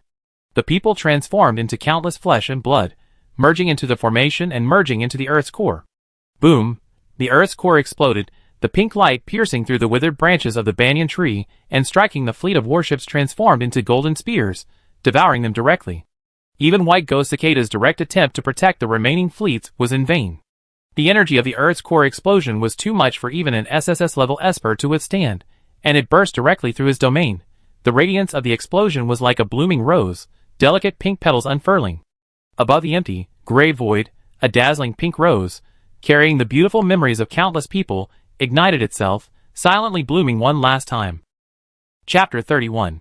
By the time White Ghost Chan returned to the planet, radiant as Venus, with the fleet he had finally secured, the Queen had already known everything. At the moment of the Earth's core explosion, countless psychic forces rained down from her mental network, materializing into transparent shields that protected most of the fleet. White Ghost Chan knelt before the Queen, whose face had paled from the excessive use of psychic energy at long range, in deep shame. He said in agony, "I didn't anticipate the rebels' audacity to sacrifice themselves to detonate the Earth's core. It's my fault. Forcing you to expend so much psychic energy protecting us is truly my fault as captain of the guard. Please allow me to punish you in front of you." Before White Ghost Chan could finish his words, the queen placed a delicate finger on his voluptuous lips, stopping his dejected and self-reproachful words. The charming queen lowered her head and gently soothed her beloved captain. If the captain is guilty, then isn't I guilty of giving this order as well? No. Please don't say that. The white ghost cicada immediately raised its head, slightly opening its mouth and softly refusing. His pure white, pupilless eyes, like a devout believer gazing at a deity, blazed with passion as it gazed upon the flawless queen before it. All right, that's the end of the matter. I miscalculated. After all, I thought the leaders of those sentence party branches were still the same arrogant king. The queen's tone remained incredibly gentle. She looked up at the golden palaces outside the hall. Each one was densely packed with countless white insect eggs, but these eggs, as if starved of nutrients for a long time, glowed dimly. She stared for a long moment, her excellent eyesight allowing her to clearly see the faint breathing of the larvae within the translucent eggs. The queen averted her gaze, a rare hint of frustration in her tone. But those children will have to endure this for a while longer. Let them starve for a while. She gently raised her delicate hand, and a transparent crystal appeared in her palm. Within it, encased were a pair of golden butterfly wings, radiant and brilliant, as if crafted from the purest gold. Each wing was inlaid with a deep brown pattern, like an exquisite work of art, delicate and luxurious. The golden light shone in the sunlight, breathtakingly beautiful. She handed the crystal to the white ghost cicada, whose eyes were filled with deep distress. The tall, imposing man with long white hair, who never trembled no matter what he did, now held his hands, with a slight tremor as he instructed, "This is my shed wing. Go and heal the injured insects." "Your Majesty." Unable to suppress his inner emotions, the man raised his hands and carefully wrapped them around the frail queen, saying with a hint of suppressed tears, "You must never pluck your wings again. If you do this, what will become of us, your subjects?" The queen looked down helplessly at the captain of her guard, who had begun to cry out in grief. She felt a headache. Although her captains were fanatically loyal and obedient, they also had their flaws. They would cry uncontrollably when she plucked wings or bled them. These things were nothing compared to what she had experienced when she was first born in the Rose Empire. She didn't think anything of it. Her children, on the other hand, cried as if their lives were threatened. The queen sighed silently, caressing white ghost cicada's fluffy hair and soothing her. "Since you don't know how to repay me, just take good care of it and heal its wounds. Then, find that star system and bring me back enough supplies. I don't want to watch those children die, little by little, without even the chance to open their eyes and see the world." "Yes. I follow your orders. This time, I won't let you down." White Ghost Cicada's emotions gradually calmed under the queen's soothing words. He released his hands and bowed his head in agreement. "All right, go ahead. I leave Chien with me. I won't hurt myself again while I recover. I promise." The queen skillfully assured her subordinates, all of whom were male mothers, and lowered her head to kiss White Ghost Cicada's pale cheek as a comforting gesture. By the time White Ghost Cicada, dazed, boarded the warship, he still hadn't recovered. The white-haired man tightly grasped the crystal in his hand, secretly vowing to complete the mission entrusted to him by the queen and atone for his mistake. The queen watched the white-haired man slowly and leisurely walk out of the palace and smiled softly. The young woman's face was as white as jade, her beauty as bright as the morning glory, a sight that was unforgettable. She adjusted her pale white tulle dress, adorned with tiny golden rhinestones, the whole outfit as dazzling and captivating as the ever-changing golden morning glow. The queen arrived at the palace where the insect eggs were stored. A man with misty purple hair quietly appeared beside her and saluted respectfully, "Welcome, my dear queen. Rise, are you?" "Yes. Do you still wish to see the children today?" The jade moth raised his head and spoke. Although he had heard the question, his tone was firm. His beautiful, crystal-clear, pale red eyes gazed gently and serenely at his beloved majesty. "Yes, will you join me?" "Of course, it would be my pleasure." The two of them walked through the golden palace. Beside the central pool, they observed the densely packed insect eggs piled up like a small mountain. The white water had the color of quicksand, reflecting the light and creating a shimmering texture. Wisps of mist continuously rose from the water, drifting in the air, nourishing the insect eggs. Unnoticed, beneath the palace pool lay a vast underground chamber, filled with densely packed supernatural beads of various sizes and colors. Whenever the water level in the palace dropped to the lowest point, countless supernatural beads were extracted, crushed into powder, and mixed into the white-hot springs. Together, they were then poured into the pool, beginning another cycle. "These nutrients still don't seem enough," the queen muttered, observing the energy in the pool. Yes, the current ratio of nutrients to hot spring water is 1:10, which is only enough to keep the eggs alive. To allow them to hatch, the ratio should be around 3:10 or higher. But I don't think you need to worry too much, Your Majesty. The white ghosts will definitely bring you good news this time. After all, one mistake is enough. If they make another, let them self-destruct. After all, they can't carry out your orders. Incompetent insects don't deserve to live under your leadership. The jade moth's red eyes gazed tenderly at the girl, her voice soft but filled with infinite indifference. Don't say anything, Au. You are too cold, you are all my beloved children. The queen was a little helpless, and a little amused by the words of the jade moth, but I really look forward to them bringing rich supplies. Xingyu Tree C Xingyu Wood Territory. Xingyu Wood Territory, as the main star of Xingyu Tree C, is not a planet, but a tree as huge as a planet. Xingyu Wood floats in the void of Xingyu Sea. On the countless huge and flat branches of Xingyu Wood, there are a group of beautifully decorated and elegant tree houses. Various wood tribes live here. They have various hair and eye colors. The only thing in common is that they all have a pair of pointed ears. On the top platform of Xingyu Tree, the light mist is like a delicate yarn, lingering in the lush woods, and the leaves are sparkling with crystal dew, like stars lost at night. The tender green grass spread out like a carpet, swaying slowly in the breeze. In this sea of green, there are colorful flowers, blooming one after another, releasing a refreshing fragrance. Amidst the flowers, a blonde woman, with a crown of thorns on her head, was looking down and carefully observing the withered pink rose. Her pointed ears were faintly visible in her hair.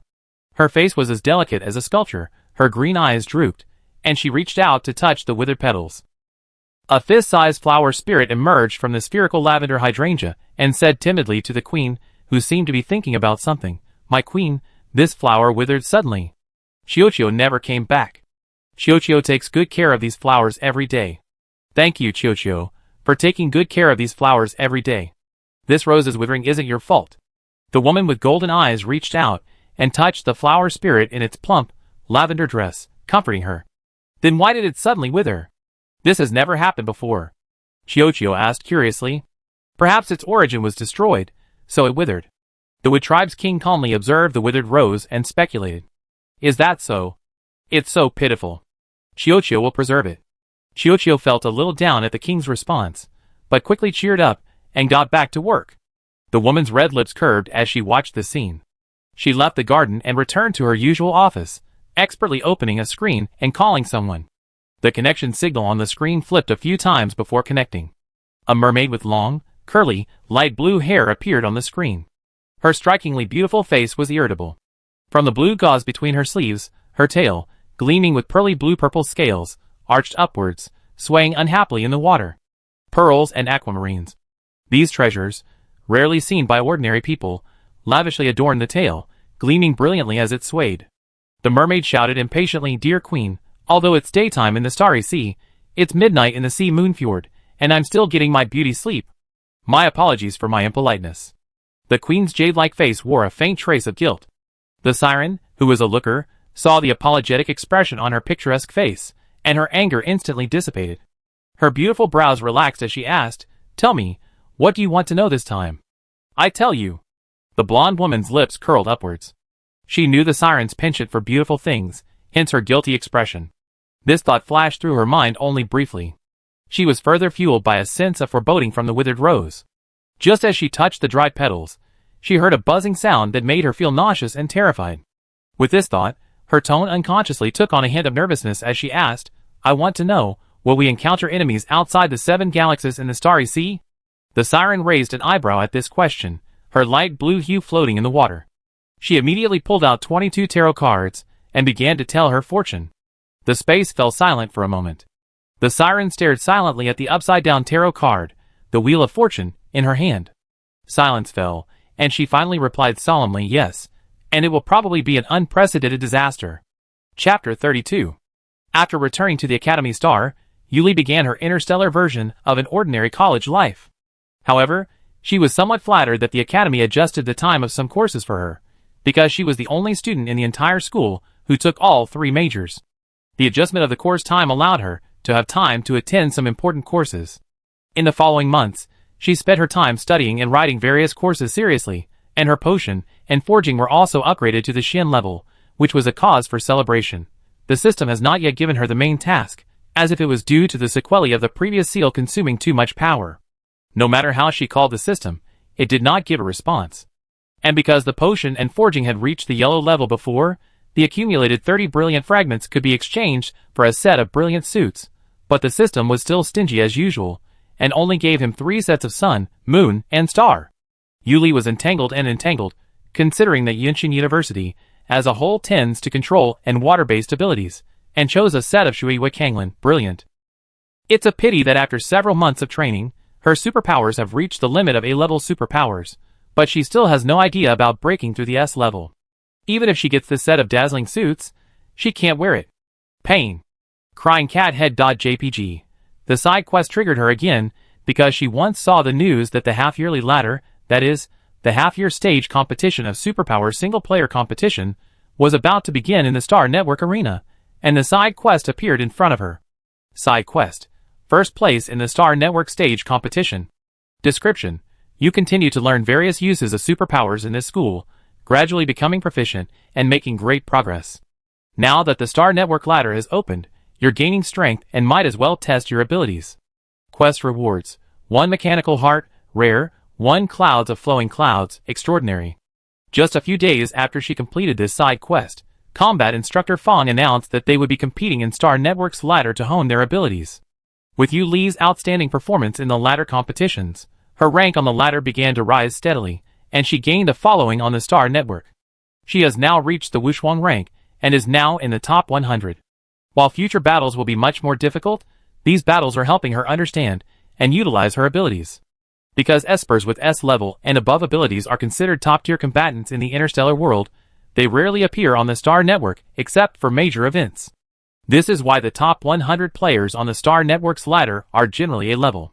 For this reason, it's a perfect platform for students from various universities to hone their abilities. That morning, Yuli arrived at the classroom on time as usual. She greeted Gui Yunzheng and the others skillfully, and took her seat. After over a month of freshman training, the 5 of them had become quite familiar with Yuli. Gui Yunzheng then approached them and excitedly said to them, especially Yuli, the school team is recruiting new players this time. Are you ready to try out? I'm very optimistic about you guys. Since the seniors from the previous team have already joined the army, we think there's going to be a major shakeup. Yuli was hearing this news for the first time and looked at Gui Yunzheng with some surprise. I remember there seemed to be quite a few seniors in the 5th year. That would leave Gu Shin and the vice captain What's his name? 2 or 3 people. My name is Huang Fuwen, Senior Huang Fu. Gui Yunzheng added calmly. After all, he had already had a deep understanding of the slowness of his sister in the past few months.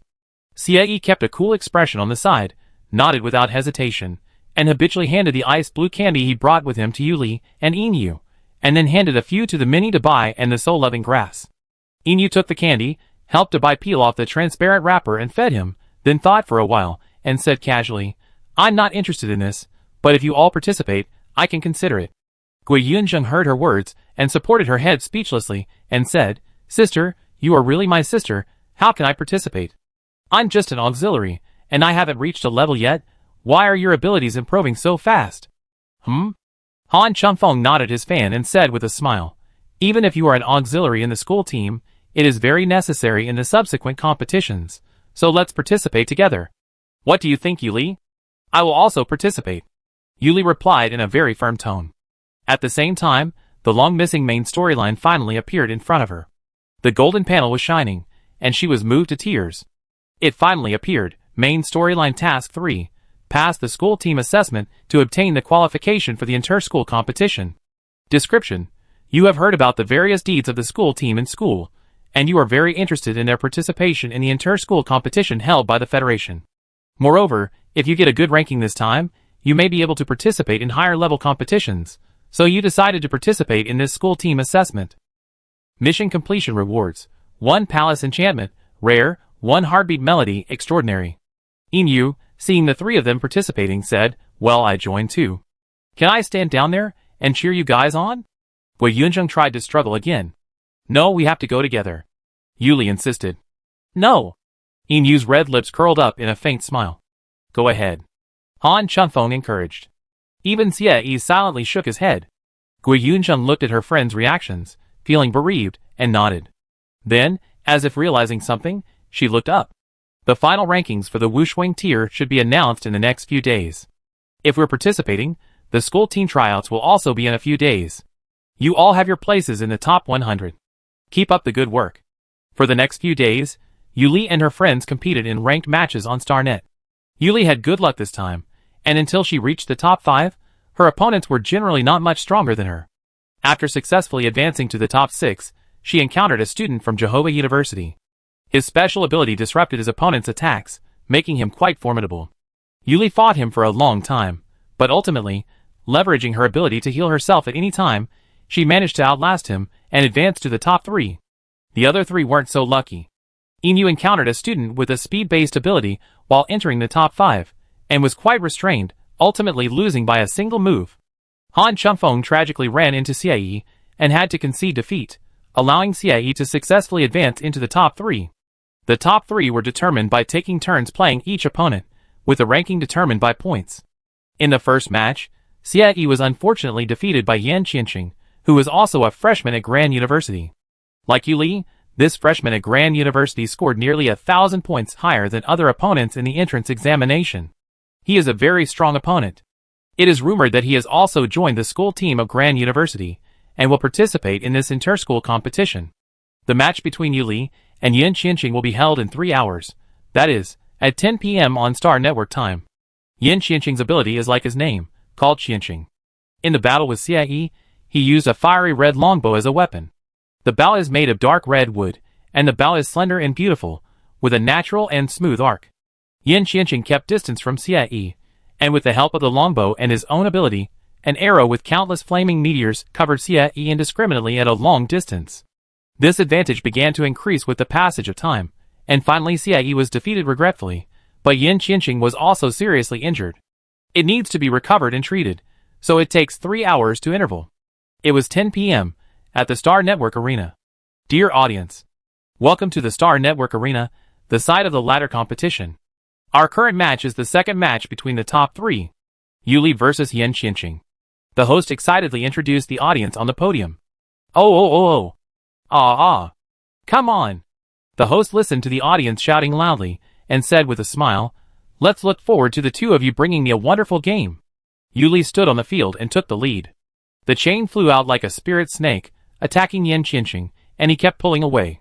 The fiery red longbow in his hand kept shooting arrows, with thousands of flaming meteors rushing towards Yulin. Yuli calmly waved her hand to block the long chains, directly wrapping her up halfway. The arrow meteor collided with the chain. Bang, crack. The sound of the explosion came out, bringing with it a huge cloud of dust.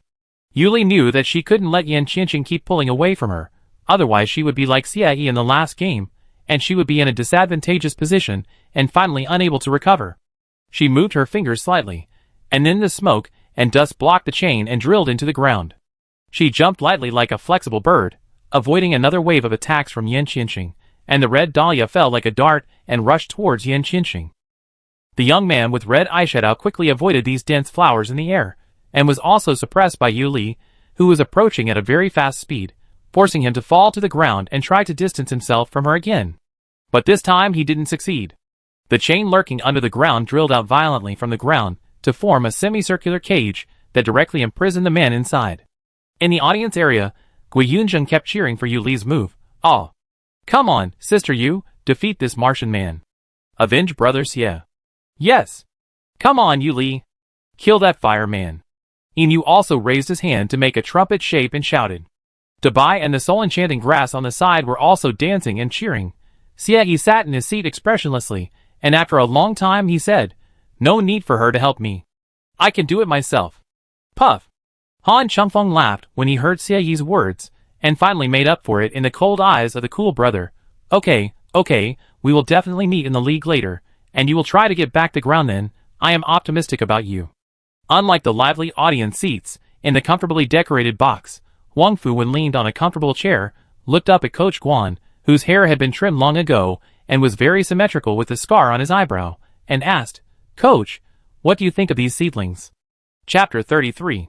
Coach Guan's serious, square face twitched as he looked at Wang Fuwen, whom he had coached for years, still sprawled in a disfigured state on a soft chair. His brows twitched fiercely. He turned to Siguoji, who was sitting perfectly upright. However, the blue-haired young man stared intently at the arena, completely ignoring those around him. He exuded the aloof air of a male god, as if he had a large note taped to his body that read, "Don't come near me." Coach Guan shifted his gaze once more to the adorable, baby-faced boy, who sat obediently on the chair like a child. Little boy Fu Ling looked up, startled, at Coach Guan, who looked like a scowl, but still asked innocently, "Coach, you don't look well. Would you like some fulling?" Coach Guan felt the veins in his forehead throbbing, as he looked at these students with different personalities. He took several deep breaths, suppressed his temper, and gently declined the fulling offer. He then seriously reviewed the students he favored. Yu Li's fighting style is varied, and her approach to superpowers is very innovative. Xie Yi's melee combat is very strong, and her understanding of swordsmanship is profound. Han Qingfeng's swift wind is ethereal and unpredictable, and he can be used for both attack and support. Yin Yu's netherworld poison spider can set various ambushes, and is also highly toxic, combining attack and control. Gui Yunjing's soul bewitching grass is excellent, both for attracting wild beasts and assisting in confusing opponents, but his superpowers are still a bit low. So, old Guan, you're still quite optimistic about them. Gui Yunjing's superpowers are only considered normal for a freshman. It's abnormal for the others to get a grades right at the start of the school year, okay? Wang Fuwen shook his head helplessly. So, whether he joins the school team will likely depend on whether he can break through in the next month or two of training. If not, he'd just be a supporting reserve. Coach Guan had no idea Wang Fuwen was trying to fill in. After all, whether freshmen or seniors, the abilities of those joining the school team were generally a level. That depend on the training camp. I still really hope he can join our school team. After all, the five of them seem to have a good relationship and good chemistry. Without one, I wonder what will happen. Fuling said, her face propped up as she watched the battle on the arena. On the arena, within the chain cage cast by Yu Li, Yan Qianqing launched an attack, attempting to break the dense chains directly, but found that his abilities collided with the chains, failing to break them directly. He was also being enveloped by layer upon layer of chains. If this continued, he might be completely at a disadvantage. Yan Qianqing refused to accept this, and immediately deployed his domain. A blazing fire burned in the void, and countless sparks appeared around Yan Qianqing. Crack! Boom! Chains, scorched by the flames, began to break one by one. Yu Li, standing in midair, watched the scene without pausing, and immediately activated her own domain. Black mist filled the air, fiery dahlias fell, and a wave of chains plunged directly into the fiery abyss. Black and red constantly collided, and silver chains and golden sparks clashed fiercely. For a moment, the two domains were evenly matched. Crack! Crack! The gravel and dust on the ground were constantly stirred up and swirled by the two domains. As the two domains clashed fiercely, a fierce, suffocating aura pressed down upon the audience, muffling their cheers. It wasn't until a transparent protective shield rose from the arena that the audience finally recovered, demonstrating the intensity of the sphere clash. In the audience, Gui Yunjing held her breath, watching the battle intently, silently chanting, "Sister Yu, you must win. Defeat this spark man. Come on, come on." Yan Qianqing once again raised her red longbow within her own domain, ready to attack, but Yu Li, with a flick of her chain, leaped at incredible speed directly towards the man engulfed in flames, charging unstoppably into his domain. The raging flames scorched the girl's silver hair and black skirt. Enduring the pain, she seized the moment the man was still recovering from her suicidal attack and thrust the red dahlia directly into his large hand. Ouch! The bright red dahlia quickly burrowed into the flesh of his palm, violently absorbing his blood and supernatural energy. Yan Qianqing reacted instantly, waving his other hand. Countless sparks of fire shot directly at Yu Li, forcing him to step back. The man raised his hand to rip the flower off, but the dahlia's reaction was incredibly fast. Red roots spread from his arm, blooming into countless blossoms, completely engulfing his arm. As the blood continued to drain, his face paled. This brilliant move made Gui Yunjing leap to his feet and cheer. "Ah! That's amazing!" Yin Yu, standing beside him, also shouted excitedly, "Come on!" Yu Li knocked him out. Han Chengfeng and Xie Yi watched the two people, their excitement like children, shaking their heads in frustration. Yan Qianqing pulled for a moment, but found he couldn't tear the flowers loose. Finally, he used the flames to burn his veins and muscles, killing the flowers clinging to his arms. However, this also consumed too much of his blood and supernatural power, and his domain began to destabilize. Yu Li dodged the explosions of the sparks, returned to her own, and launched another attack. Boom! The flames continued to devour the scene before her, and finally, the fiery domain was gradually consumed and shattered by the black mist. The surging chains once again bound the man, leaving him with nowhere to escape. This time, Yan Qianqing had no more strength to struggle, and could only reluctantly admit defeat. Yuli wins this match. As the announcement ended, the audience screamed and cheered, firing their purchased virtual light bombs into the air. A variety of dazzling fireworks exploded in circles around the arena. The host also shouted, "Congratulations to our contestant Yuli for defeating contestant Yan Qianqing and winning this match.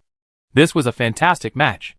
Our contestant Yuli flexibly utilized her abilities and mastered the timing to break through Yan Qianqing's territory. For winning this match, let us once again congratulate contestant Yuli." "Ah! Yuli! Yuli! Yuli!" The audience screamed and chanted her name. Yuli stood on the stage, smiled and waved to the enthusiastic crowd, and then walked off the stage. Her gesture caused the screams and cheers to flare up again. The host waited for the audience to calm down before announcing the schedule for the upcoming matches. The next match was between Yuli and Xie. Although Xie had made rapid progress in the past few months, Yuli still managed to narrowly defeat him by a few moves, relying on her healing advantage to secure first place in the Star Network ladder. Amidst the screams and cheers of the audience, Yuli stood on the podium, holding a dazzling medal as dazzling as a sea of stars. This was the Ladder Championship medal, crafted from an extremely rare type of star-shaped gold and stone. Of course, the actual medal would be delivered to the winner's residence, along with a reward of 100 million credit points.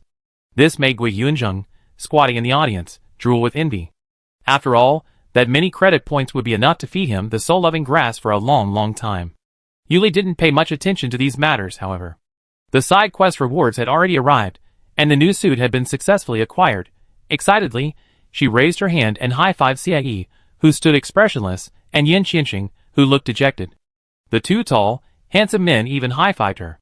Yan Qianqing, after high-fiving you, remained somewhat unconvinced and declared righteously, "I definitely win again next time. You must wait for me." Xie, who had been quiet until then, suddenly interrupted, "If you want to fight, fight me first. She won't wait for you." Yuli looked up at the two men, who had been engaging in a fierce glare, and slowly formed a question mark. "Well, all I can say is, keep up the good work." In the private booth in the auditorium, Wang Fuwen watched the three people ascend the podium, the somewhat overly lively champion and the other two, who, though looking somewhat unhappy, were very cooperative. Wang Fuwen couldn't help but laugh at the interaction between the three of them. He thought the girl was a little too cute, though of course her fighting power was also ferocious. He turned to Coach Quan and asked, "I think they don't need any assessments anymore. They can just be recruited internally." Coach Quan nodded, but after a moment's thought, he added, "While internal referrals are certainly possible, for the sake of your team's chemistry, an assessment is still necessary. I'm really looking forward to competing with them." Fulling stood up excitedly, looking at Yuli on the stage and saying, "Her abilities are really interesting. She can fight and heal, and her healing abilities seem completely different from mine. We can discuss them later." Indeed, Coach Guan nodded after hearing Fulling's explanation. "I agree." Gu Huji also spoke at this moment, a hint of satisfaction appearing on his cool, handsome face. He nodded and continued, "Well, both the four-leaf clover and the twin blades are very symmetrical, very perfect and pleasing to the eye." "Ah, this..." Wang Fuwen felt somewhat helpless, or rather, everyone in the private room looked at Gu Huji with a helpless expression. Gu Huji's cold face, however, showed a hint of confusion. "Well, what's wrong? Is there something wrong?" the man asked calmly, observing everyone looking at him with strange eyes. "Not really, but I have a feeling that if Yuli comes later, she'd get along very well with you." Wang Fuwen replied, his expression thoughtful. "Yes, indeed, I'm looking forward to that too." Gu Huji pondered for a moment, his deep blue eyes tinged with anticipation as he replied. Everyone in the private room fell silent again. After receiving the trophy, Yuli exchanged communicator numbers with Yan Qianqing, then went to a celebratory dinner with her friends at a famous retro restaurant on StarNet. A line of mouth-watering delicacies, including a treasure chicken, spicy grilled fish, and golden thread white jade pastry, were laid out. These delights were not only visually appealing but also incredibly filling, leaving Yuli and her group drooling. After a lively dinner, the girl returned to her StarNet personal space and, with great interest, clicked on her new reward. "Let me see what power this time. I'm so excited." Yuli's glasses gleamed as she opened her profile. Chapter 34. She changed directly into her new outfit, the mechanical heart, rare, in her starnet personal space. Her long, light brown hair transformed into 2 deep red braids tied with a black bow. She wore a dark hat adorned with gears and glasses. Her lake green eyes were serene and tranquil, her demeanor naturally elegant. A brown leather vest paired with a beige dress featuring a clock tower print. Her brown leather boots with lace bows tapped the ground with a crisp sound, lending her a refined and retro feel. She carefully observed the outfit, and realized it would enhance her understanding of forging, and her knowledge of various ores and minerals. Yuli raised her hand, and touched the peacock feather Fei Yusen had given her. She twisted it slightly, and the brilliant feathers shimmered with tiny glimmers as her fingers twirled, looking remarkably regal. Wait! This looks like an SSS-level item? Yuli observed it carefully for a long time, stunned. Huh? Fei Yusen, what on earth did you give me? Can you just give me something like this? I have to ask you about it when we meet next time. Yuli carefully put the feather back, breathed a sigh of relief, and covered her face. It feels like I've installed an identifier. It's quite useful. Yuli raised her hand and rubbed her chin, muttering. Yuli was still a little disappointed. She still hoped for a more aggressive outfit, but it seemed she would have to wait until her power reached S level. But it had been months since she reached A level, and she still had no idea she was going to break through. Or rather, she hadn't felt any progress at all. Although Yuli knew that breaking through would be difficult, she had been relatively smooth sailing since she first crossed over.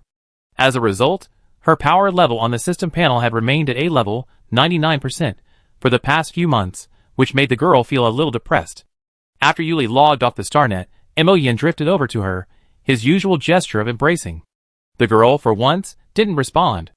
Instead, he pursed his lips and reached out to pinch one of his soft tentacles. Though he was somewhat puzzled by the girl's low mood, he still extended his tentacles to wrap around her fingers, his soft little suction cups nuzzling the delicate skin. It's a little itchy. Yuli felt a tingling sensation on her fingers, and couldn't help but laugh. Okay, Imoyen, I know you're trying to comfort me. I'm just a little depressed. I've been at A rank for so long, but I haven't felt any sign of a breakthrough. The girl paused, as if a little embarrassed to reveal her true feelings. Maybe I was a little too impatient. Imoyen listened to her words, his soft little tentacles stretching out before wrapping tightly around the girl's fingers. The suction cups beneath the tentacles sucked the skin passionately and stickily, yet with a touch of caution. Just as Yuli was about to laugh at this gesture, the thin, wispy black mist in her mind connected with her spiritual sea. Silent, gentle, and lingering voices of rules descended from the void, and Yuli felt like a gentle breeze. Comprehension of the rules. Rules?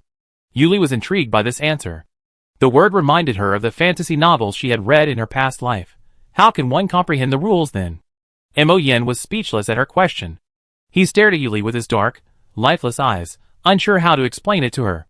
After all, he had created his own laws from the very beginning, and comprehending them was beyond him. Seeing the girl's expectant gaze, Imoyen rarely felt a lingering wish that his clone was here, so he wouldn't let her down. The man and the octopus stared at each other for a long time. Finally, Imoyen tried to instill his understanding of the rules into Yuli, but Yuli said after listening for a long time that she needed a translator. Hurry up and give her a translator. She couldn't understand it at all. The two talked for a long time, and finally Yuli had to admit that it was so difficult. She couldn't understand it at all. There was a feeling of a constant flow of knowledge flowing through her smooth head, very profound, but she didn't understand it at all. Imoyen stopped and looked at the girl's increasingly depressed expression. He was a little flustered and wanted to explain again, but found that he had explained everything he could say. After all, perception and creation are essentially very different. Just like perception is telling you that 1 + 1 is equal to 2, creation is directly creating a new formula theorem. It can't be said to be exactly the same, it can only be said to be completely different. Finally, Imoyen thought about it, and couldn't bear that his stars seemed to be depressed, as if even the light around him dimmed a little. He carefully pulled the golden chain seal hidden in his core, and Yuli left a small corner of the fine golden chain, and a black mist emerged from this small corner. So Yuli watched her little octopus raise its pink and tender little tentacles, and spit out a dark mist. She looked at this scene in surprise, and subconsciously said, Imoyen can actually spit out ink. Imoyen listened to the girl's surprised words, and looked at Yuli helplessly. It was really. The point was completely wrong. Shouldn't I be surprised that I can break free from your seal at this time? The thick mist slowly dissipated, and circles wrapped around the girl's soft body. The mist silently brushed over her exposed, white and delicate skin, wrapping her up like a cicada cocoon. His voice was deep and mellow, and his gentle words once again reached her ears. I thought of a way. Relax and close your eyes. I will always be with you. I am always here. After a few months of getting along, Yuli, who already trusted him very much, closed her eyes obediently. He felt that the girl was lying quietly and obediently in his arms, and his core seemed to heat up rapidly, causing his already limited rationality to collapse. The inky black mist was sticking to her fair skin, and it enthusiastically absorbed the faint fragrance from Yuli's body. At the same time, the three clones who empathized with him stopped at different places at the same time, frowned, and looked at the blue sky with white clouds floating above it, and at a higher latitude, the rules began to change. Countless tiny particles of the black mist began to vibrate slightly, as if they were tasting something delicious, and countless particles were spinning wildly, and the power of twisting and tearing continued to overflow. Countless dark, bleak and deadly rules fell down and gathered into a mighty river of rules, like a black peony blooming on this academy star. Countless annihilation forces gathered here. Just when Mo Yin was about to lose control, Yuli's doubtful voice came. Mo Yin, I'm ready. The girl's voice was as soft as a feather falling silently, but it also caused a little ripple, and instantly awakened Mo Yin's non-existent reason. The little octopus rushed into the black fog, waved away the lingering black fog, and stuck to the girl's cheek. Good. The vast river of rules fell down. Yuli felt something, and couldn't help opening her eyes. The world had changed. The girl looked at the endless, brilliant and gorgeous starry sky, and a sense of emptiness lingered in her heart. Yuli subconsciously touched her neck, and sure enough, she touched a little octopus. The girl's uneasy mood slowly dissipated. I've always been. Just then, the starry sky surged like a stream, its light shimmering and ever-changing. She watched as star after star exploded and vanished in the endless void. Brightly colored flowers blossomed on the beautiful green planet, and the branches of trees formed a canopy. Then, fiery red lava erupted from the volcano, shattering rubble and overflowing magma, covering the planet with smoke and acid rain. This planet, once filled with infinite vitality, fell into a dark and dark void. Planet after planet evolved before her eyes, and the stars in the void twinkled, forming one magnificent, boundless, and beautiful scene after another. She seemed to see mountains, rivers, grass, trees, and red flowers, seeing everything in the world, and yet it seemed as if she saw nothing. A silent realization formed in her mind, and a thread of life-giving rules descended from the void before her. The girl reached out, and grasped the thread of rules she had perceived. The shimmering thread of rules was in her hand, and at this moment, her previously stagnant supernatural power successfully broke through. At that moment, the door to a new world slowly opened before her. Only then did she discover a completely different side of this world. Countless densely packed lines of rules intertwined, forming one flowing, gorgeous, and beautiful painting after another. Across this vast, black sky, dotted with countless twinkling stars, the night sky swayed with the laws of various colors, slowly turning. The turbulent blue, green, and yellow lines of rules converged into torrents, constantly colliding, swirling, and agitated. The curling nebulae on this pitch-black canvas became incredibly lively, as if she had seen the famous painter Van Gogh's Starry Night in her previous life, as shocking and beautiful as ever. Unlike the rules that constantly rotate in the night sky, the lines of rules that flow on the ground are piled up in layers of green and golden colors, just like the green landscape painting school she liked in her previous life, with colorful hills and valleys, rich colors, and the overall picture is magnificent and dazzling. This feeling is really wonderful. She stared at the colorful inner world of this world, raised her hand, and looked at the light green, glimmering line of rules in her hand. From this wonderful perspective, the line of rules in her hand is like a vibrant green vine, with tender green leaves constantly stretching out, giving her the feeling of infinite vitality and gentle rule power. It is obviously an invisible rule, but from this perspective, it feels very similar to the feeling of looking at vines in her real life, but it is also a little different, very wonderful, and cannot be expressed in words. The girl was like a curious baby, exploring this completely different world. Mo Yin was floating on the side, looking at the girl's excited appearance, and silently stuffed his own black mist back in a place where the girl couldn't see. Yuli turned her head and saw layers of golden light floating in the air, and in the middle of the golden light was a black mass full of nothingness and horror.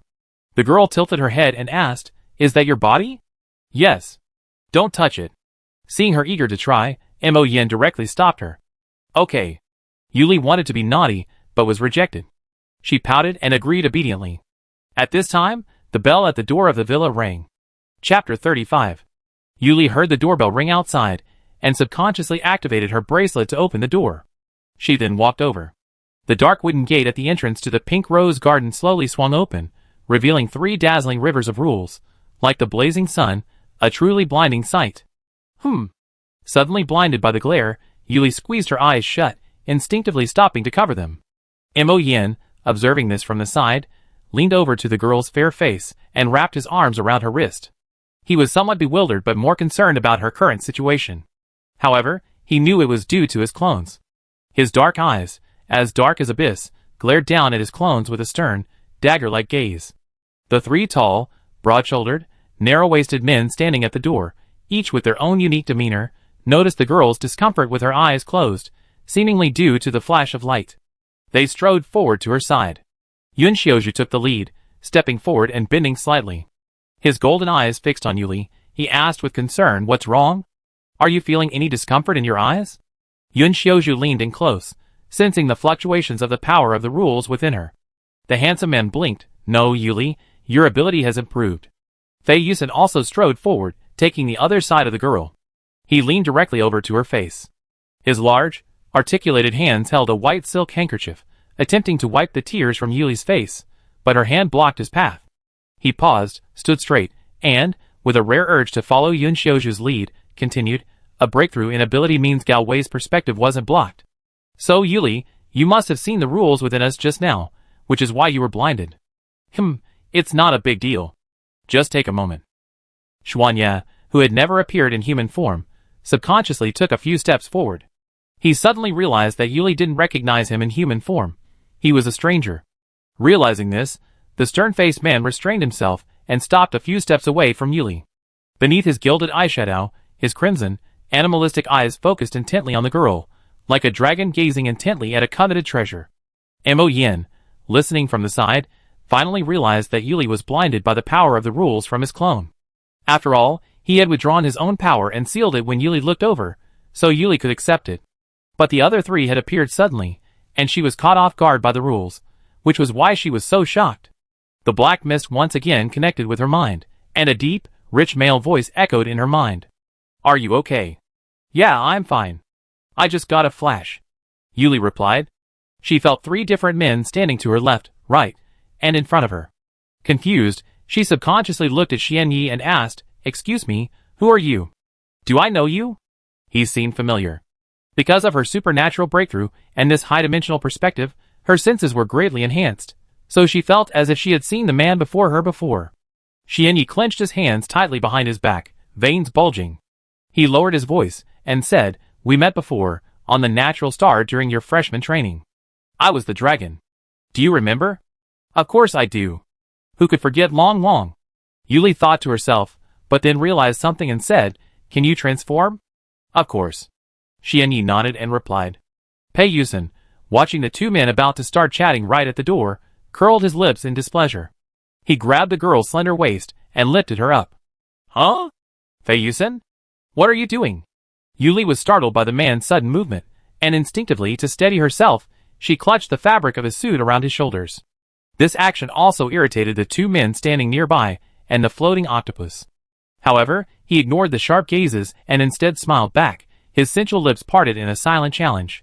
"I dare you, but none of you dare." After saying this, he soothed Yuli, who was about to struggle. "How long are we going to keep chatting at the door? Your eyes still need to heal. Yuli, try to shut off Gao Wei's view first, or it will affect your daily life. Then I can go by myself." Yuli's struggles were easily suppressed by Fei Yusen, who retorted somewhat muffledly. "But didn't you just start chatting with this person? I'm concerned about you too. Otherwise, why would you have been chatting at the door?" The man's handsome face leaned in close to the girl, emphasizing pitifully. I know. Let's go in." Yuli spoke somewhat uncomfortably, her nose lingering with the man's delicate fragrance. She began to change the subject. Do you know each other? It seems like you know each other very well." Hearing the girl's question, Yun Xiaozhu, standing nearby, turned a blind eye, not wanting to see this peacock spirit with its tail erect. He pushed his gold-rimmed glasses on his high nose and replied gently, "We do. We're friends." Xuanya followed and walked on the other side, replying in a low voice, "I know them all." "Then you should be very good friends. I feel that your rules are very similar just now." I should be right? Yuli asked uncertainly. This question made the three men and a little octopus freeze for a moment. Tacitly ignoring this topic, Fei Yusen walked to the living room and placed the girl on the soft sofa, and gently wiped the non-existent tear marks on the girl's soft and delicate cheeks with a handkerchief. I don't want to be friends with these two perverts at all. They are cold-hearted people who have been taking my information for free. I'm working too hard. Miss Yuli, don't you feel sorry for me? Fei Yusen kept wiping her face while talking. He was about to lean over again, but Yun Xiaozhu on the other side reached out and grabbed Fei Yusen's wrist tightly, stopping him, saying calmly, I don't think you, an intelligence dealer, would do anything that would lose money. Aren't you happy to keep stirring up trouble in other areas? Haha, I'm not like that.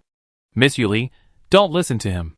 Fei Yusen continued to speak pitifully, his hands moving non-stop, and he directly pulled Yun Xiaozhu's hand, which was tightly stuck on him, away little by little. The two men who had fought for a round did not change their expressions. Fei Yusen's body directly occupied Yuli's left hand, Yun Xiaozhu occupied the right hand, and Mo Yin stayed on the girl's head. Xuanya felt jealous when he saw the two people who had taken Yuli first, but he had just met this person, so he could only suppress his grievance and sit on another separate sofa. Mo Yin, perched above the girl, watched his three clones constantly fighting around her, growing increasingly annoyed. He raised a soft tentacle, and a withered black mist, carrying the aura of death, shot towards the three like a thread of silk and a knife. Because they were so close, and they didn't want to frighten the girl, Yun Xiaozhu remained expressionless as he raised his hand, his white glove enchanted with platinum flames, to intercept the attack. Fei Yusen smiled, pressing a playing card to his lips, absorbing the terrifying attack. Xian Ye's expression was stern, and the dark shadow beneath him emerged from the ground like water, enveloping the attack. The living room fell silent for a moment. Feeling nothing, Yuli rubbed her eyes and asked, How do I retract this high-level perspective? Fei Yusen's emerald green eyes curved. He removed the playing card from his lips, leaned closer to the girl, and lowered his head. You can use the everyday perspective as the primary perspective and the high-level perspective as the secondary perspective, or you can divide them into internal and external perspectives. This will make it easier to understand. What you need to do now is to separate them and return to the primary perspective of the real world. Yuli, you can try it. There's no need to rush. Yuli's ears flushed red as she listened to the man's low, melodious voice. Uncomfortably, she leaned closer to Yun Xiaozhu and nodded, Okay, I give it a try. Yun Xiaozhu noticed the girl's subtle movements, his golden eyes gazing at her gently as he soothed her, Don't worry, take your time. Just as Yuli, lost in her own world, struggled to separate the two perspectives, the three men, who had calmed down after Mo Yan's reprimand, simultaneously gazed at the girl with the same intensity and vehemence as sunflowers. Xuanya, who had never been able to interrupt, had a handsome face and a cold expression, but the bitterness in his heart was about to overflow into the sea. After all, he had only met Yuli once, and in dragon form. Yuli had never seen his human form. She couldn't say anything even though she felt very aggrieved. In the end, she could only stare at the girl silently. Because of the stimulation just now, the girl's eyes were red, and she was completely different from her usual lively appearance. There was a blush on her jade-like cheeks, her long eyelashes like butterfly wings kept trembling, and her pink and plump lips were slightly pursed. And Yuli felt a lot of pressure in these passionate gazes. Why do you have to look at me? It's so stressful, okay? The girl complained in her heart, while trying to ignore these gazes and separate the two perspectives according to Fei Yusen's method. After a while, Yuli, who felt that she had succeeded, slowly opened her eyes and returned to the perspective of the real world. This made her feel relieved. I succeeded. Just when she subconsciously wanted to rub her red eyes, Yun Xiaozhu pulled her back and said, You just shed tears. It's best not to rub your eyes now. Yuli blinked and bit her lip. She was a little helpless about Yun Xiaozhu's daily concern, like a male mother, and nodded. Okay. The girl's sight was restored, and she was sitting opposite Xuanya. She looked at the man sitting upright. He was wearing a well-cut black suit, and the exquisite lines perfectly outlined his tall and straight figure like pine and cypress, as if it was tailor-made, which made his temperament more cold and noble. The texture of the black suit was as delicate as silk, and it glowed with a low-key and luxurious luster under the light. Although it was not ostentatious, it was hard to ignore. The girl looked at the black-haired man and asked uncertainly, Xian Yi? Yes, we meet again. I wanted to visit you today, but I just happened to run into them. Xian Yi nodded, and his scarlet animal eyes, under the golden eyeshadow, looked at her gently. Fei Yusen directly said, Maybe you have been observing for a long time in secret, and this time you sneaked in, but were discovered by our class. Yuli was about to nod in agreement with Xuanya's words when she heard Fei Yusen's words, and was immediately embarrassed. She wanted to cover the mouth of this peacock directly. Why did you say everything? Are you really friends? You are just bad friends who are pitting each other. She looked at Xuanya again, and found that his face did not change. It seemed that he ignored Fei Yusen and continued to say to her, but it seems that something was wrong when I came. I wonder if I can continue to visit you later.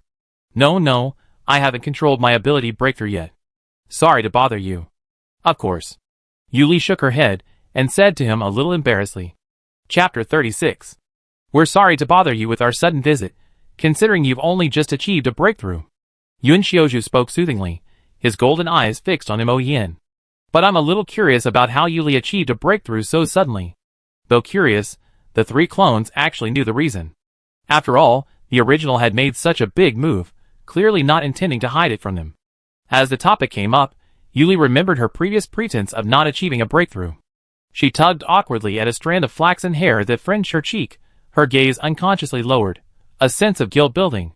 After all, Yun Xiaozhu had told her over the past few months that developing superpowers takes time.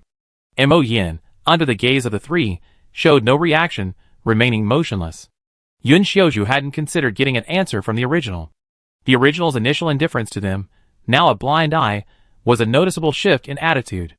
He observed Yuli's slightly embarrassed movements and thought for a moment. Yun Xiaozhu, who knew Yuli's basic emotions intimately, guessed that perhaps her abilities hadn't grown in the past few months, making her anxious. The girl lowered her head and began to form her words.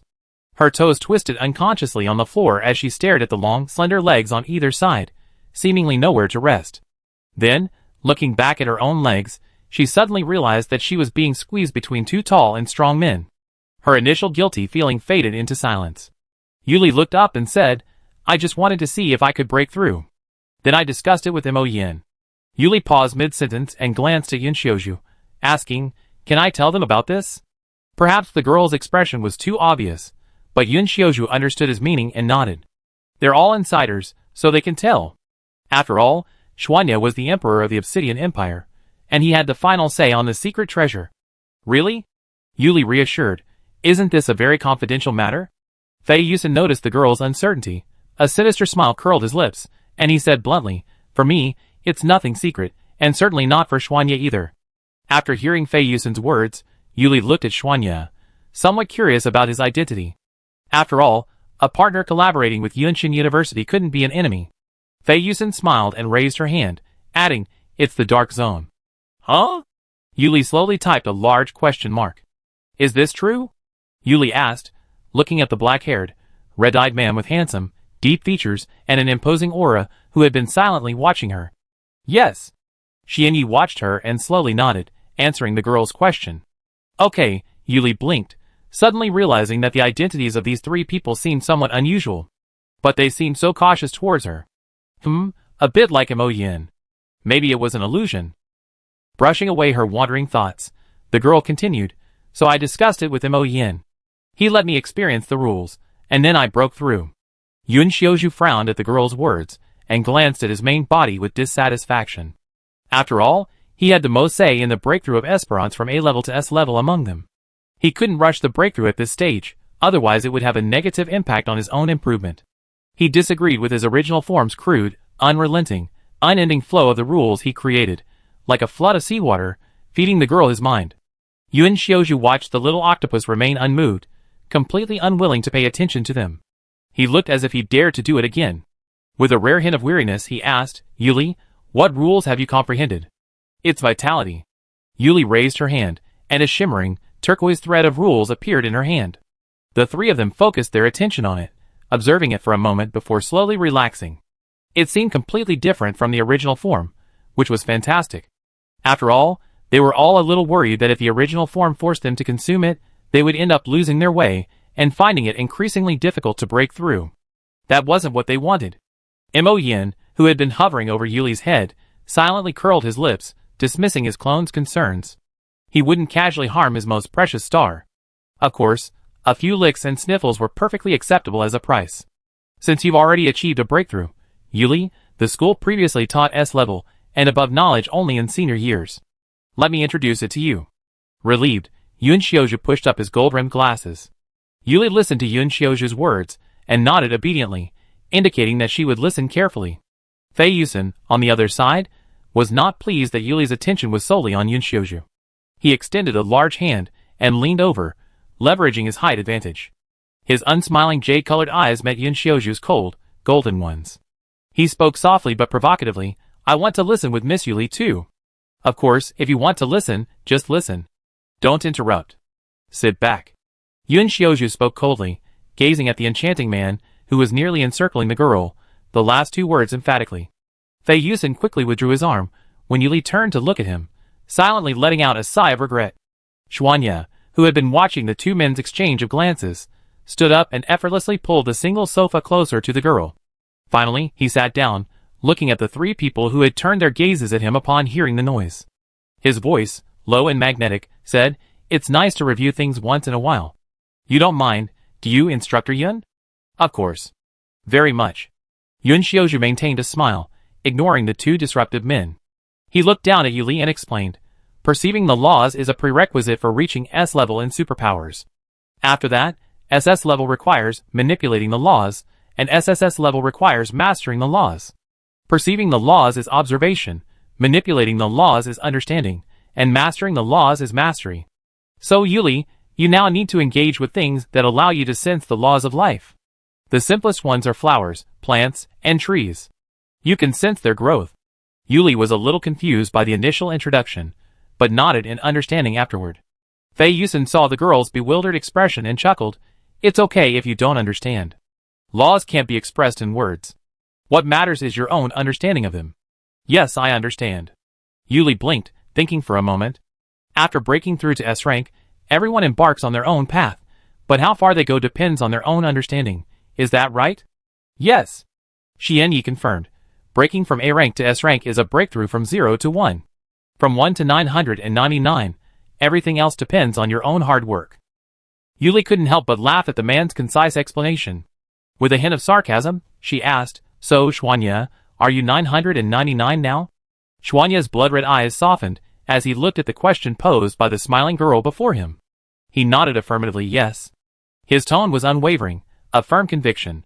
This attitude startled Yuli, and she instinctively glanced at the other two. Fei Yusen leaned closer, her eyes narrowed, and she confirmed, "Well, if you use the same example as Xuanya, I'm also 999. Yun Xiaozhu placed a hand on her shoulder, pulling her back slightly to distance herself from Fei Yusen, the peacock. Then, she continued, "Yes, if you compare me that way, I'm also 999. Yuli pursed her soft lips as they spoke, and tentatively asked, "So am I one now?" "That's right," Yun Xiaozhu confirmed. "Correct," Fei Yusen chuckled. "Yes, that's right."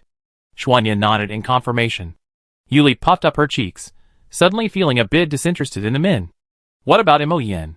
Hearing her question, the three men's expressions shifted to a strange hue, and the atmosphere quieted for a moment. The men looked at her with gentle, watery eyes, but beneath the surface, it felt like a monster from an endless abyss, ready to burst forth. Fei Yusen pondered for a moment, her beautiful emerald eyes growing deeper as she gazed at the girl and asked, "Miss Yuli, do you really want to know?"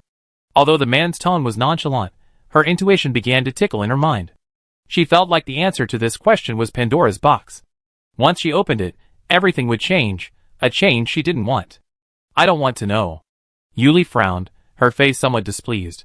She looked carefully at the three people before her, raised her hand, and plucked the small octopus off her head. She pinched its soft face fiercely, and affirmed, "You know Mo Yin, don't you?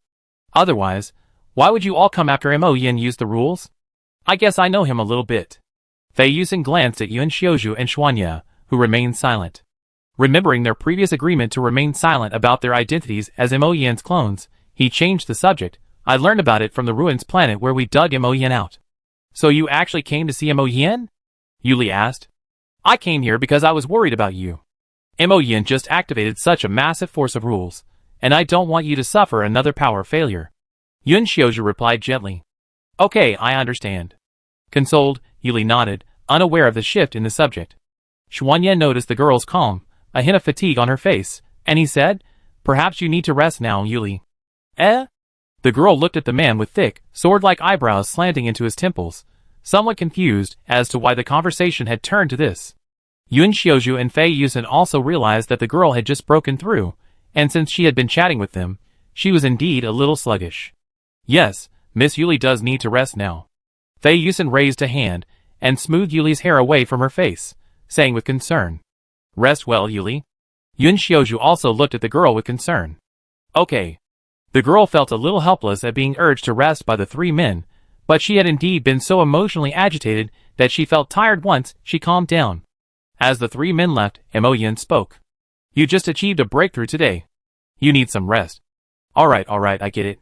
Yuli, persuaded by the three men to rest, nodded helplessly and walked up the stairs. Mo Yin lowered his eyes and peered through the transparent glass window at the three clones outside.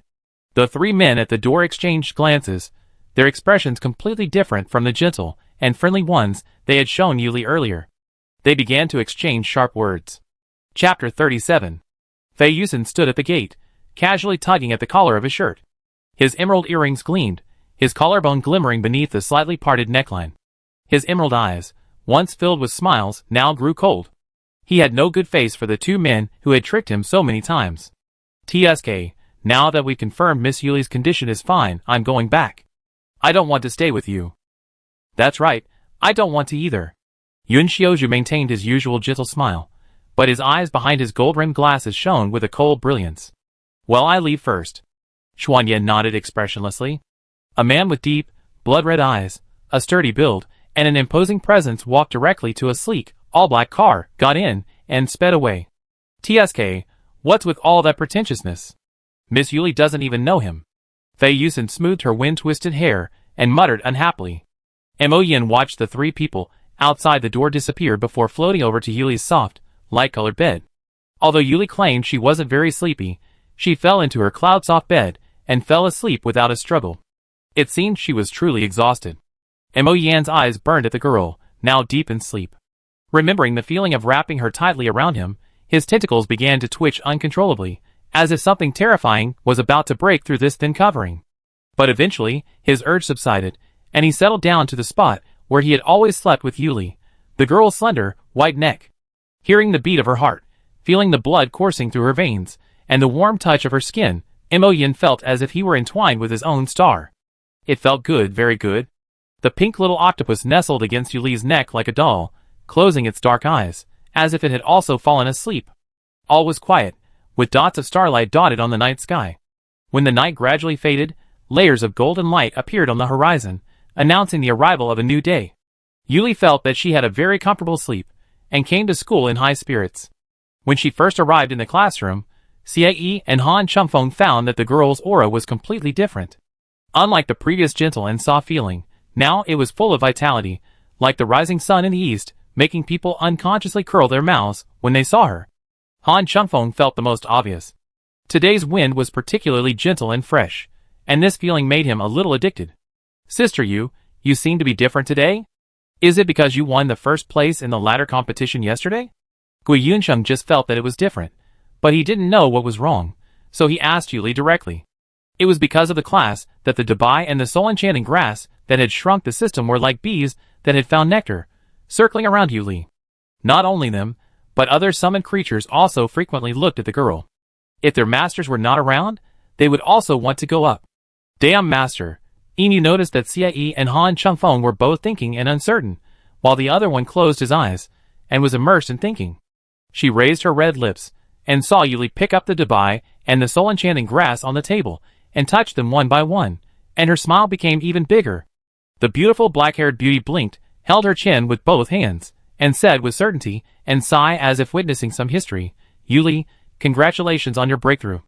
Yuli looked at her friends, all of whom were genuinely interested in her transformation, scratched her face, and said sheepishly, "Yeah, yes." Gui Yunzheng listened to their answers and nodded naturally, saying, "I see, you've made a breakthrough. That's great." "Huh? Ah, a breakthrough." At first, he nodded normally, expressing his normality about Yuli's breakthrough, but then he realized that Yuli's breakthrough wasn't from B to A like his, but from A to S. Realizing this, his voice began to rise unconsciously, culminating in a scream.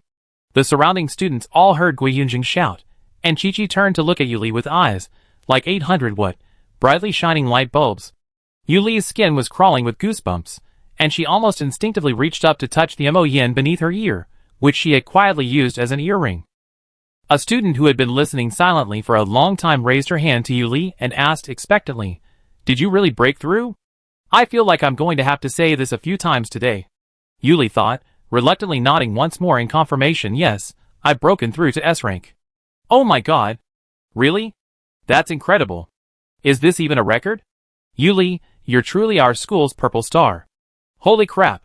Incredible. Oh my god. How did you do it? You actually broke through like that? Aren't they said this bottleneck period usually lasts 5, 6, 7, or 8 years? You're just inhuman. We're still freshmen. Yuli, you could graduate right now."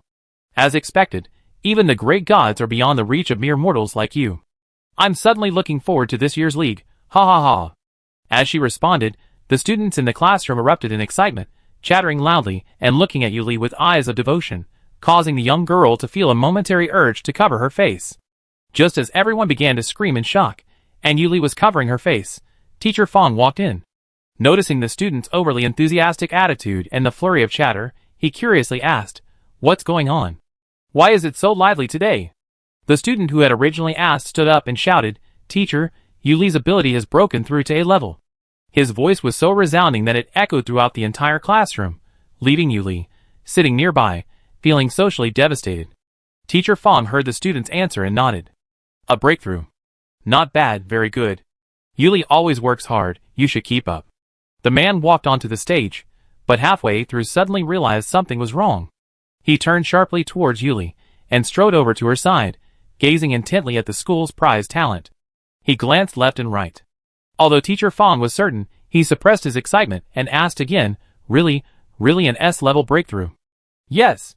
Yuli, numb from the constant barrage of questions, nodded weakly. She had never imagined her breakthrough would cause such a big fuss. After receiving the answer, Teacher Fong excitedly walked back and forth a few times. Finally, he pulled Yuli out and instructed the remaining students, "You will study on your own today." Yuli was dragged along, and finally, she could only wink helplessly at Inu, who had been chuckling from the beginning, and agreed to meet at their old place later. Inu received the signal and gave an okay sign, but thinking that Yuli would probably shock the other teachers later, she laughed again with a malicious smile. Yuli was hurriedly dragged into the teacher's office by Instructor Fong. Surrounded by a group of teachers, they began to murmur, like a group watching a giant panda, basically repeating the same few "wow" and "oh oh oh." The young girl closed her eyes, then opened them again, looked at the teachers, and answered the question again, saying, "Yes, I've broken through. Yes, I've broken through to S level." Coach Guan was also shocked by this news and rushed over. At this moment, the other instructors also held up the special black stone tablet used for the new admission test and asked Yuli to examine it again. "Is this a real Versailles thing for me?" Yuli grumbled inwardly at the black stone tablet before her. She raised her hand and placed it on it. Sure enough, the next second, 2 golden rays of light appeared on it, one a lighter gold, the other a darker one. The results indicated her supernatural power was S level, and her mental strength was SS level. It's actually true. The surrounding teachers gasped in amazement. The words were spoken with such gusto that they could barely maintain their stoic demeanor. They sighed in admiration, once again looking at her as if she were a rare species. Coach Guan also spoke at this moment. "Yuli, you also applied to join the school team. But now your supernatural power has reached S level. This is more than just excellent. You are an unparalleled talent. After all, there has never been a student who broke through the S level in the first year of Yunshin University. This is simply breaking the school's record." After praising him, Coach Guan said directly, "You can be exempted from the test now. After all, the only S-level student in our school besides you is Gu Huji. We can't let you two fight each other." Coach Guan laughed after he said that, but asked curiously, "What is the power of rules that you have comprehended?" A group of teachers were also looking at Yuli. "It's the power of vitality." Yuli raised her hand and demonstrated it in front of the teacher again, according to what she showed to Yun Xiuzhu and others yesterday. Vitality, this rule is very broad. The teachers gathered together and whispered, and finally concluded that the power of rules that Yuli comprehended was indeed very promising. Just when Yuli was pulled away by Teacher Fong, the post in the anonymous area of the Star Network Academy district became popular again. Our school's brilliant Z-Way star was crowned successfully. Classmates, cheer. Celebrate. OP. Z-Way star successfully broke through. His ability reached S level, the same as our Gushin. I declare that we have officially entered the era of dual gods. Super excited. 1SC floor. Dun. Is this true or not? OP, you are not lying, right? Or are other schools fishing here? Second floor. Dun. Is this true or not? Add 1. Third floor. Dun. Is this true or not? Add 2. 101st floor. Is this true or not? Add 100. 102. Floor. The information is here. It is confirmed that Zyweixing has been tested in the office of the instructors, and it has been confirmed that her ability level has exceeded S level. I can only say WTF. What a genius. Floor 103. Fuck. It turns out that the nickname is the right one. Is that so? Zyweixing is indeed not wrong. This is too amazing. It's only been one semester, my god. Floor 104. I added silently, and Zyweixing also studied potion and forging, and now she has reached the Shin level. Well, you taste it carefully. 105th floor. If Zyweixing was not a freshman and had not played in the league, he would probably be as good as Gushin. Oh my god. The junior sister is too strong. 106th floor. Zyweixing broke through the S level, then the subsequent inter-school competition would be equivalent to partnering with Gushin to kill in the league. After all, so far, the news of the major colleges breaking through the S level is only ours. So happy that I am flying, ha ha ha. 107th floor. It's really exciting when you say that. Oh my god, I have already started looking forward to the league later, ha ha ha. 108th floor. We are responsible for the killing, and they are responsible for the killing, ha ha, laughing to death. 109th floor. I was a little worried at first. After all, the seniors in the 5th year of last year have already joined the army, and I am still a little worried about the league this time. I didn't expect that Zyweixing would really fall from the sky. This time it is definitely stable. Excited. Chapter 38. Soon after this anonymous post appeared, people from various schools, who had been lurking in the campus network of Yunshin University, received this shocking news. For a time, people felt that those fun-loving people at Yunshin University had posted this post specifically to fool the undercover agents. In the training ground of the first military academy, people were training seriously. At this moment, the communicator in the hand of a young-looking student rang. He opened the light screen and jumped up and exclaimed, "Fuck? Is this true? What's wrong, Junior Lee? Why are you so surprised?" Yi Qingying looked at Li Xiangna curiously when she heard this. "Senior Yi, it's..." Li Xiangna scratched his hair a little embarrassedly. "I saw a message from my classmate saying that a freshman at Yunshin University has broken through to the S level." "I see. Ah. Is this true?" Yi Qingying was stunned, and the people who were training around him turned their heads, and their eyes fell on Li Xiangna. "Is this true? What kind of shit luck did Yunshin University have? Let me see." Huang Fu she stopped exercising, and walked over with a huge purple armored thunder dragon. The man casually pulled his black combat uniform, and his strong muscles that rose and fell with his breathing were exposed with a few spots of sweat, which was very eye-catching. Leo also lowered his huge dragon head, and nudged Li Xiangna with his mouth. The deep purple beast's eyes looked at him, indicating that he should enlarge the light screen to show it. "I want to see it too. I want to see it too." Yi Qingying also squeezed in with her adorable grass dragon, atop a white flower. In this way, a group of people and dragons of all colors crowded around Li Xiangna. "Oh, okay, Senior Leo, Senior Huang Fu, Senior Yi. I looked for the link my classmate sent me." Li Xiangna manipulated the screen with his fingers, and the next moment, the screen zoomed in, revealing the anonymous post from Yunshin University. The number of posts was rapidly increasing, demonstrating just how shocking this incident had been. Huang Fu she looked up at the post title, surprised. Zyweixing from Yunshin University, didn't I remember winning first place in the new network ladder tournament yesterday? How come he just won first place yesterday and broke through today? Isn't that a bit too fast? Oh, it feels like he broke through naturally, like drinking water. Yi Qingying patted the grass dragon, which rested its head on hers, feeling a little envious. But then she turned to look at Huang Fu she, who had already started following Yuli on Starnet, and looking for some of her personal information, and covered her face with her hands. He chuckled, "Huang Fu, you're under pressure again. You're going to lose your hair again from all that hard training this time. You have to bleach and dye it to cover it up, ha ha ha." Yi Qingying, come on. The veins on Huang Fu she's forehead bulged, But remembering that she was the only Nani on the team and his senior, he forcibly suppressed his temper. Don't say anything. Ha ha. Yi Qingying looked at Huang Fuxi's frustrated expression, and couldn't suppress her laughter. She fell backwards onto Qiao Long and rolled over on his furry body. Don't laugh either, you woman. Huang Fuxi was furious. Senior Huang Fu, Senior Yi, you two should stop quarreling. Li Xiang'e stepped forward to persuade weakly. Just when the two were quarreling, Lu Xinghe and Ko Qian also walked into the training ground. Ko Qian looked at the two people fighting and frowned a little dissatisfied.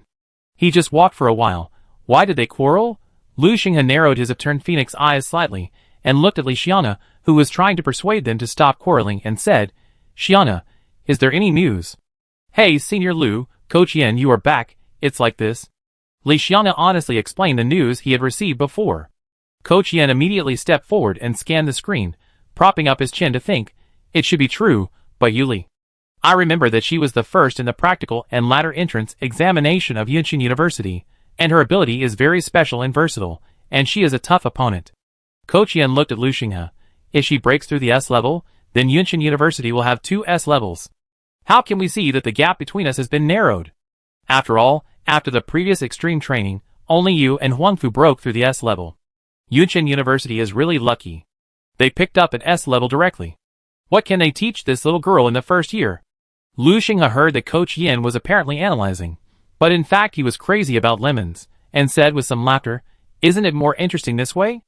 And now it's not just us who are under pressure, other schools are under pressure as well. That's true. Ko Qian thought of the coaches who loved and hated him in every league, and a smile flashed across his serious face. But you have to work harder in the future. Of course. Lu Xinghe said that this was natural. Ko Qian, I will also work hard. Li Xiang'e also stood up and answered loudly at this time. As Lu Xinghe said, other schools also noticed the shocking news and felt very stressed. Grand University. Yin Qianqing's handsome face was a little broken. He looked at the news on the light screen. How did it break through? It's only been a day. Donors, who was sitting next to him, raised his eyebrows slightly, revealing a heroic spirit between his eyebrows, which made people daunted. He grabbed a towel and wiped the sweat on his head. What's wrong? Who broke through? The tall and burly men around him also stared at Yin Qianqing with their eyes. Yin Qianqing was a little shy. It was Yuli who played with me yesterday. I received news that she broke through to S level today. Huh? Is it the girl who played with you yesterday? A strong man on the other side shouted in surprise. Yes, I wanted to fight her again, but she broke through. Yin Qianqing was a little depressed when he said this, and the golden flame-shaped earrings on his earlobes flickered with tiny lights. Then you should work harder to break through to S level before fighting her, otherwise she will just keep leaving you behind. Donors no longer had the madness of fighting in the arena, and he was like a lion resting off the stage. I will try hard, but I don't have any direction for breaking through. Yin Qianqing was a little distressed when he said this, and looked at his chief. I broke through after sitting quietly near the exploding magma for more than 10 days. You all tend to be fire-oriented, so you should all be useful. You can try it, Donor suggested, raising his head to gulp down a glass of ice water, his throat rolling. After finishing the drink, he stood up, patted Yin Qianqing's shoulder, and continued training. Okay, I give it a try, Yin Qianqing said excitedly, clenching his fists. In a botanical garden at Qingyun University, amidst the lush greenery, a thin man stood. His features leaned towards femininity, a hint of melancholy between his brows and eyes.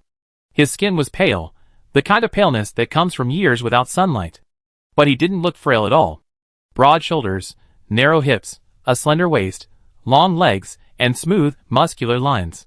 He had every ounce of what was supposed to be. His pupils were like snakes, a dark green that was a bit frightening to look at. Chief, where are you? Are you there? Don't sleep.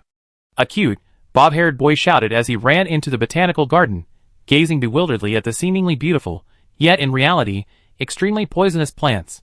He was lost. Bai Yi, follow Hong? Don't touch the plants. A low, raspy voice rang out, a hint of laziness in its voice. Okay, I got it. Bai Yi waited a moment, then heard a rustling sound. From the trees emerged a massive, pitch-black snake, its scales gleaming green and purple in the sunlight. It was a vibrantly colored black mamba. It lolled out its long, slender tongue, signaling the humans to follow it. Bai Yi and Hong reached a flat meadow, and saw Chief Su Qinghuai standing motionless, dazed. Chief, You're standing up, they exclaimed in surprise.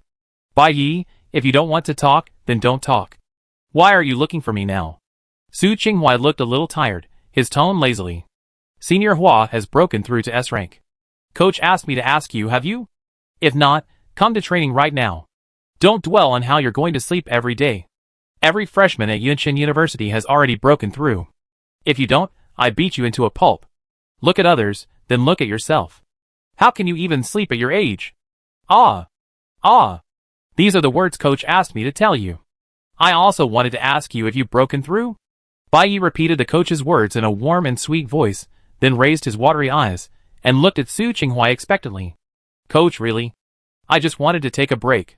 Su Qinghua was completely unfazed by the coach's words. He stroked Bai Yi's soft hair and answered, I've already broken through. I didn't notice Hong has grown a lot bigger. Ah. It seems so. Bai Yi, alerted by the man's words, turned to look at Hong, who was as languid as his master, and exclaimed in surprise. Let's go! If I don't get out, Coach will probably blow this botanical garden to pieces with his light cannon. Su Qinghua stepped forward, took Bai Yi's hand, and led them out. He was also unusually curious. Did that freshman really break through to S rank? Freshmen are all about laying the foundation. To break through like that is truly a genius. For the first time, the lazy man felt a bit of interest in this freshman, and wanted to meet her, and see what she was like. Yes, Coach also sent me to call you after hearing the news. Bai Yi nodded seriously. Well, young people these days are truly remarkable. Su Qinghua sighed, then noticed Bai Yi staring intently at him. He lowered his head and asked, What's wrong? Why are you looking at me like that? Is the chief feeling any pressure? Bai Yi looked at him intently. Why do you ask? Su Qinghua was curious. Because Senior Hua said, the chief is a truly incredible genius, and he's being lazy now just to wait for people like us. Bai Yi thought for a moment and said, Did she say that about me? Su Qinghua chuckled at Bai Yi's words. This reminded him of the silver-haired, golden-eyed man he had the good fortune to meet on the main planet when he was a child. He had a cold expression and an imposing aura, as if he were completely oblivious to everything, looking down on the world below him, a godlike figure. Su Qinghua muttered, a little lost, I'm not exactly a genius. Chapter 39. After Yuli answered the questions from the instructors, it was already noon when she walked out of the office. She turned on the communicator and made an appointment with her friends to have lunch at their secret base. It was called a secret base, but it was actually a lake in a small hill that was discovered during the freshman training. It was quiet and not easy to be discovered. When she arrived at the secret base, Yin and the others had brought her lunch to the secret base. The four of them had already laid out their things. When they saw the girl coming, they greeted her. I thought you would stay in the office all day? Yin teased with a smile. The instructors also need to eat. Yuli was a little helpless. Xie looked at Yuli at this time, and her cold eyes softened. She asked, Break through the bottleneck, what do you feel? Yuli looked at the stern-faced man in front of her and smiled. I was just wondering, Xie, when will you ask me? After all, she knew Xie's fighting maniac personality very well. Yuli thought for a while and said, To feel the power of rules, you need to feel nature or the universe. Gui Yunzheng raised his hand and asked curiously, I have a question. What is the power of rules? Xie and Han Chengfeng nodded thoughtfully, and Han Chengfeng also explained to Gui Yunzheng. The elders at home also mentioned it to us, but at that time our abilities had not reached the critical point, so they only mentioned it. The power of rules, Han Chengfeng thought for a while, organized his voice, and said, You could understand it as the underlying logic of the world. Feeling the power of rules is the most critical hurdle to break through the A level. It can be said that if you don't feel it, you will always stay at the A level. As for how to comprehend, it depends on personal understanding. If I can't comprehend, won't I stay at a level? Gui Yunzheng was shocked when she heard this news for the first time. Although the Star Network has been saying that this is a huge hurdle, it is unimaginably difficult. I didn't expect it to be so difficult. Don't you have any experience? I can't understand it by myself. Yuli heard what Gui Yunzheng said and explained. So, this is normal, my feelings can't be expressed in words. But my suggestion is that you can feel various natural environments according to your superpowers. Maybe you will get some insights. After all, her method of comprehending the power of rules is too special, and there is no substantial reference. It highlights a large amount of fullness, and is directly forced into her. But she does feel that the power of rules she comprehends is closely related to her own superpowers. It's very strange. Obviously, her superpowers are changeable and ever-changing, but they are closely related to vitality. The four of them nodded when they heard the girl's opinion, saying that they would remember it well. When they were ready to go back to the classroom after a full meal, Yuli suddenly remembered to share with her friends that she had joined the school team without taking the test. Coach Kwon said that because I broke through to the S level, I will be exempted from the team test. So come on. The other three people did not change their expressions, and said very naturally that Yuli would wait for them. Only Gui Yunjung looked painful and weak. Try hard. Seeing that Yuli was a little funny, she patted Gui Yunjung on the shoulder and encouraged, come on. All five of us must go. Inu also interjected, right? It's best to let Han Chunfeng and Xie heal you. I can do that. Han Chunfeng raised an eyebrow, leisurely fanning himself with his folding fan. The cool-looking Xie beside him nodded, silently indicating that he could do the same. Okay, brother Xie, brother Han, you two, be gentle.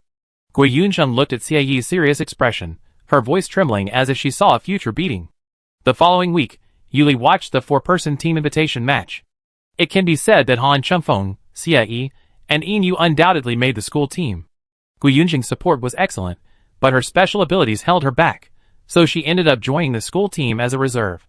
Of course, her main quest also refreshed with her joining the school team. Main quest: first place in the preliminary round of the Federal Inter-School Competition. Description: congratulations to the host for successfully joining the Yunshin University team. But our journey has just begun. Now you need to work hard to achieve this stage goal. Rewards for completing the main quest: 1. Lake Rippling, Brilliant, 10 Brilliant Fragments. For the next week, she focused on forging and potions, and was already able to create low-grade potions and supernatural items. It was then that Yuli finally felt her crafts were presentable, and decided to forge some to give to the people she had met over the past 6 months. Yuli counted her acquaintances on her fingers: Yuan Xiaoju, Mo Yin, Fei Yusen, Gui Yunjung, Inu, Xie, Han Chunfeng, and Xian Yi. She hadn't expected to have so many close friends in just 6 months. She was a little surprised, but also somewhat satisfied. After all, in her previous life, she had been accustomed to a quiet, solitary life. Yuli sighed, her lips curling unconsciously as she began to plan gifts for them. Thanks to her breakthrough in supernatural powers, she had made significant strides in her understanding of forging and potions. Yuli meticulously carved a crystal-clear energy stone with her forging tools. She designed the shapes of the gifts for each of her friends, hammering away and crafting these supernatural items. Finally, she placed the items in beautifully decorated velvet boxes for express delivery. She stored them one by one, then placed them in her storage bracelet, hoping to deliver them to them later. Yuli tidied her clothes, deactivated her supernatural powers, and walked out of the forging room specially assigned to her by the forging department, preparing to leave for her dinner appointment with Inu. When the scheduled time came, as expected, four people showed up. Yuli looked at the other three men, each with their own distinct personalities, and smiled. I only had an appointment with Inu. Why are you guys here too? Of course, it's because we haven't seen each other for a day or two. Are there that many forging classes lately? Gui Yunjung approached enthusiastically, inquiring. Well, not too many. Yuli spoke as she took Inu's hand and walked forward. The five of them finally gathered in the cafeteria's separate dining room. Because Yuli was studying both alchemy and forging, there were some classes she could skip after completing her assessments with her instructors. She used the extra time to practice alchemy and forging. Now that her powers had reached S level, the instructors felt more confident in her. Gui Yunjung rambled on about how grueling their afternoon classes were. Of course, it was mainly him who was having the hardest time. The other three perverts acted as if nothing had happened. Yuli smiled and stroked his furry dog head, comforting him. Then you should eat more later. I have prepared gifts for you all, which I made this week. Gift. Inu, who was choosing dishes on the light screen, seemed to be touched by some key words, and immediately looked up at her expectantly. Yuli also took out 5 velvet boxes of different colors, and wrapped them elegantly from the bracelet, and handed them to them. Inu asked directly, Can I open it directly? Of course, I also want to know your evaluation. Yuli smiled with her eyes slightly curved. Inu opened the white velvet box directly, and inside was a furry spider doll, which was the appearance of Dubai in size. She was a little surprised, touched the soft hair on it, and found that it was some of the hair that Dubai had lost before. Wow! This is too cute. Inu held the doll in her hand, and kept exclaiming. Yuli scratched her face shyly and said, As long as you like it. Xie also carefully opened it, and found an ice blue bracelet with fine patterns, while Han Chunfeng found a folding fan pendant with green jade. Xie put it on his wrist directly, and Han Chunfeng also hung the pendant on his folding fan, then tried to open it, and finally thanked Yuli. It's very special, I like it very much. Me too. Xie rarely spoke, and there was a hint of tenderness on his cold and handsome face. Gui Yunzheng opened it, and found that it was an object that looked like a green leaf, and was a little confused. What is this? It looks like the leaf of the soul-loving grass? This is a storage bracelet prepared for you and the soul-loving grass. Didn't you say before that the soul-loving grass likes to eat? I put a lot of energy, in the bracelets for you and the soul-loving grass. Once the soul-loving grass digests these ores, it should be able to speed up the upgrade. Gui Yunzheng was deeply moved by Yu Li's generous words, and tightly grasped her hand. Sister Yu, you're my god? From now on, if you tell me to go east, I won't go west. Yu Li struggled to pull her hand out, then awkwardly complained, does this really need to be so exaggerated? Yin, who was standing nearby, also came over, hugged the girl, nuzzled her, and said, I love you so much. I really like this. As long as you like it. Yu Li saw that her friends were delighted with her gifts, and happily explained some of their benefits. They were primarily for protection, after all, survival meant output. After a while of playful banter, Han Chunfeng said, you'll be joining the school team for training in a few days. You all need to be prepared, especially Gui Yunzheng. Coach Quan is here, and he's a very strict coach. You're still a little bit vulnerable right now. Xie added expressionlessly, I help you practice harder later. Gui Yunzheng's heart plummeted from joy to despair.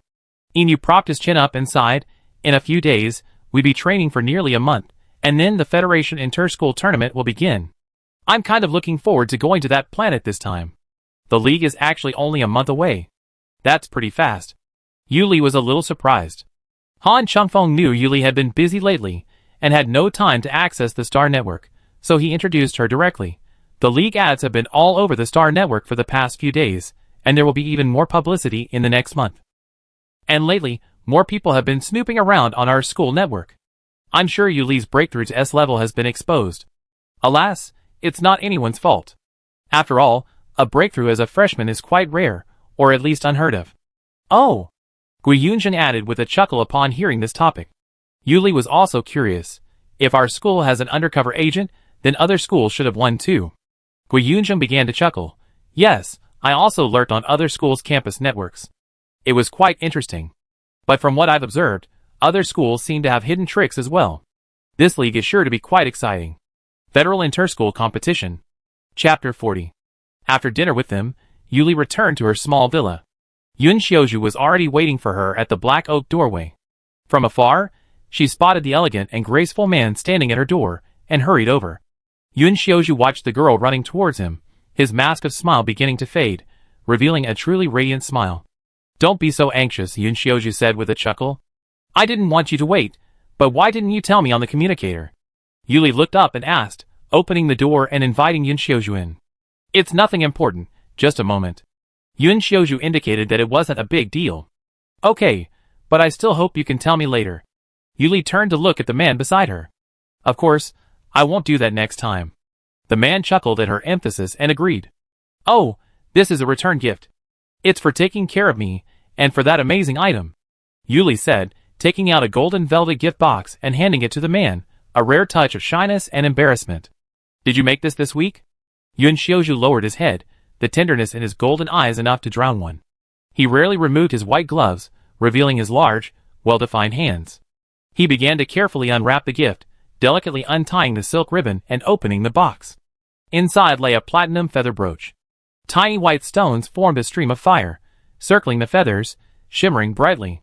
Yun Xiaozhu knew from the brooch's design that Yu Li had added it because she assumed her superpower was fire. But the feathers? She probably just subconsciously thought they were suitable. It was indeed suitable. Yun Xiaozhu, whose true race was the winged tribe, raised her hand and gently touched the brooch. A faint smile played at the corners of her beautiful eyes, and even the corners of her mouth curved ever wider. I like it very much. I'm very satisfied. The man chuckled softly, his tone rising slightly at the end, appearing to be in a good mood. As long as you like it. Yu Li was also pleased to see Yun Xiaozhu's satisfied expression. After all, she had put a lot of thought into these gifts, and to receive recognition from others was naturally satisfying. The man, however, seemed to have a sudden thought, and asked with a frivolous frown, "Did Yuli prepare gifts for the others as well?" "Huh?" "Yes, of course, what's wrong?" Yuli looked up at the tall, handsome man in front of her, somewhat bewildered. The two of them stared at each other silently for a moment, one looking up, the other down. Finally, Yun Xiaozhu retreated before the girl's clear eyes, raising his hand to support his forehead somewhat rudely. What should he say? The girl's natural and measured manner was reassuring. "Mo Yin, I prepared something too." Yuli seemed to remember something and took out a miniature black velvet gift box and handed it to Mo Yin, who was floating beside her.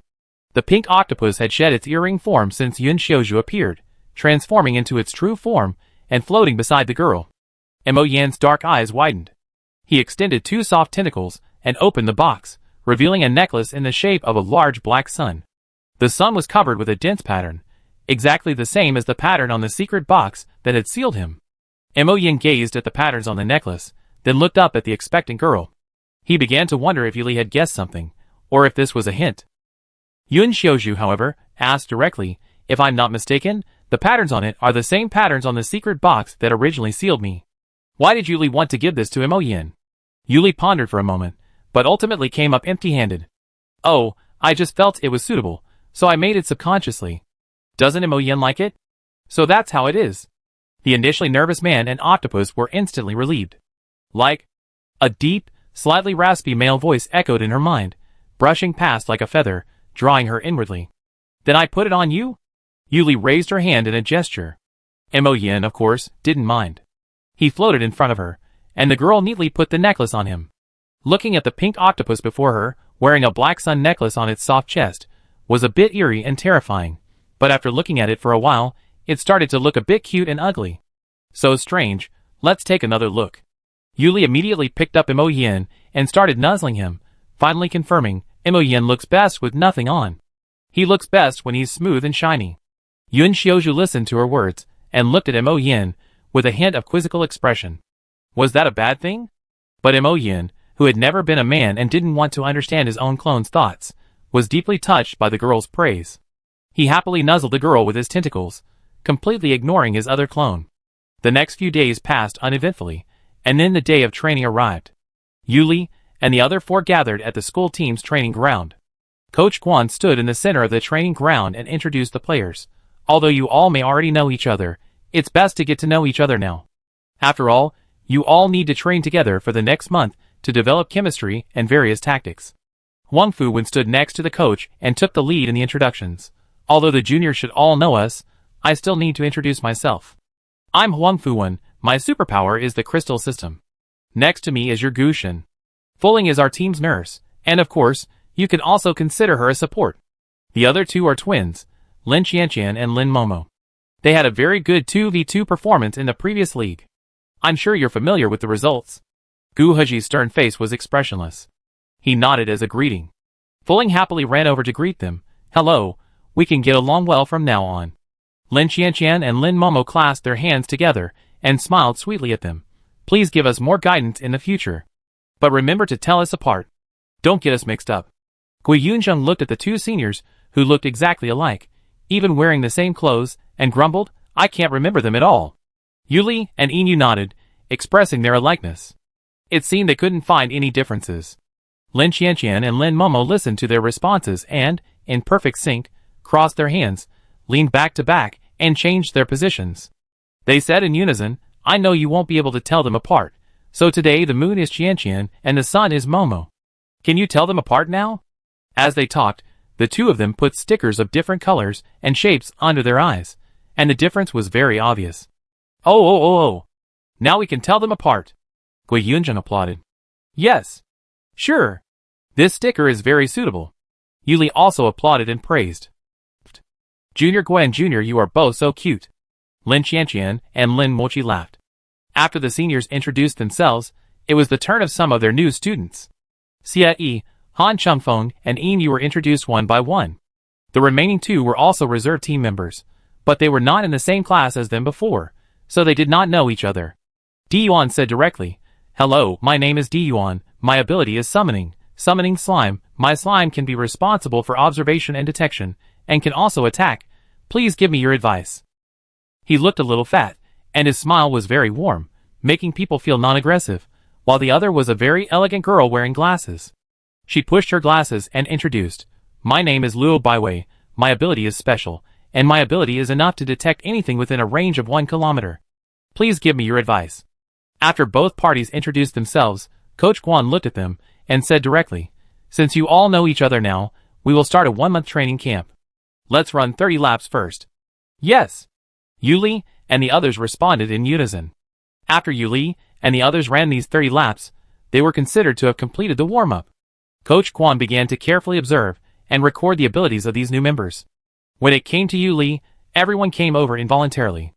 "Yuli, have your abilities changed after your breakthrough?" Coach Guan asked in a serious tone, but in fact he was expectant. "There are some changes."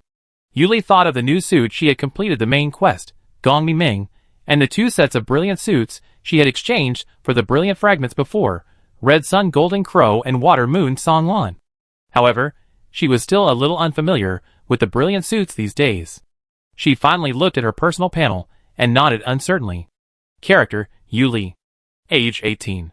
Power, S, 1%, Spirit, SS. Clothing, Red Sun Golden Crow, Brilliant, Water Moon Song Lan, Brilliant, Blood Moon Coming, Rare, X1, Dream of the Forest, Rare, X1, Medicine Rabbit, Rare, X1, Ghost Butterfly, Rare, Palace Dream, Rare, Mechanical Heart, Rare, Journey Star, Extraordinary, X1. "Show it to me, junior sister?" Wang Fu when asked with a smile. "Of course." Yuli nodded, raised her hand slightly, and a dazzling golden star appeared in her hand. The golden starlight surrounded the girl like a galaxy. The long hair with a gradient of white and blue is like a waterfall, and the sea blue satin on her body is faintly flashing with flowing waves. The silver blue waves gather at the end of the group like rings. The pearls and skin complement each other, constantly emitting a dreamy luster. Various beads are hooked on the smooth and flawless back, which is smart and beautiful. She smiled slightly, her watery eyes flowed like stars, and the silk ribbons flew, showing her elegant and gorgeous temperament, making people unconsciously indulge in the girl's gentle and charming smile. The friends around were all stunned and stared at Yuli infatuatedly. It was Gu Huji who woke up first because he had broken through the S level. "Is this a mental attack?" Gu Huji looked at the elegant and noble girl in front of him, whose temperament was completely different from before. "Yes, Shui Wei's mainly mental attack and water flow."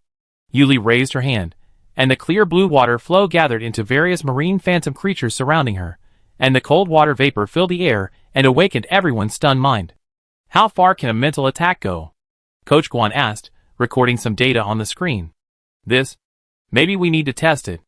I tested it on the StarNet, and it can instantly kill an A-level monster," Yuli said eagerly. Chapter 41. "Okay, I take you to the hunting area outside the school." Coach Guan changed the itinerary and took these excited students to the depths of the hunting area outside the school. There is a large area designated as a hunting area on the X012 star, which is also convenient for students to practice in actual combat. The flying car stopped in midair, and Coach Guan looked at the majestic prairie wolves on the grassland and gestured to Yuli. "You try it." "Okay." Yuli smiled and agreed, jumped down directly, and rushed towards the giant wolves in khaki. At this moment, a half-moon appeared in the sky, and the full moonlight sprinkled down. Everyone fell into this gentle moonlight, and the invisible mental attack also came with the moonlight, as gentle as water and silently. Under the shining of the moonlight, the spirits of the prairie wolves melted directly like snow meeting the sun, and fell straight to the ground, without life. As the prairie wolves fell one after another, the Wolf King also struggled hard to get out of this mental control, woke up, and with a sad and angry wool, he opened his bloody mouth and pounced on Yuli. She desperately counterattacked the Wolf King before his death, carefully dodged his attack, raised her hand to control all the water vapor flowing in the air to gather into a huge wave that covered the sky, and rushed towards the Wolf King with great momentum. Boom! This huge wave hit the Wolf King on the ground and smashed it, and swallowed up the land. The terrain of this grassland changed directly under the girl's attack, turning into an ocean. "Wow!" Gui Yunsheng and Di Yuan opened their mouths in surprise. "This is S-rank. A single strike can change the terrain." Han Chengfeng sighed in awe at the spectacular scene. He now had a profound understanding of the gap between S-rank and A-rank. "Yes, so we must keep working hard." Xie looked at his friend, his gaze piercing. Han Chengfeng saw his anticipation for breaking through to S-rank, and he certainly shared his anticipation. The handsome man smiled silently, his long, cyan hair swirling in the wind. He nodded and replied, of course. Wow, the younger students are so motivated. Wang Fu sighed, leaning against the speeding car. Coach Guan took a moment to glare at him. Look at them, then look at you. Don't you feel a bit pressured? Coach, what you're saying is, I want to break through too, but I just can't. Wang Fu said this with some frustration. After all, he had also undergone intense training with Gu Huji, but Gu Huji, like Yu Li, had suddenly achieved a breakthrough one day. It was truly heartbreaking. Then try harder. Coach Guan also thought about this and rubbed his head, feeling a bit of a headache. For the next 10 days, Coach Guan led the team through the hunting area, specifically seeking out various S-rank exotic beasts for Yu Li and the others to practice with. Even more remarkable, Coach Guan took them to a lava field to train them in various offensive abilities in a disadvantaged environment. His efforts were truly well-intentioned. Their gains were immense. First, their rapport continued to improve, and the primary command shifted from Huang Fu at the beginning to Huang Fu and Han Chunfeng now taking turns. The control accuracy of their abilities is also increasing. And Luo Baiwei also successfully broke through the A level after a series of extreme challenges. Now only Gui Yunzheng has not broken through. This also caused the originally cheerful and lively boy to lose his spirit under this pressure. After all, the B-level ability can basically not play a big role in the league, which makes Gui Yunzheng, who has not broken through, very stressed. Late at night, the moon is bright and the stars are sparse. Yuli thought about Gui Yunzheng, who had forced a smile in the past few days and couldn't sleep. She rolled on the not-so-spacious bed. Finally, Mo Yin couldn't stand it anymore and enlarged his body. Several tentacles covered the girl's soft body to fix her and prevent her from moving. Mo Yin? The girl moved her entangled wrist and found that she couldn't move. She suddenly found that the suction cup on the enlarged tentacle wrist had fine and dense barbs, which rubbed against her skin and made her feel uncomfortable. She was a little confused. I feel a little uncomfortable. Mo Yin let go. Although Mo Yin was a little reluctant, he sucked Yuli's delicate skin with a few tentacles, but he still relaxed his restraint on her. The black mist turned into a thread and connected to Yuli's very active spiritual sea. He asked in a gentle voice. Why? Can't I sleep? Well, I feel that Gui Yunzheng has been under a lot of pressure these days, and I am a little worried. Yuli muttered. Mo Yin was a little confused. That's it. Yuli was stuck for a moment, thinking about Gui Yunzheng's appearance. It's the person with milky yellow hair and dog eyes. Don't you remember the people around me? Others are not important. Don't worry. Mo Yin recalled Yun Xiuju's daily behavior of comforting the girl, and the tentacles gently patted her shoulders, comforting her clumsily. I'm fine. The girl laughed at his gesture. I hope he can cheer up soon. I still really hope we can go to the league together. Yuli rolled over and buried her head in Mo Yin's enlarged, soft body. As she moved, the giant octopus toy froze, its skin color shifting from pink to a deep red. Okay, I'm ready for bed. Good night. After ravaging Mo Yin and venting her emotions, Yuli lay down, closed her eyes, and said good night to him, ready to fall asleep. Mo Yin, who had been ravaged, watched the girl's disposable behavior. His calm emotions rarely rippled. He couldn't understand his sudden emotion, but he followed his inner desire and wrapped his tentacles around the girl's slender wrist once again. Good night, my star. Outside the tent, Gui Yunzheng, rarely awake, walked to the distant lake and sat down, lost in thought. Inu, draped in the white robe Dubai had woven for her, stood outside the tent. She raised an eyebrow at Gui Yunzheng's somewhat dejected figure, then silently walked over to him and patted his shoulder. Wow! Gui Yunzheng jumped up in surprise at the pat. Looking back, she saw it was Inu, and sighed with relief. Sister Yin, don't scare me in a place like this. This is terrifying. I thought you'd notice me. Why are you sitting here alone? Have you been stressed these past few days? Inu's reaction was somewhat amusing, and she sat down next to him. Sister Yin, you noticed? Ha ha ha. Gui Yunzheng smiled awkwardly, but then her laughter faltered. He covered his face with his hands in embarrassment. Sister Yin, are you disappointed in me? I train so hard every day, but why haven't I made a breakthrough? Sister Yin probably can't understand. No matter how hard we ordinary people try, we can't catch up to geniuses like you. Gui Yunzheng was feeling down. Inu then turned and looked at Gui Yunzheng, who looked like a drowned dog. His question made Inu think about when she had last broken through to rank A. It was probably 2 years ago, just an ordinary day. She was so happy holding the clothes Dabai had given her. That feeling filled her heart, and the breakthrough came naturally, without Gui Yunjing's efforts at all. She nodded in affirmation. It's true that I can't understand. I'm not disappointed, but it doesn't bother me. And you, Li, and the others are worried about you. Worried? Gui Yunjing lowered her head and wiped her red eyes, shyly not daring to look up. She asked softly. Yes, at least Yuli wanted us to participate in the lead together. But she might not know how to comfort you, considering you're already under so much pressure. Inu propped up his head and tilted it, looking at the man who looked like a drowned golden retriever. Yes, that's right. Sister Yu has been very kind to me since the entrance exam. Gui Yunjing took a deep breath, controlled her emotions, and looked up at the calm lake. Sometimes, I wonder if I hadn't met Yuli back then. I might not have gotten such high scores, and I wouldn't have gotten into Class A and met you guys. Don't you want to get to know us? Inu pursed his lips, a hint of displeasure. Not really. Gui Yunjing, overcome with emotion, looked at Inu with red, puppy dog eyes. I'm glad to meet you. You're all very nice people, but you're all so talented. Sometimes I'm afraid you might leave me behind. I've been trying so hard to catch up, but I still can't. Inu, seeing the turbulent emotions in his eyes, suddenly stepped forward and embraced him. Sister In? Gui Yunjing was stunned by her sudden embrace. I won't leave you. We keep going. Inu said firmly in his ear. Yes. Gui Yunjing felt breath beside him, and his face flushed. His hands froze, not knowing where to put them, so he could only answer loudly. Okay. Are you feeling better now? Inu released his hand, pulled away, and looked at him. Yes, much better. Thank you, Sister In. Gui Yunjing's face was still a little red, and he scratched his hair.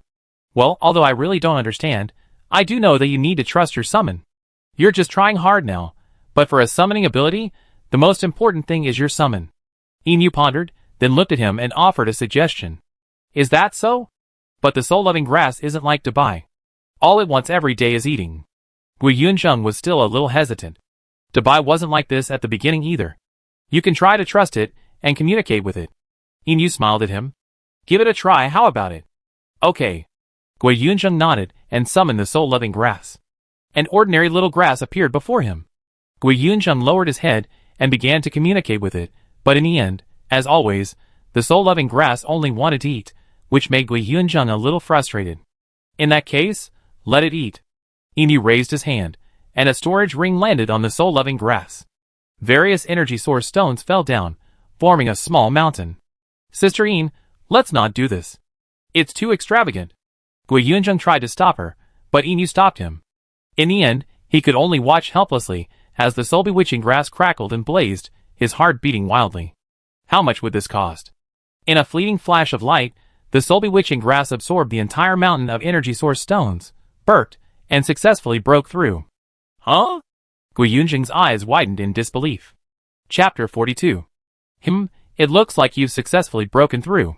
Inu looked at the soul-loving grass, which had grown even larger after the breakthrough, and nodded seriously. It seems my conclusion was correct. You should trust it more in the future. Do you think it's edible? Gui Yunjing was a little upset. Then all my hard work was in vain. Not really.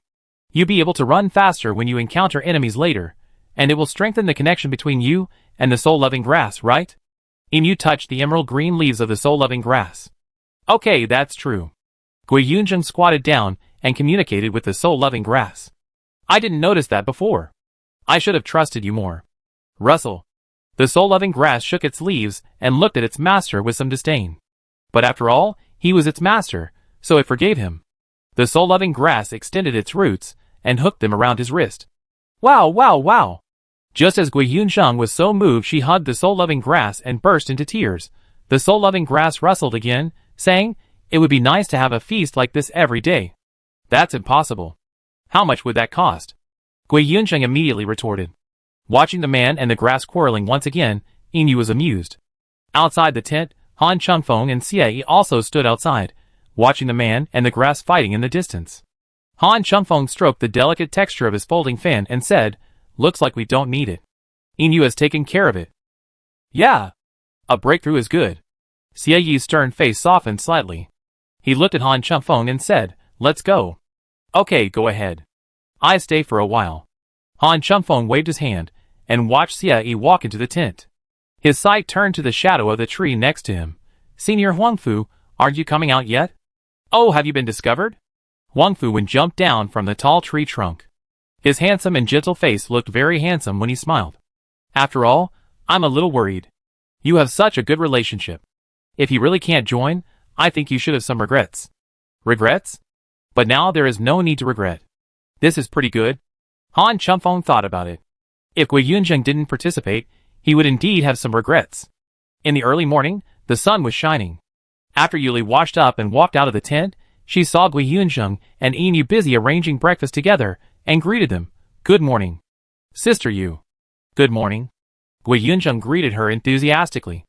Yuli watched him regain his cheerfulness, looked at Gui Yunzheng with some curiosity, and suddenly said in surprise, Gui Yunzheng, your ability has broken through. That's great. Yes, I finally broke through. Gui Yunzheng laughed happily, like a happy big golden retriever. How did you break through?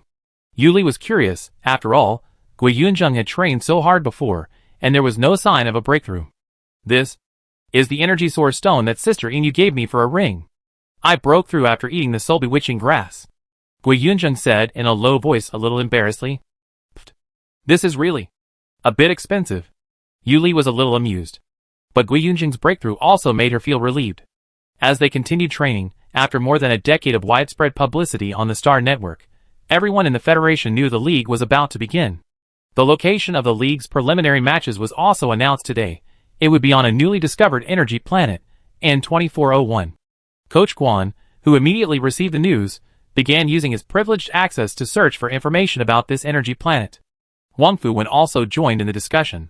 N2401, one of the newly discovered energy planets, primarily produces Tiger's Eye Stone, a source of energy.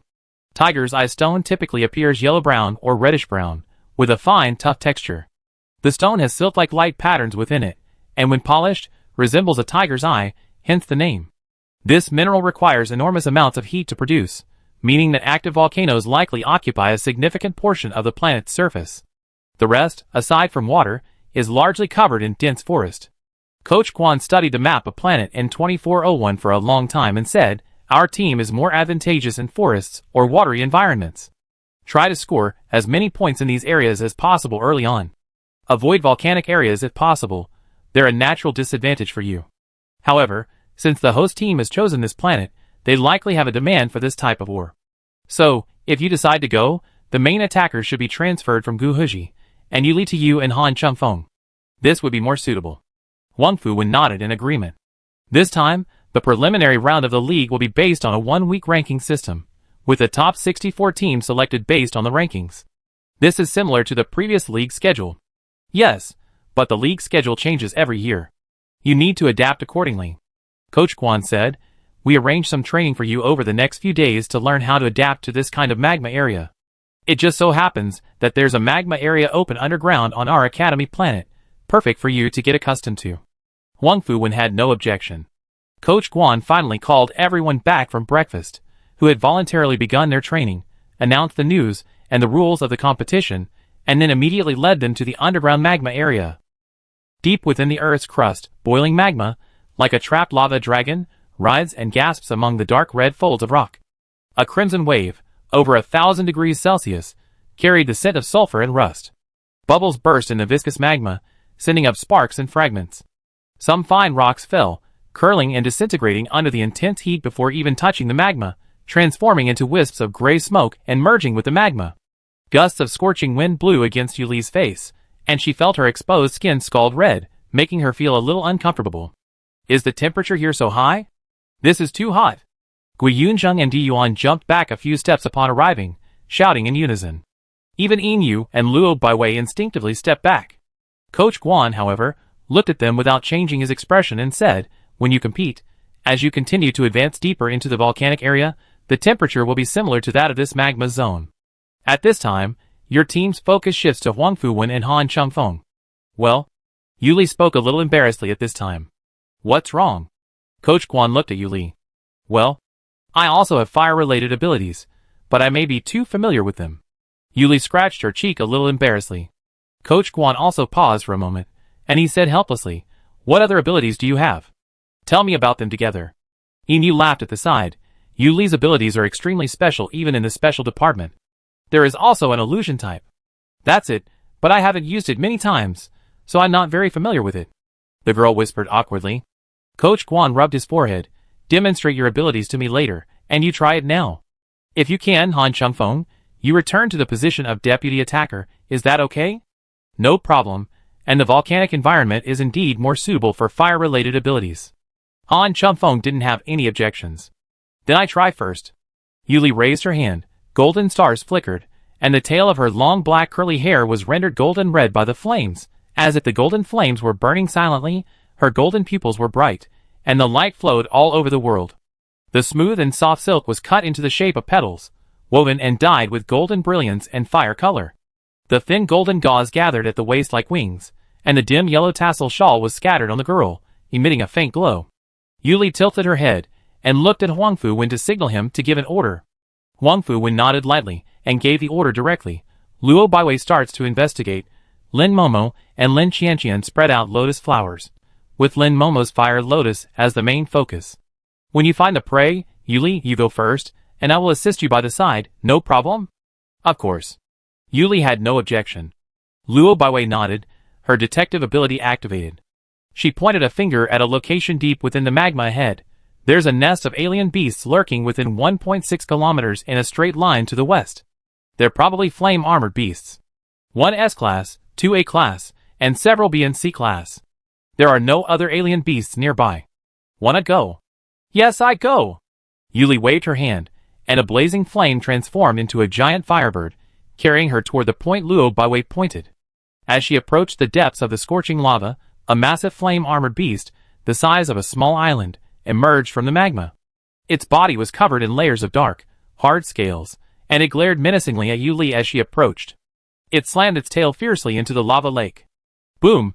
Dense masses of magma converged like a blazing ocean wave, threatening to reduce the creature that had trespassed into its territory to charcoal.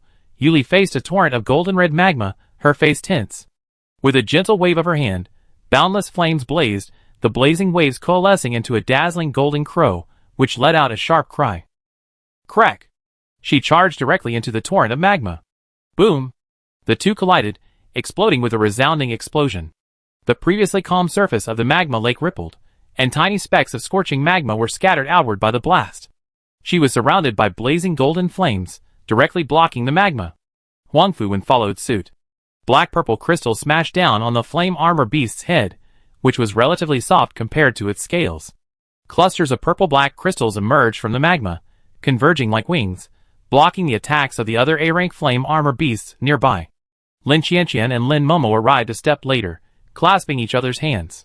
White jade vines spread out like a spiderweb, and red jade fire lotuses blossomed one after another from the vines, continuously absorbing the surrounding heat, gradually cooling the scalding magma.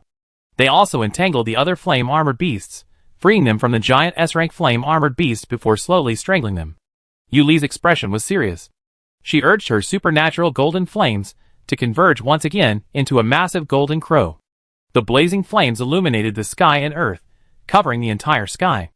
A suffocating pressure emanated from her. She then spoke. Domain Red Sun Golden Crow. Chapter 43.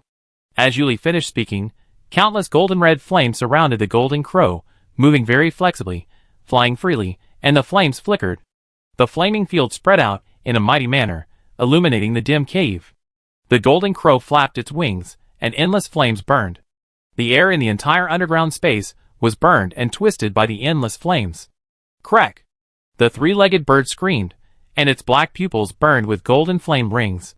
It flapped its wings and shot out thousands of light feathers. The tip of each feather burned with the fire of the sun, penetrating the hard scales of the flame-armored beast. Roar! The flame-armored beast roared in pain. He raised his head and wanted to bite the golden crow, but was deflected by a sudden attack of a purple-black solid crystal stone, and bit into nothing. The golden crow also took this opportunity to swoop down, and its sharp copper claws directly grabbed the fragile head of the flame-armored beast. Before the flame-armored beast could struggle, the golden crow's sharp claws directly pierced its brain, and its flesh and blood vaporized instantly like a wax figure in the fire. The flame-armored beast had not even wailed, but it was already dead. Yuli carefully checked the flame-armored beast, and after confirming that it was dead, she lifted the domain and looked at Huang Fu Wen, who was smiling not far away, to thank him. When the 5 people dragged the bodies of the flame armor beasts to the lava shore, Coach Quan stepped forward and praised, "Very good, Yuli. This ability of yours will also be a great advantage in the volcanic area in the future. However, the tacit understanding between you still needs to be adjusted." "That's true." Yuli nodded, a little embarrassed, as if she had been rushing forward and completely forgotten about others. Fortunately, there was Huang Fu Wen. Coach Quan continued to cultivate their rapport. By the time they returned to school, they were already very familiar with each other. Coach Quan handed them their uniforms, and gave them a day off to pack their belongings before preparing to board the starship for planet N2401. After Yuli separated from Inu and the others and returned to her small villa, she saw a tall, imposing man standing at the door. He had an unparalleled handsome face, blood-red eyes as deep as the abyss, and golden eyeshadow against his honey-toned skin, exuding an unparalleled dignity and dominance. The man wore a black suit with gold undertones. The tailored suit perfectly fitted his muscular frame, highlighting his striking broad shoulders and sturdy waist. On his chest, he wore a unique brooch. The shape of a pansy, with a deep amethyst in the center, shimmered with a mysterious and noble light in the sunlight. On his slender fingers, a secret gold ring subtly radiated a unique luster. "Xuanya?" Yuli exclaimed in surprise. "Why are you here?" "Long time no see, Yuli." Xuanya's deep, beastly red eyes softened as he gazed at the girl. "I thought you'd be back today, so I came to see you." "It's been a while indeed." "Come in." Yuli chuckled at the man and invited him in. She felt a little amused. She felt that Xuanya, like Yun Xiaozhu, liked to wait for her at her doorstep. It was strange, yet somehow endearing. Yuli is planning to go to planet N2401 to participate in the League's preliminary rounds, Xuanya said, following behind the girl, his tone firm. "Well, will Xuanya go?" she asked, turning to look at the meticulously dressed, radiant man. Her bright, clear eyes held a glimmer of anticipation. "Of course, I'll always be by your side." He thought of his plans, and his fierce aura softened. "Then remember to cheer me on." Yuli tilted her head and smiled sweetly. "Of course." Xianyi looked at her, his heart softening. "How was the training?" "Not bad, it felt good, but my understanding of the power of rules is still a little lacking. As a result, her ability to use is now mostly brute force, not as precise and meticulous as Gu Huji's." "Don't worry, you've only just broken through." The man looked at her adorably, her chin resting on his hand, and instinctively reached out to touch her long, smooth hair. However, realizing she wasn't familiar with him yet, he resisted the urge and began to caress the secret gold ring on his finger. "Oh, right. Wait a minute." Yuli placed Mo Yin, who was cradled in her arms, on the table. Mo Yin gathered his 8 short tentacles together, and, taking advantage of Yuli's absence to get something, glared down at Xianyi, who sat on the other side, his eyes as dark as the abyss, his expression a masterful one. Xianyi noticed the small pink octopus before him. His own original form looked at him with disdain, seemingly expressing his deep disdain for him. For a moment, he was speechless, looking away expressionlessly. He truly didn't want his original form to be involved at all. "Found it. This is for you. Consider it a gift for helping me find your." Yuli handed a black velvet gift box to Xianyi. "Is it for me?" Xianyi's sharp and cold bright red animal pupils slightly enlarged. The man carefully took the gift box from Yuli. The black gift box looked a little small in his broad and powerful hands. He opened the gift box, and found a simple black and gold dragon-shaped bracelet. The surface of the bracelet was added with dragon scales, making the overall shape more three-dimensional and enhancing the visual impact. The simple dragon head showed the majesty of the dragon, and it looked cold and domineering. "Of course, I made it myself, but its grade and function are probably useless to you," Yuli said, and she was a little embarrassed to comb her hair. "I like it very much. Can you help me wear it?" Xianyi looked at her. The man's handsome face was close at hand, with sword eyebrows and star eyes. His deep eyes focused on her, with a hint of uncontrollable tenderness and passion. "Of course." Yuli looked at the beautiful and exotic beast eyes, and was bewitched, nodding in agreement subconsciously. "Okay." Xianyi laughed softly, and stretched out his hand to the girl. The man's palm was broad, his joints were slender, his fingertips had a thick layer of calluses, and his veins were protruding, which looked somewhat sexy. Yuli picked up the bracelet and put it on him. The girl's snow-white fingertips, with a little coldness, touched the man's honey-colored hot skin. Both of them were stunned at this time. Yuli felt that the atmosphere seemed to be a little strange suddenly, and quickly put the dark gold bracelet on him. "Okay." Yuli took back her hand and said, "Thank you, I will always wear it." Xianyi reached out and stroked the black and gold bracelet, looked up at the girl and said, "I will also prepare a gift for you." Yuli was amused and said, "I didn't give it to you for the sake of return. Of course, if you give me a gift, I will be very happy." Just as the two were chatting, the doorbell rang again. Yuli got up to open the door, and found Yun Xiaozhu and Fei Yusen. She looked at them in surprise. "Why are you here together?" Fei Yusen smiled and said, "Because he and I went to school to discuss some things, so we came back together." "Yuli, long time no see, did you miss me?" Yun Xiaozhu said, "I will also be one of the mentors participating in the league and accompany you to the league." "Really? That's great. I was thinking that I hope you can accompany me when the time comes." Yuli looked at him happily with shining eyes. This made Fei Yusen ignore him. He approached her with some displeasure and said, "What about me? What about me? Yuli, can't you just look at Yun Xiaozhu? Don't I have a sense of existence?" The man's emerald green eyes were full of affection, but also with a touch of danger and cunning, which was extremely charming. Yuli's body was a little stiff because of his sudden close distance. She didn't resist like before, but just when Fei Yusen keenly noticed this and wanted to continue to play with it, Yun Xiaozhu took action in time to pull the peacock back. "You can go too when the time comes," Yuli said with a sigh of relief, but her tone was affirmative. "Of course, the reason why I came with Yun Xiaozhu is because we were talking about, it can be regarded as sponsorship. So I can also follow you, are you surprised?" Fei Yusen asked with a smile. "Not really." Yuli shook her head. After all, ever since Fei Yusen introduced her to the numerous energy stars under his umbrella, she had a deep understanding of the Fei groups, or his personal wealth, so the sponsorship wasn't surprising. It was just a normal move for wealthy people. "But it would be best if you came with me too. I'd love to have all the friends I know come with me." The girl smiled subconsciously, looking like a cute little bunny acting coquettish. Fei Yusen was indeed delighted to be pampered. However, Yun Xiaozhu noticed something and looked into the room, tilting his head and asking, "Do you have any guests at home today, Yuli?" "Huh? It's Xuanya. He was waiting for me at the door when I came back." Fei Yusen chuckled inwardly at this answer. This dragon had actually learned to sneak away. How insidious. He must be up to something sinister again. Yuli led the two, each with their own unique qualities, into the living room. Xianyi looked at the two behind Yuli with a somewhat subtle expression, but he maintained a cool and indifferent demeanor and nodded to them as a greeting. Mo Yin, displeased with the three clones gathering at Yuli's house once again, floated off the table and landed directly on the girl's shoulder, asserting his dominance. Fei Yusen carefully scanned Xianyi's attire, which showed he was meticulously dressed, and curled his lips in displeasure. He looked down on Xianyi's courtship mentality. Well, of course, it was another matter entirely when it appeared on him. However, with his keen eye for jewelry, he quickly noticed that the black and gold dragon bracelet on Xianyi's wrist was of a different quality than his other pieces, which puzzled him. Seeing Xuanya remain silent, caressing it with such care, she began to suspect something. She looked at Yuli with a hint of disbelief.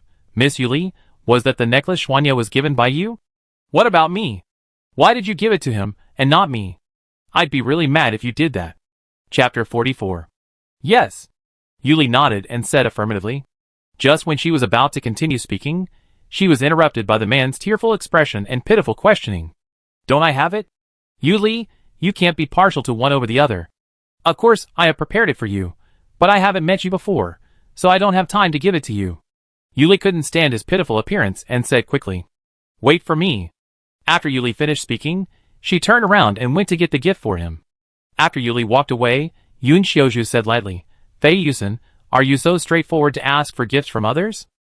Fei Yusen didn't care at all, but when he saw Yun Xiaozhu's indifferent look, he guessed that Yun Xiaozhu, who had been with Miss Yuli, had probably received the gift from Miss Yuli a long time ago, so he was not in a hurry at all. "Why pretend?" He pulled a corner of his mouth coldly and said, "You must have received it. Why are you pretending here?" Because of the gift given to Xuanya before, Yuli quickly got the gift prepared for Fei Yusen. The man's mouth curled up, and he was looking forward to opening the gift box. He found a pair of peacock emerald earrings. One of them was a differentiated earring. The main body was outlined with gilded enamel to depict the arc of a peacock feather. The feather was made of dozens of gradient sapphires and emeralds. Each piece was mirror-polished and reflected rainbow-like ripples under the light, which looked dazzling. Fei Yusen's eyes sparkled. "I like it very much. Did you make it yourself, Yuli?" "Yes, I made it." Yuli nodded. I'm glad you like it. I always thought peacock feathers would suit you perfectly. Yes, I'm very satisfied. Fei Yusen stepped forward and pulled the girl into his arms. The tall man immediately encircled her in his embrace, lowering his head to make out with her. Yuli was suddenly embraced, leaning against the man's powerful chest. Even his dark suit couldn't hide his muscular build. She could hear the thumping of his heartbeat against her broad chest, the faint scent of patchouli lingering on her nose, and she felt her own heartbeat quicken. Fei Yusen released his hand before Yun Xiaozhu and Xuanya stood up, looking stern and trying to pull him away. I prepare a return gift later. He was in a very good mood, his deep peacock green eyes gleaming with a mysterious and captivating light. Yuli pursed her lips, a bit unsure how to react. Was this just a way of expressing gratitude? Just like the cheek kisses from their past life. Just as she was lost in thought, Xianyi frowned, his crimson eyes narrowed into thin lines, gleaming with a cold, intimidating gaze that subconsciously instilled fear in those watching him. Fei Yusen, if you want to have fun, go out and have some fun. Don't embarrass yourself here. TSK, you're jealous. Fei Yusen, unfazed by the sultry old dragon, spewed venom. Yun Xiaozhu raised a hand and pressed his temple, feeling helpless as he watched the two people, about to engage in a childish quarrel, and Yuli, whose attention was clearly distracted by Fei Yusen's embrace. The man extended a large, well-defined hand, tugging Yuli to sit down, looking at the girl with concern. Yuli noticed Yun Xiaozhu's gentle, forgiving, and concerned expression, feeling a little embarrassed. Sorry, I was distracted for a moment. It's okay. Are you just not used to it? After all, Fei Yusen can be quite uninhibited sometimes. Yun Xiaozhu's expression remained gentle, but his words quietly slammed the peacock spirit. However, before he could finish, Fei Yusen interrupted him. I heard you. What uninhibited? Yun Xiaozhu, as a university professor, can't you speak properly? I call that enthusiasm. Fei Yusen paused his bickering with Xuanya and replied. Xuanya nodded in agreement at Yun Xiaozhu's words and immediately took the lead, sitting on Yuli's other side. Fei Yusen reacted and glared at Xuanya, then stretched out his long legs and sat across from Yuli. Yuli looked at the man opposite her, his features deep and voluptuous, and the two handsome men beside her. She felt as if she had encountered this situation before. It was strange. Yun Xiaozhu noticed her discomfort and, without further ado, changed the subject, asking, Yuli, how was this month of training? Well, it was pretty good. Everyone's really interesting. Talking about the month-long training camp, Yuli became interested and began to recount her experiences. The other three hadn't seen her all month, and didn't know what she'd been through, so they naturally settled in and listened attentively to her recounting of her experiences. The atmosphere was harmonious for a moment. After the four of them chatted and enjoyed a delicious dinner, the three of them said their goodbyes. In the teaching area of Yunshin University, in the teacher's office, Coach Guan looked at the document handed to him by Teacher Ming from the Foreign Affairs Office. The teams for this league have been basically determined, and the 12 people including Yuli will participate. Coach Guan saw that Yun Xiaozhu was also participating as one of the accompanying instructors. He was a little confused and asked, why is it Teacher Yun? Does he have the time? Coach Guan remembered that Yun Xiaozhu's schedule, as a top-grade forger, can be said to be very tight. Of course he has time.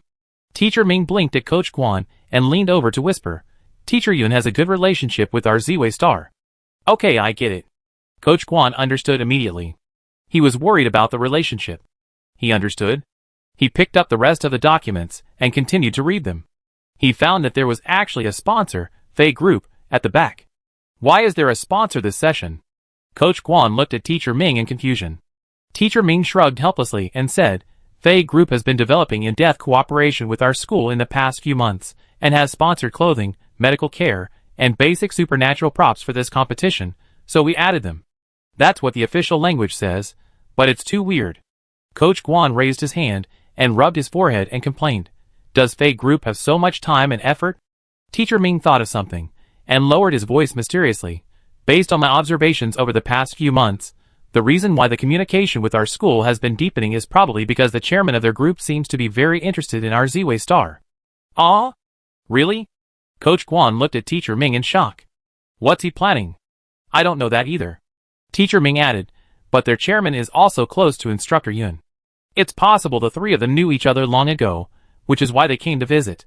If they knew each other long ago, that would make sense. Coach Guan nodded. After confirming the personnel and necessary supplies, they went back to rest. The next day, Yuli and the others changed into their new team uniforms. A beautifully tailored three-piece dress, each piece seemingly meticulously crafted to perfectly fit her figure. Over these attire, a dark blue cape draped elegantly over her shoulders. The cape's simple, elegant collar fluttered gently in the breeze, evoking a mysterious and noble aura. The overall look retained the formality and solemnity of the dress, while adding a touch of uninhibited flair thanks to the dark cape. It made her stand out from the crowd and become the center of attention. She looked remarkably elegant. Yuli straightened her clothes and looked at the others. Guhuji wore a dark blue tuxedo, his collar neat and tidy, the buttons gleaming with a subtle sheen. The delicate texture shimmered in the light, accentuating his cool and imposing demeanor. Wang Fuwen wore his jacket draped over his elbows, his cuffs slightly rolled up, revealing his fair, strong wrists. The matching trousers flowed smoothly, falling straight to his ankles, embodying elegance and competence. Xie wore a dark blue shirt and a white vest, perfectly framing his muscular figure and adding a touch of calmness and dignity. Inu wore a dark blue dress paired with a white blazer, looking charming yet a bit cool. Everyone looked so good, Yuli exclaimed, observing the diverse yet harmonious crowd. The uniforms are beautiful this time. Lin Qianqian sighed, leaning on Lin Momo's shoulder. Yes. Lin Momo agreed, smoothing down some of Lin Qianqian's stray hair. It seems the Fei group's involvement in the uniform design has made it look much better this time. This news isn't guaranteed to be true, Gui Yunzheng whispered. As they were discussing, Fei Yusen, a sponsor, was also listed as participating. He adjusted his peacock feather earrings and gazed at the girl standing in the crowd, her emerald eyes focused with a hint of tenderness. The project manager, wearing the mask of a worker's pained face, felt goosebumps rising as he looked at his chairman's affectionate expression. He silently chewed on the big news about his chairman's mad investment for love. Finally understanding the reason for this project, the manager began to ponder whether to tell his president. It seemed the president didn't know either. It seemed the only instruction he had given him was to keep the chairman out of trouble. While the manager was secretly debating this, he didn't notice that there was another person sharing the chairman's gaze. If he had noticed, it would have been another big news. Coach Quan, the team leader for this trip, confirmed that the other members had arrived and approached them. Coach Quan looked at the young and energetic boys and girls and asked, "Are you ready?" "Ready!" Yuli and the others, their expressions solemn, replied in unison. "Then let's go!" Coach Quan nodded and led the group aboard the starship, bound for their real competition venue. Planet N2401. As the venue for the preliminary round of the Federation League tournament, Planet N2401 has developed an extremely spacious field on a large plain. A magnificent semicircular building has been constructed within this field to facilitate registration of personnel from various schools and preparation for the upcoming competition. Chapter 45.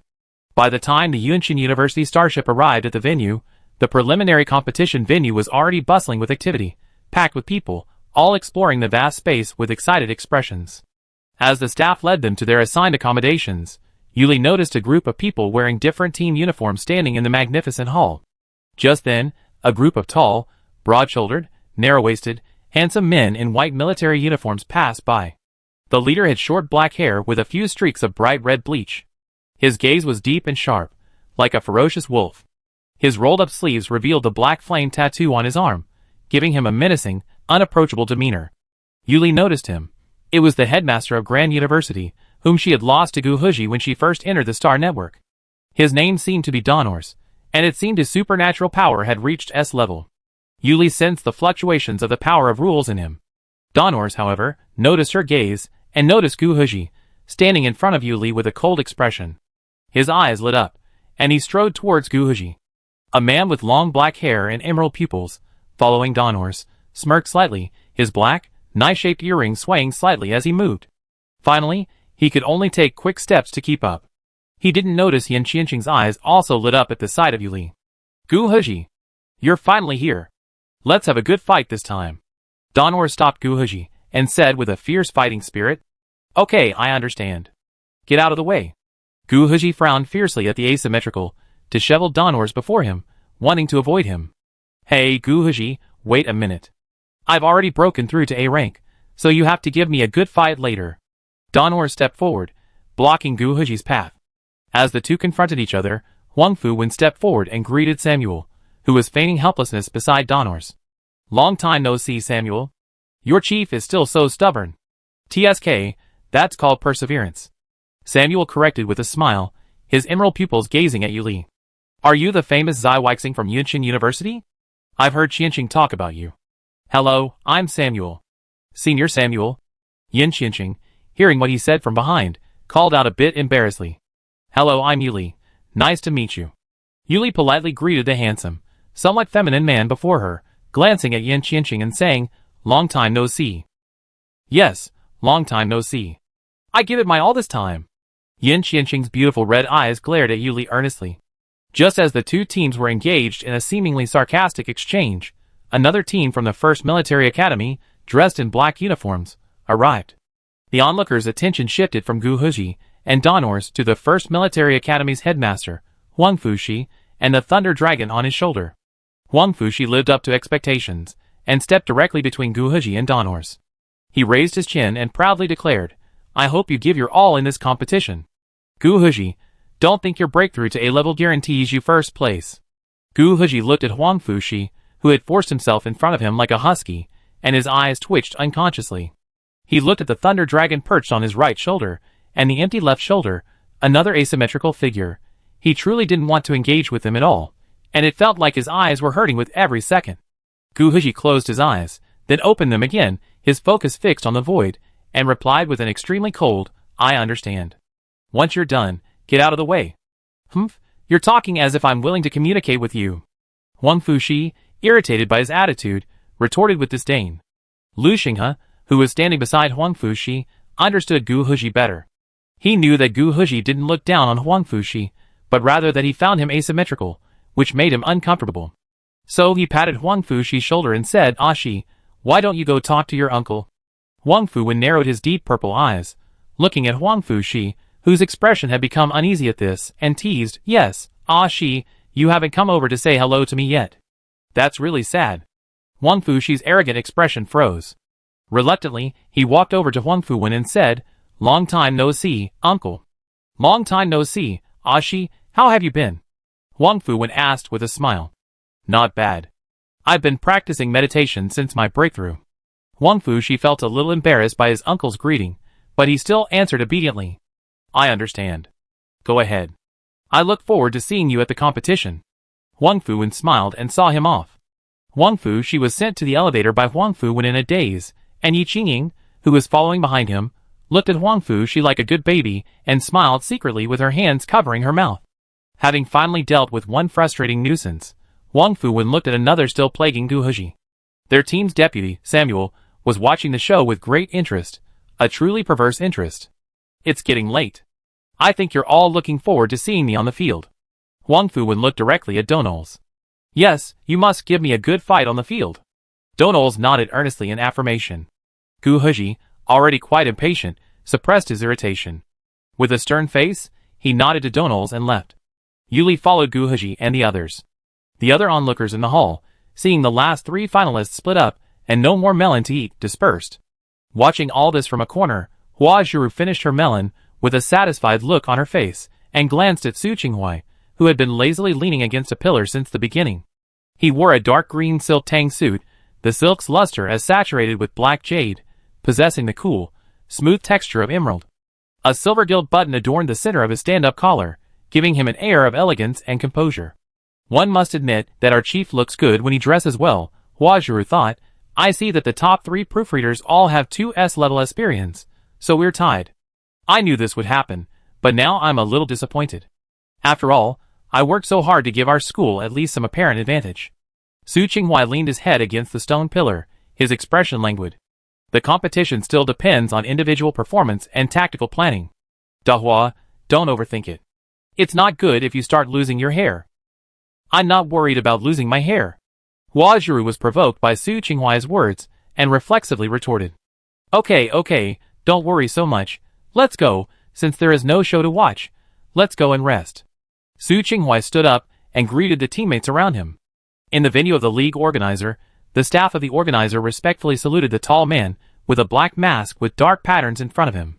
His eyes were like the abyss, full of mystery and aggression. Under the high nose bridge, his thin lips were tightly pursed, revealing a hint of coldness and determination, full of oppression, giving people a suffocating sense of strength and indisputable. Sir, please follow me. The master is already waiting in the room. Yes. Xuanya looked stern, and there was no softness and relaxation in front of Yuli.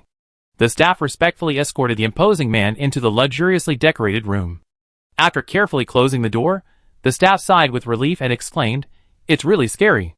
Who is this big shot? His aura is too oppressive." Xuanya walked into the room at an unhurried pace. Yin Xian, who was waiting in the room, saw the domineering man and quickly stepped forward, half knelt down and bowed his head to salute. "King." "Well, there is no need for so many false formalities. Get up, Yin Xian." "Yes." Yin Xian stood up and introduced Xuanya, who had already taken the main seat. "King, according to your instructions, this league has the investment of our dark zone. People from other forces and the organizer, the Federation, have expressed their willingness to communicate with you. Do you have time? Let's put that aside. I'm here to watch the competition." Xianyi showed no interest in communicating with those forces, and dismissed them with a cold expression. Hearing him speak, Yin Xian instantly recalled King's previous stay on Yunqin University's Academy planet, and he became curious about who could have captured the attention of his own cold and ruthless king. However, his expression remained unchanged. He noted his orders and began to explain the preliminary round format and the layout of the planet. The day of the league's opening ceremony arrived. Standing on a stone platform above the magnificent semicircular building, renowned host Duan Jieshu spoke enthusiastically. "Hello everyone watching the league online. Welcome to the opening ceremony of the Federation's highest-ranking event, the Inter-School Tournament." As his introduction ended, countless colorful fireworks burst into the sky, and a rainbow of smoke stretched across the venue like a rainbow bridge. For a moment, the entire venue was ablaze with brilliance. The falling fireworks transformed into sparkling gemstone candies that landed in the audience seats, where they were picked up by the audience. "Ah!" The crowd cheered enthusiastically. Viewers on StarNet also posted comments expressing their excitement. "There's even some candy at this year's league. I think this gimmick is good. It's finally started. I've been waiting for days. Urgent. The fireworks are beautiful. I want to see Gu Huji, Donals, and Lu Xinghe. When will they appear? I'm so anxious. It's probably their final appearance, and there will be various other performances later. Don't worry, the performances are always good every year. Why isn't Huang Fuxi upstairs? Shouldn't everyone be the top player? I think top player Huang Fuxi is too detached, even though top player Donals is also like that when he fights. Ha ha ha. Just say they're all battle-crazed." Chapter 46. After the colorful fireworks show ended, Duan Jieshu came forward to introduce the organizers and sponsors, and finally announced the program schedule. Yuli sat with other people in the lounge that belonged to Yunqin University.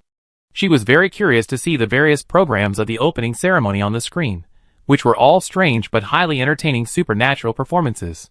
Everyone seemed so enthusiastic. And I see that there seem to be tens of thousands of schools registered for the league. How many?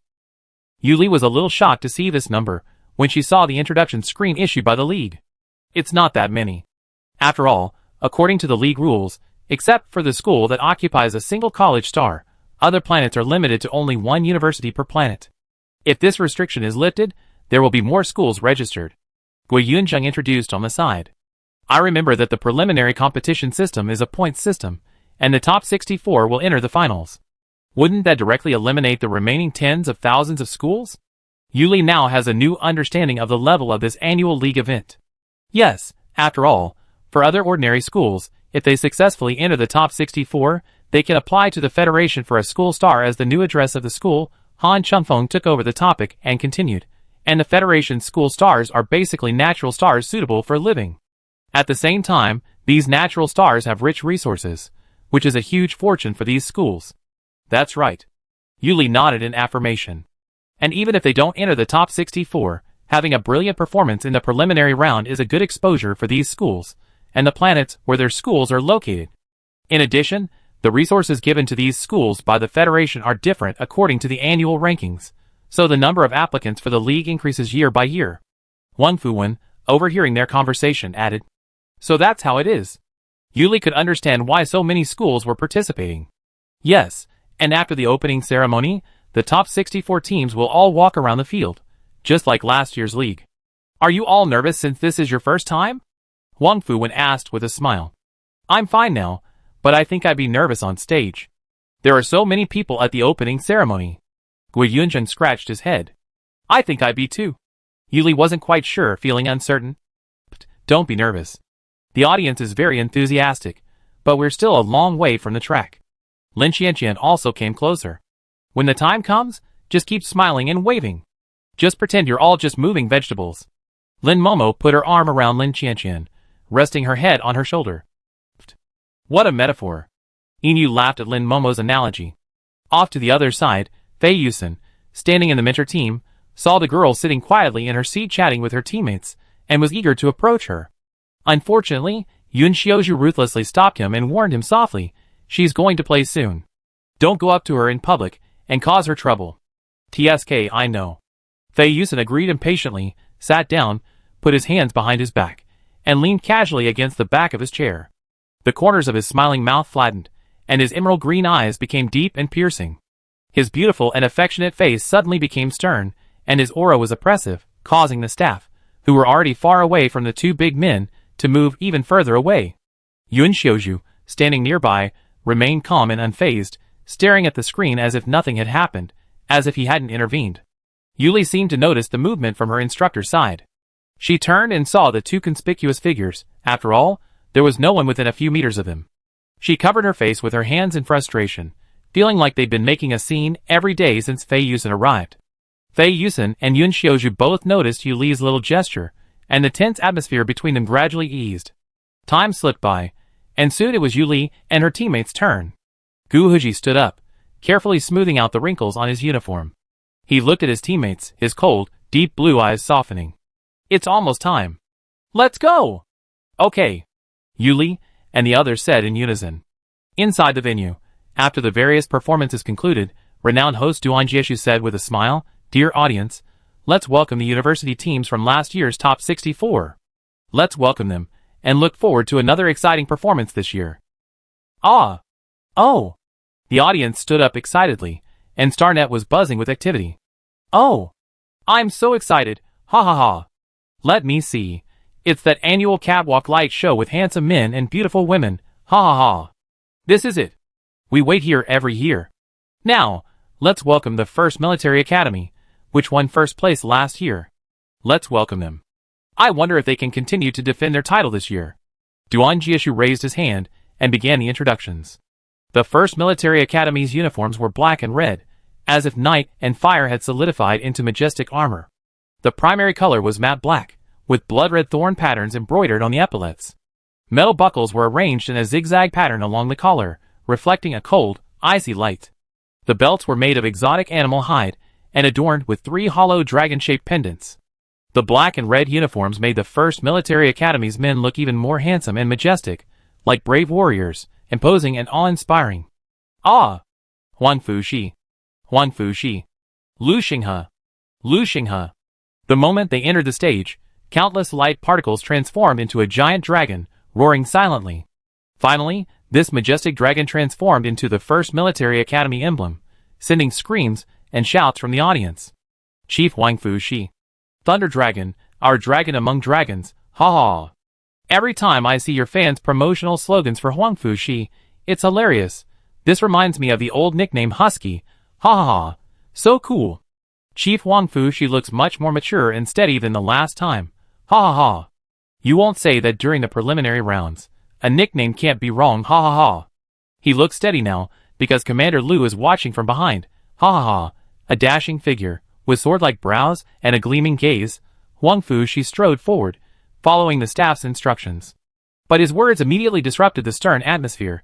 Of course, we still be number 1 this time. This year's host looks. Before he could finish, Lu Xinghe behind him stopped him. Stop. This is live now. I don't want to get another nickname after the competition. Yes, Huang Fu, hold it in. Yi Qingying walked up to them, and said, watching the fun. In the end, Huang Fushi could only swallow his complaints, put on an ugly and stiff smile, and followed the instructions of the coach and Lu Xinghe before going on stage, and raised his hand obediently to greet the audience at the scene. The audience laughed out loud when they saw his twisted smile. Ha ha! Chief Huang Fu, if you really can't laugh, you don't have to. Ha ha ha! It's so forced, if you get kidnapped, remember to blink, ha ha ha! This is so funny! It looks like Commander Lu said something to Chief Huang Fu that made him do this, ha ha ha! Ha ha ha! He probably said he was supposed to laugh. But Huang Fu she looked so forced. Ha ha ha. Lu Xinghe had a bad feeling when he heard that laugh. He looked up at the live broadcast screen and saw Huang Fu she's stiff, mask-like smile. His eyes went dark. He laughed well, but he didn't need to laugh anymore. Okay, next up is last year's runner-up, Grand University. Duan Shujia also suppressed a smile and said seriously. Ah! Donors! Infernal flames! Burn heaven and earth! The virtual light points in the venue turned into a golden crimson sky. The flames burned fiercely, spreading across the sky like a pair of giant, flaming red wings, beautiful and brilliant. Donors and his team wore ivory-white dresses made of heavy satin, with dark gold embroidery on the shoulders and cuffs, and neatly cut to fit the body. The waist was tied with a leather belt with a gilded buckle, outlining the tall silhouette. The collar featured a stand-up design, trimmed with fine gold thread. A golden ribbon, about 3 fingers wide, crisscrossed from the left shoulder to the right waist. Crafted from interwoven gold and silver threads, its surface featured a concave and convex scale-like texture, resembling a solidified golden wave. The dresses gave them an even more dignified and imposing appearance. Donors, uninterested in anything other than combat, walked ahead expressionlessly. Behind him, Samuel, noticing the laughter emanating from the audience, raised his eyebrows slightly, sensing something amusing. He waved to the enthusiastic audience with a relaxed and natural gesture. Yin Qianqing, a new member this year, was a little nervous, but managed to control himself and imitated Samuel's wave. Ah! Night Blade Samuel, Donors. The flames of hell, burn the heavens and the earth, Donors. The flames of hell, burn the heavens and the earth, ha ha ha. Donors always has this expression at the opening ceremony these past few years. Hilarious, Donors is only interested in fighting. Of course, after being interrupted by Gu Huji before, maybe Gu Huji should be added to the mix, ha ha ha. Is the guy next to Samuel the new member? He's also a handsome guy, ha ha ha. He's the runner-up of this year's ladder competition. He seems quite famous. Huang Fu stood at the entrance of the venue, watching the Grand University team walk away. He said to Yu Li and the others, time's up. Let's go. Gu Huji also looked at Yu Li and the others and nodded. Follow. With that, he led the way out, emerging from the shadows into the dazzling venue. Now, let me welcome last year's third-place winner, Yunqin University. Endless flames ignited into stars in the sky above the venue, gathering into a sea of red maple leaves drifting down, an unforgettable sight. Ah! Gu Huji! The audience screamed and roared once more. Chapter 47. Gu Huji's icy eyes warmed slightly at the audience's enthusiasm, and his handsome features softened. He raised his hand and waved at the audience, which only triggered even more enthusiastic screams. Gu Huji and the others were already accustomed to this kind of scene, and they were relaxed and natural. Gui Yunzheng, a first-time participant, forced himself to control his legs, which were shaking uncontrollably with nervousness, and followed Yu Li and the others. Even his usually bright and cheerful smile twisted under the tension. Yu Li, who had been feeling a little uncomfortable at first due to the enthusiasm, noticed Gui Yunzheng's state and was amused. Gui Yunzheng, control yourself. Calm down. Don't be so nervous. I can't control myself. Aren't you all nervous? Why are there so many people? Gui Yunjing's words were a little stammering. Actually, it's not that bad. It feels similar to the ladder competition. Inu also looked at his shaking legs. That's not going to work. Think about what Lin Momo said before. Treat them like living vegetables. Whose vegetables wave glow sticks and scream? Gui Yunjing whispered tearfully. That's true. Han Chumfeng also laughed at Gui Yunjing's rant. Then don't watch, or I doubt you can even finish this lap. Inu teased. No, I'm sure I can. A man can't just give up. Gui Yunjing took a deep breath and said firmly. You have to keep up. As Fuling walked, she found that her juniors were walking slower, so she tilted her head and reminded them. Okay. Yu Li and the others answered in unison, and hurried to catch up with the team. Ah! Gu Huji. Judgment of ice, Frost Cross, frozen thousands of miles. Ah! Judgment of ice, Frost Cross, frozen thousands of miles. Ah! Judgment of ice, Frost falls on the cross, and the ice freezes the land. Gu Huji is indeed the most reliable of the top 3 school leaders. Ha ha ha, that's true. Considering Huang Fuxi and Donors, who are both prone to losing their tempers, Gu Huji can be said to be quite restrained. It seems that Yunqin University's team has changed a lot this year. I wonder if they can hold their ground this year? It definitely can. Among the newcomers this time are Yuli, who is ranked first in the ladder, and Xie, who is ranked third. Don't worry. Ha ha ha, we see our Ziwei star. Go for it. Go for it, let me see, huh? Ha ha ha. Who's that trembling golden retriever next to our Ziwei star? I'm dying of laughter, my legs are shaking. It seems the first place participant was very nervous. Ha ha ha. Ha ha. I noticed his smile was so stiff with nervousness.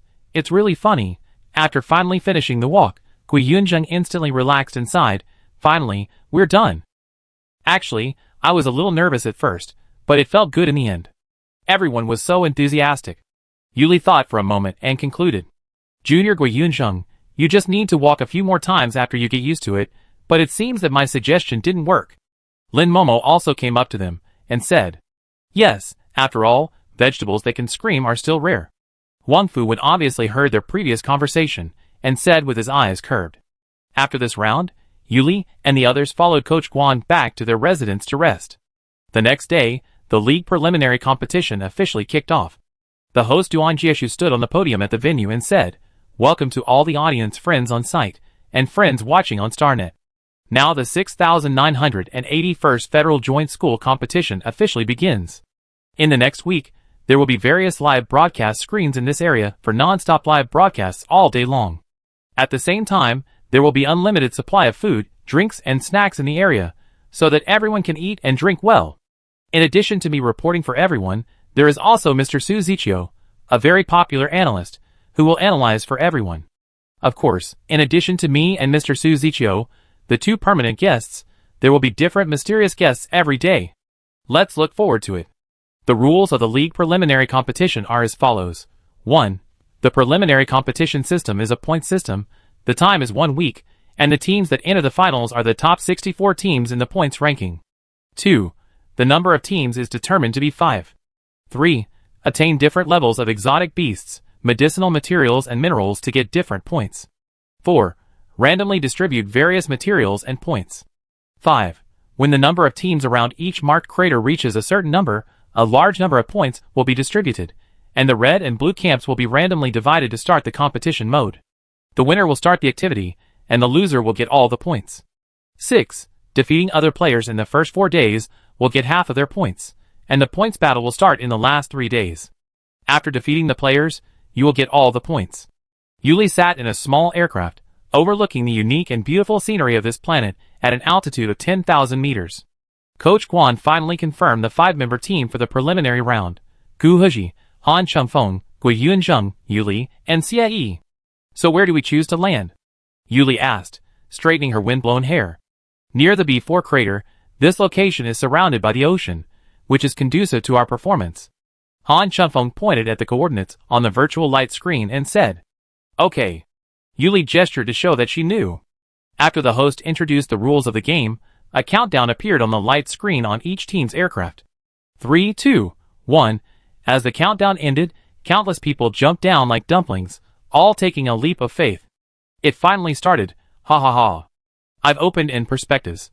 The landing sites chosen by the top 10 teams in the last session are all favorable to themselves. After all, you still have to develop slowly at the beginning, laughing. The real intensity should be in the volcanic area and the last 3 days. I opened in perspectives +1, ha ha ha, I can't see it at all. Yuli jumped down directly from the sky, surrounded by golden starlight. Her light brown hair gradually turned white and blue. The sea blue satin was faintly flashing with flowing waves, and the silver blue waves gathered at the end of the long skirt like ring-shaped gauze. The pearls and skin complemented each other, exuding a dreamy luster. The girl's eyes were like autumn water, graceful and moving, but what she said was not graceful at all. Yuli tilted her head and looked at Gu Heji and said, Senior Gu, I go first. You be the last. Gu Heji already understood Yuli's unfinished intentions very well. His cold deep blue eyes smiled a little and said, okay. The girl chuckled softly. Just as she was about to land in the azure ocean, she gently waved her hand, and the calm, waveless sea suddenly surged. Waterspout. Boom. Countless streams converged to form a massive, surging waterspout, pulling out all manner of marine beasts hiding in the water.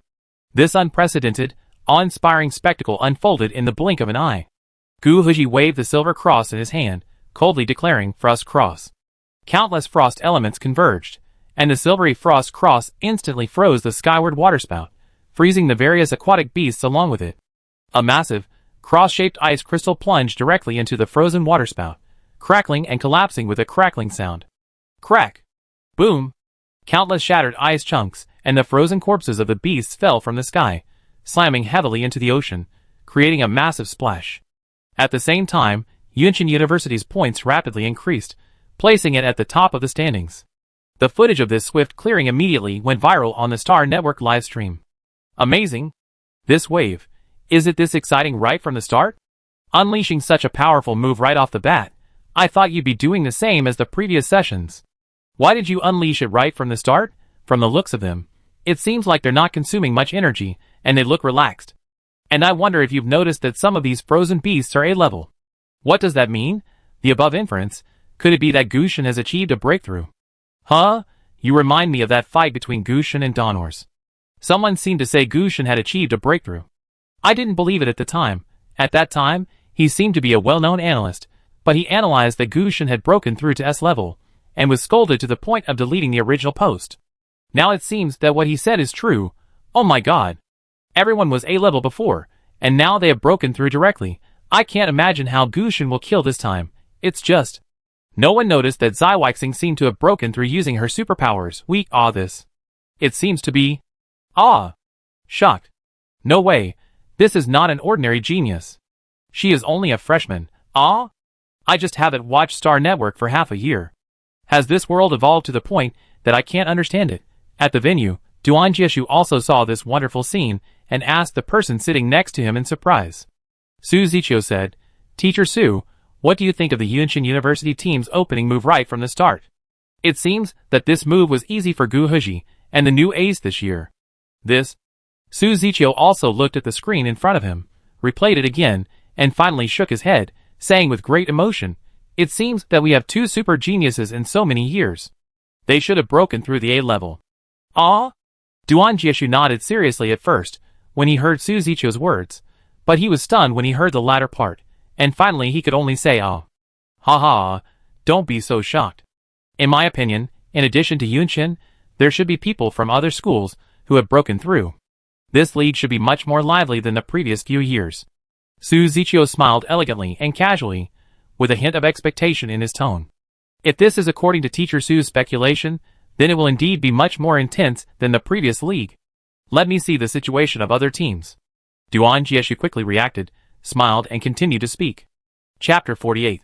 However, following Su Zichio's confirmation at the venue, the crowd began to cry out in surprise. Damn! Did Teacher Su personally confirm it? I remember Teacher Su's material was already S-rank over a decade ago, so he should have known about it long ago. So Xiaoduan and I are the only ones who know nothing? Hilarious. It's not like we knew nothing. We knew it first, but we just didn't believe it facepalm. That seems to be the case. So embarrassing. But from what Teacher Su said, someone from the other schools should have achieved a breakthrough. The competition this year is so fierce. Thinking about it, it's true what Teacher Su said. It's going to be a lot more exciting. After all, battles above S-rank are usually never made public, and even if they are, it's years later, falls flat on his face. So we're lucky, After Yu Li and the others finished clearing out this wave of alien beasts, they began hunting them around the active volcano. Gui Yunzheng summoned the soul-bewitching grass, releasing a vast mist that attracted countless exotic beasts. Xie and Gu Huji worked together to hunt these beasts, while Han Chengfeng sensed the information transmitted by the gentle breeze. Yu Li, after initially sweeping away this wave of exotic beasts, began switching into Jungle Dream to replenish the abilities of the others. Just when she thought the first day would pass like this, she heard Han Chengfeng open his folding fan and say seriously, several teams are rapidly approaching us. There are many more teams watching from behind them. So fast? I thought everyone was hunting monsters for the first and second days? Yu Li was a little surprised. She subconsciously waved the 1-meter-high 4-leaf clover in her hand towards her teammates. Countless green 4-leaf clovers merged into their bodies, and the energy that was originally consumed was instantly replenished. Not really. Gu Huji waved his hand lightly, and the fresh air surrounded him. The man jumped up from the frozen ice surface into the air. Even if you only get half the points by defeating others, it will be faster than simply killing monsters. And I think for other unknown schools, If they can defeat the teams of famous schools, it will be a great temptation for them. Ah? Yuli didn't react to this answer, and looked at Gu Huji in surprise. Gui Yunzheng quickly took back the soul-bewitching grass, and came to their side. After all, he was just a weak assistant. Seeing Yuli's surprised expression, he came to her side and explained, "Yes, after all, the league is live broadcast. Even if they don't beat us, as long as they are evenly matched with us, the traffic on StarNet will probably explode. Even if they can't enter the top 64 later, this wave of traffic will be enough for them to eat for several years." Okay. Yuli thought about it, and it was indeed the case. Han Chunfeng also smiled and said, "So we will basically start fighting later. Are you ready?" "Of course." Yuli nodded affirmatively. Several teams of people were advancing rapidly on the calm sea. Gu Wu, one of the team, looked at his chief Du Xianxia with some hesitation and said, "Chief Du, do we really want to go? I saw that the supernatural power fluctuations there were very strong before. It seems that it should be the school before the top 64. If we go up, it won't be." He wasn't finished when the impatient head coach, Du Xianxiao, interrupted him. He said with some disdain, "I really don't know why the coach chose you to join our school team. You're always complaining about this and that, insisting they're from prestigious schools. Once we defeat them all the traffic and attention will be ours. We're all A-rated, so who's to fear?" He raised his chin arrogantly. However, considering the live broadcast, he didn't say anything too harsh. However, his eyes were filled with undisguised jealousy for those prestigious schools, and a desire to severely suppress these talented students, making his already unattractive face look even more sinister. The other team members around him also stepped forward to agree with Chief Du, who then said to Gu Wu, "That's right. We're all A-level, and no one's afraid of anyone else. Gu Wu, could you please stop constantly pouring cold water on me? It doesn't make you stand out. Actually, you've been finding fault with Chief Du since the very beginning of the match. If you had any objections, you should have said so earlier. We're already in the match, so why are you pretending so much?" Gu Wu listened to his teammates' words, clenching his fists uncomfortably but persisting, "I'm not. I just think we don't need to be so aggressive right now. So many other teams are watching, and if we go up now, we might just be cannon fodder." Du Xianxi frowned, looking at him impatiently, and said, "You think I'm cannon fodder? If you don't want to go, just stay here. I don't want to take you with me anyway." "I'm not." Gu Wu opened his mouth, but ultimately could only mumble a denial, falling silent. Except for their team, which stopped for a while, because of the quarrel, the other teams were all very proud. They looked at Yuli and the others as if they were prey to hunt, and shouted excitedly, "Brothers, let's go!" After shouting, they rushed directly towards Yuli and the other four, surrounding them. For a moment, all kinds of colorful superpowers rushed towards them. Gu Huji's expression remained unchanged, and Gui Yunzheng hugged Yuli tightly nervously. Han Chunfeng looked at Xie and said, "I leave it to you." "Yes." Xie replied indifferently to the sky full of attacks.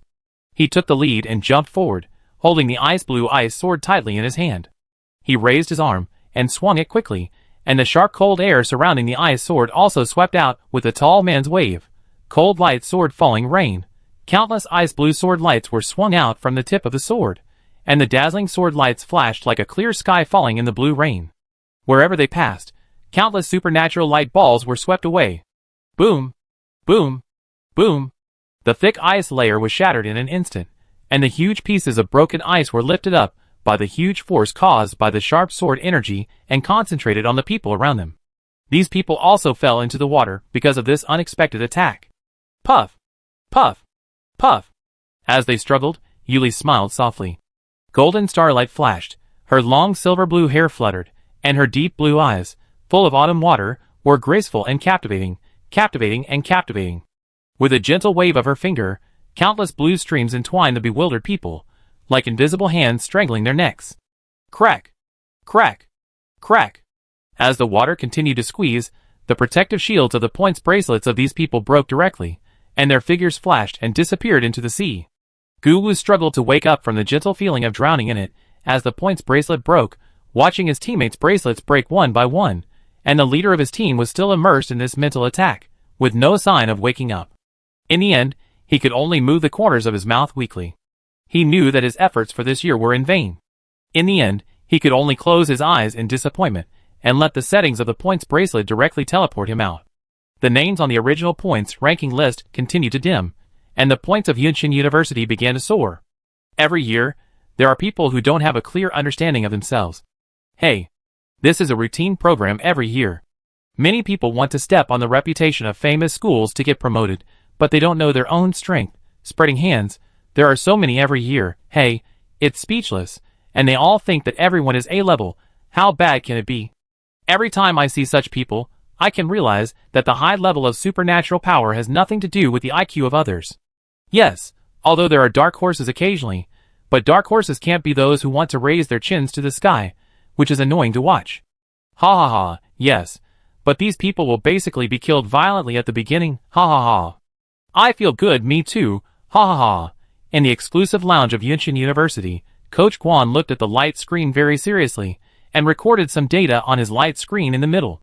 Fei Yusen looked leisurely and lazily like a cheetah, leaning on the car chair made of blackwood. Yun Xiaozhu was on the other side, holding a white porcelain water cup and drinking slowly. Although the two did not talk much, the atmosphere was very strange, so the staff around them stayed away. Fei Yusen held her face, and her charming narrow eyebrows were bent as she stared at the girl with a white jade face and a beautiful face on the light screen. She was a little impatient and changed her hand to look at Yun Xiaozhu, who looked calm. She sighed. Sometimes, I really admire you for being so patient, Yun Xiaozhu. It's really uncomfortable to sit here for 7 days. Yun Xiaozhu put down the white porcelain cup. The man had deep eyebrows, and long eyelashes cast a shadow. His golden eyes were cold and oppressive, but because of the golden glasses, his sharp eyes were well hidden. If you are impatient, you can leave directly. I didn't ask you to stay here. Yun Xiaozhu's tone was soft, but the words he said were not soft at all. Oh, if I leave, when Yuli comes back, you will be the only one left to pick her up. I won't be fooled. Fei Yusen pulled the corner of his mouth. He was very familiar with Yun Xiaozhu's character, who would set traps for others every day. He would not be fooled.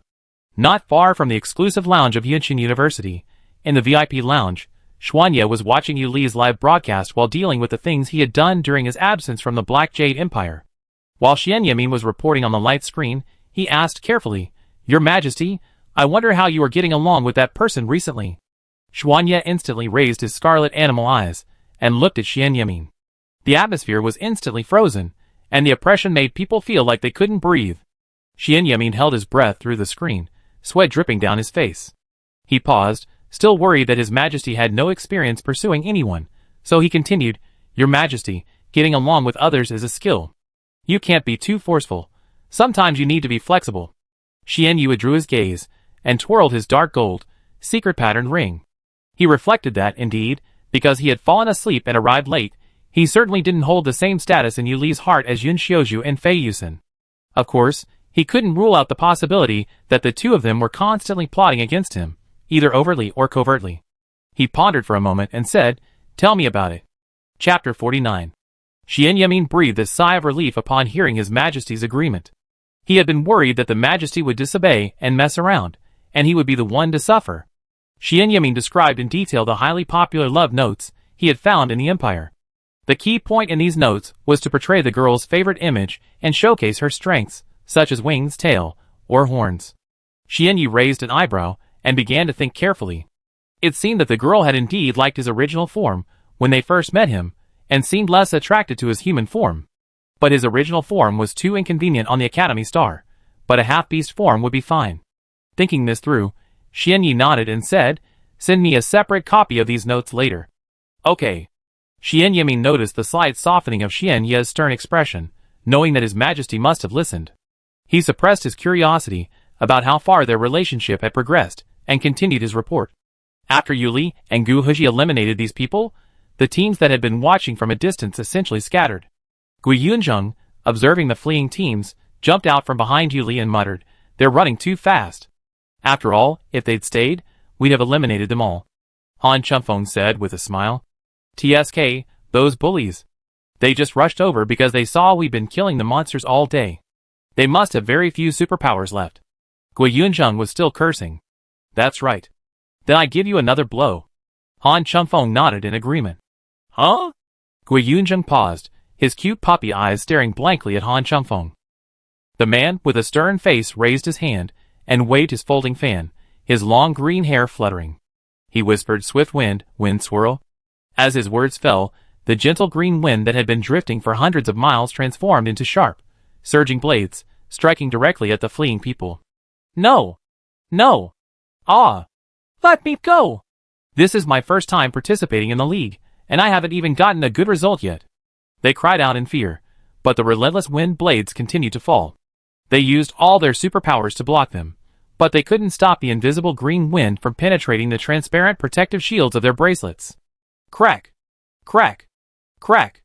As the protective shield gradually shattered, those hoping to take advantage were teleported away. The area gradually quieted down. Yuli looked around and saw that no one was around. She relaxed a little, watching the setting sun. She turned to Han Chunfeng, their team leader, and asked, "It's getting dark. Should we find a place to rest?" "Sure. We've been killing monsters all day, and we really need a break." Han Chunfeng, feeling the breeze in the area, pointed to a cave beneath a peak not far from the volcano. "Let's go there. That cave is suitable for us." "Okay." Yuli looked out and nodded. Once they reached the cave, they cleared the weeds and grilled the monsters they had killed. After eating and drinking, they began their night watch in their assigned teams. That night passed without incident, a quiet and peaceful night. Yuli fell asleep, leaning against the wall. Emoyin transformed, returning to his normal size. His soft tentacles touched the girl's fair cheek. Soft, ethereal threads of law silently descended from the void. The strange beast still active in the distance of the cave quickly retreated, as if sensing some mortal danger. These threads of law enveloped the girl, forming a soft cocoon, allowing her to sleep more comfortably. After doing this, Emoyin pressed himself against Yuli's neck and quietly closed his eyes. Gu Huji, who had been closing his eyes, suddenly opened them and glided lightly to the cave entrance. Gui Yunsheng was warming herself by the fire, while the soul-bewitching grass beside her crackled and sizzled. Gui Yunsheng noticed Gu Huji's arrival. He glanced back, noting that the others had fallen asleep. He lowered his voice and asked, "Chief Gu, why are you awake?"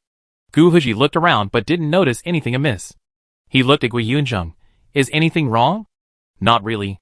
The soul-bewitching grass, and I have been here the entire time. There's nothing amiss." "Chief Gu, did you notice anything?" "No, I just felt something was amiss, so I came out to check." Gu Huji shook his head. Oh, Chief Gu, would you like some?" Gui Yunsheng held out a neatly cut piece of exotic beast meat. Gu Huji looked at the square, barbecued meat, his brows relaxed, and he nodded. The next day, Yuli and the others ascended the volcanic area to begin mining. It didn't make sense in any way. It was because Yuli and the others rushed forward to kill the scorpion-shaped exotic beast guarding the massive tiger's eye stone, while Gui Yunsheng hid behind, directing the soul-bewitching grass to manipulate the dense tree roots to begin mining. Ha ha ha. Sure enough, Yunsheng University has also started mining. I looked at the top 10 schools, and everyone started mining at the same time. Haha. After all, the quality of these tiger eye stone mines seems to be above grade A. You can get a lot of points by digging them out, and why not wait to start the faction war in the volcanic area? Haha. In fact, every league feels like the Federation has made a lot of money. Not only can the players compete, but also can harvest a lot of precious ores and supernatural beads. It is a win. The main thing is that they are so funny when they mine, covering their faces. This is the first time I saw Long Long use his tail to break the soil, and then roll up the ore with his tail. Ha ha ha. Are you going to laugh me to death? Ha ha ha. I am talking about the first military academy. Each school has its own unique way of mining. Just as Yuli and his team began to go deep into the volcano, more and more teams gathered near this volcano, until they reached the number of 200, and everyone in this area received a message on their wristbands. Ding! The number of teams in this area has reached the standard. The red and blue camps are turned on to start the competition mode. The red and blue camps are randomly assigned. 100,000 points will be dropped in the form of a blue light ball above the crater in 10 minutes, with detailed landmarks. The camp battle rules are as follows. 1. If the red and blue teams kill more than 50 of the other team first, the red and blue teams will be judged to have obtained all the points. 2. If the time lasts for more than 1 hour, the real-time locations of each team will be announced until the first kill standard is reached. 3. The settlement points will be allocated in proportion to the number of kills. Above, the camp battle officially begins. Your team is assigned to the red camp. After reading the updated rules on the bracelet, Han Chunfeng looked at everyone one by one and ordered, "Finally, we are here. Let's go get the 100,000 points first. Yuli, I will assist you. Xie and Chief Gu will see if there are people from other teams, who will be cleared directly. The soul enchanting grass can be ambushed around. He paused, looking at Gui Yunzheng, who looked expectant. Just stay with Xie and take good care of yourself. Okay, good luck. Gui Yunzheng nodded, knowing full well. Then I summon the golden crow first and we go? Yuli tilted her head and looked at Han Chengfeng inquiring. Of course. Han Chengfeng nodded. Yuli smiled softly, and with a wave of her fair hand, blazing flames gathered from the surrounding magma into the shape of a gigantic golden crow. Its sharp beak opened, and a clear chirp emanated. Cheep! Amidst the ablaze sky, the girl's golden eyes lowered, like a goddess emerging from an ancient flame. As Han Chengfeng met the girl's watery gaze amidst the flickering golden light, he was momentarily stunned. Shall we go? Yuli looked at the stern man before her, unmoved, somewhat puzzled, but she still went up and tugged at his clothes. Okay, let's go. Han Chengfeng reacted, his pale blue eyes curved, and the corners of his mouth lifted unconsciously, like a gentle breeze caressing his face, refreshing and soothing. He seemed to understand a little of Xie's feelings back then. She was so cute and dazzling, but he felt a mixture of helplessness and amusement at the girl's clueless and anxious expression. He took a big step onto the broad back of the golden crow, and Yuli immediately gave the command. The golden crow let out a low cry and charged directly towards the crater. Xie noticed Han Chengfeng's momentary daze, and pursed her lips slightly. Meanwhile, Gui Yunzheng, watching them fly away, turned back to Xie and Gu Huji and said, Let's get going. Okay. Gu Huji nodded, exchanged glances with Xie briefly, motioned for you to follow, and then tiptoed forward quickly. Xie directly lifted Gui Yunzheng up like a big carrot, and quickly followed. Gui Yunzheng, who was hit in the stomach, almost cried and shouted. I can fly too! This method is really life-threatening. Brother Xie. My dear brother. Ugh. Too slow. Xie replied coolly, ignoring him. Ugh. Help. Ugh. Ha ha ha. I'm going to die of laughter at the big golden retriever. Knocking on the wooden fish, ha ha ha. How does that saying go? Pigs will faint, vegetables will rot. Only your teammates have a body of steel and an indomitable will, ha ha ha. Ha ha ha. Yes. It's really funny, these battle maniacs just grab people, throw them on their shoulders, and run away, ha ha ha. They don't care whether those fragile assistants can bear it or not, ha ha ha.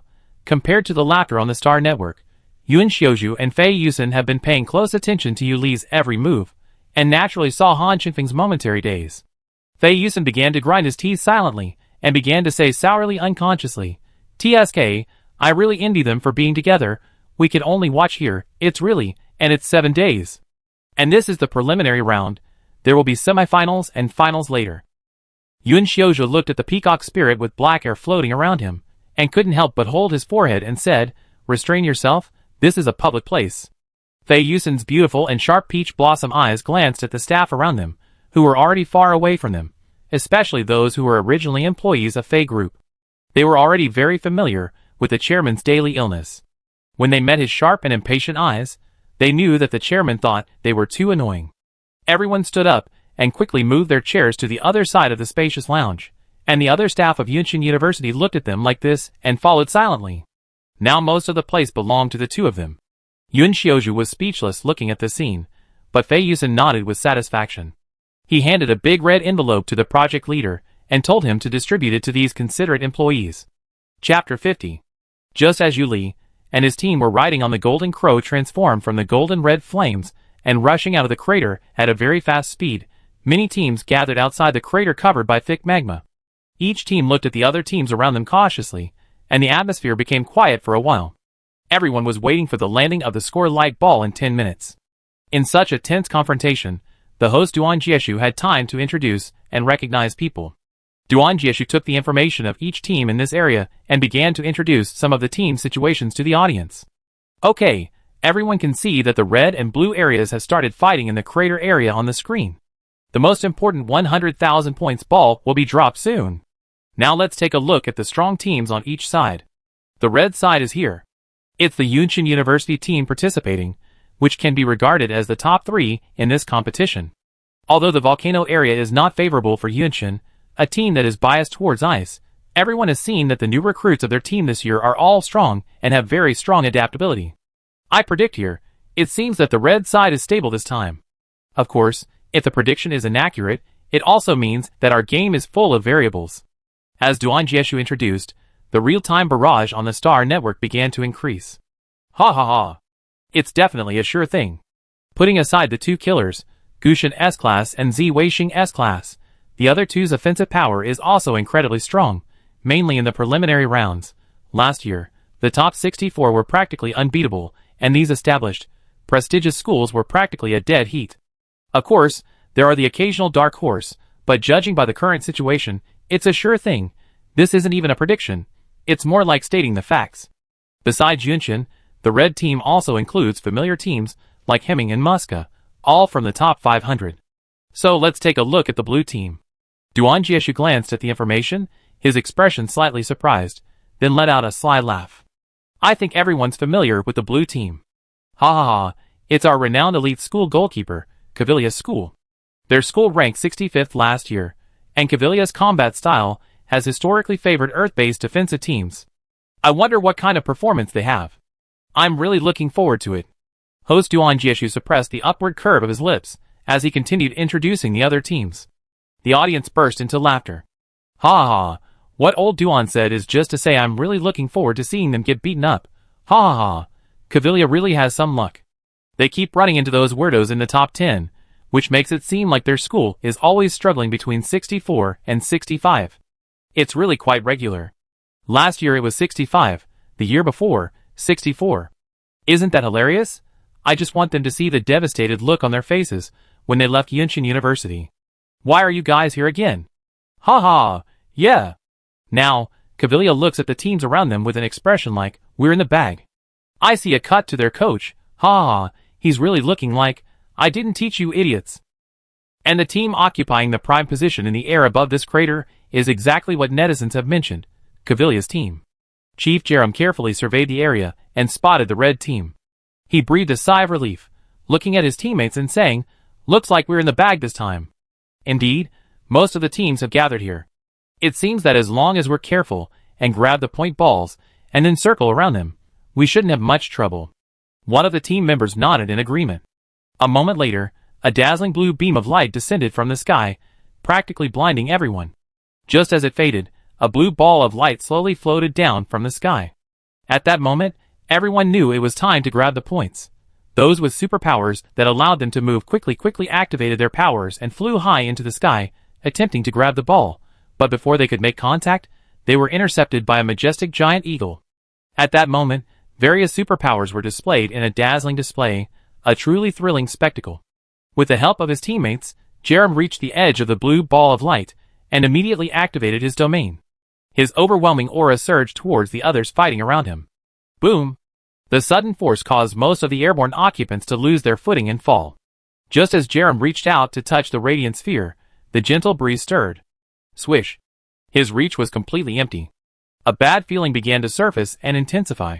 Scenes from previous years' competitions began to resurface in his mind. Jerem's once visibly happy expression began to twist, and in that instant, a familiar, heart-pounding panic took hold. He retreated with unerring skill, creating distance. Boom! The previously silent volcano erupted with dazzling flames, tinting the once azure sky with a crimson glow that seemed to burn through the entire heavens. A cluster of golden-red flames penetrated Jerem's earth-based domain like a sharp arrow. Crack! Crack! Crack! His domain collapsed and shattered. A giant bird made of golden-red flames flew out of the endless flames, the flames burning fiercely, spreading slowly over the sky with endless light and heat. The domineering-looking giant bird screamed, crack! Endless pressure emanated from it, like a king of extremely noble status, slowly coming from the burning hot flames. This suffocating pressure like a mountain made the people around, who were already unstable, fall down like dumplings. And the two people on the giant bird, one had clear eyebrows and beautiful demeanor, and the other was handsome and elegant. Under the reflection of the light of the fire, they did not look like mortals. Yuli raised her hand to take the blue orb representing 100,000 points. With a smile, she looked at the crowd around her, all of whom looked displeased after the two waves of impact. Are you still going to grab it? In that instant, everything changed drastically. Before anyone could react, Jerem's distorted expression turned into a cry. He couldn't help but yell, from Yunshin University, why are you here? I've run into you top 10 perverts again. Huh? Yuli was stunned by his shout. Confused, She glanced at Han Chungfeng beside her, signaling, "Do you know him?" Han Chungfeng nodded and, with a hint of amusement, explained Jerem's incredible luck. Every time he competed, he'd almost always run into a top 10 university, and be severely crushed before being eliminated. Ah, this! So pitiful. Seeing Jerem, whose defenses were instantly broken and tears were about to burst out, Yuli felt a mixture of amusement and pity. What a shame! We've always been here, but we were inside the volcano before. Oh my god! We were eliminated last, and now we meet the next day. What luck! Jerem was speechless, and almost laughed out loud. He had thought it was a sure thing. What a shame. Yuli also laughed and shook her head, looking at the blue team that had gathered after recognizing theirs. So you guys want to join us? Of course. Even if we lose, I fight to the bitter end. Jerem calmed down, his eyes firm. Of course, you'd better use a super move. That way, it will be easier for our school to attract investment. Huh? Yuli was startled by his blunt request. But Jerem didn't say anything more. Instead, he charged forward. A domain as thick as the earth unfolded once again. Following him, the various blue teams launched their own attacks. Han Chungfeng waved his folding fan, sending countless invisible wind blades hurtling toward the group. He took a moment to look at Yuli and asked, "Would you like to unleash a powerful attack on them?" "Sure. I love that." Yuli's eyes sparkled with excitement, her delicate pink lips curling slightly. The young woman stood atop the majestic golden crow, her bare hands raised and gently clenched. Her red lips parted as she spoke, domain unfolded, crimson sun golden crow. A dazzling golden red flame surged into the sky like raging waves, illuminating and even engulfing the entire vast expanse of sky and volcano. All the various supernatural attacks, including the people, were devoured one by one. A dazzling golden crow transformed into a flaming bow in her hand. Yuli raised her hand.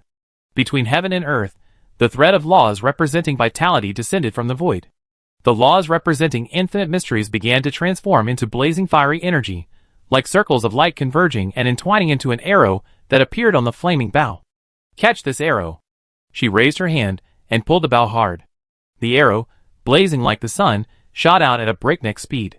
In a single instant, the golden red flaming arrow grew 1,000-fold, transforming into a blazing sun. In another instant, the blazing sun expanded again, growing 10,000-fold, as if a truly blazing sun, burning in the azure sky, were plunging down to the earth. Boom! Boom boom! Like the sun crashing into the earth, the volcanic region began to violently shake. Countless rocks began to crumble and shatter. Under the impact of the massive earthquake and its aftermath, the crater sunk deeply, like a depression. The once scalding magma began to flow back. From 10,000 meters above, the protruding volcano instantly transformed into a bottomless abyss. After this devastating blow, the surrounding enemies were almost completely cleared and teleported away. Yuli also received a notification on her wristband at this moment. Ding! The red team has defeated over 50 members of the blue team. The faction battle is over, and the red team wins. Chapter 51. Congratulations to Yunshin University for defeating Team 96 of the blue team and earning 100,000 points. Calculation begins. Total points earned, 1,169,471. This unforgettable scene was quickly spread. The host of the competition, Duan Jieshu, was shocked and did not speak for a while. Instead, the analyst Su Ziqiu said excitedly, "This terrifying blow, like the falling sun, sank the towering volcano. It is indeed a super move as Jerem of Kavilia required. To be precise, it is a super powerful move. And this attack is the first time in the league in the past few decades that a team has shown S-level abilities, that is, the use of the power of rules. I believe this scene will become a classic shot of this league. What's more surprising is that such a powerful attack was made by the new member of the team, Yuli. I just looked at her information. She is only 18 years old now. At this age, reaching S-level can be said to be a peerless genius among peerless geniuses. Ha ha ha. I am looking forward to her performance later. Since Yunshin University performed so strongly this time, I think the teams of other schools should be under great pressure, but I think they should have been prepared." Duan Jieshu also reacted and said, "Yes. I look forward to their wonderful performance later." The audience in the audience also reacted and screamed loudly, and some of the audience spontaneously cheered for Yunshin University. The barrage on the Star Network also exploded after a moment of silence. "Ah! This is really shocking. Awesome. Awesome. I, who have no culture, can only sigh like this. Ah. Our Zyweixing is so handsome. Turns into a screaming chicken. I can feel the teacher's excitement. Ha ha ha. She was quite reserved before, but now she's gushing with praise. Even old Duan was so shocked, he didn't even start the show right away. Hilarious. Of course, I didn't post comments right away either. Ha ha ha. My hands were holding my chin as I watched. Oh my god, so handsome. Wow sister, you're so handsome. This one hits me right in the heart. Ha ha ha. Now the pressure is on the other established schools. After this earth-shattering blow, the entire volcanic area was transformed into a deep, sunken valley. Seawater flooded back, and countless plumes of smoke billowed out. The red team took this opportunity to flee. What a joke. We can stay here and wait for these incredibly invincible perverts to realize the faction war is over, then we can kill them. Yuli glanced at the display on her bracelet and raised an eyebrow. Is this how much points are earned from faction wars? We worked so hard on our first day, and we only managed a few 100,000 points. Han Chunfeng nodded. Looks like we have to actively participate in faction wars in other volcanic areas. Ah. After hearing Han Chunfeng's words, Yuli suddenly realized that her single arrow seemed to have destroyed this entire volcano. So, would it be possible to hold faction wars here for the rest of the time? She couldn't help but ask. Han Chunfeng couldn't help but laugh at her sudden and absurd thought. He gazed at the abyss-like valley and said seriously, it seems impossible. After all, everyone can tell at a glance that a fierce battle is taking place here. However, there are still many volcanic areas planned on this planet, which is not a problem. Just as the two were chatting, a cold breath came from the sea surface, and the black smoke that blocked the view was instantly frozen into ice balls of various shapes and fell into the sea. The handsome blue-haired man stood on the ice. His deep blue eyes were cold and calm. Gu Huji looked up at Yuli and the two in the air, and a smile flashed across his deep eyes. He tapped his toes and came to them. Xie Yi and Gui Yunzheng, who looked miserable, also followed Gu Huji to Yuli and the two. Why did you suddenly use the power of rules? Did you encounter a difficult enemy? Gu Huji asked. No, someone from a team wants me. Yuli explained to them what they had just encountered. She looked at Gui Yunzheng, who looked like she was about to vomit her soul, and was a little confused. What happened to Gui Yunzheng? It feels like she is about to die. The girl raised her hand, and the starlight flickered. The golden red long hair that was originally like a flame began to change into a flaxen single-sided braid, and the golden satin-like wavy long skirt turned into a warm yellow gauze skirt with green leaves. A huge four-leaf clover appeared in Yuli's hand. She waved it gently, and countless four-leaf clovers with faint green light fell. Gui Yunzheng's originally pale face began to turn rosy again. Huh? Finally alive. Xie Yi, can you let me go by myself next time? Gui Yunzheng recovered and immediately rushed to Xie Yi with a fierce look on his face, but his tone was very pleading. Ah? Did Xie Yi come here without your knowledge? Yuli tilted her head to look at him, and Xie Yi.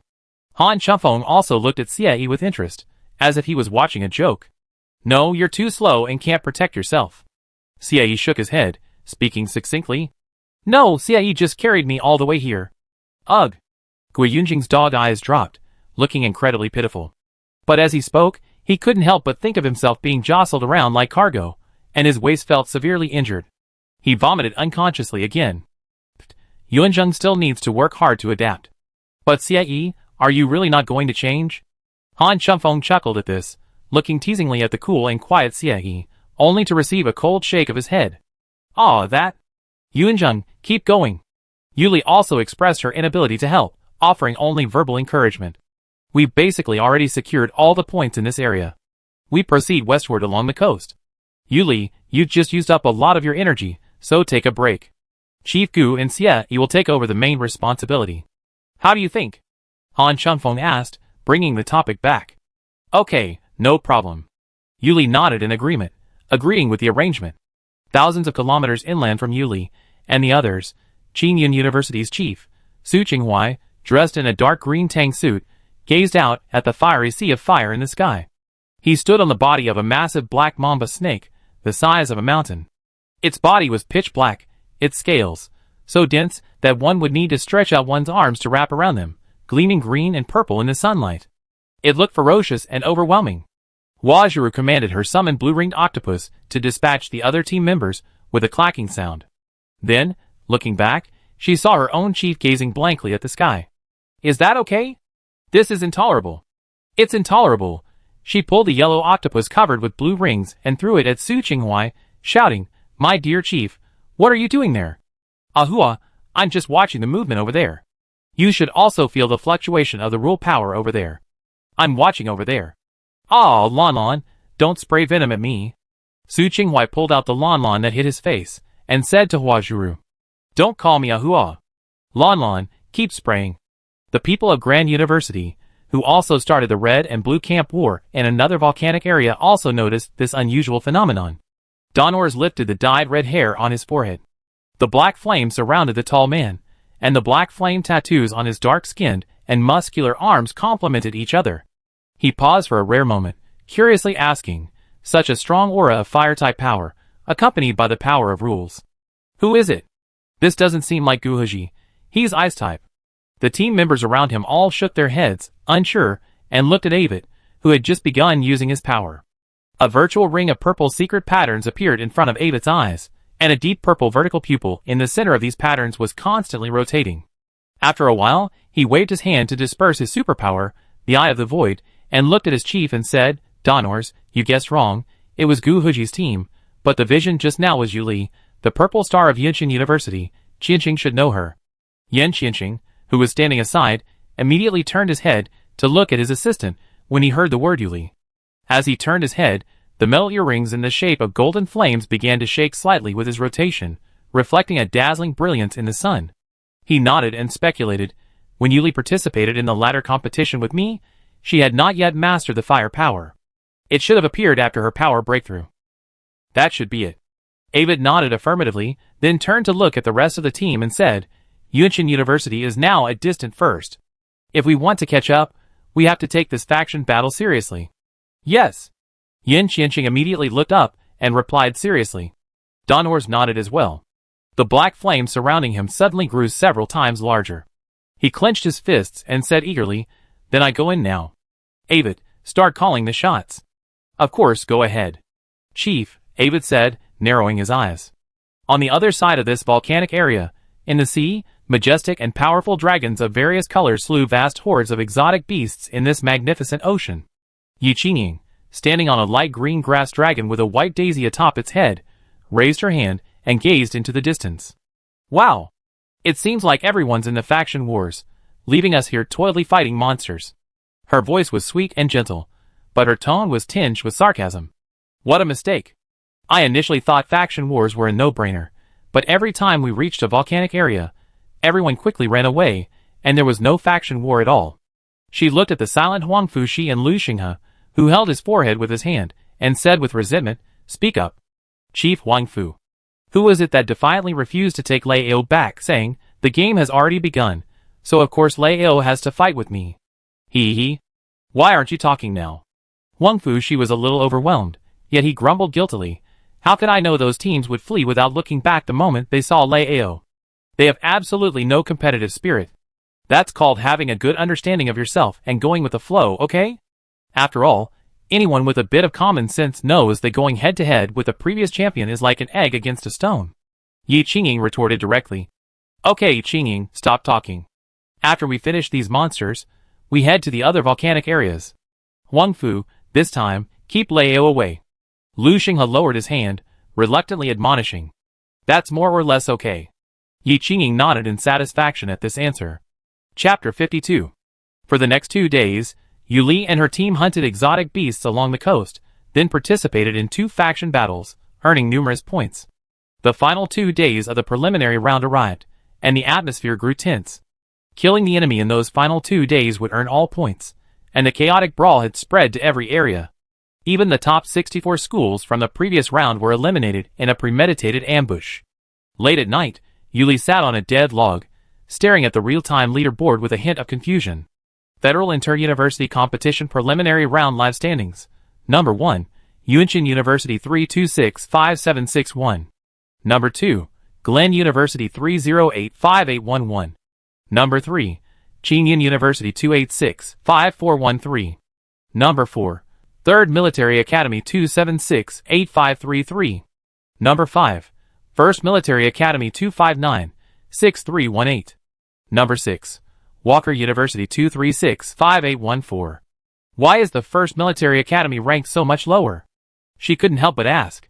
Gui Yunsheng also came over, looking somewhat puzzled. Indeed, I remember the first military academy was also far ahead in the preliminary round last year. Han Chunfeng overheard their conversation, his hand still grilling. He glanced at Gu Huji beside him with a questioning look. Gu Huji pondered for a moment and speculated, it must be because of the faction battles added to the competition this year. Han Chunfeng, upon hearing Gu Huji's speculation, remembered that Huang Fuxi's arrogant nature wouldn't easily retract the Thunder Dragon. And with such a prominent Thunder Dragon in a faction battle, most people from other schools would probably retreat for safety, making it difficult to trigger a faction battle. He couldn't help but laugh when he figured it out. This was truly hilarious. Yuli and Gui Yunsheng, who were also nearby, were momentarily stunned by Gu Yunjing's speculation. Han Chunfeng explained it to them, and everyone burst into laughter. Even Xie, who had been quietly cutting the exotic beast meat into squares, had a glint of laughter in his eyes. Of course, as contestants, they could only speculate, but the audience watching live and online had already laughed their asses off. Ha ha ha. I knew it when I saw Huang Fu say that, but I didn't expect it to be so funny, ha ha ha. Yes. I laughed my ass off. Back then, the other top 10 teams were either fighting in the faction war or had already finished. I'm talking about Yunshin University, while only the first military academy was toiling away, diligently killing monsters. Help!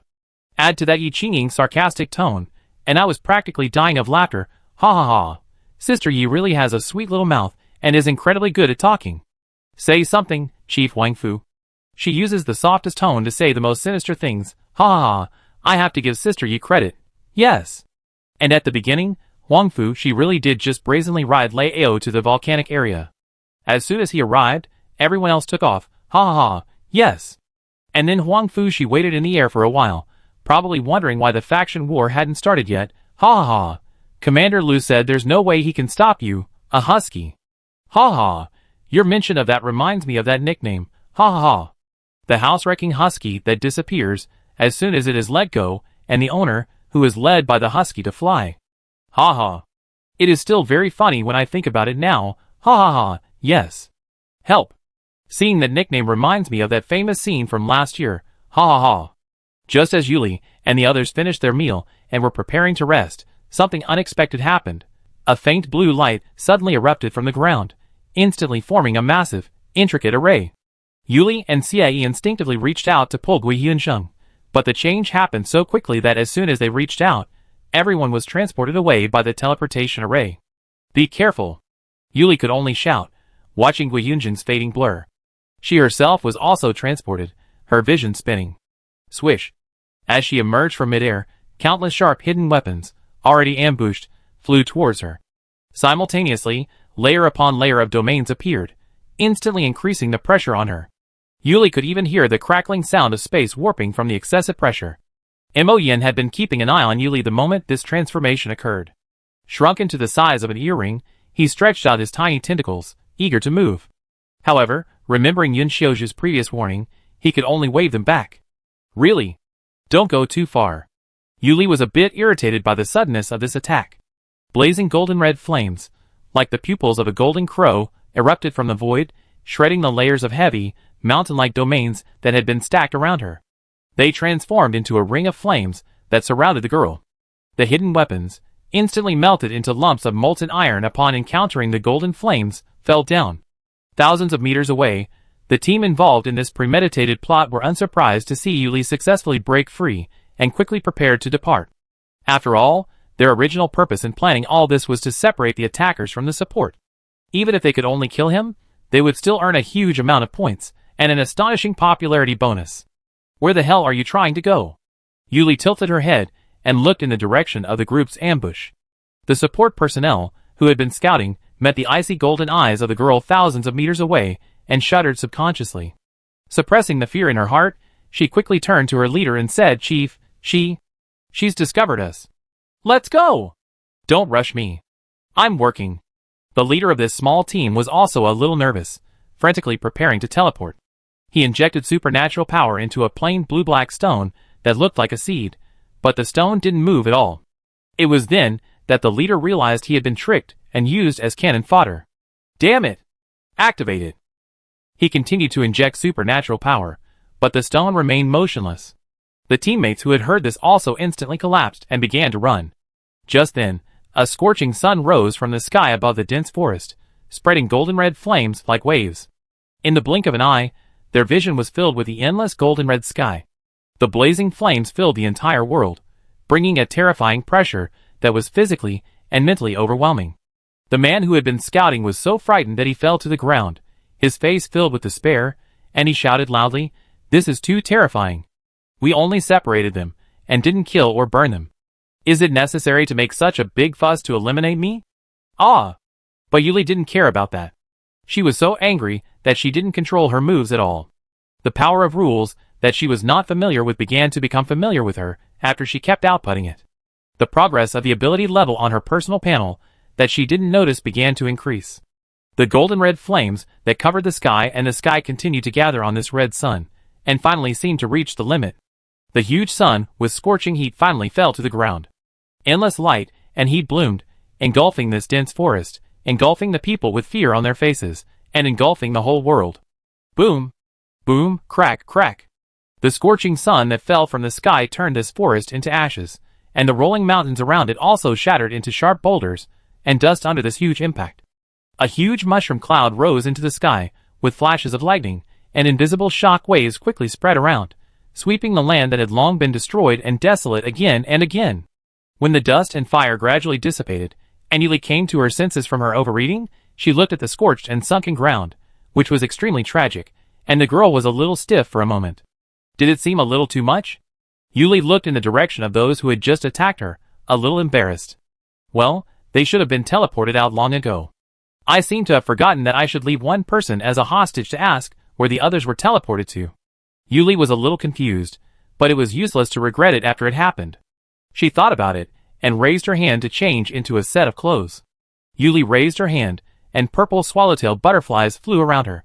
The girl touched the antennae of these purple butterflies and said, "Go find Gui Yunzheng, I leave it to you. Xie and the others should be fine. The most important thing now is where Gui Yunzheng was teleported to." Yuli murmured, watching the swallowtail butterfly flutter its dreamy wings, casting down tiny starlight.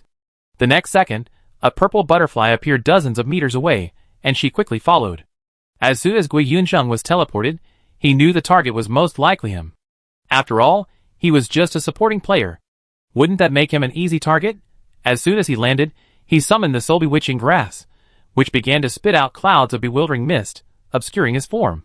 He expertly dodged the countless weapons coming at him, but there were too many, and some he missed, leaving bloody marks on his arms and thighs.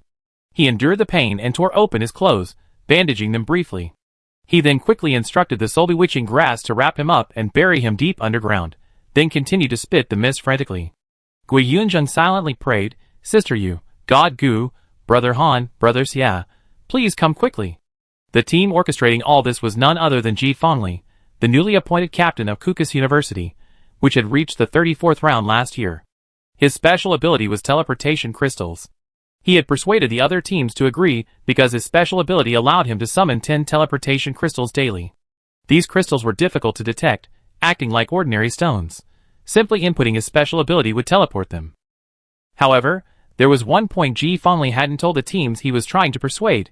These crystals required his approval to teleport. This was why the team that had previously blocked Yuli's entry into the system was powerless. Ji Fengli frowned as he watched the sudden appearance of thick fog and the numerous exotic beasts drawn in by it. He didn't want to spend all his time calculating only to find nothing. He called out to the other team members, "Hurry up and clear this fog and eliminate Yuan Chen's support. We don't have much time. Let's finish this wave and leave." Yes! The rest of the Kukus team unleashed their special powers, attacking the fog. This action caught the attention of the attracted exotic beasts, who frantically turned and charged at the group, ultimately engaging the team members in a fierce battle. Deep underground, Gui Yunzheng, looking utterly embarrassed, frantically dug a tunnel following the roots of the soul-bewitching grass. Feeling the constant vibrations in the ground, he became extremely nervous and began to mutter, "Sister Yu, come quickly. Gushin, help. Brother Han, Brother Xie, save me. Maihan, you have to hold on." Chapter 53. Just as Gui Yunzheng began to dig the tunnel, the time went back to when the Yunshin team was just teleported and separated. The host Duan Jieshu also noticed this sudden incident and immediately said, "It is now the night of the last day of the preliminary round. It seems that the chaos is getting worse and worse. Even Yunshin University, which is temporarily ranked first on the standings, has been ambushed. However, this method of separate transmission seems to be the style of Kukus University. They use this method to separate and kill the players of Lankasa University, which is ranked 46th on the standings. Now their team's points have rushed to 20th place, but it has not been a day, and this time the target is Yunshin University, which is now ranked first on the standings. You know, Yunshin University has performed very strongly this year. There is a high possibility that such an ambush will be counterattacked. Ah, is Kukus too arrogant? Although it was successful before, Lankasa is actually in terms of strength. Actually, it is lower than Kukus University. Isn't it a bit too hasty to challenge directly, holding the forehead? Ha ha ha. Just say that there is no forcing number. After the transmission, the huge light screen at the commentary site immediately divided into 5 perspectives. However, Yuli opened the big attack right away, which was more shocking and more brutal than the previous shocking attack, instantly attracting everyone's attention. Duan Jieshu couldn't control himself and burst out with swear words. Fuck. Awesome. Damn it. Zaiweixing is too powerful. You can see that Yu is really angry. Yes. Ha ha ha. Although it feels like a waste to use such a powerful attack to hit these little trash. But it's really cool to watch. Wait, what's Yu's nickname? Hee, a fan nickname, love, this. Don't go too far. It's a bit too clingy. So, do you want to join the group? Join. Gu Heji and the other 3 easily dispatched the besieging forces and began searching for the location where Gui Yunzheng had teleported. At this point, Duan Jieshu also realized Ji Fengli's plan, but he wasn't very optimistic. He explained, well, it seems Kukus's commander Ji has changed his strategy. They've persuaded other teams to serve as cannon fodder, while they themselves are supporting the team blocking Yunshin. This is indeed a good angle. If they can eliminate Gui Yunzheng and successfully retreat before Yun Chen and his men arrive, then this plan is truly impressive. Now let's see whether Gui Yunzheng can hold out or Ji Fengli can defeat her quickly. As Kukus's other teammates began fighting the attracted monsters, Ji Fengli knew they couldn't drag it out any longer. He gave the order directly, gather these monsters together, and then retreat. Yes! They were completely convinced of the new commander, and used various supernatural powers to drive the monsters together, immediately creating distance and retreating. Ji Fengli raised his hand, and tossed a dark blue crystal into the midst of the bizarre beasts. The teleportation array illuminated, instantly transporting the drawn beasts. He glanced at his team members, and quickly ordered, Ding Yuan, open your domain to break through the fog. Zhao Ran, summon the exploding tigers in the back to dig the ground. We need to hurry. Leave it to me. Domain unfold, explosive wind. As Ding Yuan's domain unfolded, a gust of wind several hundred meters long hurled itself directly into the white mist, blowing it away. Zhao Ran followed, summoning a majestic tiger. Sparks flickered from its thick fur, crackling. With a roar, it slashed its claws at the ordinary green grass. Bang! The mist surrounding the soul-loving grass was suppressed by the storm domain, and the attack instantly knocked it down. However, the soul-loving grass, unwilling to be outdone, unleashed dozens of white roots to entangle the explosive tiger's claws, spraying a cloud of mist into its nose, blurring the fierce tiger's eyes. Ji Fengli gestured to the others, signaling them to attack together. The other teammates joined in attacking the soul-loving grass, but it didn't resist for long before being subdued. Zhao Ran directed the awakened explosive tiger to begin digging in the ground. Deep within, Gui Yunzheng, hearing the noise, was so nervous that tears welled up in his eyes. He clutched the roots of the soul-bewitching grass beside him, muttering, Please, please. I really can't stop them. Gui Yunzheng was soon dug out. Ding Yuan instantly unleashed several wind blades at him. The soul-bewitching grass shielded Gui Yunzheng, but the roots couldn't stop him for long. Gui Yunzheng, seeing no escape and facing elimination, collapsed and cried out, Someone help! I really can't take it anymore. Ji Fengli was amused by his cries. With a hint of complacency he said, They won't come. My teleportation has separated you so far that they won't be able to make it in such a short time. But stalling like this won't work. After saying that, he gave Zhao Ran a look, and Zhao Ran nodded, signaling the exploding tiger, who was watching closely to the side to go directly. The majestic big tiger roared and rushed directly towards Gui Yunzheng, and was about to slap him with one claw. Gui Yunzheng subconsciously closed his eyes tightly, and almost shouted out a dolphin sound. At this moment, the wind suddenly blew out of Ding Yuan's control, bringing a chill that penetrated deep into the bone marrow, and this chill instantly spread throughout the world, and layers of white frost were attached to the trees and grass, and snowflakes began to fall slowly. Ji fondly realized that something was wrong, and his pupils dilated slightly. He had no time to stop it. A beautifully carved silver cross suddenly appeared on the head of the exploding tiger.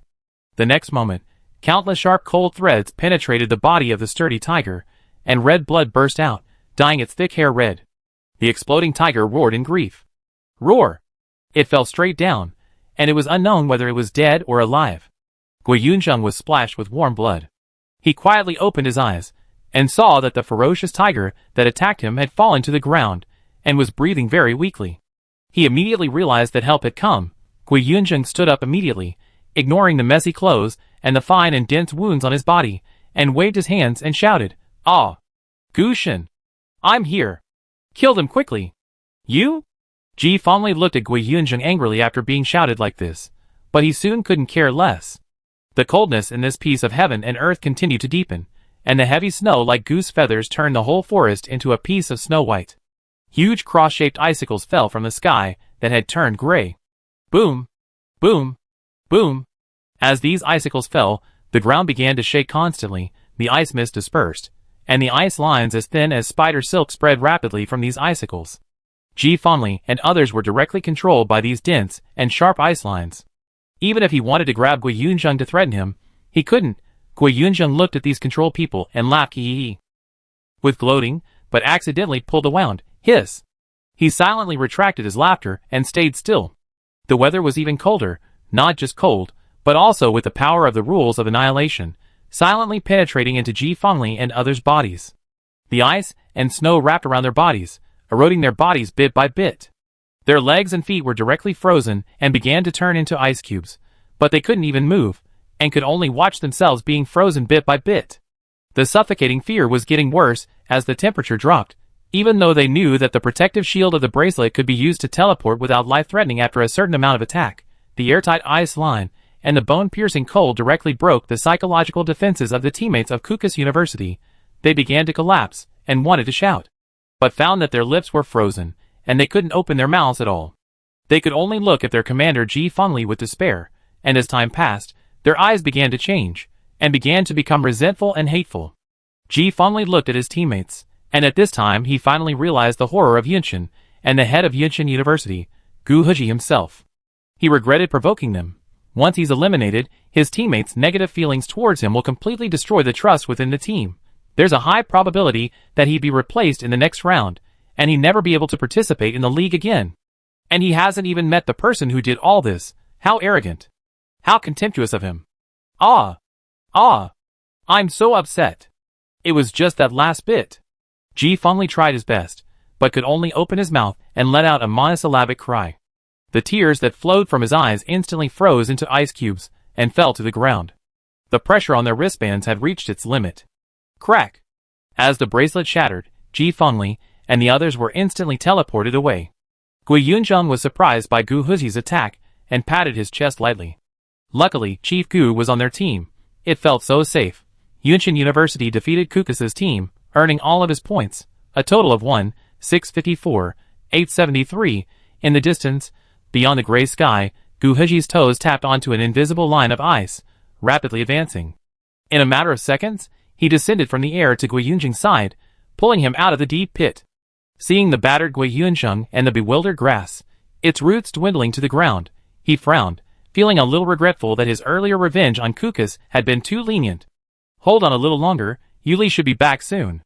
He hadn't noticed the asymmetry in Gui Yunzheng's body, and soothed her gently. He then made contact with the domain, and the temperature of the forest began to slowly rise. Hiss! I know Gu Shen, you are this. It feels so safe. Gui Yunzheng moved, gnashing with pain, but still raised her hand to give Gu Huji a thumbs up. On the other side of the forest, Yuli looked at the frozen crosses rising into the sky, and her anxious mood instantly eased. She sped up towards the direction of the crosses and murmured, Sure enough, I feel very safe when Chief Gu is here. Chapter 54. In Yun Chen's exclusive lounge at the opening ceremony, Wang Fu Wen rested his chin on his hand, gazing at the terrifying Death Cross icicle on the screen. He sighed. He looks a bit angry.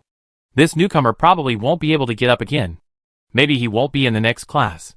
Inu frowned at the disheveled Gui Yunzheng, her delicate brows furrowed, her soft red lips slightly pursed. She glanced at the live broadcast screen from Yu Li's perspective, watching her rapidly approach Gui Yunzheng's location. With a sense of relief, she knitted a scarf, saying, "That's how we teach these clueless newcomers a lesson. Otherwise, do they really think we Yunchen are anyone who can be trampled upon?" Indeed, they went too far in bullying Yunzheng. They used poison, hidden weapons, and even nearly chopped up the soul-loving grass. These bad guys deserve a good lesson. Fuling echoed, shaking her head. "Yes. I hate these meaningless people." So Chief Gu did a great job. Lin Qianqian and Lin Momo, fingers intertwined, leaning against each other intimately, continued Fuling's words. In the VIP lounge, beneath a vintage embroidered screen, 3 men of varying demeanor and imposing presence sat on ebony chairs. The decor was elegant and tranquil, with a faint aroma wafting from a black and gold dragon-shaped incense burner. Xuanya looked at Fei Yusen, who casually reclined on a cushion, nibbling a purple jade grape with her chin propped up, and Yun Xiuzhu, who sat calmly beside him, holding a sky-blue jade teacup with cracked edges. He felt his temples throb. "Why are you all staying here? Tisk, it's not as comfortable at Yunchen's place as it is here, and Miss Yuli isn't there either. I don't want to be with those little brats. It's too noisy." Fei Yusen replied lazily, a few strands of dark blue hair falling across his muscular chest. His turquoise gemstone necklace gleamed, making him look incredibly alluring and sexy. He lowered his eyes, took a bite of a juicy grape, and swallowed it with a gulp of his throat.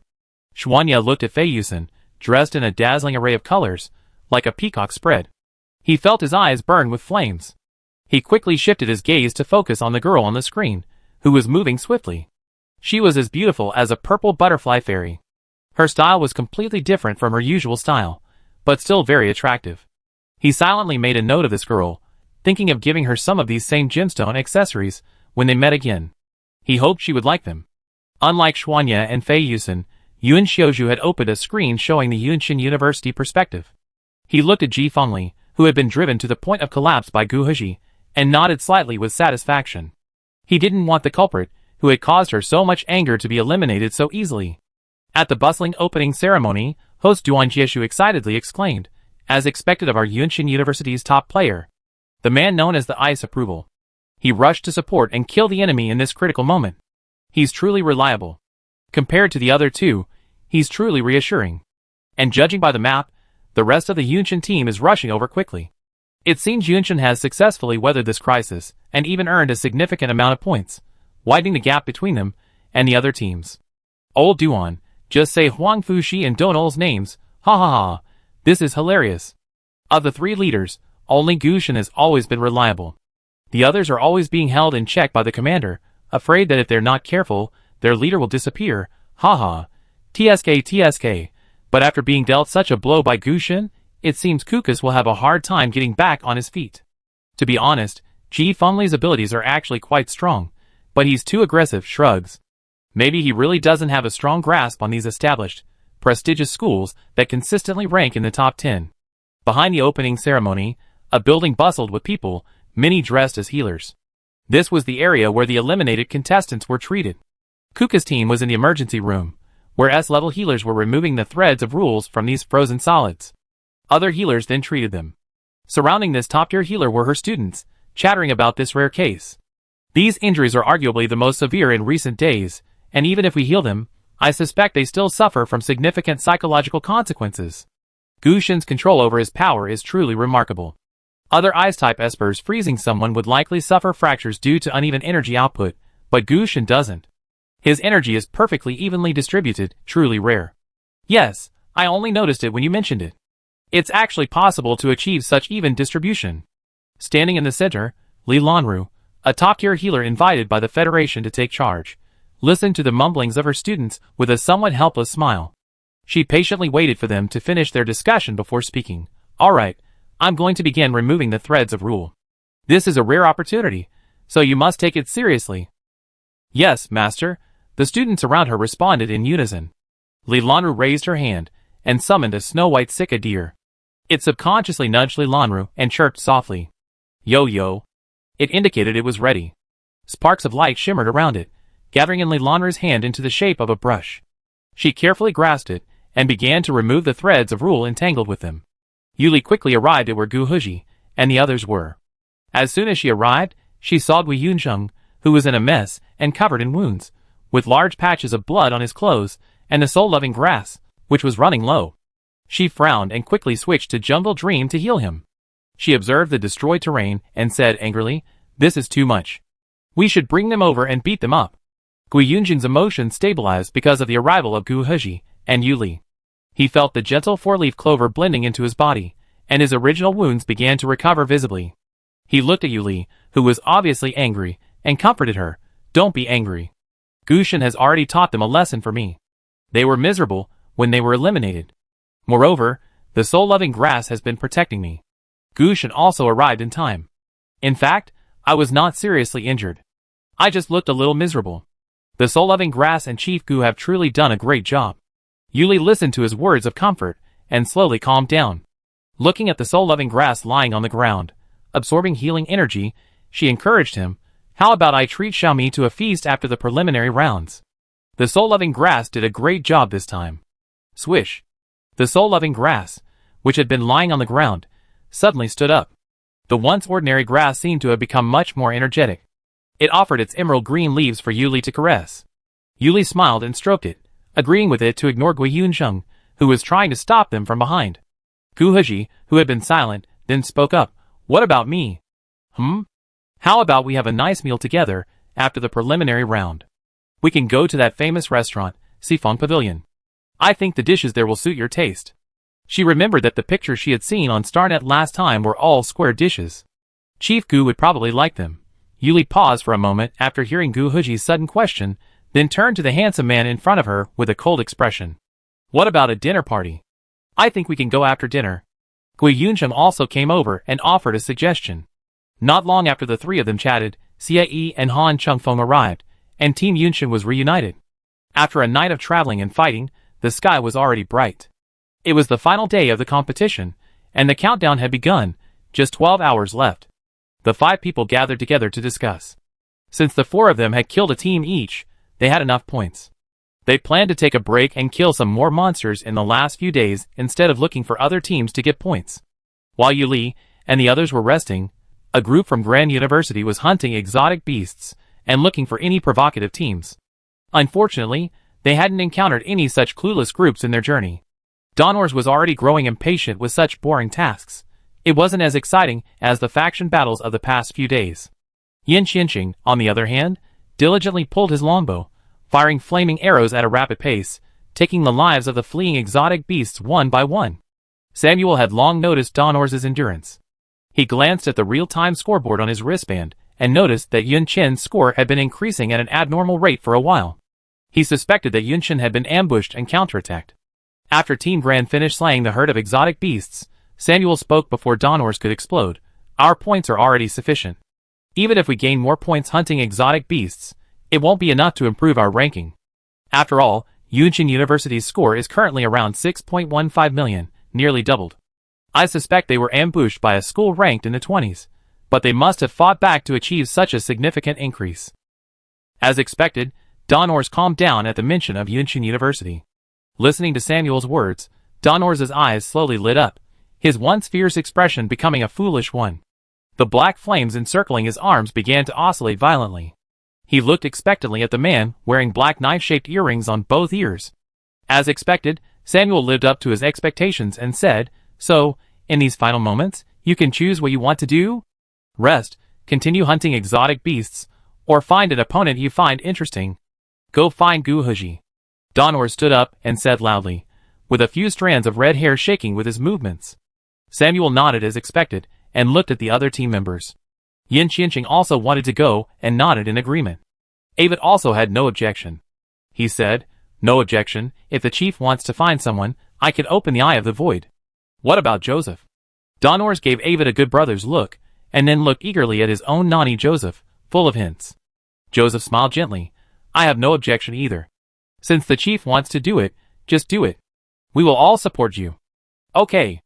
Then let's go!" Donor said excitedly. After Yuli and the others had a good rest, they began to kill the monsters continuously, and the time slowly came to the best hour. Not long after they had just killed a huge, hideous snake-shaped monster, Guhuji, and Yuli suddenly looked up in one direction. Yuli was a little confused. Who are those fire-attributed rule powers? Guhuji was already very familiar with them. He raised his hand and set a cross flying over, with endless coldness. Squeak! The cold ice spikes collided with the hot black flames, bursting out a lot of white water vapor. Donals waved his hand, and the black flames instantly filled the sky and earth. His black hair spread out, and a few strands of bright red dyed under the overwhelming black flames were very conspicuous. He looked at Guhuji with a cold expression, and his eyes were burning with a blazing fire of fighting spirit, and said, "Ha ha ha! Guhuji, let's have another match." "Well, I think it's better for the chief of Grand University not to speak." Yuli looked at Donals, who was full of domineering with this wave of his hand, but when he opened his mouth, he felt that he had turned from a wolfhound into a husky in an instant, and he couldn't help but complain in his heart. Chapter 55. Donors and Guhuji fought directly. The blazing black fire and the freezing cold cross eyes constantly collided and killed each other. Dang! Dang! Boom boom boom! The whole world was divided into two. One side was as dark as the abyss. The other side was dark and extinguished. The two forces continued to compete. The wind was howling. The leaves in the woods were rustling in the wind, and some trees were blown to the ground directly in the wind. Samuel stepped forward lightly, his emerald pupils curved, and he smiled and greeted, "Hi, long time no see, everyone from Yunshin." "No, I don't think we want to see you at all." Yuli couldn't help but complain, but Han Chunfeng and Xie pulled Yuli to the back in tacit understanding. Han Chunfeng took out a folding fan, looked at the man with long black hair in front of him and said, "Commander Sa, long time no see, I wonder if you suddenly came to visit me, is there anything important?" "Although I really want to say that we have something important, but in fact we don't." Samuel thought seriously, and finally answered, "Then why did you come here?" "It can't be Donors' request. After all, it's not long before the end of the preliminary round, and the winner won't be decided immediately, so is it a loss to play this round?" Yuli poked her head out from behind Xie and speculated, and Gui Yunzheng also poked her head out from the bottom. Samuel's eyes moved to the girl, and Xie subconsciously stretched out his hand to block his sight, but ended up slapping Gui Yunzheng in the face below Yuli. "Woo-woo, brother Xie." Gui Yunzheng was suddenly attacked and sobbed without tears. "Aw, sorry." Xie immediately let go of his hand and apologized. As Han Chunfeng looked over, he suddenly opened his folding fan, swish. His lips continued to curl upwards, and Yuli also smiled secretly. The black-haired man with emerald pupils couldn't help but laugh at the scene. Yin Qianqing, who arrived a step later, greeted Yuli excitedly, "Long time no see, Yuli." Yuli nodded at Yin Qianqing, whose aura was noticeably stronger than when they met at the opening ceremony. She also replied, "Long time no see." Avit and Joseph followed closely behind, arriving at Samuel's side. Gazing at the raging flames and snow in the sky, they sighed, "Our chief really misses Chief Gu Yunshin." Yes, that deciding game has always lingered in Donors' mind. After all, we were just one step away from winning the championship. Samuel also looked up at the sky. Yuli greeted Yin Qianqing and asked curiously, "How did you find this place? And it's not like your chief really wanted to fight Guhuji and came here, is it?" This. Yin Qianqing, feeling a little embarrassed by Yuli's question, scratched his face and quietly confirmed, "Yes." "Huh? So willful? You're in charge." Yuli tilted her head to glance at Samuel, whose long hair flowed, and continued with a hint of surprise, "You don't look like someone who would indulge your chief." "Well, actually, we're in charge." Before Yin Qianqing could finish, Samuel turned his head, his face gentle, but his gaze pierced him like a knife, instantly silencing him. He waved to Yuli, and quietly approached Samuel. Samuel continued Yin Qianqing's words, "If Yunshin Zaiweixing is curious about anything about me, just ask me." "No, I'm not." Yuli looked at Yin Qianqing, who had instantly transformed into a sweetheart, and shook her head sincerely in defiance. "Okay, if you're interested anytime, you can come find me." He spoke softly, looking at the girl, but Yuli felt a surge of pressure. She quickly shook her head, and silently retreated behind Xie. "Stop teasing her, Commander Sa." Han Chunfeng, knowing Samuel's bad temper, spoke up. "I'm just chatting, I'm not going to do anything. No need to be so defensive." Samuel looked at Han Chunfeng, carefully observing the three of them, raised an eyebrow, and smiled meaningfully. At the opening ceremony, Duan Shuqia looked at the two men locked in battle on the giant screen, and said with amusement, It seems our Grand University's commander saw, after basically securing the top 10, decided to give their long-suffering chief a good fight on the final day. Ha ha ha.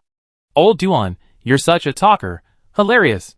As someone who's been following the league, I think the truth is, Commander Saw was just being funny. He and his battle-crazed chief hit it off, letting go of the reins and joining them in a wild ride. Help. Ha ha ha. Seriously, how could you guys be so funny in the top 3? So, the only one holding the reins was Lu Xinghe. He starts to think. No, think about Commander Lu's nickname. He couldn't be held back at all. He even flew off. Ha ha ha. The owner being led by a husky and flying off. Ha ha ha. It's been a year, and I still can't get over this meme. My abs are practically popping out from laughing. Ha ha ha. So, among the top 3, only Gushin is really holding this place together. I couldn't help but laugh. No, if you get to know Gushin, you realize he's also, ha ha. Anyway, none of you top 3 are normal. Lie down, ha ha ha. Gushin is brave and resourceful in battle, which is normal, but in daily life. Please be square and neat when communicating. Facepalm. What the hell is square and neat? In the VIP room, Fei Yusin couldn't even eat a grape. He stared at Xie on the screen until his eyes almost made a hole. He turned his gaze to the girl hiding behind Xie, who in his eyes was incredibly adorable, and said bitterly, Miss Yuli, don't let her get taken away by those stray dogs outside. She's not thinking about that right now. Don't let it get to you. As the one who knew Yuli best among the 3 of them, Yun Xiaozhu spoke up. Of course, if you ignored the frown on his face, his words were still perfectly normal. Xuanyan nodded in agreement, but he also ignored his crimson pupils, which had shrunk to a thin line, and the cracked teacup he'd squeezed so hard it would make his point more convincing. Hee. Fei Yusin looked at the 2 people, their hearts almost bursting with jealousy, and curled his lips in disdain. He secretly planned to spend some time with Yuli after her match. After all, 7 days apart had been too much, too long. Gu Huji had clashed with Donors many times, his ice blue cross blocking a fist blazing with black flames. He said impatiently, I told you before, after that fight in the arena, we'd stop this boring tangle. What are you doing now? Now it's game time. I'm not wrong to find an opponent. Donors, whose mind became much more flexible once he entered the battle state, shot back. TSK. Gu Huji knew that he would have to fight him in the last minute, so he was not in a good mood. However, because Donors had reached the S level, he could not defeat him as easily as before, but he would not let him go easily. Gu Huji raised his hand, and the cross made of ice blue ice turned a circle in his big hand with distinct joints. Waves of invisible waves spread out, the cold wind between heaven and earth whistled, and the power of the rules of annihilation spread around with endless oppression and biting frost. He said lightly, Domain Ice Judgment. Countless huge cross-shaped ice pillars fell from the gray sky and nailed to the ground. The fine ice silk directly surrounded Donors. The sharp ice threads cut towards him at high speed. Donors was not to be outdone. The black flame spread out directly, tearing apart the ice threads that attacked him. The fighting spirit in his eyes increased again, and he shouted, Domain Black Flame Abyss. His momentum began to rise rapidly, and the endless black flames quickly spread out with the black-haired man as the center. His figure shrouded in black flames gradually twisted. Gu Huji raised his hand, and a huge cross-shaped icicle rushed towards Donors. He also jumped directly and rushed towards the hundreds of meters of ice pillars, punched out, and the black flames were like a tide. Following Donors' movements, they met the ice pillars and began to tear and engulf the ice domain that engulfed Gu Huji. Boom! Crack! Crack! Boom! Boom! Boom! The hundreds-meter-tall icicle shattered under his blow and fell, shaking the entire earth several times and kicking up countless clouds of dust. Donals, carrying the force of the blow, charged at Gu Huji with undiminished momentum. His fist, flaming with fire, fiercely swung at the man with short, dark blue hair and a cold expression. He laughed heartily. I'm completely different from I was a few months ago. Gu Huji! Bang! Bang! Bang! Gu Huji raised his right hand, clenching a cross to block his fist. His expression remained unchanged, and with 2 fingers of his left hand, he swiftly slashed at Donals, sending the force of the law of annihilation hurtling towards him. Swish! Donals quickly tilted his head, dodging the sudden and fatal blow, but a large gash opened on his neck, and bright red blood flowed continuously. He raised his hand to suppress the flow and distanced himself from Gu Huji. The damage caused by the power of rules wasn't easily healed. Gu Huji looked at him calmly and said, "Do you want to continue?" "Of course. Let's continue." Donors used the black flames imbued with the power of rules to burn the wound, expelling the power left by Gu Huji and stopping the bleeding. He remained fiercely determined, as if the pain of the flames was no more painful than a mosquito bite. Yuli, lying on the ground, stared at Donors' expression, saying, "This is too cruel." She really couldn't bear to watch it. It was causing her phantom pain.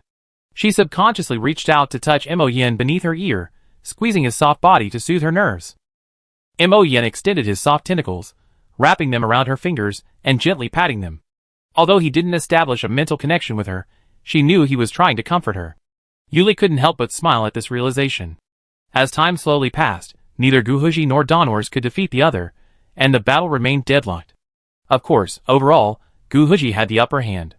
With the countdown reaching the final minutes, Yuli was ready to be teleported after the preliminary round ended, but a brilliant golden sword beam suddenly appeared from nowhere, directly separating the areas where Gu Huji and Donors were constantly clashing.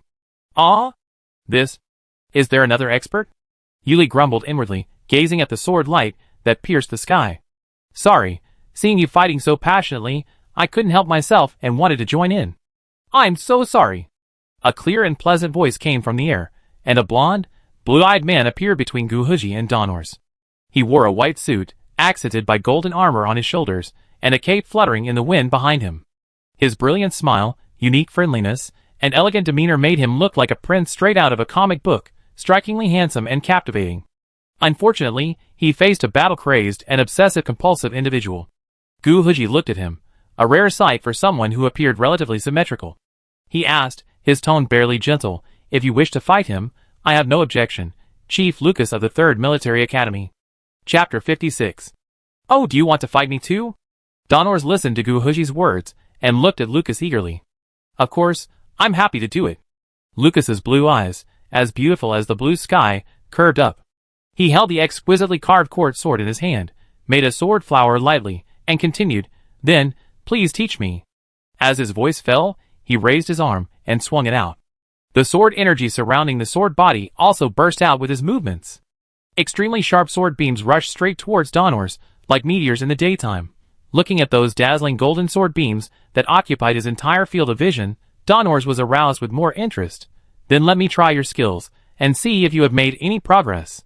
The black flames burned around his body, and the black flames that were enough to burn everything kept compressing and compressing.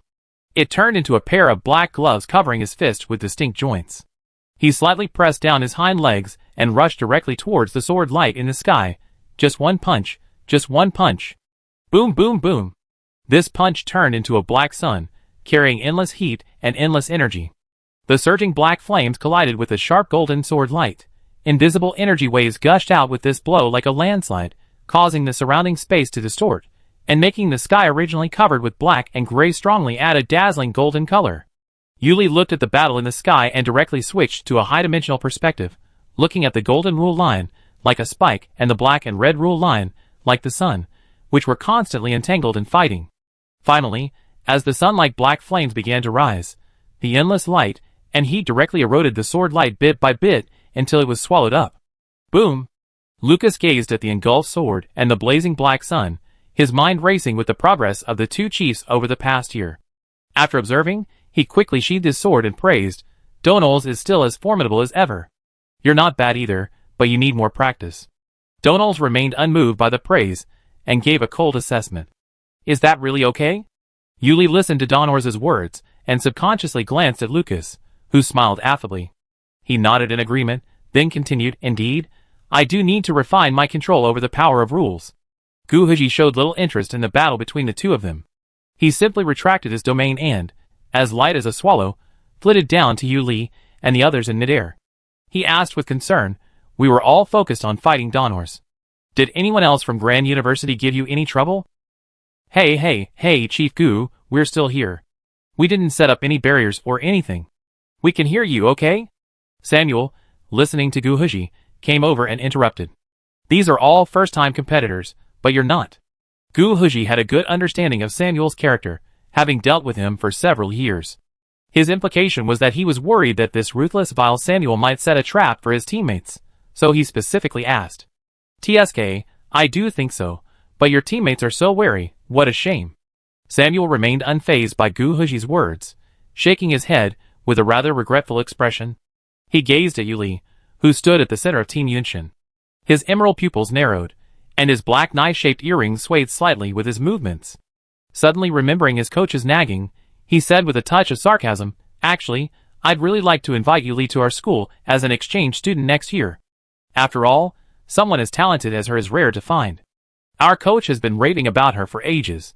As soon as he finished speaking, Yin Qianqing's eyes lit up behind him, and Gui Yunzheng jumped out to refute him, finally looking at Yuli with pitiful puppy eyes and saying, "Sister, you won't go to your grand university. Don't you agree, Sister Yu?" Xie and Han Chengfeng both frowned slightly, and Gu Huji pursed his lips as he looked at the bewildered girl. Yuli, who had been happily watching the show, was a little confused by the sudden shift in the topic. She asked in complete surprise, "Do we have exchange students at our school? How could I not know? Yuli, you won't abandon us for someone new, will you?" "No. Grand University is not good at all. It's so violent. It's all training, training, training every day, with no time for rest. There's no human touch at all." After hearing Yuli's words, Gui Yunzheng, who had no idea what was going on, rushed forward, wanting to hug the girl and launch into a torrent of negative rumors about Grand University. "Hey! We're not as stubborn as you say, okay?" Yin Qianqing couldn't stand it anymore and retorted. "What nonsense is this? How can you use the phrase find a new love like that? And Xiehan, Chengfeng, and Gu Shen, why are you all looking at me like I'm a heartless person? I'm just surprised," Yuli complained internally. A smiling Samuel continued to fan the flames. "Yuli, you don't even know about exchange students? Exchange students are pretty common among our top 10 universities. Is it someone else's idea, or do you know?" "No, I just didn't read the school's prospectus carefully." Yuli was speechless at Samuel, who was just watching the fun without making a fuss. She pushed back Gui Yunzheng, the golden retriever, who was about to approach, and flatly refused. "Besides, I think staying with Yunshin is fine. I don't want to exchange to Gran. Thank you and your coach for your support, but I don't need it." "Okay, but Yuli, you can always come find me whenever you change your mind." Samuel looked at the girl, who was about to explode, and the other four who were glaring at him. He knew not to tease her too much, so he said with regret, "I won't come find you." Yuli's face was tense, but she said with determination. Just then, a loud dragon roar came from afar, interrupting everyone's conversation. Roar! The sky flashed with lightning. A deep purple dragon, its body gleaming with lightning, came hurtling towards them. Its body was covered in hard dragon scales, but even that couldn't hide the muscular strength beneath. It looked extremely majestic and powerful. Atop this majestic thunder dragon stood a purple-haired man in a black military uniform. Huang Fushi raised his chin proudly and greeted Donnemeyers and Lucas. "Hey, you're all here." "Yes, I just had a sparring match with Lord Donnemeyers. I wonder if Chief Huang Fu is here to challenge you to a fight." Lucas showed no disapproval of Huang Fushi's condescending manner, instead asking with grace. Donnors, standing nearby, frowned and asked bluntly, "You want a fight too?" "Of course, otherwise why would I come here?" Huang Fushi said this matter-of-factly, giving no sign that he had sneaked out. Just as Huang Fushi was about to continue, he was interrupted by a blast of white light. "Huang Fu! Stop!" Lu Xinghe couldn't maintain his cool demeanor at Huang Fushi's sudden escape. He was helpless at the husky's unbridled sprint, and he shouted in frustration. Dragons of varying styles appeared in the sky one after another. Yuli watched them soar with great interest, and couldn't help but think of Xuanye's dragon form. Xuanye still looks better. I wonder if I could tell him about it. He'd probably agree, but it seems other schools besides the First Military Academy are watching. Yuli released her senses, and as expected, she detected faint fluctuations of different rule forces in the distance. They must have been drawn to the duel between Donnors and me. Besides, it's the final stretch of the competition, and the top 10 rankings are pretty much set. So, why not gather more detailed information on our future opponents to prepare for the upcoming matches? Gu Huji looked up and said, surveying the surroundings. Deep in the forest, Su Qinghuai, who had been silently watching, leaned against the massive black mamba snake and lazily tilted his head. "Ah, we've been discovered. We weren't hiding at all, were we?" Hua Zhiru grumbled. "Now that they've discovered us, should we go out and say hello?" Bai Yi asked, looking curiously at his chief, who seemed to be drifting off to sleep. "No, the time's up," Su Qinghuai said slowly, shaking his head. Flashing back a few minutes to a bustling conference hall, Duan Jieshu was staring at a giant virtual screen, preparing to deliver his final closing remarks for the competition, when Lucas's sudden appearance and his battle with Donors ignited the atmosphere once again. Lucas's appearance briefly drowned out Duan Jieshu's voice with screams. He tried several times to speak, but everyone remained silent. Duan Jieshu finally had to wait until everyone finished shouting before speaking again, a testament to Lucas' immense popularity. Ha ha ha.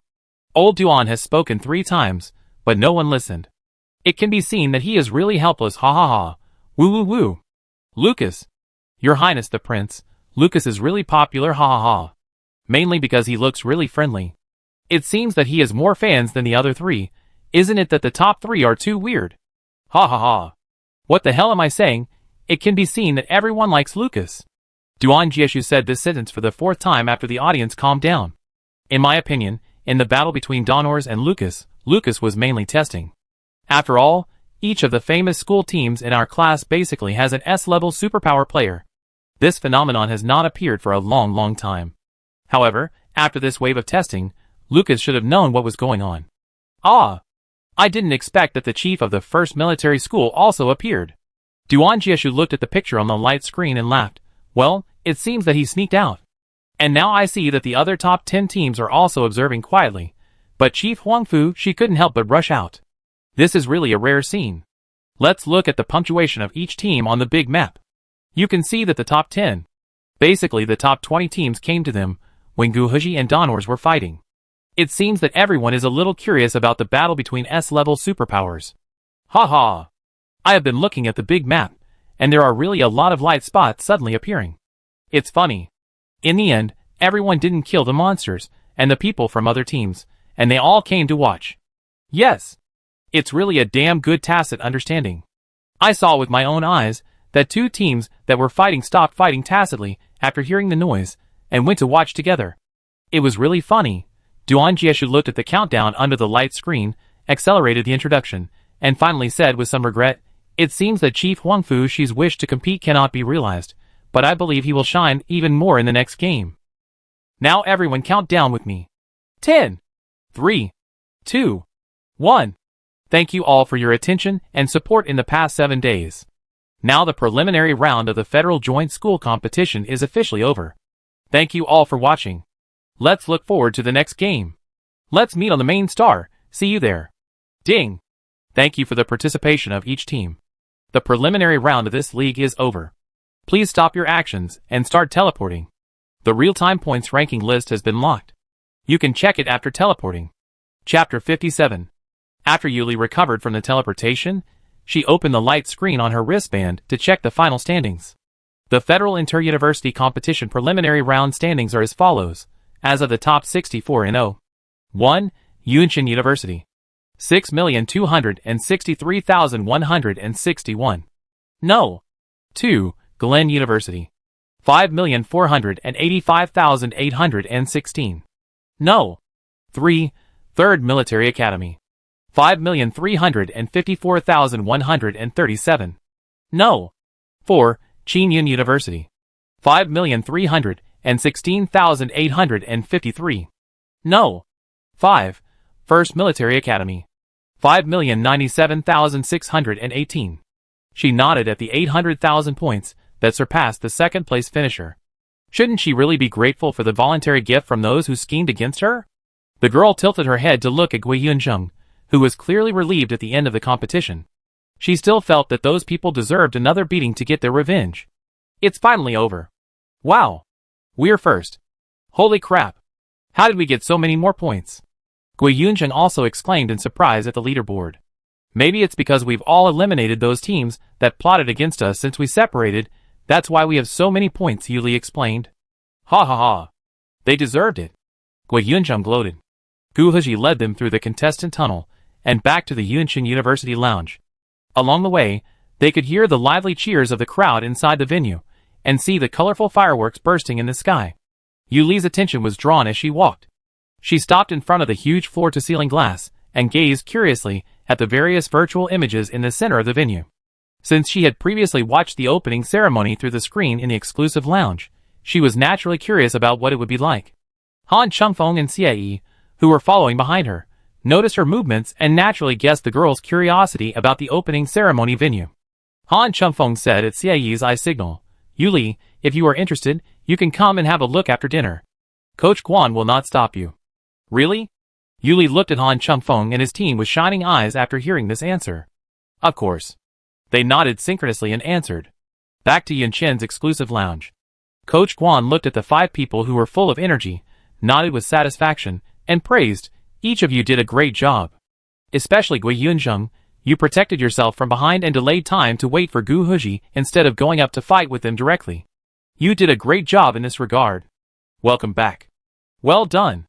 Emu went up and hugged Yuli and said, "Yes, as expected, our Chief Gu is always reliable at all times, completely different from others." Huang Fu also stepped forward and joked, "I've always been reliable." Gu Huji emphasized the word reliable and answered.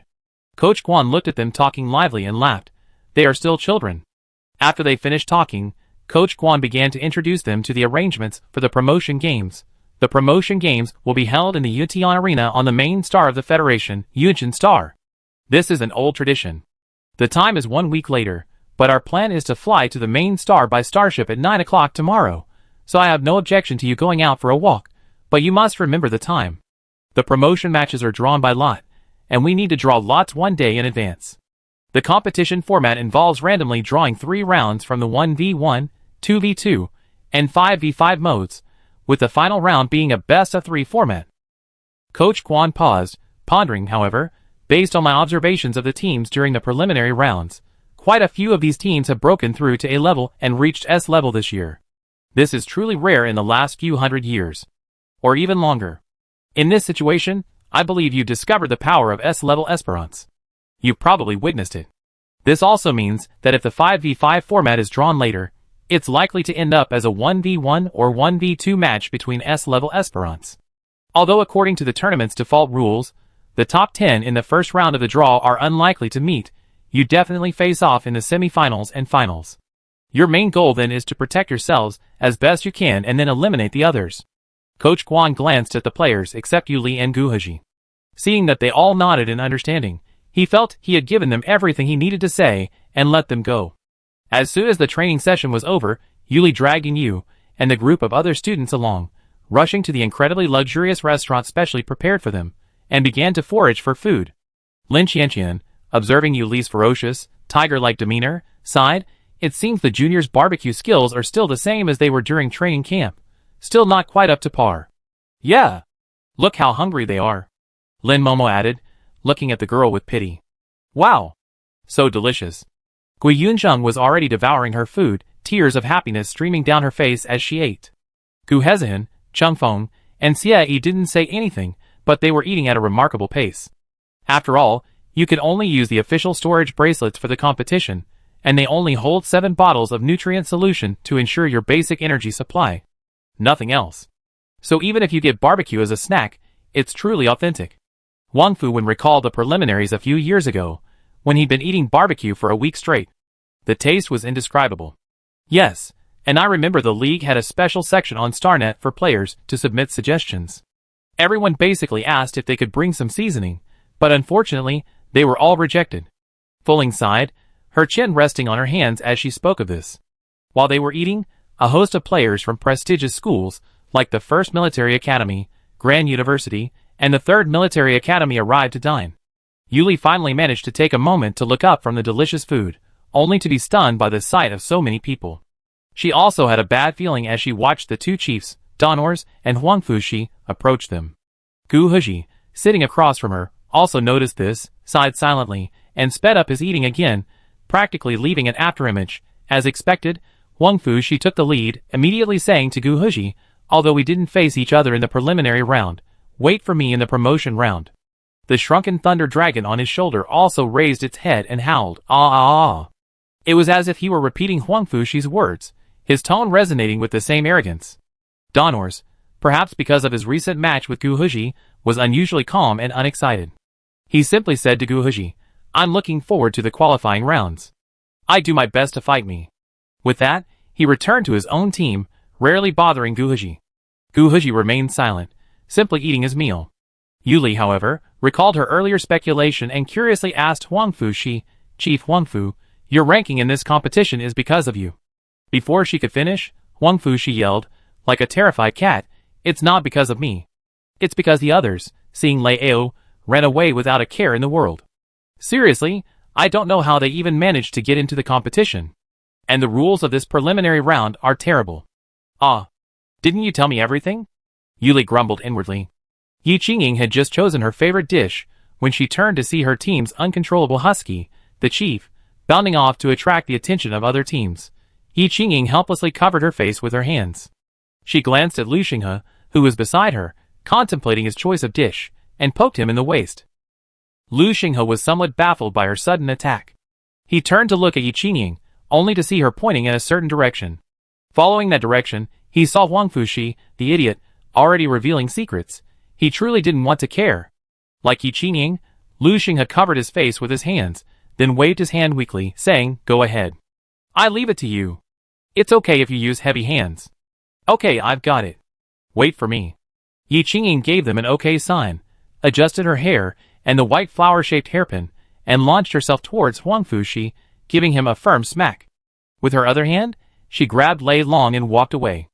As she dragged him, she apologized to Yuli and the others. "I'm so sorry to interrupt your meal. I take him away now." "Ahem. Senior Yi, please let me go. I wasn't disturbing them, I was just saying a few words." "Ahem. Let me go." He, just go back and stay here." Yuli watched them go, dumbfounded, waiting until they were far away before eating the food she held to her lips. Yin, chin propped up, slowly sipping juice as she watched the spectacle unfold, sighing, "Senior Yi and Commander Lu are truly amazing. They carry heavy loads every day." "That's true." Yuli, hearing the teasing in Yinyu's words, laughed.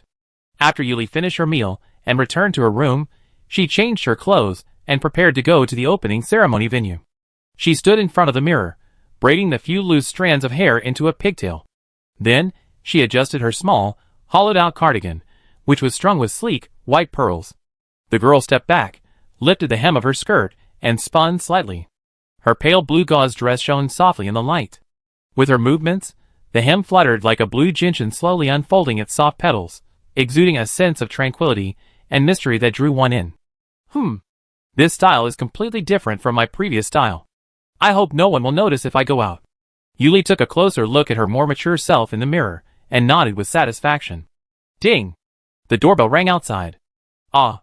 Why does this situation sound familiar? She went to open the door, and sure enough, 3 familiar men, each tall and handsome, with broad shoulders and narrow waists, stood outside. Yun Xiaozhu looked at the girl gently, noticing that she was wearing her usual, more campus-style outfit. He asked gently, "Yuli, are you getting ready to go out?" "I can go with you." "Where do you want to go? The main opening ceremony venue, the Federal Snack Street, or the specialty shops of this planet?" "I know everything. Come together, come together, come together." Fei Yusen introduced herself, not wanting to be outdone, bending slightly and approaching. Xianyi said nothing, his crimson pupils fixed on her. He reached out and handed her a black card with a golden dragon pattern. Mo Yin, seemingly stimulated by something, also emerged from his mini form. His soft tentacles wrapped around her fair, slender neck, still rubbing her skin, intentionally or unintentionally. Surrounded by a crowd, Yuli's brain was momentarily overloaded, and she instinctively mumbled, "Then let's go together, 5 of us." Okay. Yun Xiaozhu pushed his gold-rimmed glasses, pondered for a moment, and finally agreed with a reluctant smile. "TSK? Okay." Fei Yusen tooted in dissatisfaction, brushed his slightly raised hair, and reluctantly agreed. Okay. Xianyi stared at the girl intently, and nodded in agreement, his ears tinging red beneath his tangled black hair. "Kill you all." Sealed and unable to speak, and unwilling to communicate with his own clones, Mo Yin glared at the 3 clones with murderous intent. "Huh?" Yuli froze, her brain unable to reboot. "Is there something wrong with this? Time machine, please find the time machine. Let me go back, swallow this sentence, and say it again." Chapter 58. That's not what I meant. "And why did you agree so easily?" "I meant that we should go together." "Ah!" Yuli, who was screaming in her heart, wanted to find a crack in the ground to crawl into. Yun Xiaozhu looked at the girl, who was covering her face with her hands, and was about to smoke, and quickly comforted her. "Well, what we agreed to is that we agreed to go together." Fake. In fact, during the pause just now, he was already thinking about how to dig a pit for the other two. Stay away from the girl's silver-haired and golden eyes. Looking at the gentleman like Jade and whispering, he was very considerate and didn't come forward, letting the girl slowly come out of her emotions. Yeah, we all mean that, Yuli. Where do you want to go first? Fei Yusen squatted down directly, looked up at the girl, and changed the subject so as not to embarrass her. This is also fake. In fact, the demon-like man who was unhappy just now, and was thinking about how to kick the other two away, looked at the girl with his emerald eyes intently, like a dog trying to attract the owner's attention. Well, don't think too much. Xuanya also said, his low and magnetic voice was full of comfort. Of course, this is still fake. Ignoring the other clones, and the 5 people the girl just mentioned, the mighty and domineering man who has already fast-forwarded to thinking about how to build a nest with Yuli, and whether the girl can accept the objective reality that dragons have 2 mouths, said with a serious look of concern. Heal you. This is the real body of the cute pink little chapter, Yumoyan, who has always been sincere. The knife man's mind can't be more real. Well, is it true? Yuli opened her fingers, and confirmed through them once more. After the 3 of them confirmed it once more, and Mo Yan's touch, Yuli lowered her hand, her mood noticeably calmer than before. She thought for a moment and said, well, I do want to go to the opening ceremony venue and buy some tiger's eye, a specialty of this planet, and see if there are any other medicinal herbs or anything like that. Although she had dug up a lot during the competition, she had already turned it in. Of course, these raw materials were calculated at cost and then compensated to the contestants. Okay. Let's go then. I can be your guide. Fei Yusen smiled, the red petal-shaped tattoo beneath his eye dazzling. He stood up, bent down, and enthusiastically invited the girl. Well then, I leave it to you. Yuli said with a smile, reaching out to hug Mo Yin. She then looked at Yun Xiaozhu and Xuanya and said, then let's go together. Of course.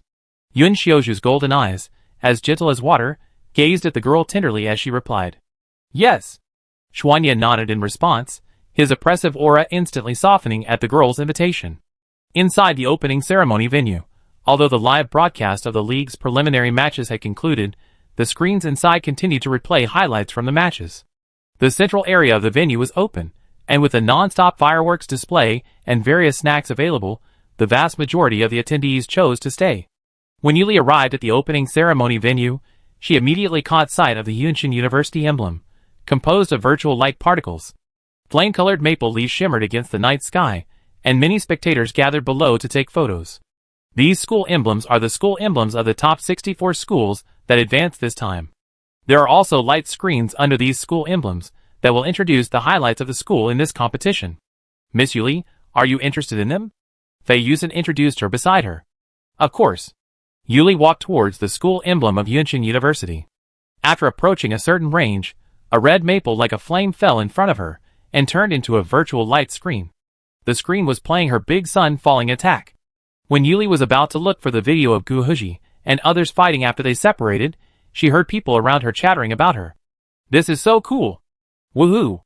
It's worthy of being Ziwei Star. It feels like witnessing history. Yunshin really picked up a treasure. Yes. This arrow was not shot at the enemy. It was clearly shot at my heart. It feels like watching over a god in the past, ha ha ha. I'm waiting for her to win the championship and then become a god. It's really a sense of accomplishment. Yuli was very happy, but a little embarrassed, when she heard these overly straightforward compliments.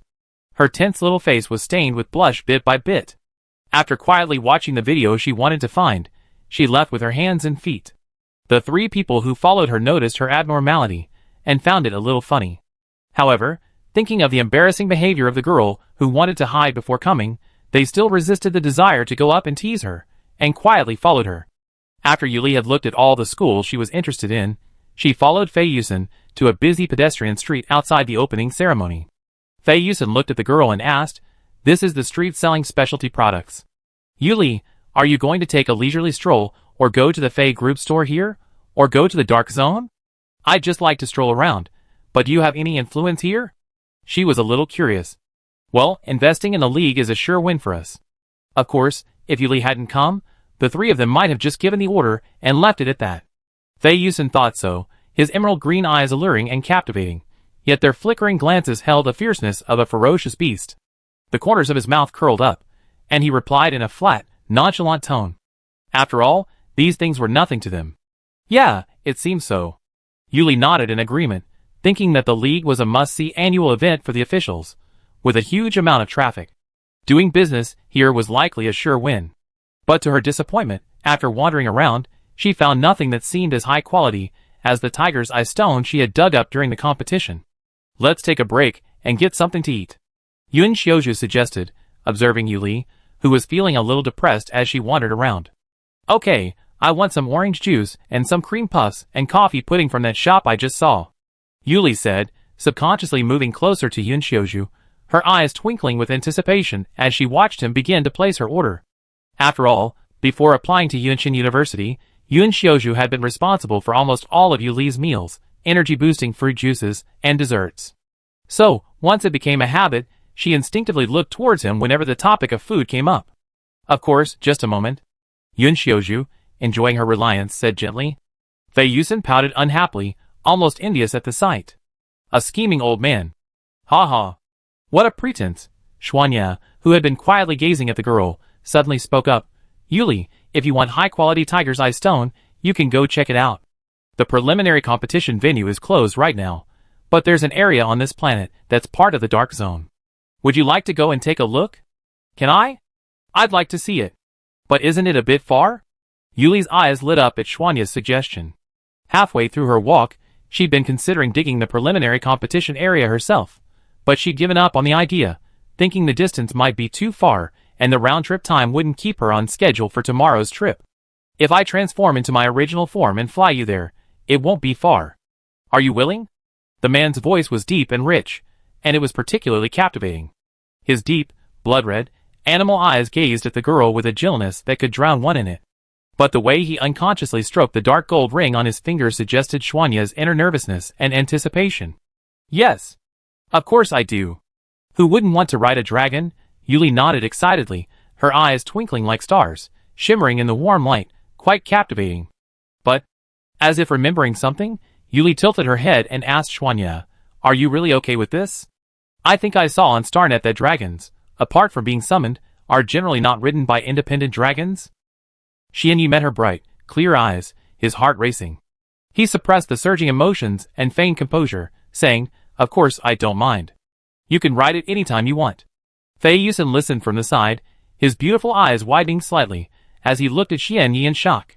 You, a dragon that sleeps all day, dared to sneak off. If you don't mind, why don't you let someone else from the Obsidian Empire try it?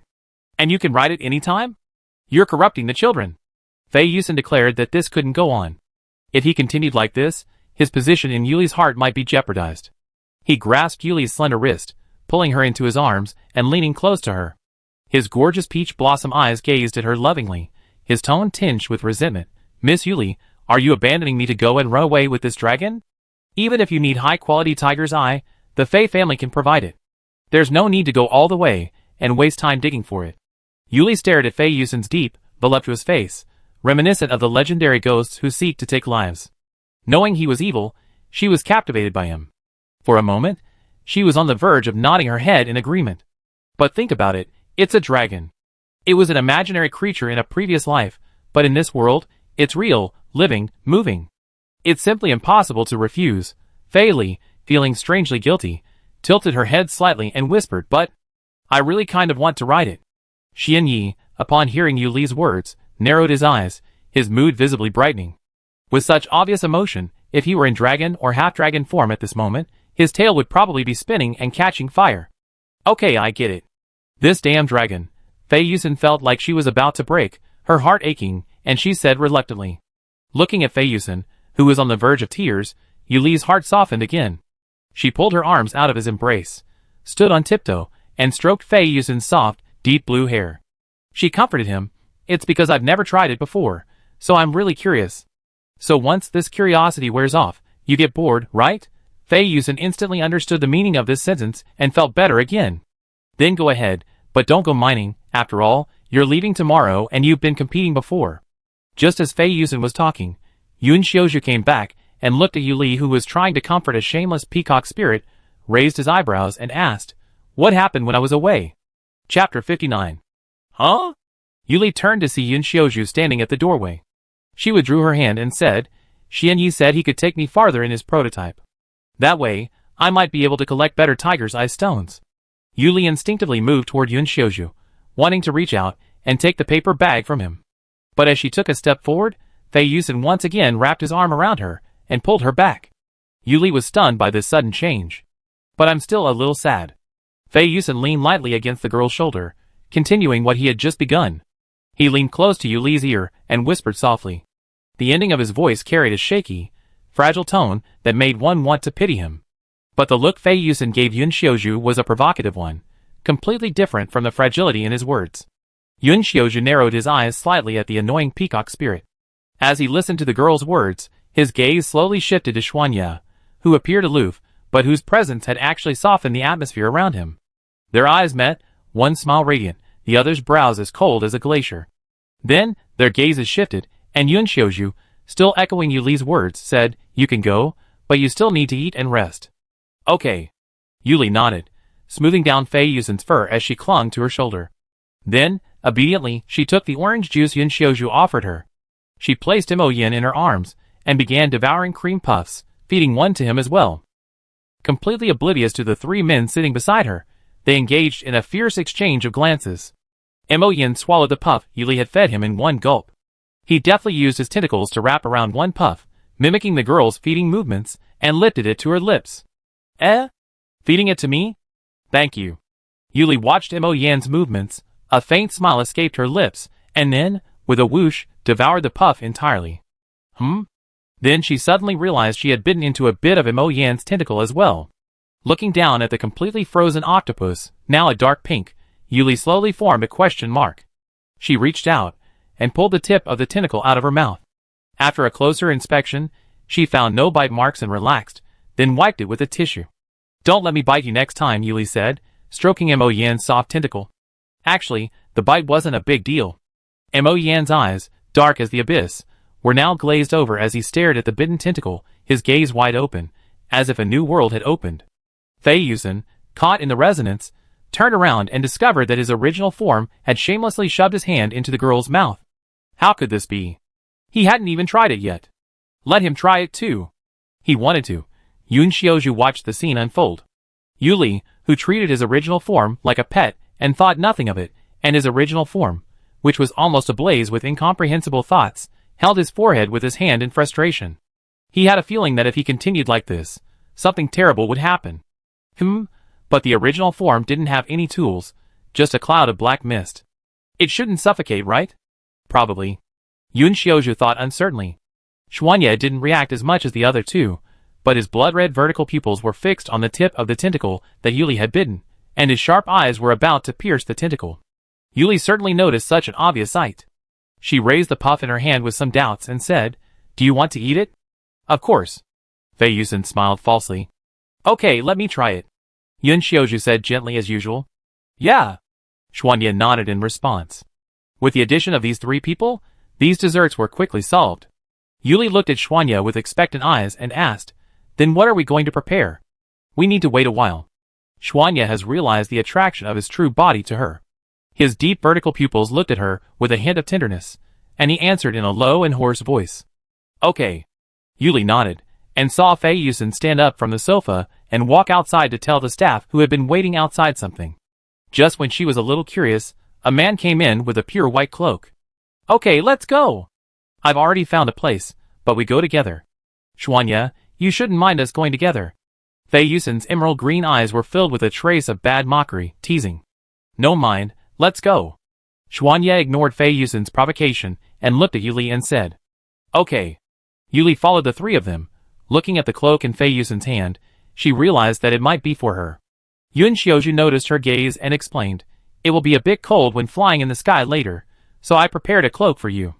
It's not good to catch a cold." "Yeah, thank you." Yuli realized that they cared about her, thanked Yun Xiaozhu, and gave Fei Yusen and Xuanya a sweet smile. Fei Yusen felt that this smile was like a shot to his heart. Help. She can be so cute. Xuanya's skin color is mainly honey, otherwise it will probably turn into dark pink like Mo Yin before. Yuli was in a really good mood, jumping and skipping for a few steps, realizing that it seemed not so good, and returned to her usual state, but her steps were still lively and light. Yun Xiaozhu passed the two stunned clones, quickened his pace, and came to Yuli to lead her. Fei Yusen, who reacted, was so angry. This hypocritical birdman. Xuanye quietly followed quickly, and took the position on the other side of Yuli. You old dragon. Fei Yusen asked if he could kill these two annoying guys directly. Of course, Mo Yin had the most say in this matter, but unfortunately, Mo Yin was staring at the tip of the tentacle bitten by Yuli with a sharp gaze, and fell into thought.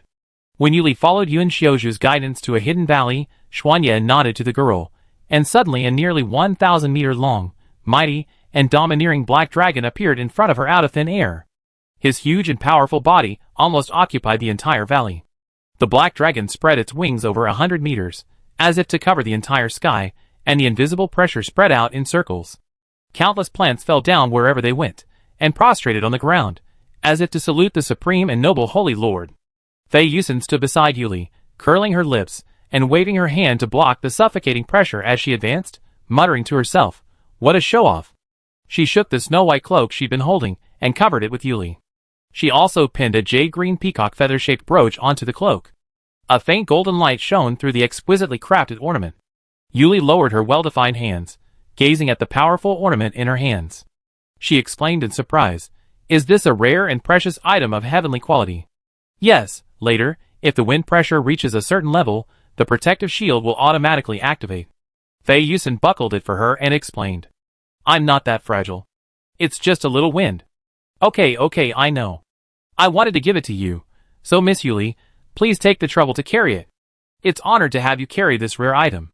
Fei Yusen smiled and coaxed the girl. "You don't have to be so attentive. It feels weird." Yuli was almost defeated by his shameless words.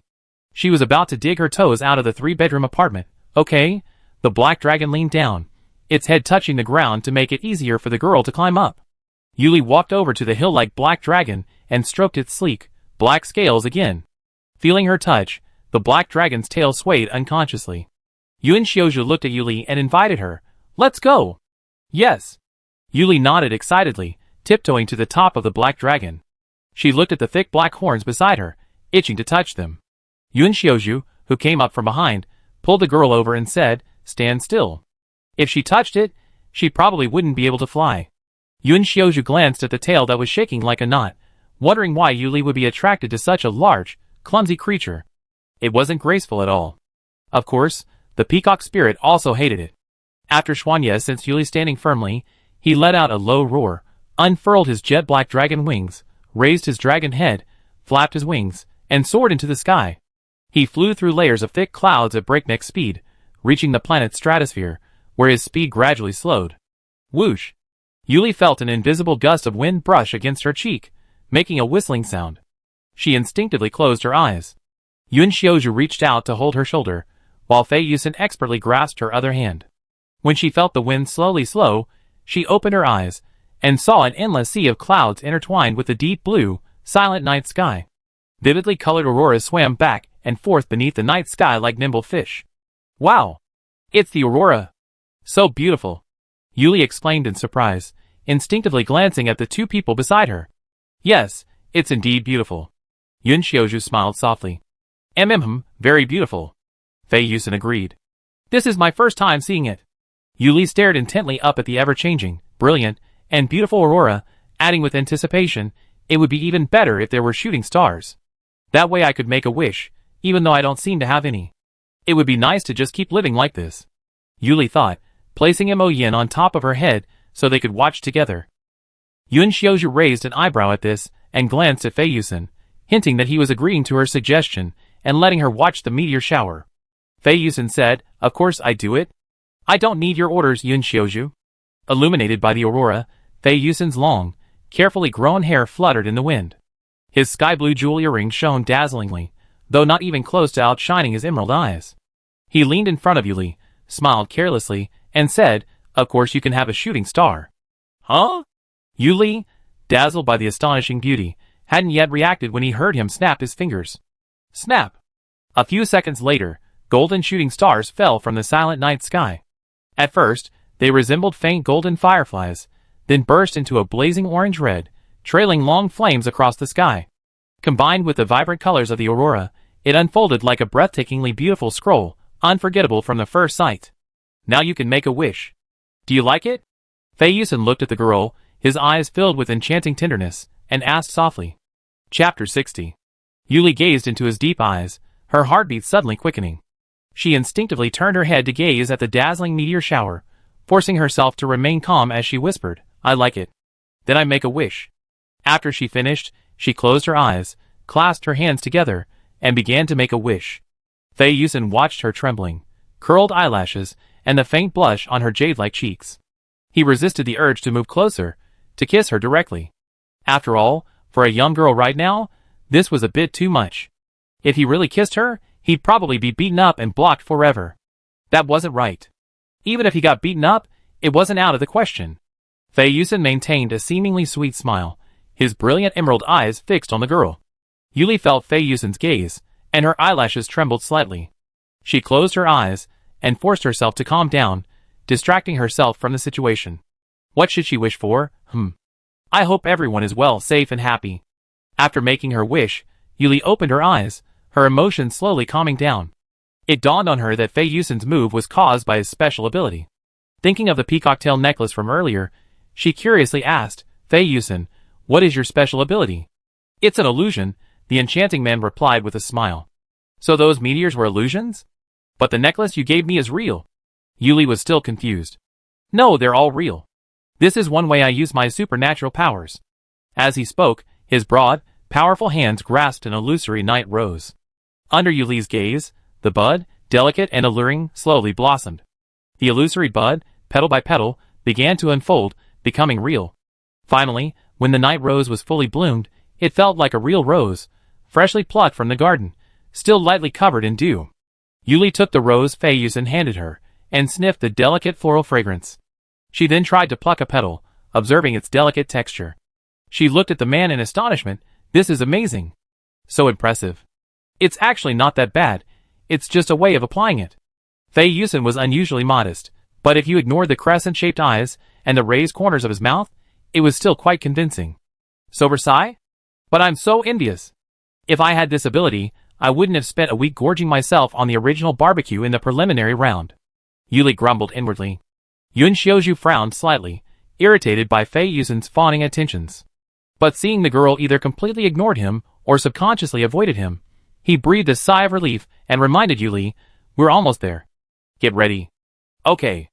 Yuli lifted Mo Yin, who was perched atop her head, and sat down, ready to dive. Roar! The black dragon let out a deep roar, as if in warning. Then, with a powerful swish of its tail, and a flutter of its wings, which obscured the sky, it turned and charged downward, piercing through the thick clouds. This time, Yuli didn't close her eyes, feeling the mist and wind whizzing past her. She couldn't help but exclaim excitedly, wow! Hearing the girl's excited cry, the massive, majestic black dragon flapped its wings once more, accelerating its speed and carrying her through the sky, spinning several times in a display of skill. Its flight trail left a trail of circular white clouds in the night sky. When they arrived at this volcanic area, Yuli was still thinking about the flight just now. Her emotions soared again. Her whole face was red from the wind, and her neatly combed braids were blown into a mess. Yun Xiaozhu reached out to steady the girl, who was almost staggering. His warm, strong hand grasped her slender, cold wrist. The usually gentle and handsome man suddenly became serious. He held her hand in his, then looked down at Yuli, who was still laughing carelessly. He said helplessly, your hands are cold. What if you get sick later? I'd be worried. I should have given you a pair of gloves beforehand. He paused, then reached out to smooth over the strands of hair that had fallen across her cheek. He leaned down to meet her eye level, his golden eyes focused on her intently, and said earnestly, next time you notice something, tell me. Don't be shy, okay? Yuli, who had thought nothing of it, realized he was truly worried about her when she heard the man's cold, serious voice and those worried eyes. He treated her like fragile, precious porcelain. The words on her lips changed, and she agreed. Okay, I be careful next time and tell you. Hearing her agreement, Yun Xiaozhu released the hand he warmed and gestured for Yuli to give him the other. Mo Yin consciously floated up to Yuli's left hand, extending his tentacles' delicate suction cups to press against the pulse point on the inside of her wrist, as if registering the warmth. If the temperature exceeded this, it would mean his star was ill. This was a different situation from the previous one, when he lost a superpower. He searched his memories for signs of illness in the human species, and discovered that for most humans, if they fell ill, the thread of the law that signified death would most likely fall, and they would then dissolve into a handful of dust, nothing left, everything vanishing into nothingness. His star, this star that had landed in his arms, and shone with warm light, was so fragile and yet so dazzling. Realizing this once again, the god looked up at the girl before him. The wisp of black mist that had been quietly drifting on Yuli's spiritual sea connected with her consciousness, and a low, magnetic voice rose as he spoke softly. "Don't get sick. I worry about you." Yuli nodded a little bewilderedly at Mo Yan's words, then smiled again, pinching his soft tentacle and saying, "I remember that." Looking at the warm atmosphere between the man and the octopus, Yun Xiaozhu lowered his eyes, hiding the emotion in his eyes, and unconsciously tightened his grip on the girl's delicate hand. Fei Yusen, watching the harmonious family of 2 in 1 octopus, couldn't help but interject, "Miss Yuli, I can warm your hands." "No need." Yuli flatly declined, getting back to the point. She looked at Xuanye, who had transformed back into his human form, and was looking at her with the same worried and self-reproachful gaze, and said, "I definitely keep an eye on it next time. Shall we go down to the crater and take a look?" "Okay." Xuanye had no objection to her suggestion, and neither did the other two. As they continued deeper, they encountered a good supply of high-quality tiger's eye ore. Without Yuli's help, Xuanye controlled his shadow to spread into thin threads and began to systematically cut the ore, then neatly stacked it. He was clearly a skilled worker. Yuli looked at the familiar size, and recalled the energy stones Fei Yusen had given me for a storage bracelet during freshman training. The size matched perfectly. Furthermore, Fei Yusen and Xuanye were indeed both on that planet at the time. So, the other person Fei Yusen had mentioned wasn't one of his men, but Xuanye. Thinking of this, Yuli stared at Xuanye and tentatively asked, "Xuanye, did you run into Fei Yusen on the Z867 natural planet?" "Yes, I even got him to bring you some energy stones as a gift. Did you receive them?" Noticing the girl's subtle expression, and knowing the peacock spirit's wicked personality, Xuanye spoke directly. "I did receive them, but I thought they were from Fei Yusen." Yuli was speechless at Fei Yusen's unreliable words. This other person was truly misleading. Xuanye's bloodshot pupils pierced the peacock spirit, whose smile remained unbridled. "I did say I didn't dig it up, and those gifts were also gifted from me, so how could they not be considered my gifts?" Fei Yusen said with a smile. "You mean someone else dug it up? I thought it was one of your men." Yuli covered her face with her hands, a little embarrassed by this misunderstanding. "So you're referring to me by someone else?" Xianyi looked at the annoying peacock, its eyes filled with oppression. "Otherwise, Miss Yuli didn't know you at the time. If I had rashly mentioned a stranger's name, Miss Yuli would probably not have accepted it." Fei Yusen shrugged, looking like he needed to thank her. Xuanye suppressed the shadow that wanted to attack Fei Yusen, thinking that he would teach this annoying peacock spirit a lesson after Yuli. Yuli said that she couldn't listen anymore, so she jumped up and patted Fei Yusen's head, saying, "Although I really wouldn't accept it if you said it, but you just don't want to say it." Looking at the girl's angry face, Fei Yusen puffed up her cheeks and muttered, "We agreed to send it to you at the beginning. Whether to say his name depends on my mood. At that time, Yuli, you and your friends were kissing each other. Don't say it anymore. And it's not kissing each other. As compensation, you also go to mine." Yuli recalled the picture of the man's strong and slightly heaving chest at that time, and quickly concluded. Fei Yusen noticed that the girl's face suddenly turned red, and rarely did she refute. She obediently took the work from Xuanye's hand, and the emerald green light passed by, and pieces of tiger eye stone fell down. Yun Xiaozhu noticed Yuli's shyness in a hurry, and knew that Fei Yusen must have done something in private. How uneducated! Yun Xiaozhu, who usually maintained a gentle mask, was a little broken. He looked down on the various behaviors of this unruly peacock spirit, but he was indeed jealous of him in his heart. After all, the girl was more relaxed and happier when facing Fei Yusen than in front of him. Yuli was holding Mo Yin and supervising Fei Yusen. Feeling the change in the atmosphere around Yun Xiaozhu, she looked up at the pair of golden eyes that seemed cold under the reflection of the fire, and were stained with a twisted black mist. The man noticed her sight, and smiled at the girl as usual. The golden eyes were still as gentle as flowing water. Was it an illusion just now? Yuli blinked, and finally followed her heart, and pulled the corner of the man's brown windbreaker sleeve. But before she could touch her, a large, white-gloved hand grabbed hers, completely enveloping them. A man with picturesque features whispered soothingly, "Don't be afraid." It was unclear whether he was referring to the underground volcano filled with scorching magma, or to the desire for her beneath his gentle mask, which was nearly uncontrollable.